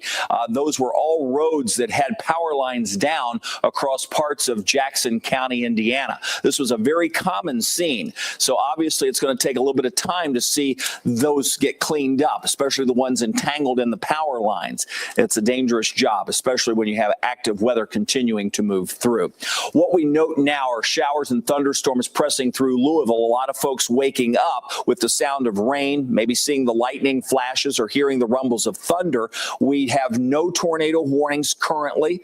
We apparently have had 2 tornado touchdowns in the viewing area, one in northwest Jackson County near Freetown, one not far from Deputy, Indiana, in western parts of Jefferson County, Indiana. But that also translated to a lot of powerful wind that likely took out power to over 7,000 homes and customers. We're running at over 35% without power in Jefferson County, Indiana. For us here in Louisville, we are seeing some gusty winds, but we can tolerate 36, 38 mile per hour winds. In fact, we're going to expire the severe thunderstorm warning for parts of Clark, Floyd, Henry, Jefferson, Oldham, and Shelby. So we'll see what that looks like here momentarily. The good news is the wind fields seem to be easing just a bit in this general area to our north of the city. We're starting to translate some of that energy to the south where you see some of the thunderstorms developing across southern Jefferson County. Still a wind maker, but tolerable. Still a rainmaker, but at this point, tolerable. So some good news there. We'll see if any of these polygons get adjusted as these warnings expire across the region. It's 4:09 in the early morning hours of Thursday, and we are, again, on June the 18th. So we're watching these storms gradually sink to the south. Let's go to Ryan. Okay, yeah, we continue to monitor power outages. We continue to monitor your reports on social media. We're live on Wave Weather Now. It's Louisville's first 24/7 weather live stream dedicated just to our area here. Arlene saying the thunder in Fairdale is outrageous. Thunder and lightning going crazy. You know, we can also show you not only from our SkyTrack cameras what it looks like. We've been showing you that this evening, but also from the TriMark cameras. You can see the lightning in the distance there, kind of glowing purple at times. If you watch more of this footage here, this is I-65 looking north from the junction. That's why I picked that camera. I know it always faces north here for the most part. You can see, of course, all the bridges lined up here. So far in Louisville, we're in pretty good shape. We should be getting a power outage number update here kind of at 4:11 if the scripting updates here, and it should here in just a moment's time, to see how things are going in Jefferson County, Indiana, see how things are going up toward Carrollton, near Milton, and of course, once again, in the northern part of Henry County. Those were kind of the most affected areas by that segment of storms that did put down a confirmed tornado just west of Madison a little bit earlier this evening here. Looks like that scripting is just about finished updating here. We're still at about 7,000 1,400 customers without power. That's now about 37% without power in Jefferson County, Indiana. So yes, that is a new number. It has updated. We're now at 1,000 customers. That's 1,000 customers in Trimble County. That's a big deal. That's nearly 30% of Trimble County that's without power. I would imagine the Milton areas where this is mostly concentrated, but I'm sure Bedford's been rocked by this as well. This is going to be Carrollton here, and you'll see Carroll County 21.2% without power.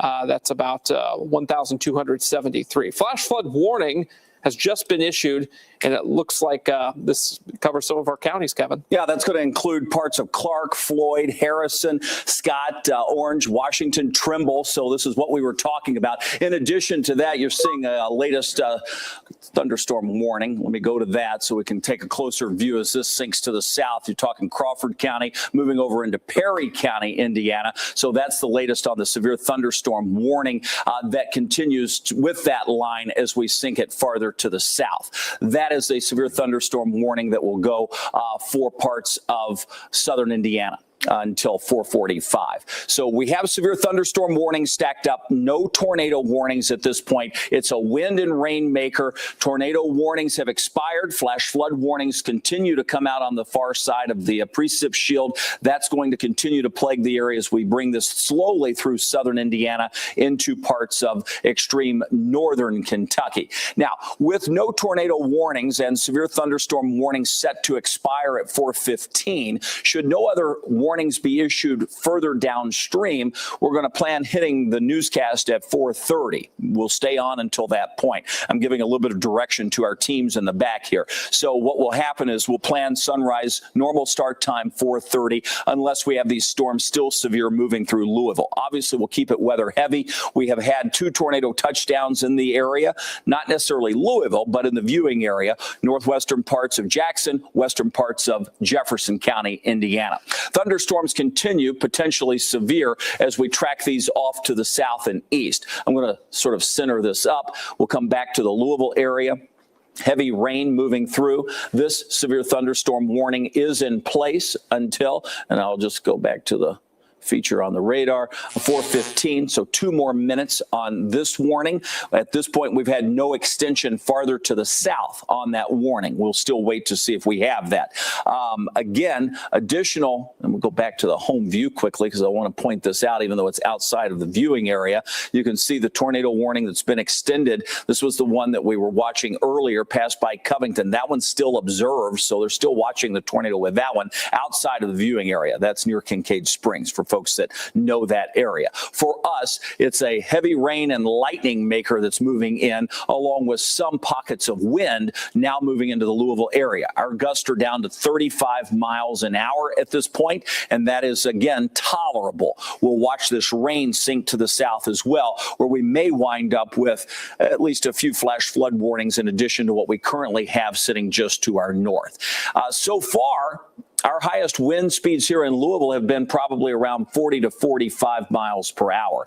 Any additional damage that we have seen come in from parts of Jefferson County, Indiana, parts of Jackson County, Indiana. That's been the core of the 2 damage centers that we've had. Let me bring in Tawana Andrew, who has been keeping up with some of our social reports, keeping up with our news department as well. Any new damage reports that you have coming in, Tawana?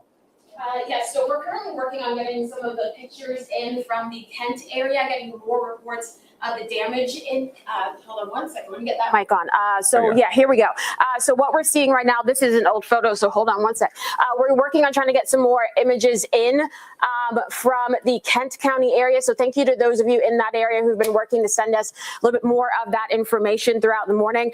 We're getting reports of more trees down in the Kent area along 256, seeing some more reports of some trees down in the Madison, Indiana area as well. Getting one report from a viewer of a tree down in a home in the Madison area. We're still working to get that confirmed from the Jefferson County Dispatch so far today.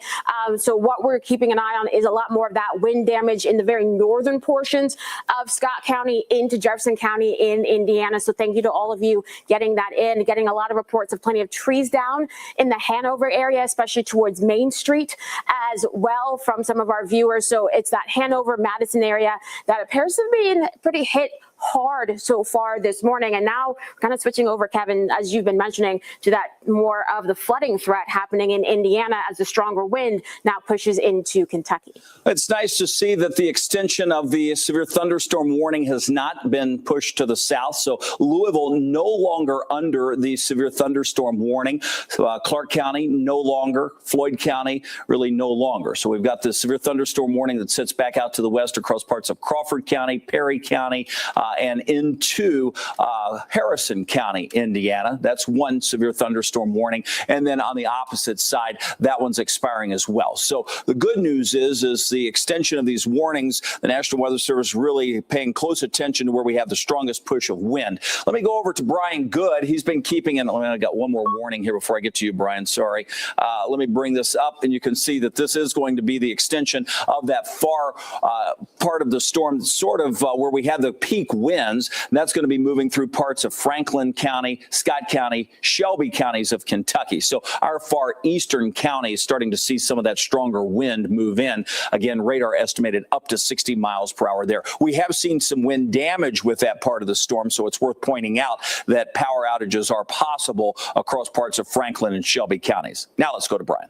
All right. Thanks, Kevin. And good job, by the way, for all you guys staying up all night dealing with this. As we are still tracking the same line that's been ongoing back into Illinois, Kevin pointed out the most recent warning. Look at the orientation that we have on the radar. It's almost like a snake, if you will, drifting across areas of the bluegrass area of Kentucky. That's where that Boeing segment is, triggering the warning you just saw with Kevin Harned for Shelby County. And then it snakes back up and over into English, Indiana. One thing I've noticed is, first off, it feels like a sauna outside. I mean, you're generally in the 80s in some spots in the metro.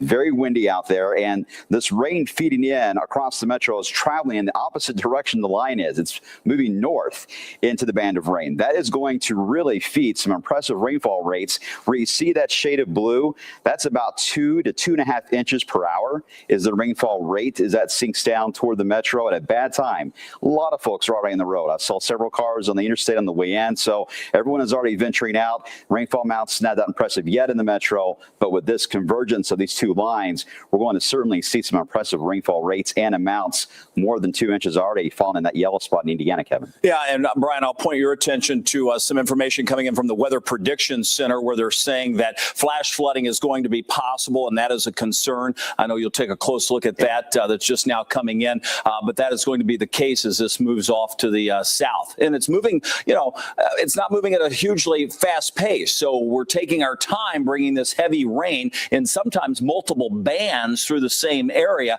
and that's problematic in terms of the flooding scenario that could unfold into the very early morning hours. 4:20 in the morning, we're still tracking storms for you. We've been up all night. We've been on nonstop. Surprised we still have a voice. We've been going since 8:35 tonight. Now, we obviously were on our live stream for the bulk of that, interrupting the programming on television when we had tornado warnings. Do we have tornado warnings now? No, not in our viewing area, just past it. But it is 4 o'clock in the morning. We are just now seeing the early today would be on. So we're sort of wiping that out until 4:30. We'll join our newscast at 4:30, obviously with a heavy weather presence. Our whole team is here, and we're continuing to track these storms. And while we have no tornado warnings, we still have severe thunderstorm warnings, and we still have some heavy rain moving into the metro. So we're all here making sure that we get you through the morning hours. And we have had tornado touchdowns in a couple of places.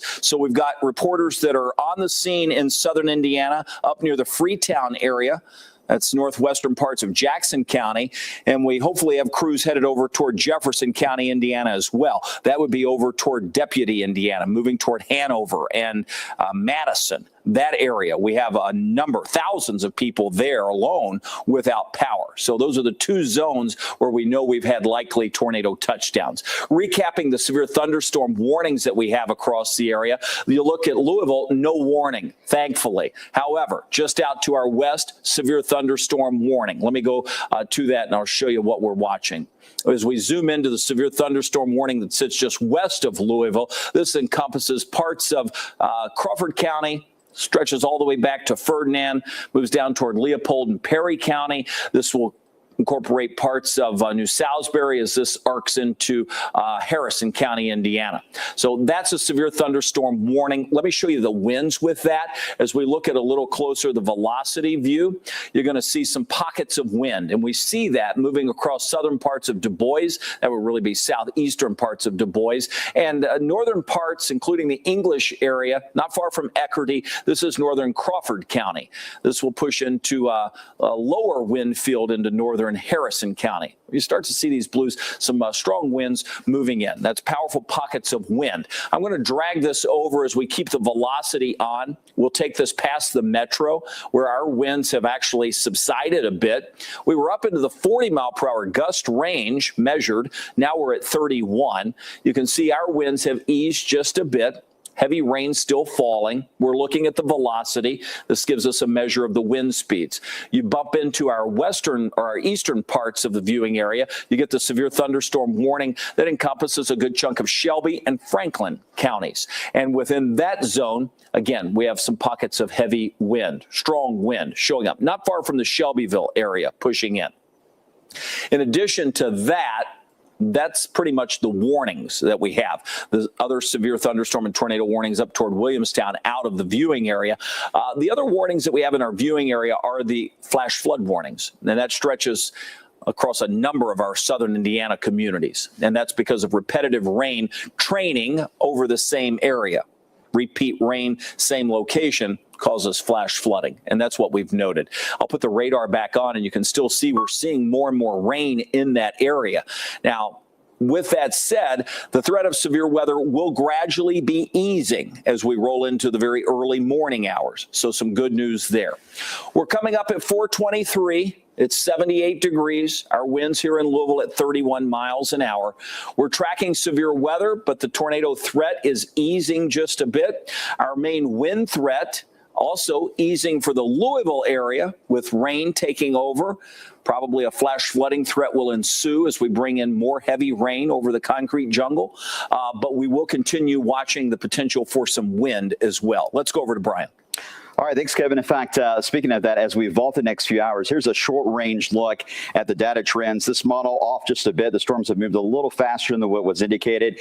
Now moving into the metro, but in general, this has a good idea of how this is playing out with that Boeing segment aiming a little bit more toward areas of, say, Owen County, heading toward the south side there of Cincinnati. Now, this line will continue to make some progression all the way into Bullitt County, Spencer County, Taylorsville Lake, all the way back toward areas of Breckenridge County. But it continues to slow down, starts to hit the brakes. That reduces the wind threat and the tornado threat and becomes much more of the flash flooding threat. Looks like it's going to keep going, right? You look at 10 a.m. like, oh, okay, well, it's going to keep going to Tennessee. Well, not so fast, because as I click the button again, you notice it stays in the general same spot. And that's our second storyline as the alert day continues all through the day on Thursday, is where that band stops. That's where we're going to run into some excessive rainfall rates. And your tornado potential, this is just what the atmosphere can do. That has certainly gone down compared to what we had even just an hour ago. But notice how it really vacates the area across central Kentucky to where we're not as worried about that for the rest of the day as we are, again, about the heavy rainfall rates, which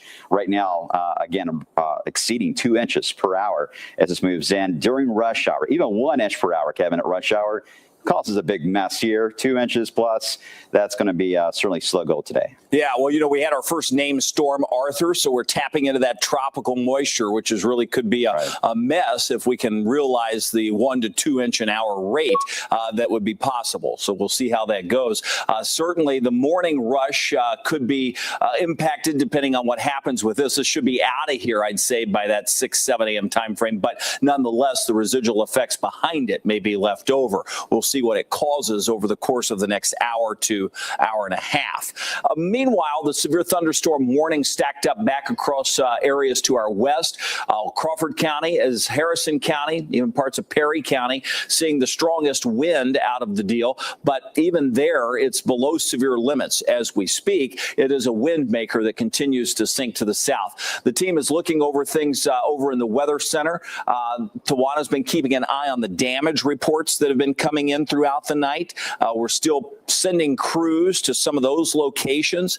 Parts of Jefferson, parts of Jackson County seem to be the two hardest hit areas, and we'll be able to tell what that looks like from some of those crews coming up on sunrise. Our intent is to continue with sunrise beginning at 4:30. We're just 4 minutes away from that. Let's go over, Brian, anything new from you guys? I know you all were just conversing there. Yeah, we're just kind of putting a strategy together coming up for the other show, which again, it's about 4 minutes away. Tawana, of course, is going to walk you through not only the current radar trends, I'll be here with her as well, and we'll kind of guide you through these storms as they kind of sink to the south across central Kentucky and get you through some of the traffic issues too that may develop, especially as they make their way toward the parkways as well over the next 2 to 3 hours, Kevin. All right, appreciate that. What a team we have. Proud to be a part of this team.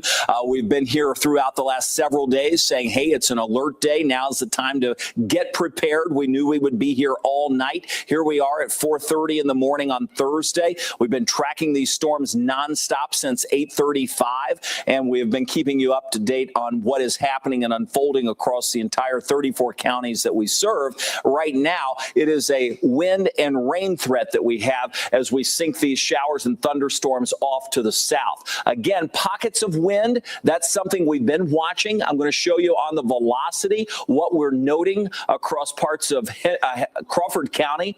It's where you see the blue just south of English, really, that we have the strongest winds just in that storm to the west. Will this get expanded farther to the south? We'll have to see how this continues to develop over the course of the next half hour or so, but that severe thunderstorm warning remains intact. As we push that across southern Harrison County, Corydon, Dogwood, New Middletown, those areas would be at play. We'll see if that stays the case. At this point, we still have pockets of strong wind embedded within that storm. I'm going to go back to the radar. I'm going to pan this over. Flash flooding continues across the northern tier of that rain band in Louisville. It is rain, but we're able to maintain it for now. Our gust at 30 miles an hour. More heavy rain moving in could cause additional flash flooding. A flood advisory is out for the metro. For areas to our east, severe thunderstorm warnings for Franklin County and Shelby County. Again, pockets of heavy wind or strong winds embedded within that. We're coming up at 4:28. Let's go over to Ryan Hoke. Okay, this just in from our Facebook page. This is from Michelle Hubbard, Midway, Indiana. This is Jefferson County, Indiana. That is a sizable tree on the side of what's either an outbuilding or a barn dominium sort of situation there. You can see all this heavy tree damage here. This would be likely close to where we've had either straight line wind damage tonight or that tornado that touched down in western parts of Jefferson County, Indiana. If you have storm damage photos and you can do so safely, you can submit them on our Wave Weather app. Just tap submit your photos or the Wave Weather Facebook page. I've made a special post. It's red with a bunch of white text that says, hey, share your photos with us. Comment with it. That's where we got this particular one here. Again, thanks to Michelle Hubbard.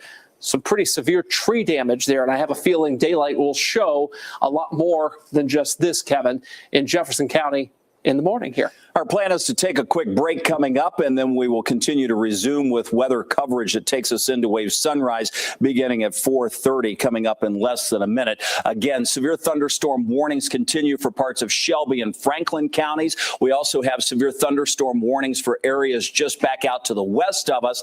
Louisville not under any warning at this point, but parts of Harrison County, Crawford County, and Perry County remain under severe thunderstorm warnings. We'll take a quick break. When we come back, Wave Sunrise with complete weather coverage.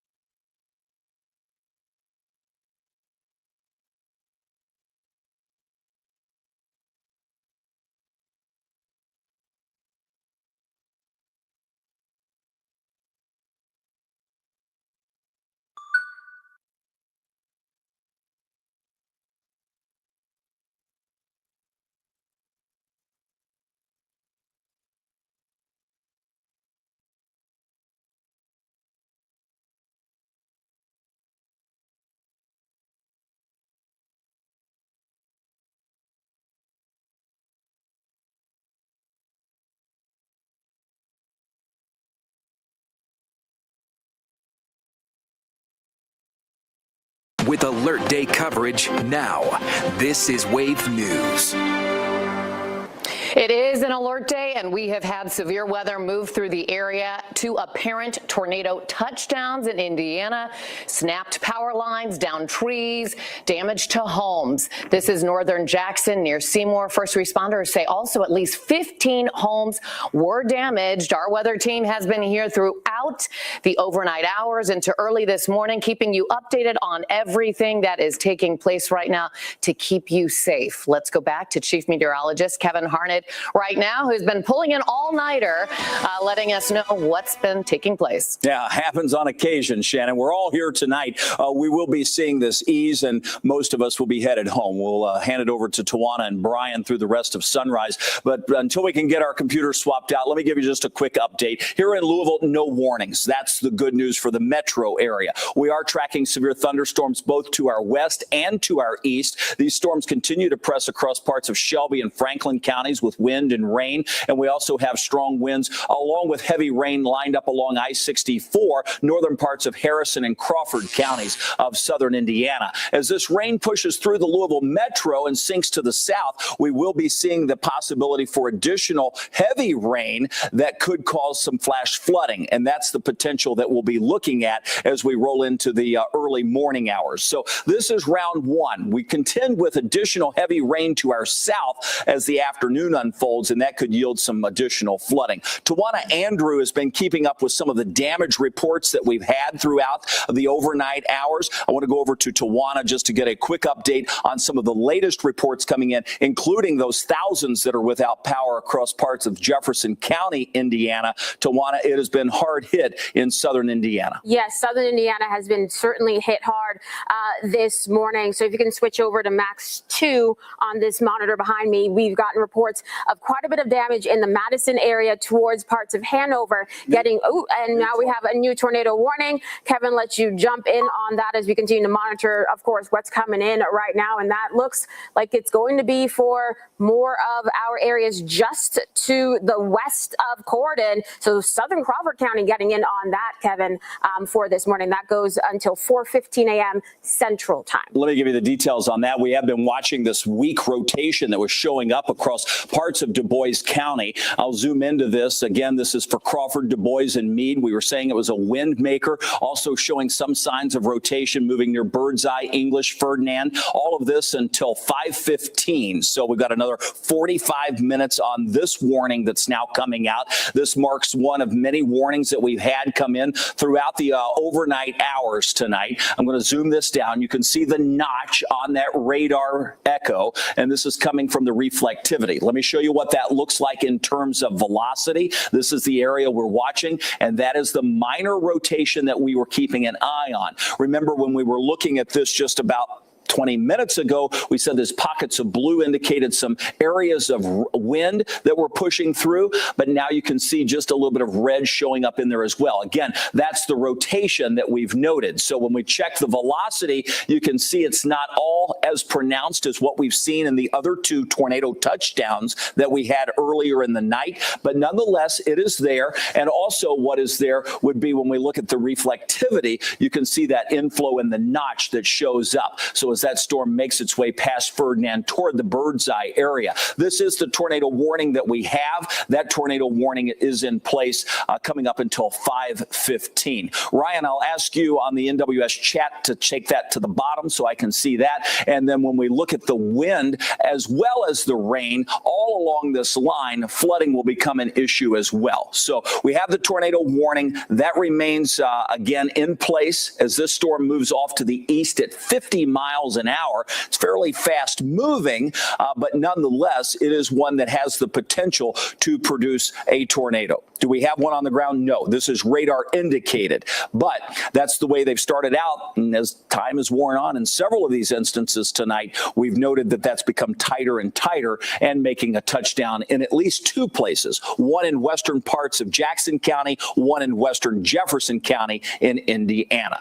We have our team assembled here. Let's go over to Tawana Andrew to see if she has any additional information on this tornado warning that's just now come out.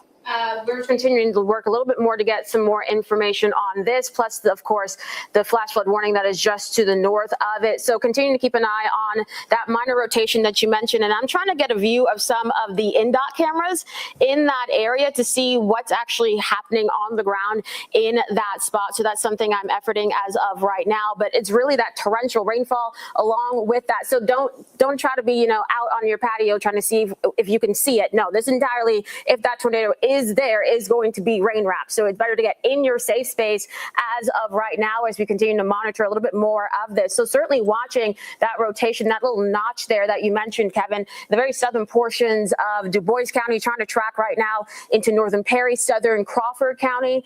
There's a lot of wind embedded in this line of storms as well, just outside of that. So that's something else that we'll certainly have to keep an eye on throughout the rest of the morning, that straight line wind threat as this pushes further to the south. So this is just one of several tornado warnings, Kevin, that we've had this morning, and we're working to get any more information and any damage reports so far as the morning continues. Kevin? These storms moving east at 50 at a pretty good clip. We know that we have embedded pockets of wind. We see that inflow into the storm just south of the Birdseye area. This would be the area of rotation that we're watching closely. It's already passing by the Ferdinand area. It's going to stay just north of Interstate 64. And Kevin, just want to mention, too, it looks like there's two other notches within that line. So there's really about three along that tornado warning. So I think any of the three may have a chance, or at least some potential. At times it comes and goes, but that seems to be the case there. Yeah, and that's pretty much stacked up right along 64, as we pointed out, from Birdseye over to West Fork. So those are those pockets of wind that we've talked about. We're not seeing, oftentimes we see that strong couplet where it's bright reds, bright greens next to each other. This would be one, though it's not as bright as some of the ones we've seen. Additional ones moving across parts of Crawford County, south of English, Indiana, right along Interstate 64. That's the zone of concern as we push this over toward the Leavenworth area. Here's the deal on this, and let me just go back to the radar view. As we go there and then zoom out, I'll push us up on our home view so folks in Louisville can get an idea. Should this hold together, while this is sinking to the south, the general storm motion is moving off to the east. And with that, southwest Jefferson County would be in line possibly to see some of these stronger storms. If you've been watching us throughout the night, we said the threat of severe weather was still with us in pockets. We said that the idea of the tornado threat was not completely over, but it was easing. And that is still true. While we have scattered tornado warnings, and this is by far the longest extension of one, mainly because of the forward speed at 50 miles an hour, that's going to take it into the Harrison County area shortly. Corydon would be in line for that. You think of Corydon, you think of the damage that they had along with Lanesville with recent flooding, and tonight they're facing wind damage and the potential, if this holds together, for possible tornado damage coming into the area. So it's something that we're watching. We've already seen a number of areas in southern Indiana with some of that potential damage. Let's go over to Brian Good. All right, thanks, Kevin. We're watching, again, that one notch. That's the main reason for the warning was the trigger for southern areas of Du Bois County, but there are two other notches that have been showing up across portions there as you head into Harrison County, just west of Harrison County, all the way into especially that Crawford County area.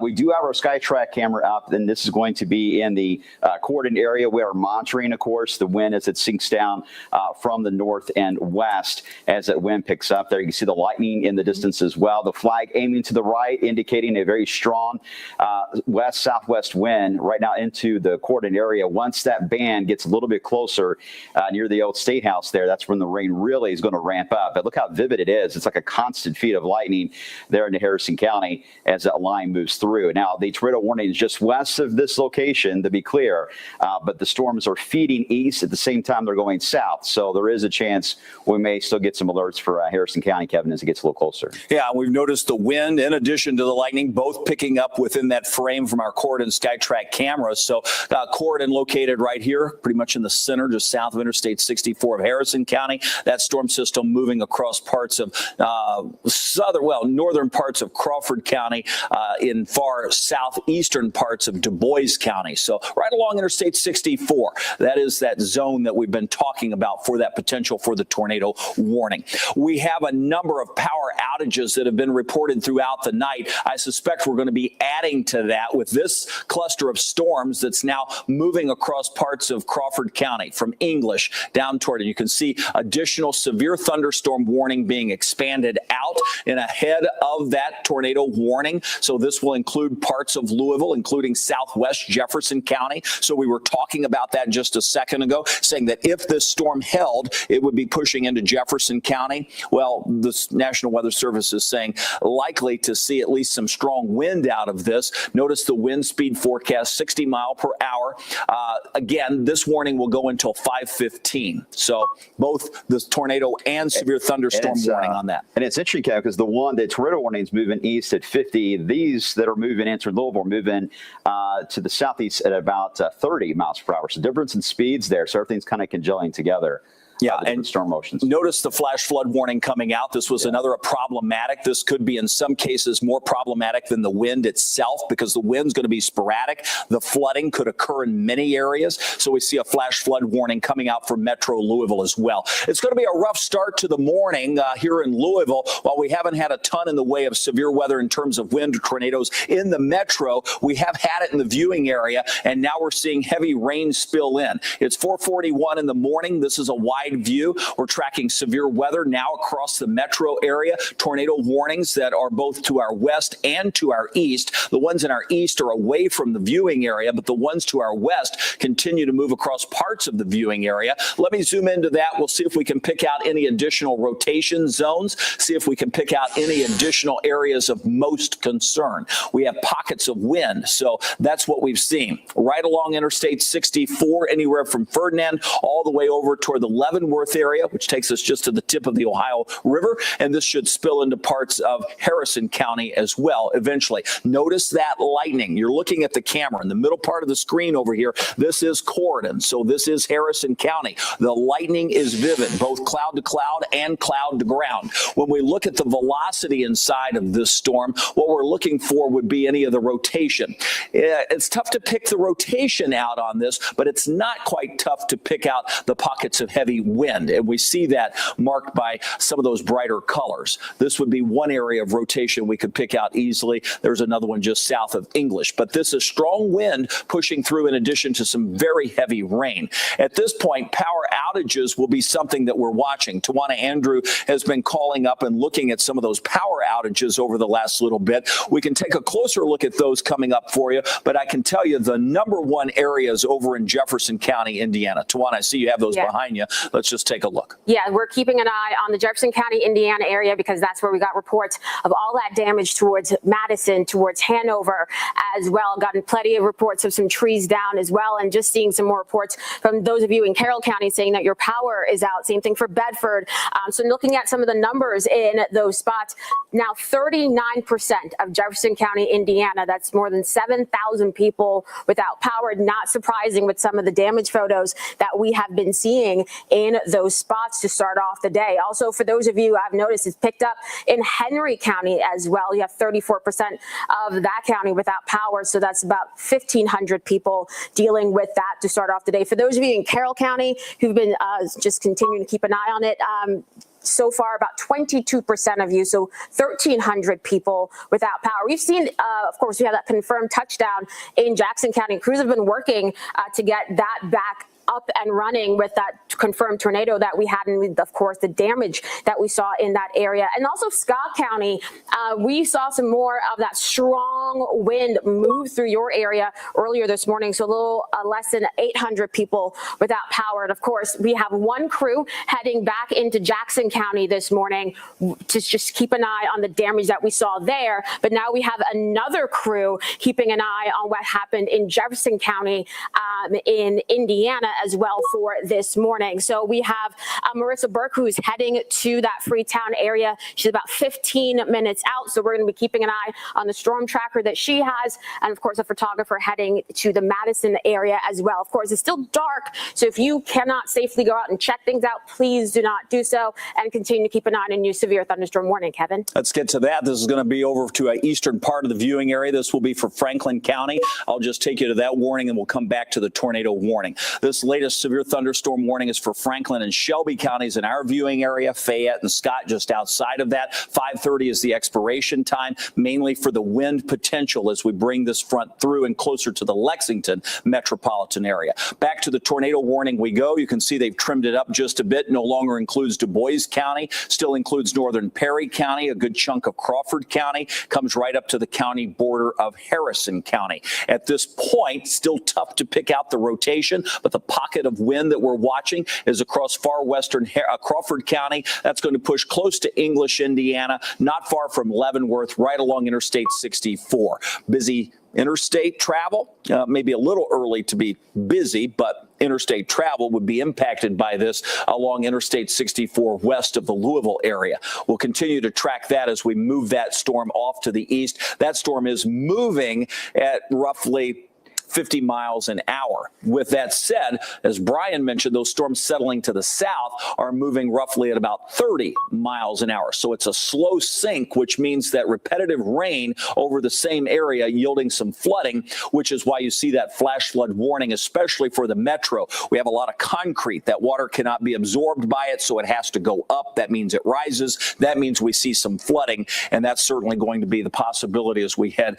over the course of the next little bit. Let's go over to yes. Yeah, I was just going to say, I'm watching also the new development right over the airport into Jefferson County. This is a cell, not a lot of strong wind with it yet, but it's in an environment that can support some stronger wind gusts on the southern edge. It's kind of feeding all of the moisture that is coming in from this tremendous amount of wind and moisture coming out of southern Kentucky, feeding into central Jefferson County. So at the moment, I think the most alarming concern we'll have with this band of rain is going to be its east-west nature right across the Waterson Expressway. We have a tornado warning coming for the metro. Okay. It has a bit of a hook signature to it. I'm not sure if that's the one in particular, but that's the one that is showing up on the terminal. The terminal's having some issues, FYI, but that is when we're watching, Kevin, very close to the Waterson and 65. I do have the SkyTrack camera ready to go right now if we wanted to take that. I'll put it on the main channel. I'm going to zoom into this because just now we will see the tornado warning come out for parts of the metro. You see it.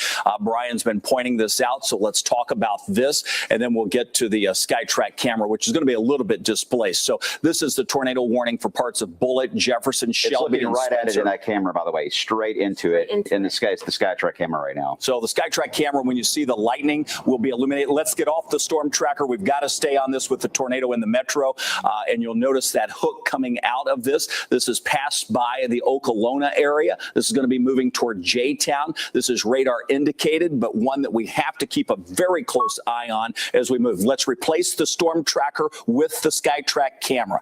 We have to have that SkyTrack camera because we're watching the storm as it moves through the metro area. So that's where we are. With that, the tornado warning encompasses parts of southeastern Jefferson County, Shelby, Spencer, and Bullitt. We're looking for that expiration time of 5:30. I'm going to zoom back out and let me just recenter this, and I'll put up the velocity on this as we pan the radar back up. Again, Jefferson County, you're hearing the tornado siren sound. This is because the tornado warning has been issued. We've been watching this move through. And guys, feel free to jump in with analysis. I'm going to put on the velocity and we can just have the conversation. With this moving through, we noticed, and Brian, you noticed this initially near the airport. Yeah, near the airport's where it started. It's right at that point. Got a little bit of a hook echo. And Ryan and I are watching now, and we can look at Max. We got it up there on the bottom right. That's the cell that we're watching. If you look at that, this is where we've got the bit of the hook that's been showing up. This is a little closer to GE, Newburgh Road area, as you head toward the Waterson itself. Newburgh, Waterson, Popper Level, into Goss Avenue. That's the area we're watching, that general corridor. We have seen some, at least hints what we call low CC values on the debris tracker, Kevin, but nothing that's right now definitive. Ryan's looking at that too with me, and we're kind of analyzing that to see if we get confirmation on it. But we definitely have the radar signature. It's certainly there, and monitoring the SkyTrack camera too to see if we see anything, although it's very difficult. But we're hoping that the city lights being near the airport will help us illuminate some of this. Yeah, this is passing by GE now in the Appliance Park. This is going to be moving over Louisville Road, Bardstown Road, not far from Fern Creek. This is an area that we've seen hit before near Glen Mary. This is going to take it as it moves off to the east. This storm is moving at 25 miles an hour. So this one's not moving as fast as we continue to make this trek to the east. So it's capable of producing a tornado. We can clearly see the little hook, the notch. That's the notch that we talk about on the radar. That is why the tornado warning was issued. Let's go back to the velocity just to see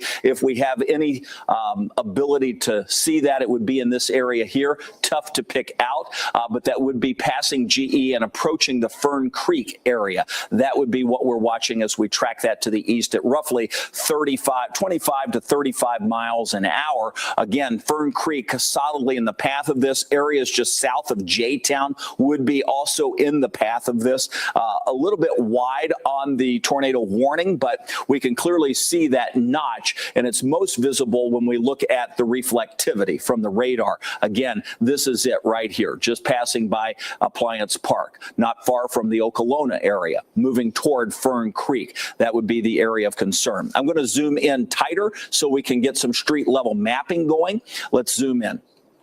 We'll take you to GE. You see that it's passing by that. You'll notice it's passing the Fagenbush Lane area, Sherlock Way. This is going to be rolling over toward Ridge Creek Drive. South Waterson Trail, Woodhaven Country Club is right in the path of this storm. This takes you out 1747, not far from Hidden or from Hollow Creek. This is as you work toward Brett Fraser Drive, moving over into I mentioned South Waterson Trail. So that again is the area as we continue to track that off to the east. I've zoomed in. Let me zoom out and we'll come back. So we have to sort of always get our bearings as we move in and out of the storm. And the airport is, I don't know if you mentioned that, it's 51? Yeah, 51 miles an hour. And Tawana, I see, is looking at some of the traffic cams. Yes, this is 265 to the Snyder at 64. The one thing that I've noticed is a lot of just that blowing rain. So this is certainly torrential rainfall. So a lot of traffic moving in that area as well. So that's something,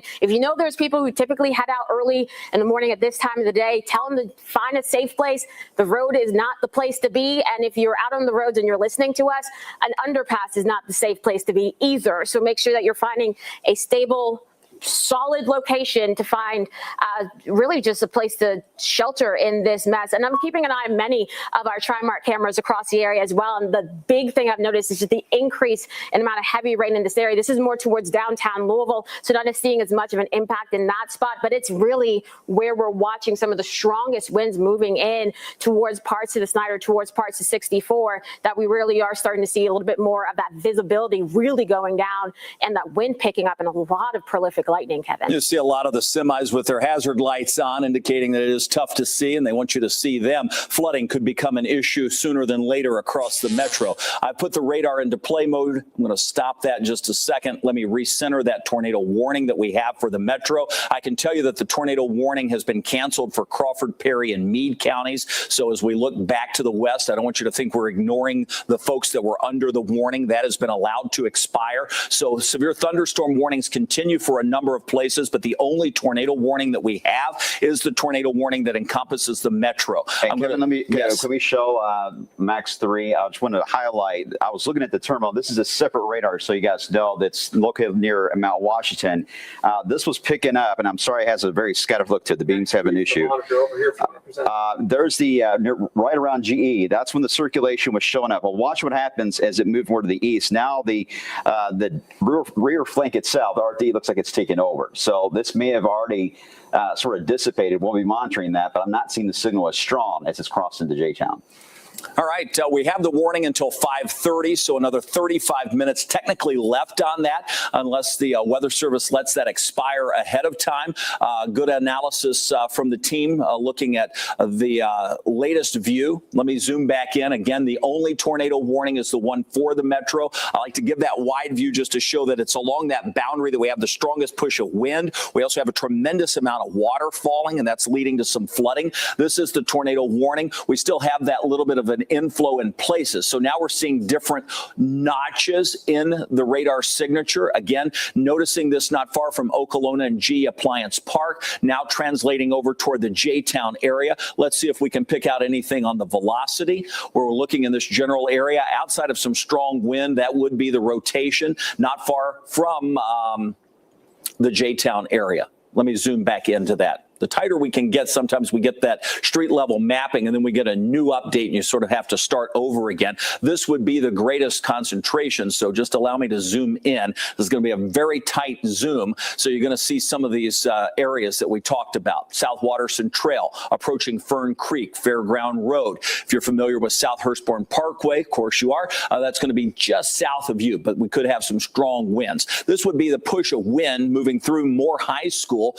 That's not far from Von Mill Road, and then working your way toward Asheville and Colonel Hancock Drive. As we continue to make this off to the east, that would make its way toward Beckingham Boulevard and then past the Fern Creek area, of course. So that's the zone at this point of the strongest wind and the potential for some of that rotation. Back home we go, and we have to zoom back in again. So you'll have to bear with me as we come in and out. Once we have zoomed in so tight, the only way to get back out is to sort of reset. So we'll go back into that storm and sort of do the same thing again as we continue to track this off to the east. Remember, this storm is moving to the east roughly at about 25 miles an hour. This is the tornado warned storm, possibility of some strong winds. If we were to look at debris in this just to see if we were lofting any debris, not really all that visible at this point for anything that we can really pick out. What you're looking at is a flash flood warning. That is in the green polygon, so that includes a good chunk of Metro Louisville. This is the red polygon. That is the tornado warning that's in place until 5:30, and embedded within all of that severe thunderstorm warning. So we've got a number of warnings going on across Jefferson County. If you have the if you have the NOAA Weather Radio or the Wave Weather app, you've been getting these repetitive alerts just for different things. So it's meant to make sure you're awake, make sure you know what's happening. Much of Jefferson County is not under the tornado warning. If you're in J-Town, Fern Creek, Middletown, you are in that warning. That extends over into parts of far western Shelby County, including Simpsonville, but does not include Shelbyville at this point. Let's go over to Brian to see if there's any new reports of any kind of damage that have been coming in here in the metro. I would think we would start hearing about that by now had something actually touched down. Yeah, again, the signal not as strong as it was. Weather Service, they're going to keep it going because they're using the same tools that we are, especially using the radar that's closer to Mount Washington to look.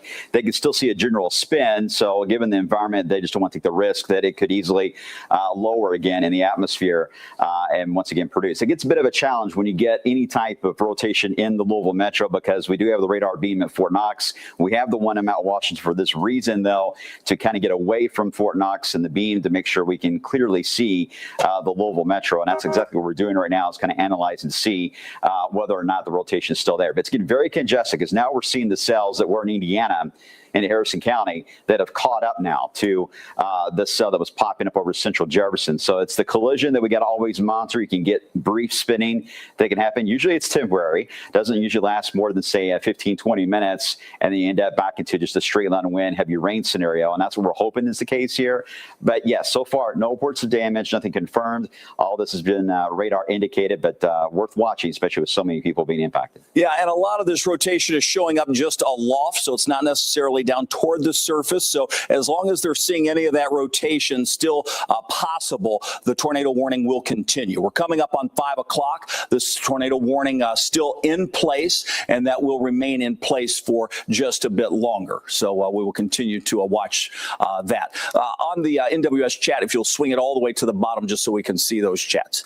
What we're looking at is until 5 o'clock is the current time. Our wind gust in Louisville, 38 miles an hour. 40 now is the current current wind gusts. These winds are now coming in from the north and northwest. We'll be transitioning our winds as these storms pass through temporarily. That said, what we're going to notice is a tremendous amount of rainfall, likely seeing some flooding that's going to slow some folks down for the morning commute. The good news is in this tornado warning that we're watching that includes Okolona, J-Town, Fern Creek, Middletown, even over to Simpsonville, the rotation has eased a bit. It is now mainly aloft. We're still seeing some strong wind, likely up to 50 miles an hour in a few places. But with that, we haven't seen any type of damage that we at least know about. Our newsroom is making phone calls. We hope to have some information coming forward in just a few minutes on that. We do know that we've had other areas across the viewing area that have had tornado touchdowns. Parts of Jackson County, Indiana, parts of Jefferson County, Indiana. We have trees, homes, businesses, power lines, all have been impacted in those locations. Let's talk about the velocity. We're looking for wind within this zone. We see pockets of heavy wind not far from the J-Town area, south of Middletown. There's going to be a push of wind right along the Gene Snyder in that area. So it's mainly north of the Gene Snyder on the south side and still along and possibly west on the far eastern side of when you're looking at the Gene Snyder. That said, things have improved somewhat, and that's some good news. I'm going to go back to the reflectivity. We take a look at that, and I'm going to zoom out. We'll take a look at some of the warnings that we have from across the area. Brian, you have anything? I just want to mention the just rainfall amounts. It's a whole other issue that can be just as really more of an impact than this rotation is. I think so. Because rainfall amounts are now getting closer to 2 inches in Jefferson County, more than 1 3/4 showing up along that band, roughly from around the airport as you get into J-Town. And that's what's going to lead to a tremendous amount of ponding in the water. And obviously, we have a lot of construction going on, too. That doesn't really help either because the water flow, the watershed has been altered a bit with all the construction. So hydroplaning is a big concern on the section of 65 that is open and certainly on 64. And don't want to rule out the Waterston Expressway as well, Tawana. Yeah, and speaking of 64, starting to see some pretty slow traffic in that area on the traffic maps in that area. So in between Simpsonville and basically J-Town is where I've been just watching that speed just slow all the way down and keeping an eye on the Trimark cameras in that area as well. Brian mentioned that 1 to 2 inch totals, and that's some of the spots we're seeing. So I'm starting to see more of the semis going off towards the roads, a lot more of those flashing lights, the torrential rainfall in that area. So everyone is moving certainly quite a bit slower across that area for this morning. So keeping an eye on a lot of things. And Ryan, you're also keeping an eye on some more of that information. Yeah, MetroSafe says they are very busy right now. They can't talk to us because there's a lot going on, but we're going to keep trying and get some more information for you here in the next few minutes, Kev. Yeah, well, we appreciate them answering the call. We even appreciate them more when they give us a little information we can pass along to the viewers who are obviously trying to get out and go to work, which is something that you might want to give yourself a little bit extra time before you step out. We do have reports coming in from Shelby County where we know at the Mesonet station there, they recorded winds of 58 miles an hour. So we have had severe wind gust into Shelby County. Notice the severe thunderstorm warnings that stretch from Lexington along the Bluegrass Parkway, along Interstate 64, back through Franklin County, Shelby County, southern Oldham County, Jefferson County, northern Bullitt, Clark County, Floyd County, Harrison County, Crawford County, Meade County, all under severe thunderstorm warnings. The only tornado warning that we have is in the southeastern part of Jefferson County. That has relaxed quite a bit. However, there is still, according to the Weather Service, as they're looking at it, some gate-to-gate shear that is fairly weak, but still situated across far southeastern Jefferson County. And with that, they're going to continue that tornado warning. It's technically set to expire at 5:15 or 5:30? 5:30. 5:30. So another 27 minutes left on that. We'll see if that holds. It seems that if we continue to look at the velocity and we're not seeing, can still see a pocket of heavy wind just south of J-Town. So we will continue to track that. But should this ease enough, that warning A would get trimmed up, certainly, and may be allowed to expire a little early. Can't do that just yet. We're still watching pockets of heavy wind. We see one over the the Raymond Hill area. There are others near Simpsonville, back out toward J-Town. That's just north of the Fern Creek area. So it looks like they are now canceling the tornado warning for Bullitt, Jefferson. There you saw it fade away. So they have allowed that to expire and early and be canceled. So good news there. The tornado warning, the only tornado warning that we had, has been allowed to expire. I'll give you the game plan here of what we're going to do. I'm going to zoom back out on the radar. This is now a flooding deal for Jefferson County at this point. Yeah, I'm really concerned about Shively, Kevin. The DBZs, or the intensity of the rainfall, is really ramped up there in western Jefferson. That's going to track over the same spots that tornado warning cell just developed over. So that may push us into a 2 to 3 inch rain total into parts of the area that are known for flooding. So we need to really watch that. Yeah, and we still have a lot more rain to come in because of that rain in southern Indiana that will still have to drift down from the to the south as well. So right now we have a line of severe thunderstorms moving through a number of counties in the viewing area, including Jefferson County. We're going to stick with a little bit of weather information here as we roll through. I don't know if we have cameras that we can show across Jefferson County. Somebody's going to have to talk to me in my ear and let me know where we can go. But at this point, this is a flooding event for Metro Louisville. It's a wind event for some folks where we could see that marginal severe wind threat. But the tornado warning has ended. It's 5:05. I just want to make sure before we give it back that we reach out and have talked to a personnel, make sure we're not seeing massive flooding anywhere. All we can do is look at the radar, and we know what we're seeing, and that's what we're analyzing. That's why Brian's mentioning where we see the rotation, where we have the greatest concentration of rain, where we could see the flooding. But at this point, before we flip it back over into just news, I do want to make sure that the ease is happening across parts of Jefferson County in particular as we start our morning rush, that we're seeing some issues that may be unfolding. So we'll make some contact. We'll get them on the air. We'll make sure we can double check before we swing back. So let's make one more circle around our team. Let's go to Tawana. Any new information that you have? Continuing to work to get a little bit more and keeping an eye right now on the SkyTrack camera. In Simpsonville, you can clearly see how strong that wind is and how it's blowing that rain around. And we're watching that torrential rainfall. Of course, we've been talking about the 1 to 2 inch rainfall rates in many spots for this morning. And we're continuing to keep an eye on what happened earlier this morning into the overnight hours, seeing some pictures of that damage. This is Midway, Indiana, so Jefferson County, Indiana, where you see that large tree just snapped there, basically at the base and landing on some sort of outbuilding. So you're going to be keeping an eye on that. This is another view from Hanover, Indiana, another spot where we got a lot of reports of damage. 2 large trees coming down on the house of Missy Sturgill. So keeping an eye on that area, because Hanover is going to be one of those spots where we have that potential tornado touchdown in that area. And also keeping an eye on what's happened outside of Madison. This is just another view for one of our viewers. So thank you for sending this in, where you can see how that tree just destroyed what looks like a fence there. And that's something that a lot of people are going to be dealing with, the cleanup. But we still have more of these storms on the way for later on today that we have to keep an eye on, especially in south central Kentucky, because the radar is active. But this is just the first wave of storms. And now we're going more from that damaging wind threat into the flooding threat, that we're starting to see some more of those flooded warnings and advisories coming out across the area. Ryan's currently on the phone trying to get some more information as well. Brian is currently working on trying to get a little bit more of that information as well. But remember, we still have, of course, a number of flood watches in place across the region. This one goes until 9 a.m. Most likely there will be another further to the south that gets issued for later on this afternoon, with the afternoon and evening wave of rain as that pushes further to the south through our Kentucky counties. So, Kevin, a lot to keep an eye on for today as we continue to head on through the area.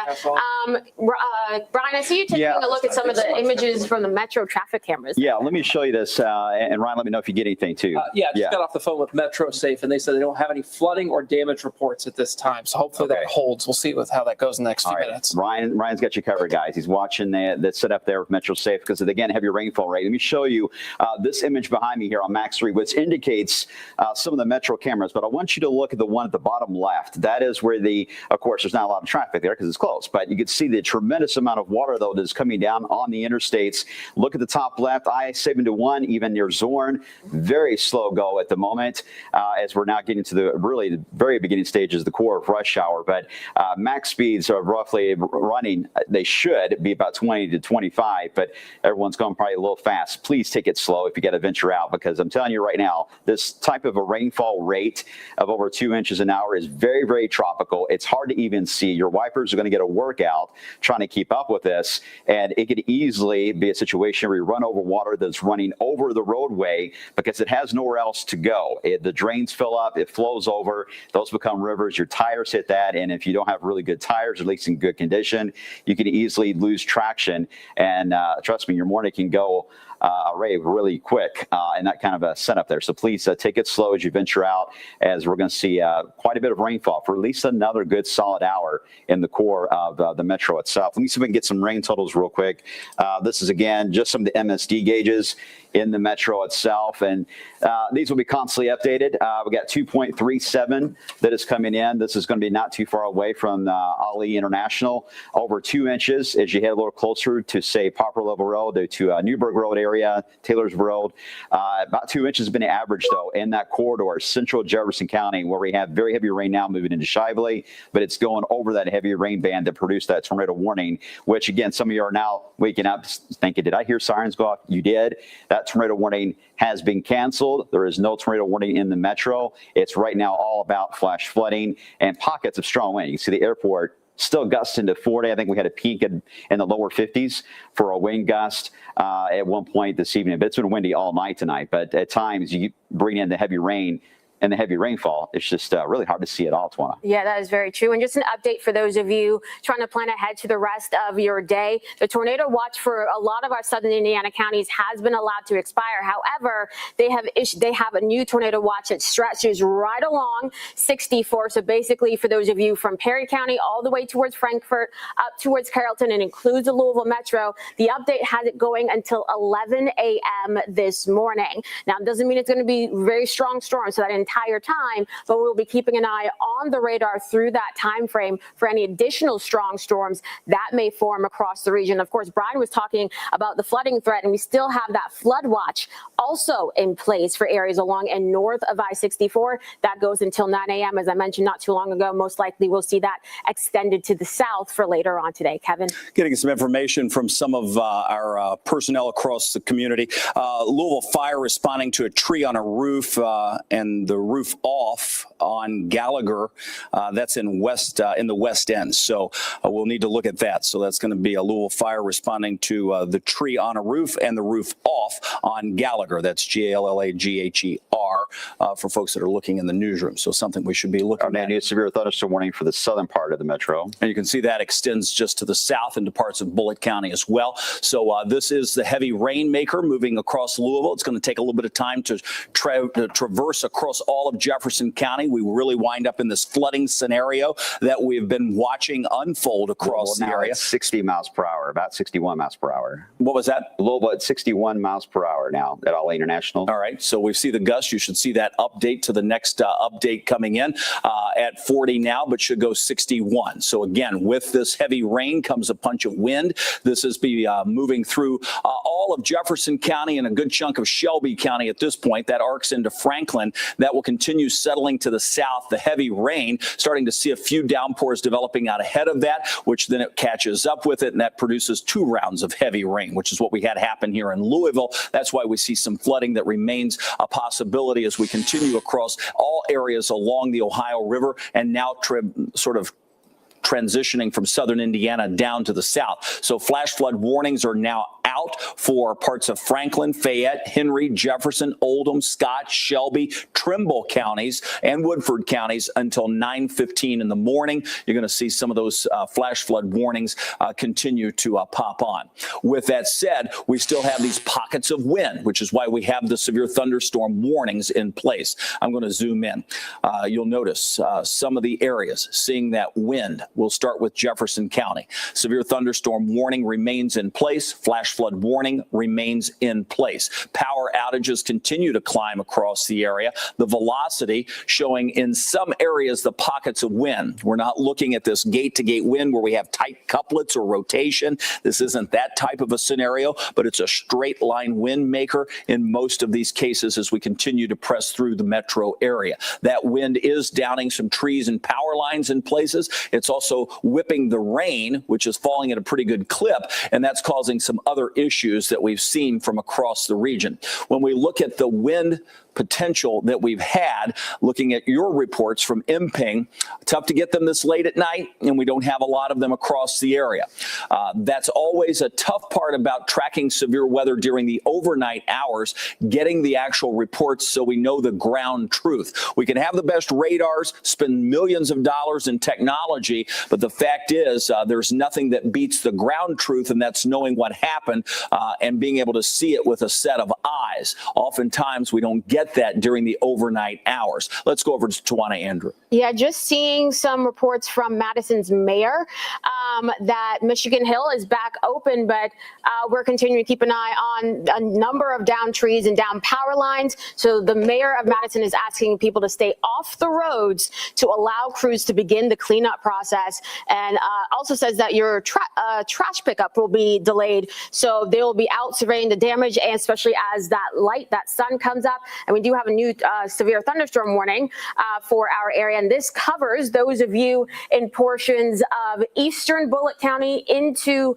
Spencer County, just kind of out ahead of that line, Kevin, that we've been watching as it pushes further to the south, and we're watching that potential for 60-plus mile-per-hour winds with this. So this is more than 100,000 people impacted by this particular severe thunderstorm warning, which is one of several that we do have going on as of right now. Brian? And Kevin, the wind's been revised to 62. That was the gust of the airport at Ali, and the rain gauge nearby there now 2.87. Yeah, and increasing with more heavy rain still to move through. So when you're looking at the airport here, obviously we have this rain across southern Indiana to stretch farther to the south. So we're going to be adding more to that. That's going to continue with the flash flooding threat across the metro right through the morning, early part of the morning rush. And in addition to that, we still maintain those strong winds that are pushing past. Now at 62 miles an hour recorded from the airport. Areas to the south could experience winds 50 to 60 miles an hour as well. We're starting to see some reports of damage come in southern parts of Harrison County. That's just south of the Corydon area, not far from New Middletown.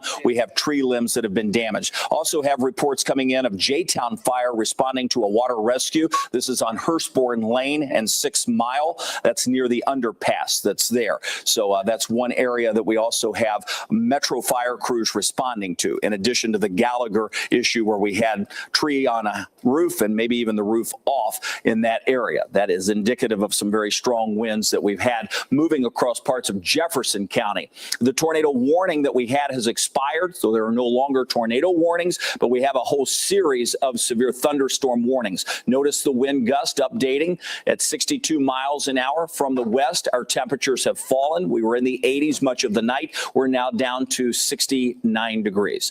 Back to our home view we go. You can see that line of thunderstorms, severe in many cases, though we're starting to shave the severe part off from Du Bois County down into Perry County, Crawford County, Harrison County. No longer seeing severe storms out of that along Interstate 64. That in its own right is a pretty big deal and good news. But however, we transition across I-65 and points farther to the east, and those storms are severe. We need to keep it on Eastern Shelby. It's like a Boeing segment trying to get going there. We can zoom into that while we talk about it. So I'll zoom in. And you're analyzing that, so I'll do the driving and you can do the talking. Yeah, it's eastern side of Shelby, just east of Shelbyville. A bit of a notch there for me. We've seen this several times. You get that little kind of S shape to the radar, and it's right east of Oliver Branch. That has been blowing out in the past couple of scans. So as that pushes out, you're going to get a wind gust that could easily get up to that 60 miles per hour as it surges southeast. So this is why the warning is out. They analyze that and indicating that that potential was there. It will continue to likely blow out. You got to be careful too, especially around Grafenberg where you got that notch at. You can get a little bit of broad rotation. That doesn't always happen, but in this scenario, when you kind of get that notch it forms in that Boeing segment, that is always something we have to monitor. But right now, that seems to be the strongest that we got in the areas at eastern side of Shelby. And are you looking pretty much in this area right along Shelbyville Road and 64? Right. Exactly. So that's this area that we would be watching for that strongest wind. You can see the colors on the radar. This is the velocity. We also have another pocket just south of that, just off to the east of Olive Branch. But the greatest concentration would be right along the Interstate 64 and pretty much just south of Shelbyville Road as you work your way out toward Grafenberg. So that's the area in Shelby County that has a little bit of intensity to it. We go back to the radar view. A lot of heavy rain still falling across much of the area. That includes all of Shelby County. Flash flood warnings remain in place for you folks. So the story's the same in many areas that we have. We'll go back to the home view so we can just, again, reset. Most areas that are seeing the rain are under flash flood warnings because we've seen repetitive rain over a longer period of time. With that, we continue to track these storms off to the south. They are still severe across the metro area, parts of Bullitt County, and mainly areas east of I-65. So I'm going to zoom into that zone for now, noting that areas to the west are no longer severe and have shown signs of weakening just a bit.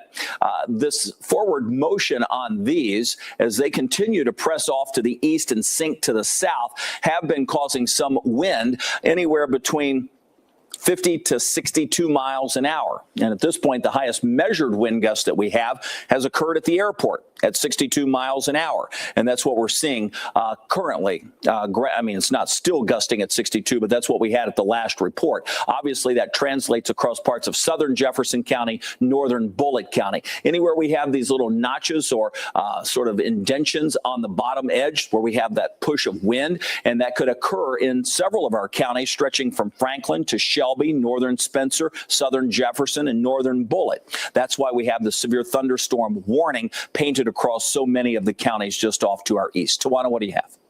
Just getting in a brand new picture. Actually, this is from Hanover, Indiana. And if we can take this full, so you're able to see kind of the dynamic nature of this image, you can certainly see that that is a large tree somewhat embedded into the wall of this building. Don't know what kind of structure it is. Looks like some sort of patio in this area. So this is in Hanover. And this person also sent a number of reports of some pretty large trees down around that area. So starting to see more as more people are waking up and getting going and getting able to be out and about and survey some of the damage, starting to see more of these images showing up from places like Hanover, from places like Madison, where we were dealing with that potential tornado earlier this morning. And this is another view of what we saw in another part of Hanover, where two large trees came down on a house and also some vehicles. Thankfully, we haven't gotten very many reports of any injuries in those areas, which is certainly some good news. But of course, we're still watching this line of thunderstorms as it races off towards the south. And we're seeing, of course, on the front edge of this line of thunderstorms, a number of severe thunderstorm warnings, including the one that we have for the very southern portions of the metro. And those stretch all the way into Frankfurt. So we're going to be keeping an eye on those for basically the next hour. And we'll also have to keep an eye on what's happening behind it as we've dealt with multiple rounds of rain, starting to see those totals going up a little bit more in many spots across the metro. So we're going to be keeping an eye on that. Now seeing some of those rainfall totals well over 2 inches in parts of the metro, Kevin, right between the Waterson and the Snyder. So anywhere from near the airport all the way into the J-Town area, starting to deal with that torrential rainfall. And that matches with what you said earlier about that water rescue on Hurstbourne Lane near 6 Mile Lane. So we're going to be keeping an eye on the flooding threat, the damaging wind threat throughout the morning. And then we have to deal with this potentially later on this afternoon and evening all over again, Kevin. All right, Tawana, thanks. 62-mile-an-hour wind gust, heavy rain nearing 3 inches of rain. The metro, those are the areas that we're watching. I tell you, let me see if we have anything that I can do report. have one report. This is Taylorsville Road at Marioneth and J-Town. They report that the underpass there, it floods a lot. It is currently full of water, basically at the viaducts or the underpasses in J-Town. Avoid those right now. You know where they're at, 6 Mile, Hurstbourne. We do have a report of something going on there. They could not confirm that to me, J-Town, at the point that I called them there. but just expect high water in the places that typically get high water in this city. J-Town on over toward U of L. You know the spots. If it's got a flood gauge and it's on the side of that underpass there, avoid it. Areas near of course, the infamous can opener. Avoid that too if you can. We don't have reports of flooding there, but I expect to get some here shortly, guys. This repetitive rainfall here in Louisville with what we called the concrete jungle earlier, not good. The water doesn't drain very efficiently here. And of course, we're going to be continuing to monitor these reports as they come in. It's early. A lot of folks not answering their phones here this morning. They're either busy or asleep. I think I woke somebody up in PRP earlier. Sorry about that. But we're looking for these reports, Kevin. We'll continue to report back. Nothing wrong with waking them up when they need to be up and paying attention. So here we are. We have our whole team assembled. It's coming up on 5:30 in the morning. We've been here nonstop since 8:30. So we're going on, what is that, 9 hours? I don't even know. 9 hours, close to it. That's close, isn't it? 62 mile an hour. 10 hours. Yeah. 10 hours, yeah. Well, that was close. All right, we're working on getting more information in. Hopefully we can get somebody on the air with us shortly. We know that we've had impressive rain falling across Jefferson County. We know we have problems, and we know there's information you need to know as you head out this morning. So we want to make sure we're able to give that to you before you venture out in something that could be dangerous. Clearly, when we say dangerous, we're talking wind and rain. We don't have tornado warnings in the viewing area, but we do have severe thunderstorm warnings and very heavy rain moving through Jefferson County. The good news is the heaviest is now sinking across southern Jefferson County, and the greatest wind has passed us. Our last report at the airport, 62 miles an hour. Temperatures coming back down near 70 degrees. So we're working on getting the winds down, and that's going to happen. We've likely reached our peak wind here in Louisville. Along this boundary, we do have thunderstorms that are obviously capable of producing wind damage. That's why we have the severe thunderstorm warnings that stretch all the way near and on either side of Lexington and over toward Louisville. Once they hit 65 and points farther to the west, they ease up just a bit. And that's some good news there. So we're really focused from Louisville off to the west off to the east, and areas that will be right along Interstate 64 at this point. That's where we have the greatest. So water rescue is from a vehicle. This is on South Hurstbourne Parkway, 6 Mile Lane. We know we have a tree on a roof and maybe a possible roof off on Gallagher. Those are two reports that we know in the Louisville metro area. We know we've had a tornado touchdown earlier across north and western parts of Jackson County, Indiana, and another tornado touchdown in the western parts of Jefferson County, Indiana, not far from Deputy. Thousands of people are without power across southern Indiana, parts of Kentucky now starting to see increased power outages as well. So that's sort of the scenario that we have. Let's go over to Brian Good. All right. Thanks, Kevin. A couple things to note on the radar trends as it's been moving across southern Jefferson County. The highest wind gusts to be able to find is right around Taylorsville itself into Spencer County, about 38 miles per hour. That gust of wind that produced the 62 in Louisville has now pushed into, say, Pioneer Village, heading along Highway 44 in Bullitt County. Doesn't seem to be excessive, but you may have noticed the wind have a bit more of an uptick in that area into Bullitt County. And we're still watching Shelby, but that wind has dialed back a bit as it's moving now into the capital, heading into Frankfort. There is a new cell that is starting to pop up right along portions of near Taylorsville Lake. This is a brand new one. Nothing too wild with that, but it certainly has increased the rain, some of the wind. This is the other pocket of wind, again, right around northeast side of Bullitt County that may drift toward Mount Washington, but it's right along Highway 44. And then the third pocket is located, again, very close to Frankfort itself, but that has dialed back compared to earlier reports we did have. Quick update on the rain gauges. We got a few now that are right at, we're close to 2.98 off Southern Parkway, and you get toward Taylorsville, Breckenridge Lane area, 2.93. Now, the heaviest of the rain has moved past those gauges. They're still going to get pockets of heavier rain, but we're going to end up with some 3-inch rain totals in the metro. And that all came down really just in the past 90 minutes alone, if not faster than that, Kevin. All right. Appreciate that. Working, trying to get some information in here. So bear with us as we roll through the early morning hours. Coming up on 5:30 in the morning, we're looking at strong winds, heavy rain pushing through. You can see that on the radar. No tornado warnings. We have had several. In fact, one of those up near Freetown. I see the storm trackers made its way to some of that damage. Marissa Burke's on board this morning. Let's go to southern Indiana, western parts of Jackson County. Freetown it is. Lots of trees were down there. We saw that early earlier when we had Julia up there. And Marissa, let's bring you into the conversation here and just tell us what you're looking at. So we are, like you said, near Freetown, and we actually passed a crew that was working to clear off some trees. So shout out to them because they have been working tirelessly through the night, and they told us that the further out we drive on this stretch of road, we're out on North County Road 425. And you see just all this debris that has been left behind by the system that came through the area. I really wish there was I'm trying to turn the other camera, but it's still so dark out to really see how much damage we're talking about. But you can see some of that on the side. You see that tree in front just snapped. But there's so much debris in this area, so many trees that have just been snapped like twigs. You see that right in front of us. We're going to have to figure out how to turn around because now we have reached the end of the road, and we know that these crews are further back where we started. So they're going to be some time before they get over here, Kevin.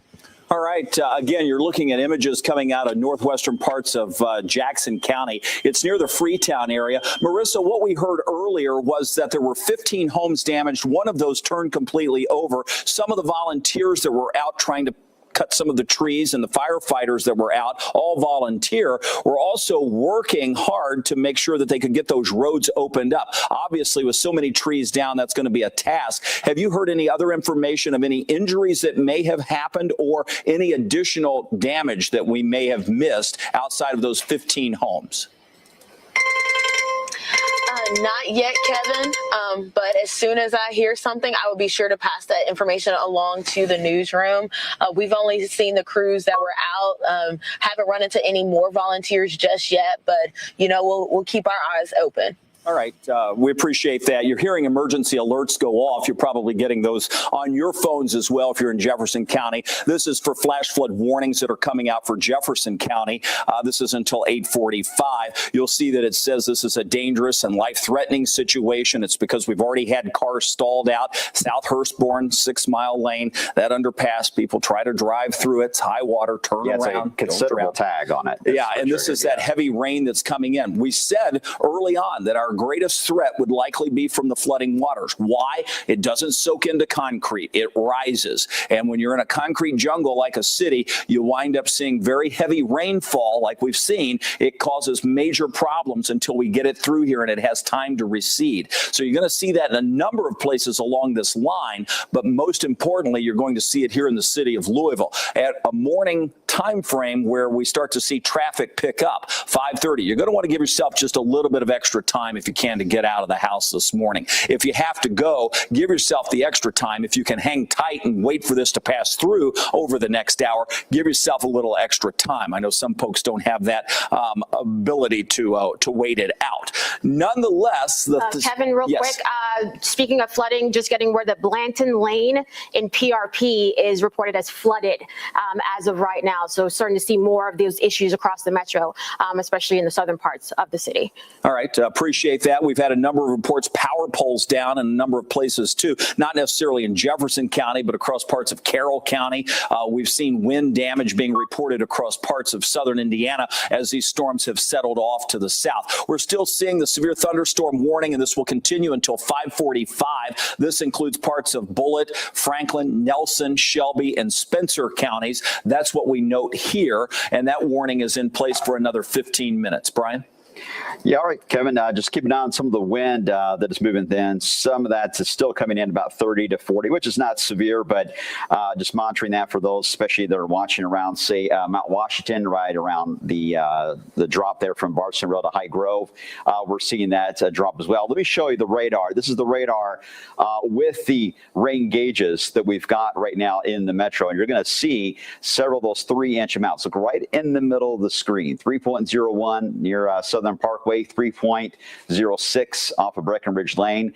That is a tremendous amount of rain, and that's where we're getting a lot of the water rescue reports have been coming in. You get in around the J-Town area. The gauges just now trying to catch up in southern Jefferson County. The terrain is lower in Okolona and to Fairdale over to PRP, so we were likely going to hear more about some flooded roadways. But notice we still have more rain back into Floyd County around the Knobs. that is also going to move over these areas that have already picked up 3 inches. So that's going to push us likely to about 3.5 in some spots. And that's the reason why they've upgraded this flash flood warning. It's not just a typical flash flood warning. This is what another tier goes up to another level called a considerable flash flood warning, and that's what triggers your phones whenever it gets to that level, which we had that with Lanesville that morning with the heavy rain and flooding. So a very similar setup with that. That's mainly because you have such tropical air over us right now, and these thunderstorms are just absolutely pouring out there. Winds relaxing just a bit, but now the rain obviously becoming the more critical part of the forecast. It's the reason the emergency tones have gone off on your phones early this morning. Again, we still have a little bit of time before we get that rain past us totally. I'd say another half hour to 40 minutes before we get that rain totally past the Louisville area. So it's going to take a little bit of time, maybe even longer than that, frankly. So we continue to track the threat of severe weather, the threat of heavy rain that's falling, causing the flash flooding, and tornadoes that have passed during the overnight hours while many of you were asleep. One of those hit up in the Freetown area. You saw Marissa Burke showing that just a few minutes ago. We have more damage coming in that same general vicinity, now near a barn that has been either hard hit or destroyed. Marissa, give us an update of where you are and what you're seeing. So we were able to get some more light at the end of this road, and you see where those downed trees have pulled this power line down to the ground. So I'm just going to zoom out so you can see what we're talking about. You see there's some cars that are trapped behind that debris, and then you see that barn that you were just mentioning right there behind that downed power line. So we're hoping that anybody who may be, and that looks like a pool maybe or some sorts, it's hard to tell, but we hope that anybody that lives in this area or in that home has been in a safe spot. But as you can see, looking at the area, there's a cat running by. I hope that everyone is accounted for. We're still waiting to hear more details about any injuries that may have been left behind by this storm. But this just shows you the extent and the power of this system. And I'm seeing a snapped tree. Don't know how much light we have, how well that you guys can see that. But we've seen several trees in this area just snap like twigs. But we're going to get some more video of this area and check out some more spots. And again, we just hope that everyone is safe, Kevin. All right, I'm just going to give you a little bit of instruction on that storm tracker. There are side lights that you can turn on. The center console has 2 switches. You can punch those on. Should illuminate both sides of that vehicle so you can see what's out there fairly good. So if you have a chance to turn those on, might help you out just a bit, especially using that camera to the side view. Here in Louisville, we're tracking storms moving off to the south. Severe thunderstorm warnings continue. This is across parts of Bullitt County, parts of Spencer County, northern Nelson, Shelby, Franklin County, and this will continue as we bring this system to the south, packing a punch with not only rain but wind, and that's the reason for the severe thunderstorm part of this. And then obviously we have flash flood warnings that continue along that line as well. As far as the other watches or warnings that we have, flood watches have been in place. Tornado watch was in place until 5 o'clock. So we're sort of getting out of the tornado watch threat, but we are still in the potential for some severe storms. More importantly, the flooding, especially across parts of Jefferson County, where we have the ongoing heavy rain sinking into the Louisville area. We've been showing some of those rain totals. I'm going to zoom into this. As we zoom in, we'll put on some of those here in the metro. So let's just talk about Louisville itself. With the concrete that we have, oftentimes that causes a lot of problems when we start to look at the rain rising. And with that, we can take a look at some of the MSD rain totals that we have across Jefferson County. We're looking in some cases near J-Town over 2 and nearly 3/4 of an inch of rain. So getting close to that 3-inch mark, 1.5 inches as you work your way down toward Okolona, Appliance Park near 2 inches of rain. Same story in the Highlands, over 3 inches of rain working toward the Springhurst area, not far from Linden. So we do have some very heavy rainfall totals that have been noted across Jefferson County, parts of Clark County, areas in southern Indiana. This rain continues sinking to the south. Let's go over to Tawana Andrew. I see a lot of emergency lights on the cameras that you're looking at. Yeah, this is 65 northbound near Outer Loop. This is where I'm keeping an eye on what they're saying is a disabled vehicle, but I've just been watching traffic just slowing to a crawl, and the lightning has been prolific in this area. So this is one of those spots that we tend to see a little bit more of the ponding on the roadway, and of course a lot of emergency crews out in that particular area. Also getting some reports of some road debris on 64 westbound. Let me try to get that image up for you. This is going to be in the Cannons Lane area, so 64 and westbound near Cannons Lane. So you see a lot more of those slowdowns in that spot. No word on what kind of debris it is. That's a very tree-lined area, so no surprise with that. Ryan, you have a little bit more information coming in from those calls you've just been on. Yeah, just got off the phone with Shively Police Department here, and they've got two areas that are flooded out pretty badly. This is going to be 7th and Berry, right at the viaduct there. If you're familiar with up and down Dixie Highway there in Shively, you know that this is a place that floods. 7th and Dixie, so right on Dixie Highway, 7th and Dixie, also flooded at this time. This is in the Shively area where they've picked up more than 2 and in some cases 3 inches of rain. This is not a surprise to hear that these low-lying areas within the concrete of southwest Louisville there are underwater at this time. Please turn around, don't drown. We're starting to get some of the first rays of sunlight for the day illuminating some of this here. But if it looks like it's flooded in front of you, turn around, find a different way to work this morning if you have to. I know that may be difficult, but your life is more important than your commute at this point. So we'll continue making these phone calls and making sure that we get you the latest information here on Wave News Sunrise, Kevin. Oh, it's a two-way street. We're getting some information in, and we're trying to get that information back out to you all, everybody that's watching at home and everybody that's been watching our live stream that's been going on all night long. The idea is we want to make sure you're safe if you're venturing out this morning. So we are trying to get you that information on where the trouble spots are, what we're seeing across the area. We're waiting on some emergency personnel to give us calls back so that we can report that valid information. Clearly, while it's happening, they are very busy. We understand that.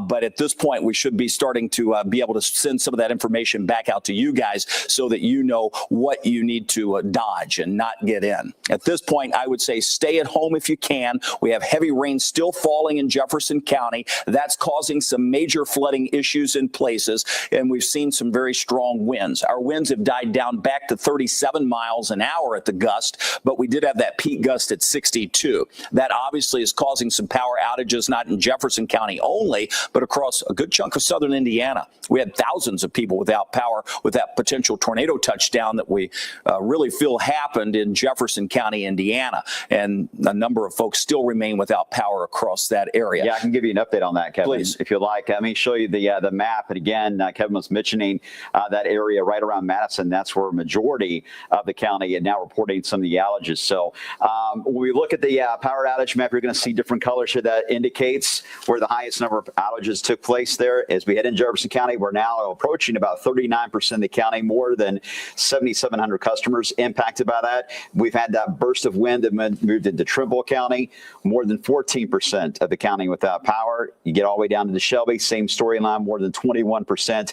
And even in the Louisville Metro, we are now approaching about close to 2%, more than 6,800 customers, and that is up from 4,700 when I last looked at the image. Something else to keep in mind with these power outages taking place, a lot of the traffic lights are going to be out or they're going to be blinking, and that, of course, is going to impact some of the travel as well in the area with your route, especially being routes in the metro that are a little bit altered because of the 65 shutdowns. Juana, what you got?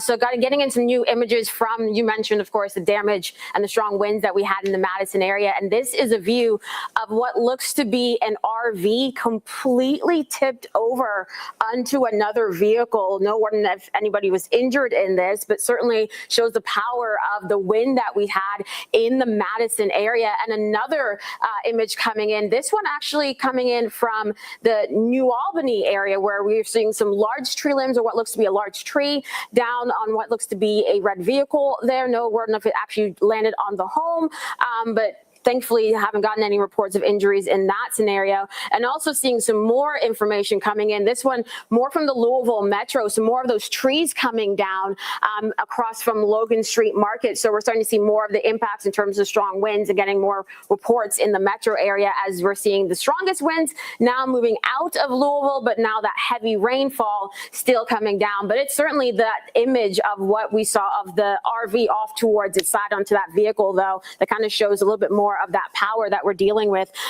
this morning, Kevin. And thank you to all the viewers continuing to send us more information, especially from the Madison and Hanover area, where we're seeing more images of large trees down on homes and on vehicles. So thankfully, we haven't heard any reports of any injuries so far, Kevin, and that's certainly a blessing as we deal with this mess of some storms pushing through. Yeah, and that really is a blessing when you see some of the images that you're showing, when we know that we had vehicles stranded in that underpass over at South Hurstbourne and 6 Mile Lane, when we know that we have trees on homes off of Gallagher. Fire crews are responding to that. We have crews on the scene there. We'll show you what that looks like in a second. We still have a lot of heavy rain falling across the metro, and we still have a lot of lightning. A lot of folks are just waking up this morning, possibly to the alert that went off for the flash flooding, just finding out that parts of the metro area were also under a tornado warning for a period of time. The good news is with that, it sort of weakened fairly fast, and we didn't see a whole lot in the way of what may have been a tornado touchdown. Could have been. We'll have to wait and see on that, but we have had some damage. We certainly have some very heavy rain that's been falling across parts of the region. Let's go back to the radar view. Temperatures, again, 70 in the city, very warm, very humid, gust of wind 37 miles an hour. We look to the radar view to show some of that heavy rain still making its way south. It is easing across parts of northern Jefferson County. So we see the end of the heavy rain in sight as we bring this farther to the south, but it is still going to take a little bit of time to get it completely out of here. Right now, the heaviest of the rain is along and south of the Watterson Expressway, continuing along the Gene Snyder, pushing down into parts of Bullitt, Spencer, and even parts of Shelby County as we speak. Again, severe thunderstorm warnings remain in place for a number of communities. The good news is that we continue to track that to the south and off to the east, but to the west, it is mainly rain. And I say that because at least it's not severe. We don't have severe thunderstorm or tornado warnings as we had earlier in the overnight hours. A number of locations still have the flash flood warnings. Those will continue to be issued as this line sinks to the south. It is slow moving. It is tropical in nature. It is producing a tremendous amount of water, Brian.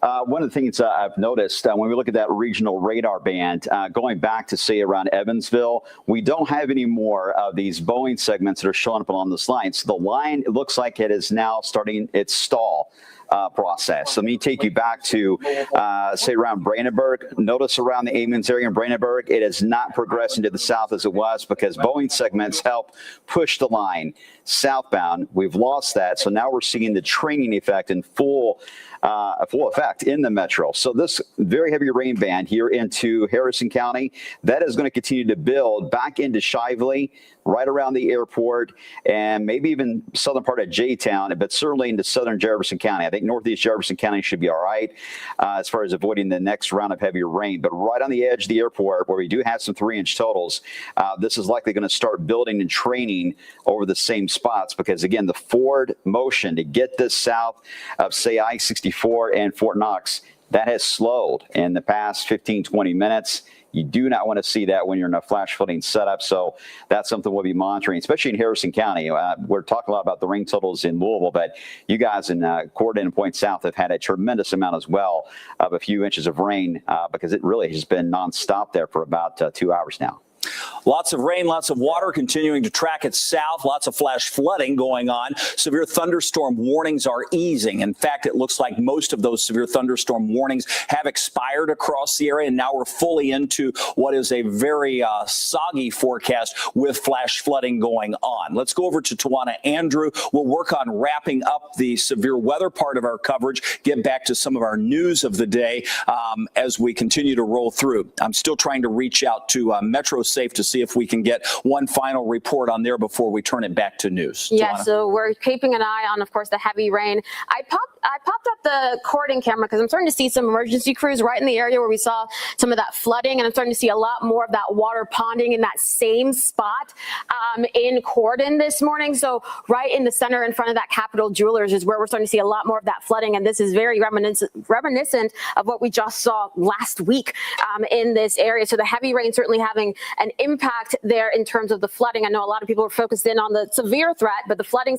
is something that we certainly cannot forget. And by the way, I just updated the Wave Weather app with a little bit more of the information coming in about what we're looking at for later on today. So while we are dealing with more of this rainfall right now across our region, especially for those of you along and to the south of I-64, this is where we're seeing the heaviest rainfall, the strongest winds moving through right now. This is not the end of what we're going to be keeping an eye on, because remember, we have that, of course, flood watch in place for most of the region along 64 until 9 a.m. So we still have another about 3 or so hours on that. And then we also have that tornado watch in place along areas of I-64 until 11 a.m.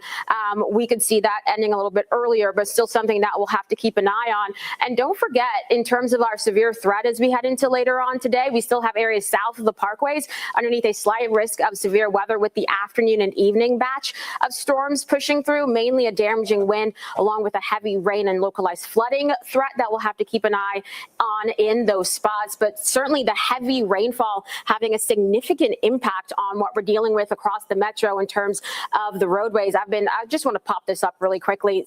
The traffic maps this morning, everywhere on the Snyder, along portions of the Waterson, not quite showing up on this particular map, but on the Trimark cameras and on the Trimark maps, it's just yellow with some slow speeds. And that's, of course, the morning commute coupled with the torrential rainfall that we're dealing with this morning. And Brian, I see you looking at some of those rainfall totals, which are continuing to really spike, over 3 inches of rain in many spots. Well, they held steady there, about 303, 306, and then now that rain is building back into Louisville and Shively in the airport area. So it's becoming a heavier rain scenario again. So I do think we're going to get some 4-inch totals now out of this based on the radar trends, because this line, again, has stalled. It is not moving very much to the south now. So this is going to train itself out for the next at least another hour, maybe even a bit longer. So we really got to watch these totals here. As Kevin's mentioned several times, if you don't have to travel, just hold it out, let this kind of pass through and let everything drain before you venture out on the roads. And that'd be the safest thing to do. Otherwise, you're just going to be sitting in traffic, and you don't want to be sitting in some of these intersections with the flooding viaducts and flooded roadways all around you there, Kevin. All right, let's roll through some of the reports we have. We're coming up at 10 minutes to the hour. We'll try to aim at 6 o'clock to get to news. So let's stick with this for another 10 minutes so we can show people what we know that's happened across the area. And hopefully we can hear from some of the emergency personnel to be able to tell folks at home what's going on exactly in real time and what not to do. And that's probably going to be, as Brian just mentioned, don't leave the house if you don't have to just yet. We've got a lot of flooded roads across the area, and we've had some pretty strong winds here in the metro. I want to mention that we've had tornado touchdowns up where we saw Marissa Burke. She's in northwestern parts of Jackson County, up near Freetown. We also have across western Jefferson County, Indiana, what we assume to have been a tornado touchdown there. We have one of our photojournalists out in parts of Jefferson County, Indiana, near Hereford Lake. I want to show you what that view looks like. You're going to see some emergency personnel. This is not far from the Hanover area, and with that, we know we've had some damage that's been reported. It's still a little on the early side, but you can see what looks to be power crews. You can see the reflective vests that they have on. A number of areas have been impacted by down lines in this area. And this, again, is near Hereford Lake. I hope I'm saying that correctly. Not far from the Hanover area. With that, we noticed on the radar earlier very strong winds that were pushing through. We first got a report of damage near the Deputy area. Our first report actually came in from Scott County. Then it moved over near Deputy in the far western parts of Jefferson County. And then we thought that as this moved farther to the east, those winds intensified even more, pushing into the Madison area. So you can see the downed trees right in the middle of the road. Obviously, it's taken down power lines with it and power crews on the scene. Both Duke Energy and LG&E remind us all the time, turn around, don't drown. And that is exactly the information you need to know for this morning. We have a number of areas just like this across southern Indiana, from Jackson County to Jefferson County, even in parts of Washington and Scott counties with some downed trees in places. Here in Louisville, some of the same sort of images apply. where we have damage that's being reported. Julia Richardson's been out all night. She's been across southern Indiana. She's in Louisville as well. We noted earlier from a buddy of mine that we had on Gallagher, that was going to be a tree on a house and possibly a roof off of a house. That's a zone that we're looking at in Jefferson County. We also in Jefferson County knew that the underpass flooded, and that was going to be near Hurstbourne, South Hurstbourne, as well as 6 Mile. Typically a place that frequently floods. Again, you're looking at images from Jefferson County, Indiana. This is near the Hanover area where trees and power lines are down. Thousands of people remain without power. Folks wanting to know where Hanover is, beautiful spot right on the Ohio River, not far from Madison, Indiana, up in Jefferson County. So that's one area that has been hard hit that we know.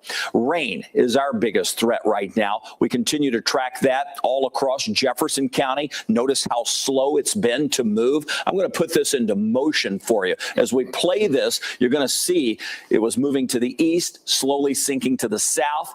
It is still slowly sinking. What we don't want to see is this back build, meaning that it gets hung up and we start to see it push back where we have heavy rain continuous over the concrete jungle here in the metro for a long period of time.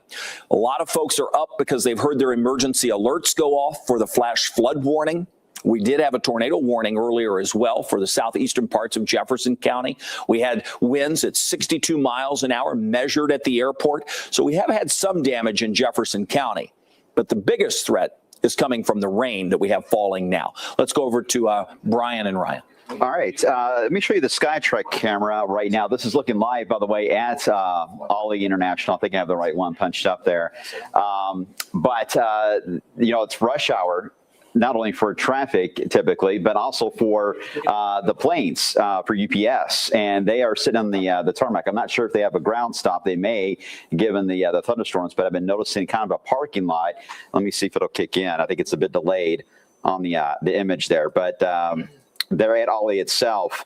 That's where we've had several of the planes that line up. They typically do. It's getting over to it now slowly on the tarmac. But I'm sure at the moment they're just like, well, we can't really do a whole lot here because of the burst of wind, which, by the way, when we hit that 62 miles per hour, we did that several times in a 10-minute window. So it wasn't just one surge of 62. We did it for a while. And that was likely more of a downburst type of scenario that could have produced some strong wind gusts in the area that may have caused at least some power outages as that took place. And again, we had that tornado warning that came out not long after that, but nothing confirmed on that end. Otherwise, it's just the blinding rainfall that we've got with tropical rain moving in. Some of this is because of the front that's in the area. Some of it is also because of the tropical storm that we have to the south, which is, of course, Arthur, that is helping to feed in some of that tropical moisture. All right, there you go, the live look, and you can see the crews there lined up on the tarmac. But very heavy rainfall. The Waterson is in the foreground, moving at least. That's good, but just be careful. Watch out for that ponding of water, especially in those construction sites there, Kevin. Yeah, I'm looking at the Skytrack camera out at Corridon, and likewise, I see the ponding of water out in front of the library. With that, we see some intense lightning showing up all across southern Indiana, northern Kentucky as well. So this is going to be a morning. As these cars come through, you're going to notice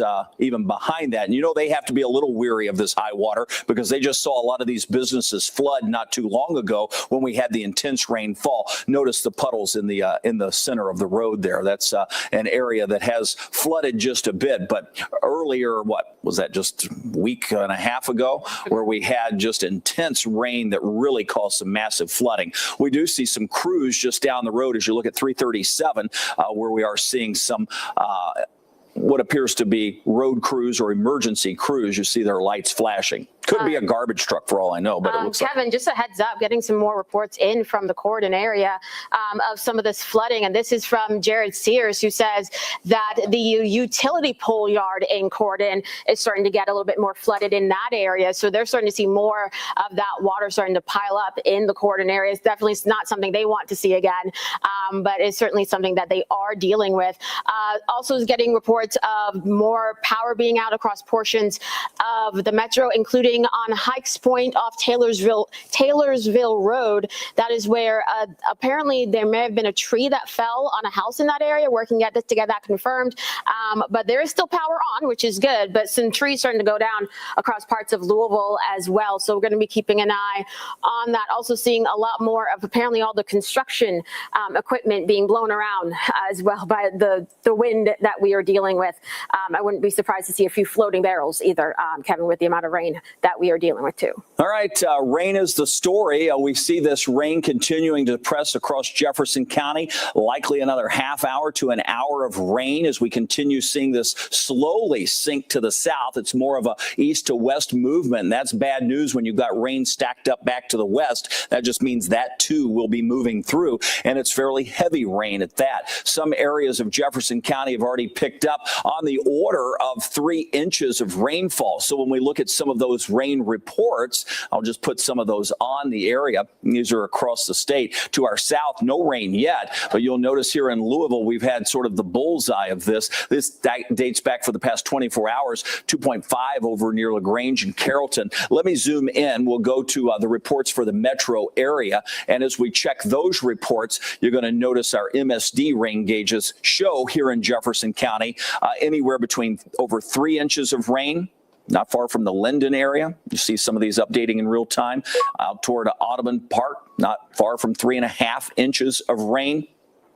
Certainly a common total would be between 2 to 3 inches, and that's causing some problems as we continue with heavy rain moving across a good chunk of Jefferson County. So flood warnings are in place. These are flash flood warnings that we have with that rain continuing to fall across Jefferson County. We're coming up on 6 o'clock. Rain continues across Jefferson County. Checking information, I should be hearing from the Louisville Emergency Management Agency in any minute. Please let me know when they are calling into the booth. We're going to get them on the air live so you know exactly what's happening across Jefferson County. We want you to know before you head out, there's nothing worse than us saying, well, the rain is gradually going to come to an end and goodbye for now, and we get back to news, but there are still major things happening. So that's why we're going to make connection with Louisville Metro Emergency Services, and we'll talk to them on the phone live here, and we'll be able to give you a real-time update of what's actually happening across Jefferson County before you head out this morning. We appreciate the work that they do, the partnership that we have. It's a two-way street when we're going through severe weather, and this is part of it. We want to make sure you're safe before you head outside. We've been here to keep you safe throughout the overnight hours as the weather moved through, and now it's the emergency and the emergency managers who are keeping you safe to make sure you don't travel into harm's way as this weather gradually comes to a close. As we wait for that call, let's go back over to our team. We'll go to Brian Good. All right, let me show you, well, I guess this is sort of a promising sign here. Let's go to the Skytrack camera. I'm going to punch it up. Hold on 1 second. This will be on the main channel. Hello. As we get into downtown Louisville, as these heavy rain bands are moving through, look at that sunrise. Kind of an eerie look, isn't it? But yeah, that's a sign that we're going to get a break in Indiana and eventually right into Louisville. We're on the other side of the coin here on this entire mess of a night that we've had. We're almost there, but at least a glimmer of hope that we're going to have a little bit of a better looking setup in Indiana here for later on today. But Kentucky, unfortunately, it's a tall tale sign. You can almost see the Ohio River splitting up the image. On the right-hand side, stormy weather and clearing on the left-hand side for Indiana. That'll be the game plan today. Kentucky will stay on the stormy side for a while with heavy rain and storms, and in some cases, maybe some strong ones. Kevin? Let's go to Ryan Hoke. Yeah. All right, Ryan. Oh, sorry. He was on the phone there. Oh, sorry. We can still go to me, though. I've been on the phone for like an hour here. We've talked to J-Town, Fern Creek. We've talked to, let's see, up north to Anchorage, Middletown. We've dialed Clark County, Harrison County. We've gotten a lot of folks saying, hey, we don't have anything in at this time. But, of course, we have heard from PRP that 7th and Berry, 7th and Dixie, those were flooded out. We heard from J-Town, the Taylorsville Road of Marioneth and the viaduct there, which is a very very popular spot. Basically, what we're hearing from the fire folks across kind of the outer reaches of the city from PRP to J-Town is if it's a viaduct, if it's a low area, avoid it this morning. It's probably flooded. That's where all the water goes because it's a low spot. So please turn around, don't drown as you're trying to head out on your morning commute here at 6:01 a.m. May look pretty outside with some of the sunrise colors there in the distance, but we've had a heck of a lot of rain, and this has been a heck of a night going on hour like 14 or 16 for some of us here. So we've been up with you all night here just to make sure that you're safe. We've gone from severe thunderstorm warnings to tornado warnings to flash flood warnings now. It seems like every severe weather event around here ends in some sort of flood. That's indeed what we've had happen here. Now this morning, not this evening, because Kevin, I get a live report, right? Yeah, that's our hope here. So I want to put him on the air if we can. I know that Harrison, if you're in the booth, can we get Kelly on with us? Okay, we'll get this on in just a second. He's going to tell us about the power outages that we have, where we have some trouble spots across Metro Louisville.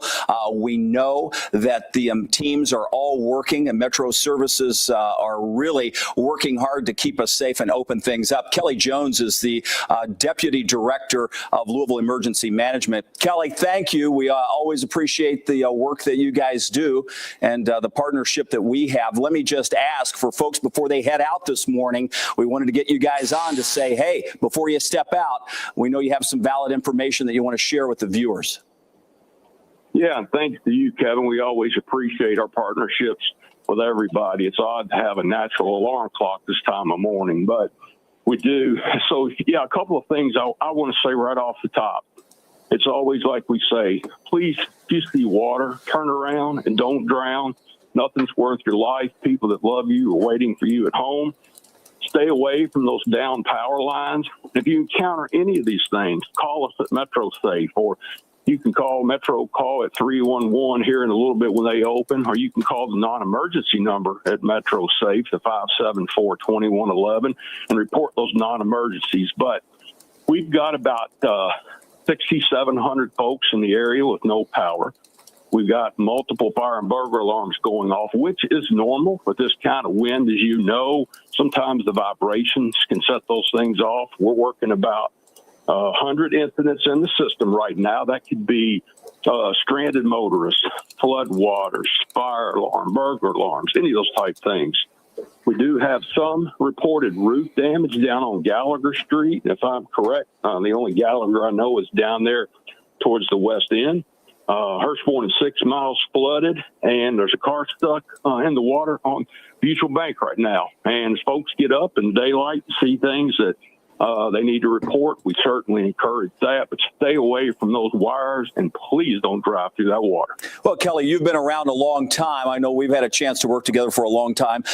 Again, the short list that you just read through, I'm glad to hear it was that short. I was worried we were going to have a lot of flooding issues across the county, but as it seems, at least as of now, I know it's still raining, we still have problems, but this is something that should ease itself a bit once this rain starts to fade. Agreeable?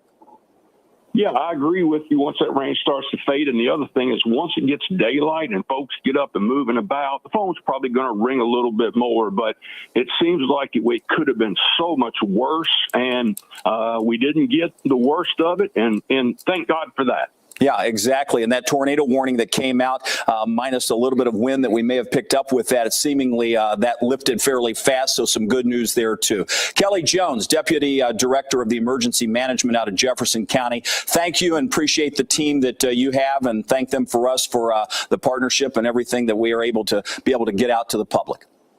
Thank you. Appreciate you. All right. That was Kelly Jones, again, letting folks know if you are at home, what's going on across Jefferson County. We pointed out a number of the issues that we have going on here in Louisville. Those were 6,700 with no power in the area, about 100 active burglar alarms that are going off because of a lot of the lightning. Sometimes it jars those windows and doors. We have roof damage on Gallagher, which we knew about. We also knew about the flooding at Hurstbourne Lane and also 6 Mile. So Hurstbourne and 6 Mile always floods out under that little overpass there. And then a car stuck in water at Mutual Bank Road. That too is an area that we sometimes see. It is a reminder that you need to turn around before you drown. Don't try to drive through the flooded water, and that will be the rule of thumb this morning. We're at 6:06. We're going to do a final pass through our team, and then we're going to hand it over to Tawana for the rest of the weather this morning. Shannon Cogan, Rob Wells, the whole gang is here to bring you up to date on the overnight news.